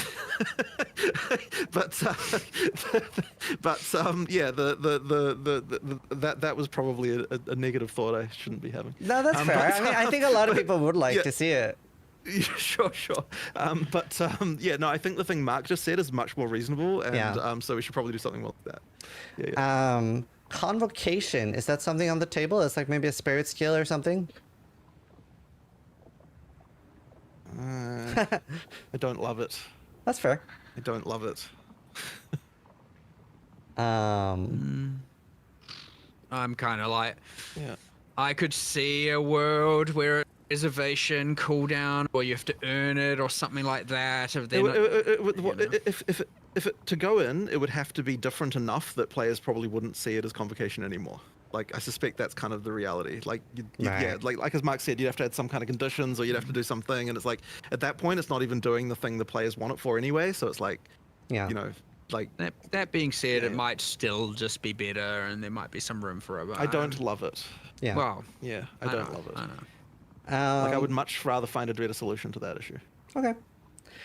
When it comes to map completion, obviously there's been some changes this patch, but one thing that easily feels the worst is when there is no idea what convocation is actually really far away, and the checkpoint system doesn't really cut it there. Would you consider making the completion of a map be like 90% of the rares instead of 100? Because the bad feeling is very often tied to just one monster, the other side of the map, and I have to like do so much backtracking. Sure. Well, I want to solve this problem. I don't know that that's the answer, but I understand the issue. Like, there's been a few. We straight up discussed last night that like just having the minimap icons on. There was a discussion of doing comes on all the time, right? Because you're not gonna miss the monsters if you see them. The main reason for that is like the current way it works is that it's like when 200 remaining they appear, and on some maps that's like you kill 3 packs and they appear, and other maps it's like you got to clear 80% of it before they appear, and honestly that's kind of weird and bad anyway. Yeah. It's just that we kind of want to, like, the main thing we're worried about with that change is the whole you just play on the minimap, like you're not even looking into the game. And so. But I think that fear. I'm very in favor of that. Well, I love that like, change. do we just turn off? Literally just showing from the start. Like I love that initially for sure. At least for me. Okay. So I thought you said you loved the idea of not looking at the game and only playing off the minimap. I kind of do that anyway. One of the like when we were trying to find that NVIDIA crash, the one of our developers like tried playing with just the graphics turned off, like they just had the minimap, and they played literally to the end of Act 2 with just no graphics, and they're like, and the funny thing was like, what the hell? How did you even manage to get through 2 acts like that? And he's like, oh, Huntress OP. I was like, okay, like this is so it is actually possible to play entirely with the minimap, no graphics at all, apparently. Yeah. But, yeah. That's fun. No, I would love that. Yeah. I want to change that imminently. The thing with the 90% thing you're suggesting, by the way, there is like, let's say the map only has 3 rares. Is it just 2 out of 3? Does it like round down? Does it round up? If there's only 2 rares, is it literally just one? Just enable seeing the rares on the map. I agree. It's probably I better like that. just to do I agree. I like that. Another quick question about Delirium. It seems very fast. Obviously, we're a bit slower now. Wait, minimap or like overlay map though? Delirium speed? I guess overlay map. I very specifically made a number of builds and tested them just before this 020 release. But do you and I was see actually enemies on the surprised minimap? how well I was doing. And I was like, okay, like I thought this was a big problem, and I was like, I'll just actually go and actually test it myself. So it could be like, okay, I guess you can like see your I'd health like to bar know a bit going more up here, and I down. guess, don't which is know. like, is it certain maps over others? Weird thing because you it, mentioned 100%. though. Because it still expands like a donut, right? Yeah, which we do, and we do kind of have to balance it around probably the bottom. Maybe it's, yeah, sure. There's probably a point where it's balanced around an assumption of like being more acceptable maps instead of the worst ones, and so I just need to shift that assumption and then change it. But yeah, I did specifically personally test this on a number of characters pre-020, and I was actually I was like, I expected it to be way worse than it was. That being said, I wasn't using like a massive range of maps for testing that. I was like, you know, probably 5 or 6 different things on many different characters. So, yeah, sure, I will look at that as well. I'll add it to the today list. It's going to be a big day. Yeah, well, I appreciate you guys doing this. So obviously PoE, you're not necessarily tied to like the warrior being melee, right? Like right now I'm playing artillery ballista. Would it be possible to implement some sort of favorite system that I can just tick like artillery ballista with a little heart on it, so then when I go to like level up those gems, I don't have to in the bottom left search artillery ballista and tick the... I would suggest just having a tab for equipped gems would be the way to do that. Yeah. Like you just have a tab that just shows you the equipped gems, you just click on and you level up that way. Yeah, so all the classes, then my gems, and then all gems is probably what it should Elon's be. gems. Another question, the Smith's Hammer ability. I was watching, I have not used it myself, but I saw Quinn69 using it, and it looked pretty painful with like a little like tink, tink, and then going out and hitting twice. Any improvements to that? So there were meant to be some changes that were made to this that I even specifically spoke about, I think, with maybe Darth and Gazzy or whatever when we had that last one. Yeah. And those changes didn't occur. They have occurred locally. They should be in a imminent patch coming out. Like that's... it somehow got missed, I think, or I don't know. I actually don't know what happened there, but that was a sheer mistake, straight up. All good. So there are multiple skills that can use chargers. A few players have reported that like they might want to use chargers on a specific skill. Would there be a way to like deactivate that a skill uses chargers, but you still want to use that skill, but you don't want it to be empowered? What did the DM say? This was something that came up like probably about 3 or 4 days before we shipped. Actually, with I mean, it was talk because I mean the obvious case is barrage on the Huntress, right? Yeah. Like whether or not you want to do that. So I think like I'd have to look into whether or not this is going to be okay, but we could have a support gem that does that like gives some other power boost but says it can't consume charges or something. and then that way you could use that with barrage if you wanted to disable it for that, or something like that. So I think that'd probably be the way. But I have to think about exactly what that should be. But something along those lines would be the way. Should I'd do work. That. Yeah. I have a little just interesting question about how do you feel like class identity revolves more around weapons, right? Because I'm a warrior build, but a lot of people inherently think warrior is maces. But yeah, the class identity is more around the weapons themselves. And I was curious how you feel about that. Well, we explicitly moved to having 12 classes partly because of that, to make that the case. We want that, and this is actually was driven so when we were talking about adding weapon types and so on, there was this thing where we're okay, if you're, you know what it actually was? It's okay. So we had the spear base type, and we're okay, because this is way back, a long time ago. We're okay, what is gonna make a person who selects a ranger ever switch to spears and do that? That's just incredibly unlikely to actually happen. It's ultimately the purpose of the classes at the start are kind of to give you a stereotype to go to. Now you don't have to follow that, obviously, everything's open, but giving players a thing where they're okay, I know what I'm gonna do, I'm gonna do this thing. It's it's kind of important for new players to have that happen. Right. So I think it is overall very positive and kind of why we did that in the first place. And I mean, an evidence of that in PoE 1 is yeah, players who select Ranger, even though there's all this whole thing about being able to become a melee Ranger, it takes a long time before someone would even experiment with that if they're a new player. They just wouldn't even cross their mind to change weapon type like that once they've already started. So that's the reason effectively why just due you need that, to we have needed to, skills have that some are way to viable in make it all so that, weapon from the types, very or beginning, you kind of early know- acts at you've least, got some and not idea be in your head about what kind of thing. Yeah. yeah, you can't play spear until Act 3, right? That's the main reason. The next question is about corrupted items, and you added, in my opinion, a very fun new unique Stormbox. Actually, whoever you need made the good leveling Stormbox, skills on every single Chef's weapon kiss, love type. that thing. Please put it in PoE 1 as well. Coolest thing ever. But I find corrupted items a little frustrating one ideally too, as well. due to quality and sockets. To be fair, I don't know if the answer is just that Twisters they is always have okay. quality and sockets, but obviously it's guess, items that I we don't know. can't recombinate anyway. And I just want to hear your thoughts on a balance pass from that. It's very frustrating to get a really cool unique that is, or rare that is effectively useless. Yeah, something needs to change there. We actually removed some corrupted drops before 020 went out, and then because we were wait, hold on, getting corrupted items just sucks. Yeah. This isn't a good thing you Like, want. So corrupting Whirling an item of Strike your 3 choice is times. great. Yeah. Yeah. So we just straight up were we need to Shield just or start Fire removing Ground, the and then the corrupted drops and Twisters find a into different it. way or a different item mechanic, or do something with them. Yeah. Cool. This 100% just what is this random white corrupted item on the ground? That is never going to be of use to anyone. Right. Yeah. So we just need to fix that for sure. Cool. Is there a possibility of the runes being added to the currency stash tab? I believe we would. So what was We're adding a socketables affinity. Yeah.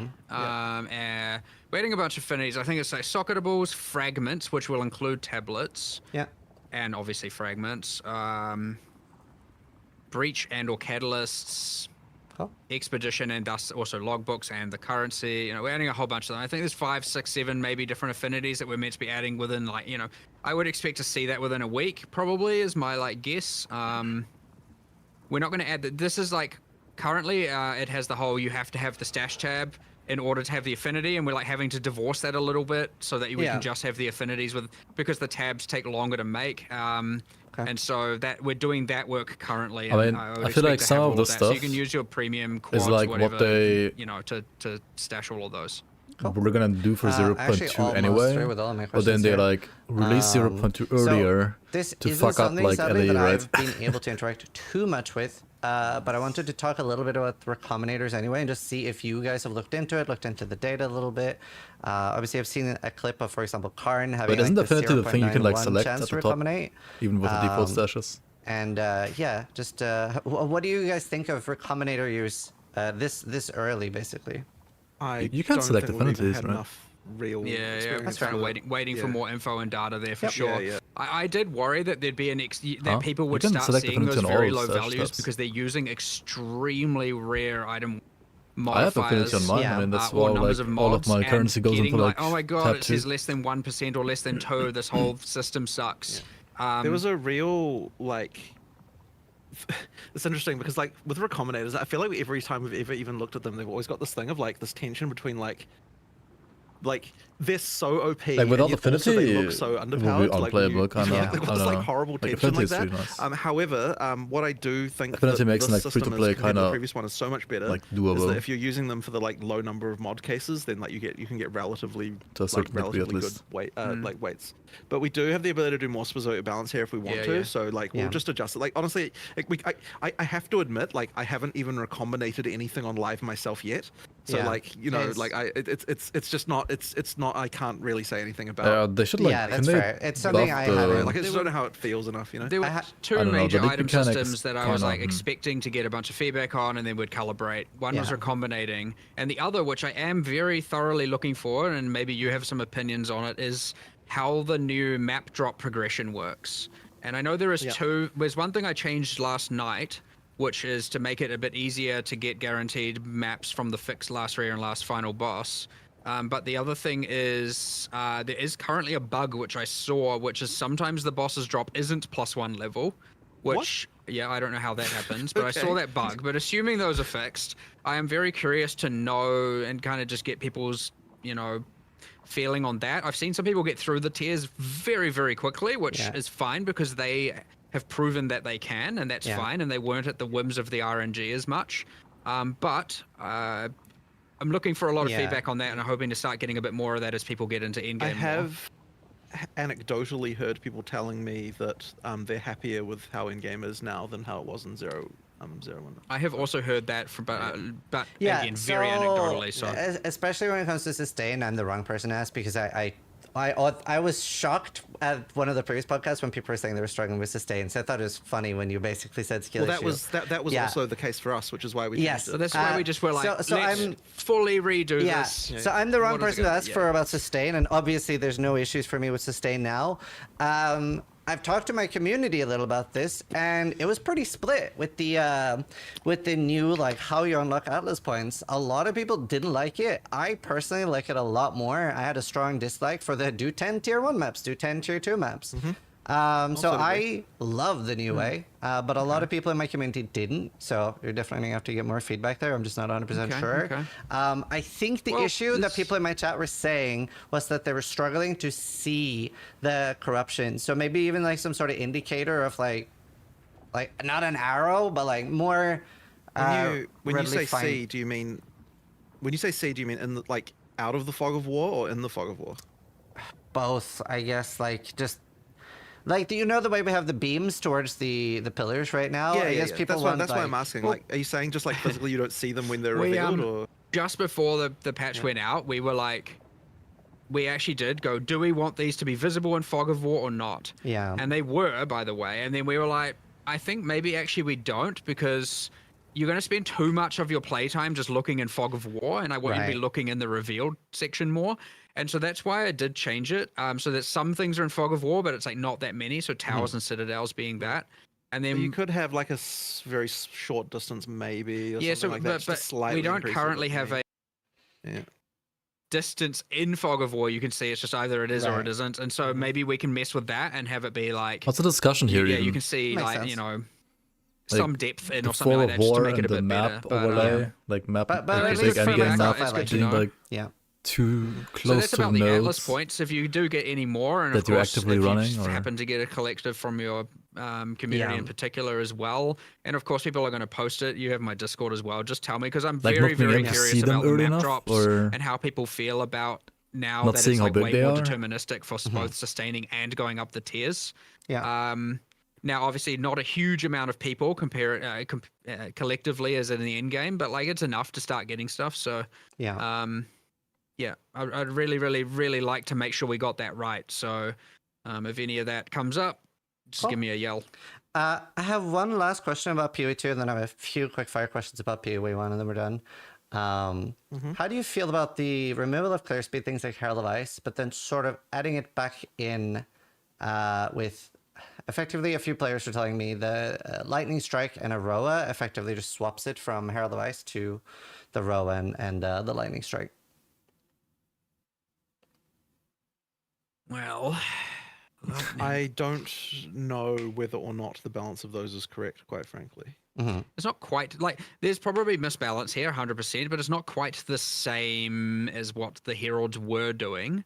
But it is still a balance anomaly for sure. Like I certainly have. I don't think it's like playing, as bad as like the Ice Herald stuff we had in 0.1 though. I'll have to say. Why, I mean, I haven't seen it. Like I mean, I've seen some stuff. It doesn't seem as stupid which I as the assume Ice is stuff. what you meant. Route 2 made me promise to. What does the Roa do? Like it gives you more speed and what else? Like more movement speed. What else? It is the number one play build right now is Lightning Spear Amazon, and that for good reason, right? Like.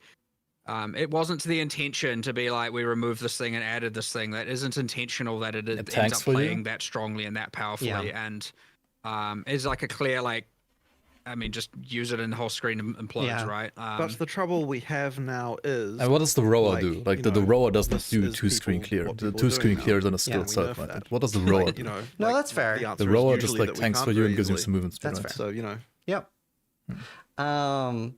So, which I guess is more impactful. A few PoE1 questions and then nothing. Do we have a rough estimate at all for 326? I mean, are we telling people? Have we said anything about that? I think we were like, I think last we said was A and around that territory, or at least towards the latter half of May. You cut out. No, sorry, I'd said nothing. No! I was just pretending. No, towards the end of May was what we last said, and the intention is still that is currently on track. Obviously, all these things are kind of like, up to within a 2-week kind of band because, things happen. That being said, if you're not hearing about things by the end of May, or at least, then I'd be very, very surprised. You should be, for sure. Right. That removes the movement speed penalty. Awesome. Right. Any chance of WSD in PoE1? Have you thought more about it? It's not really a question of thinking about it. It's a question of like, I would put it in tomorrow if we could. Yeah. The problem is that the character rigs are just not set up for it. And so I will just mention like kind of like the long-term plan here. So once every microtransaction from PoE 1 works in PoE 2, at that point, it will mean that we could then port the character rigs from PoE 2 back to PoE 1 and rig the old character models and items onto them. And that would then mean that we would have access to the animation library and everything that we have in PoE 2 in PoE 1, which would then mean that we could put WASD in, basically. Okay. So what I'm saying is that like in the but this will take a while, right? But like in the long term, this can happen. But like it would effectively we always sort of imagined that we would take the PoE 2 character rigs and port them back to PoE 1 once the microtransaction had all been ported over. Yeah. But it requires 100%. Obviously, we can't turn a microtransaction off in PoE 1 you already bought. So like therefore, we have to wait until we've got full compatibility before we can do that. Another thing is like have to wait for the incentivized to change. Yeah. And the reason for that is that we have to rig everything to all the stupid PoE 1 character models. We have to currently do. Yeah. So the moment that we can finally get rid of those PoE 1 character models, like character rigs, that means that it just reduces our workload a crap ton. So and then at that point we could add WSD. We've got a pretty large rigging department right now, and they are spending probably the majority of their life all rigging microtransactions to PoE 2 characters right now. That is what they're doing. So. So I mean, eventually it will get to the point where that is the case. Cool. I have the same question, but with pausing. So for PoE 1. That one, I think that they even tried to do that. It was almost there. It was almost there, and then there was like a couple of things. So, it is our intention to get that in. Awesome. Another thing that I really love in PoE 2, the highlight effect. Like when I right-click a transmute and it shows like what items this works on. It's really nice quality of life. Right. Well, I mean, there shouldn't be any reason we can't do that, right? Should be fine. I mean, I don't know why that would be a problem. Yeah, should be fine. Yeah, I we mean, can stuff probably like do that. 100%. It's either way, just not going to. It just won't. It won't just happen. Cool. Sure. Final question is: Val orbs in PoE 2 can change the magnitude of unique items. Is that something we could ever see in PoE 1? Well, the amount of work that it would take. So here's the thing, right? Like that for every unique. We, have manual work to do to work out what to do there. Yeah. And obviously in PoE 2, given that there weren't all the uniques made already, we were able to do that. So like I'm not going to say never in PoE1, but just the amount of work it would take to like look at the balance of every single unique and do that work would be quite large. Most would take only like 2 seconds and would just be fine. Sure, but there's like implications for a lot of Yeah. like There's just a lot of uniques in PoE1, right? Like a lot. Awesome. That was all the questions I had. Thank you so much for taking time to do this. I know this was super welcome by me and the community. We really appreciate it. I know it was a bit combative today, but I promise it's from love for the game. Well, actually, and, at the beginning, I obviously got out of bed on the wrong side of the bed this morning because I was feeling a little bit anxious, probably more than I should have done, and I apologize for that because that was probably not great.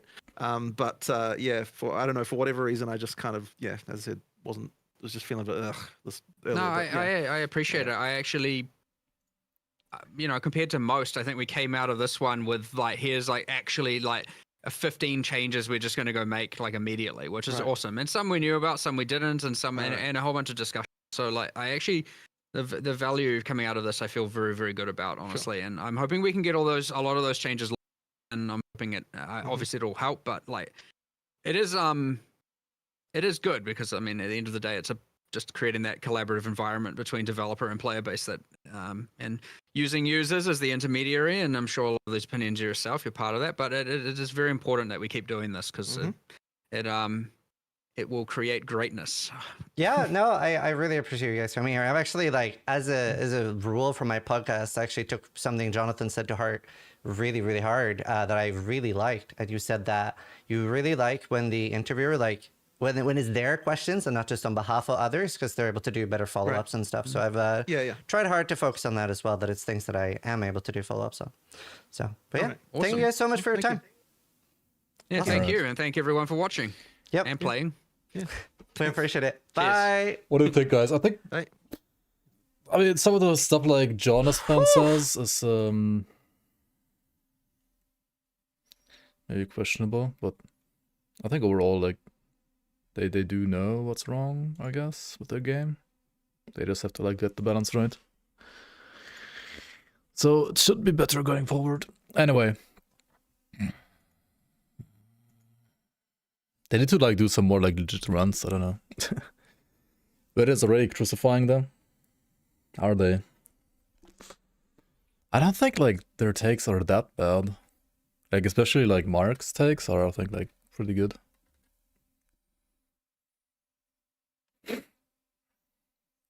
Well, at least we know who the target audience is.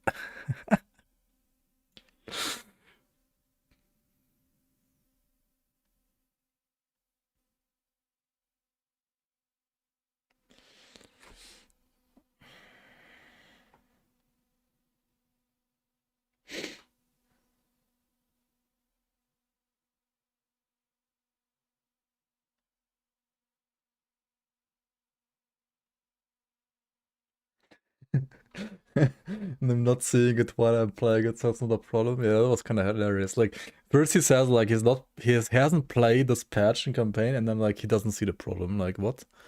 I mean, patches can like feel differently, like just depending on like the balance already, like a lot.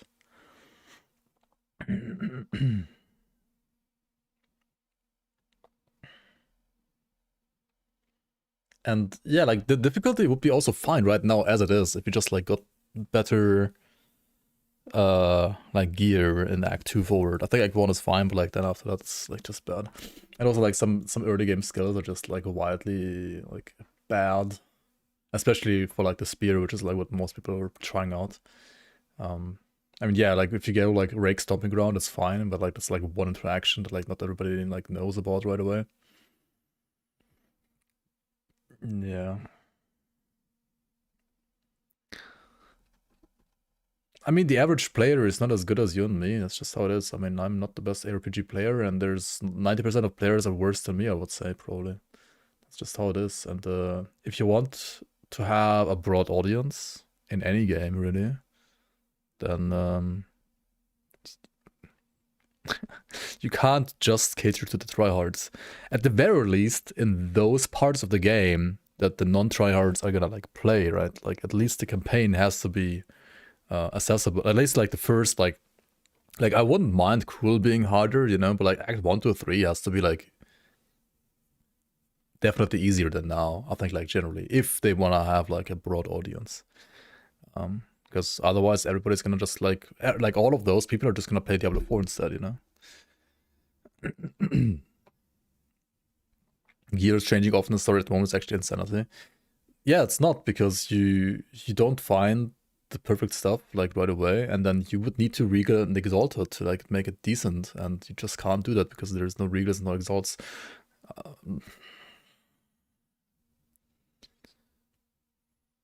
Yeah, like I didn't get stuck on Gino. Actually, Gino was like really easy for me on Spear. I did not play Rake, and Gino was still actually really easy with just default attack. Like Gino was really easy as fuck for me on Spear. I don't know why exactly, but it was actually not hard.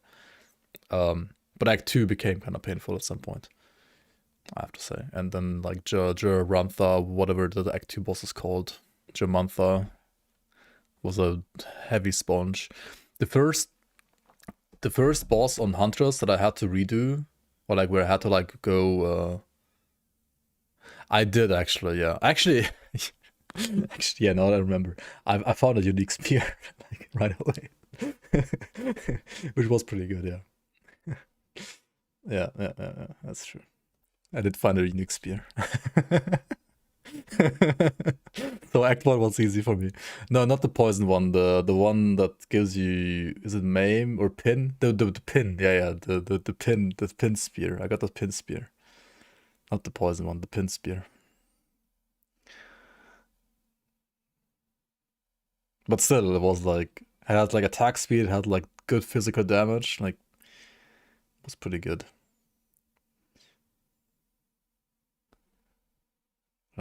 Where can you see like all the items in PoE2, by the way? Is there like some item database for PoE2? We can actually like look at stuff. PoE2 database, TW, this one. Why is it in German? What the fuck?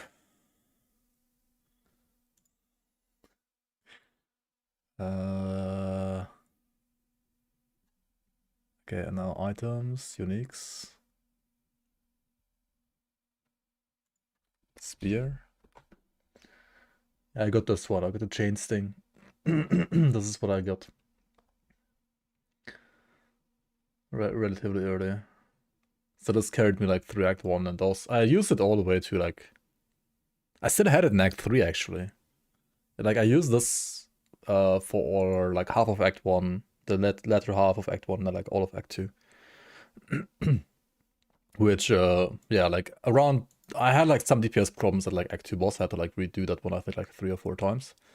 But up until that point it was fine. What's the poison one? This one?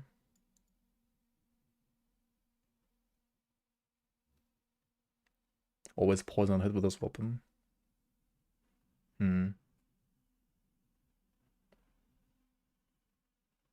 Isn't Trash Clear kind of bad with us though?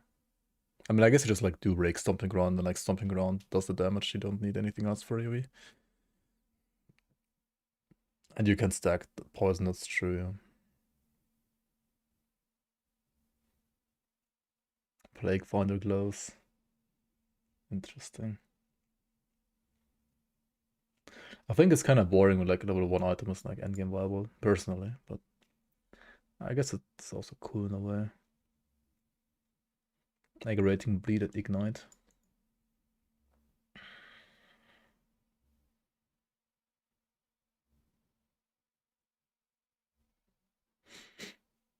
Cool. I also found like a unique shield, I remember.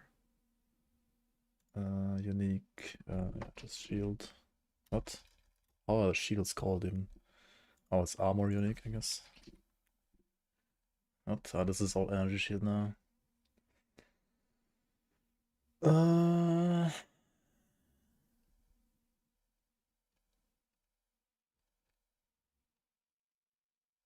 Actually, I don't remember which one it was.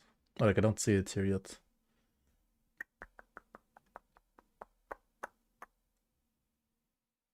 I found this one on 0.1 at some point, I think. Oh yeah, this one. Dionadier. I don't know, this one is not like that crazy.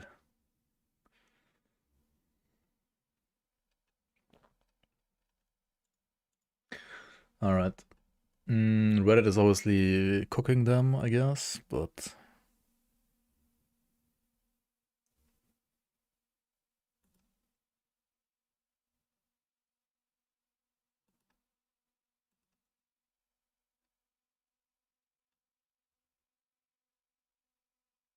You kind of need to corrupt it for 2 seconds, though. Yeah, makes sense. Shortest PoE2 league ever.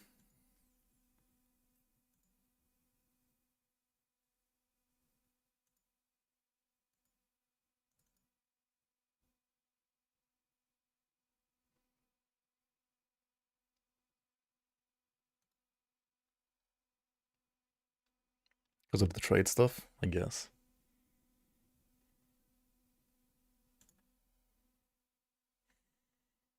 Alright, I think we're gonna go to bed though. I thought I was gonna like play some more after the interview, but it was like 3 fucking hours or something like that. Or 2. So yeah, we're just gonna go veg, I think. Like I'm gonna go veg right now at least.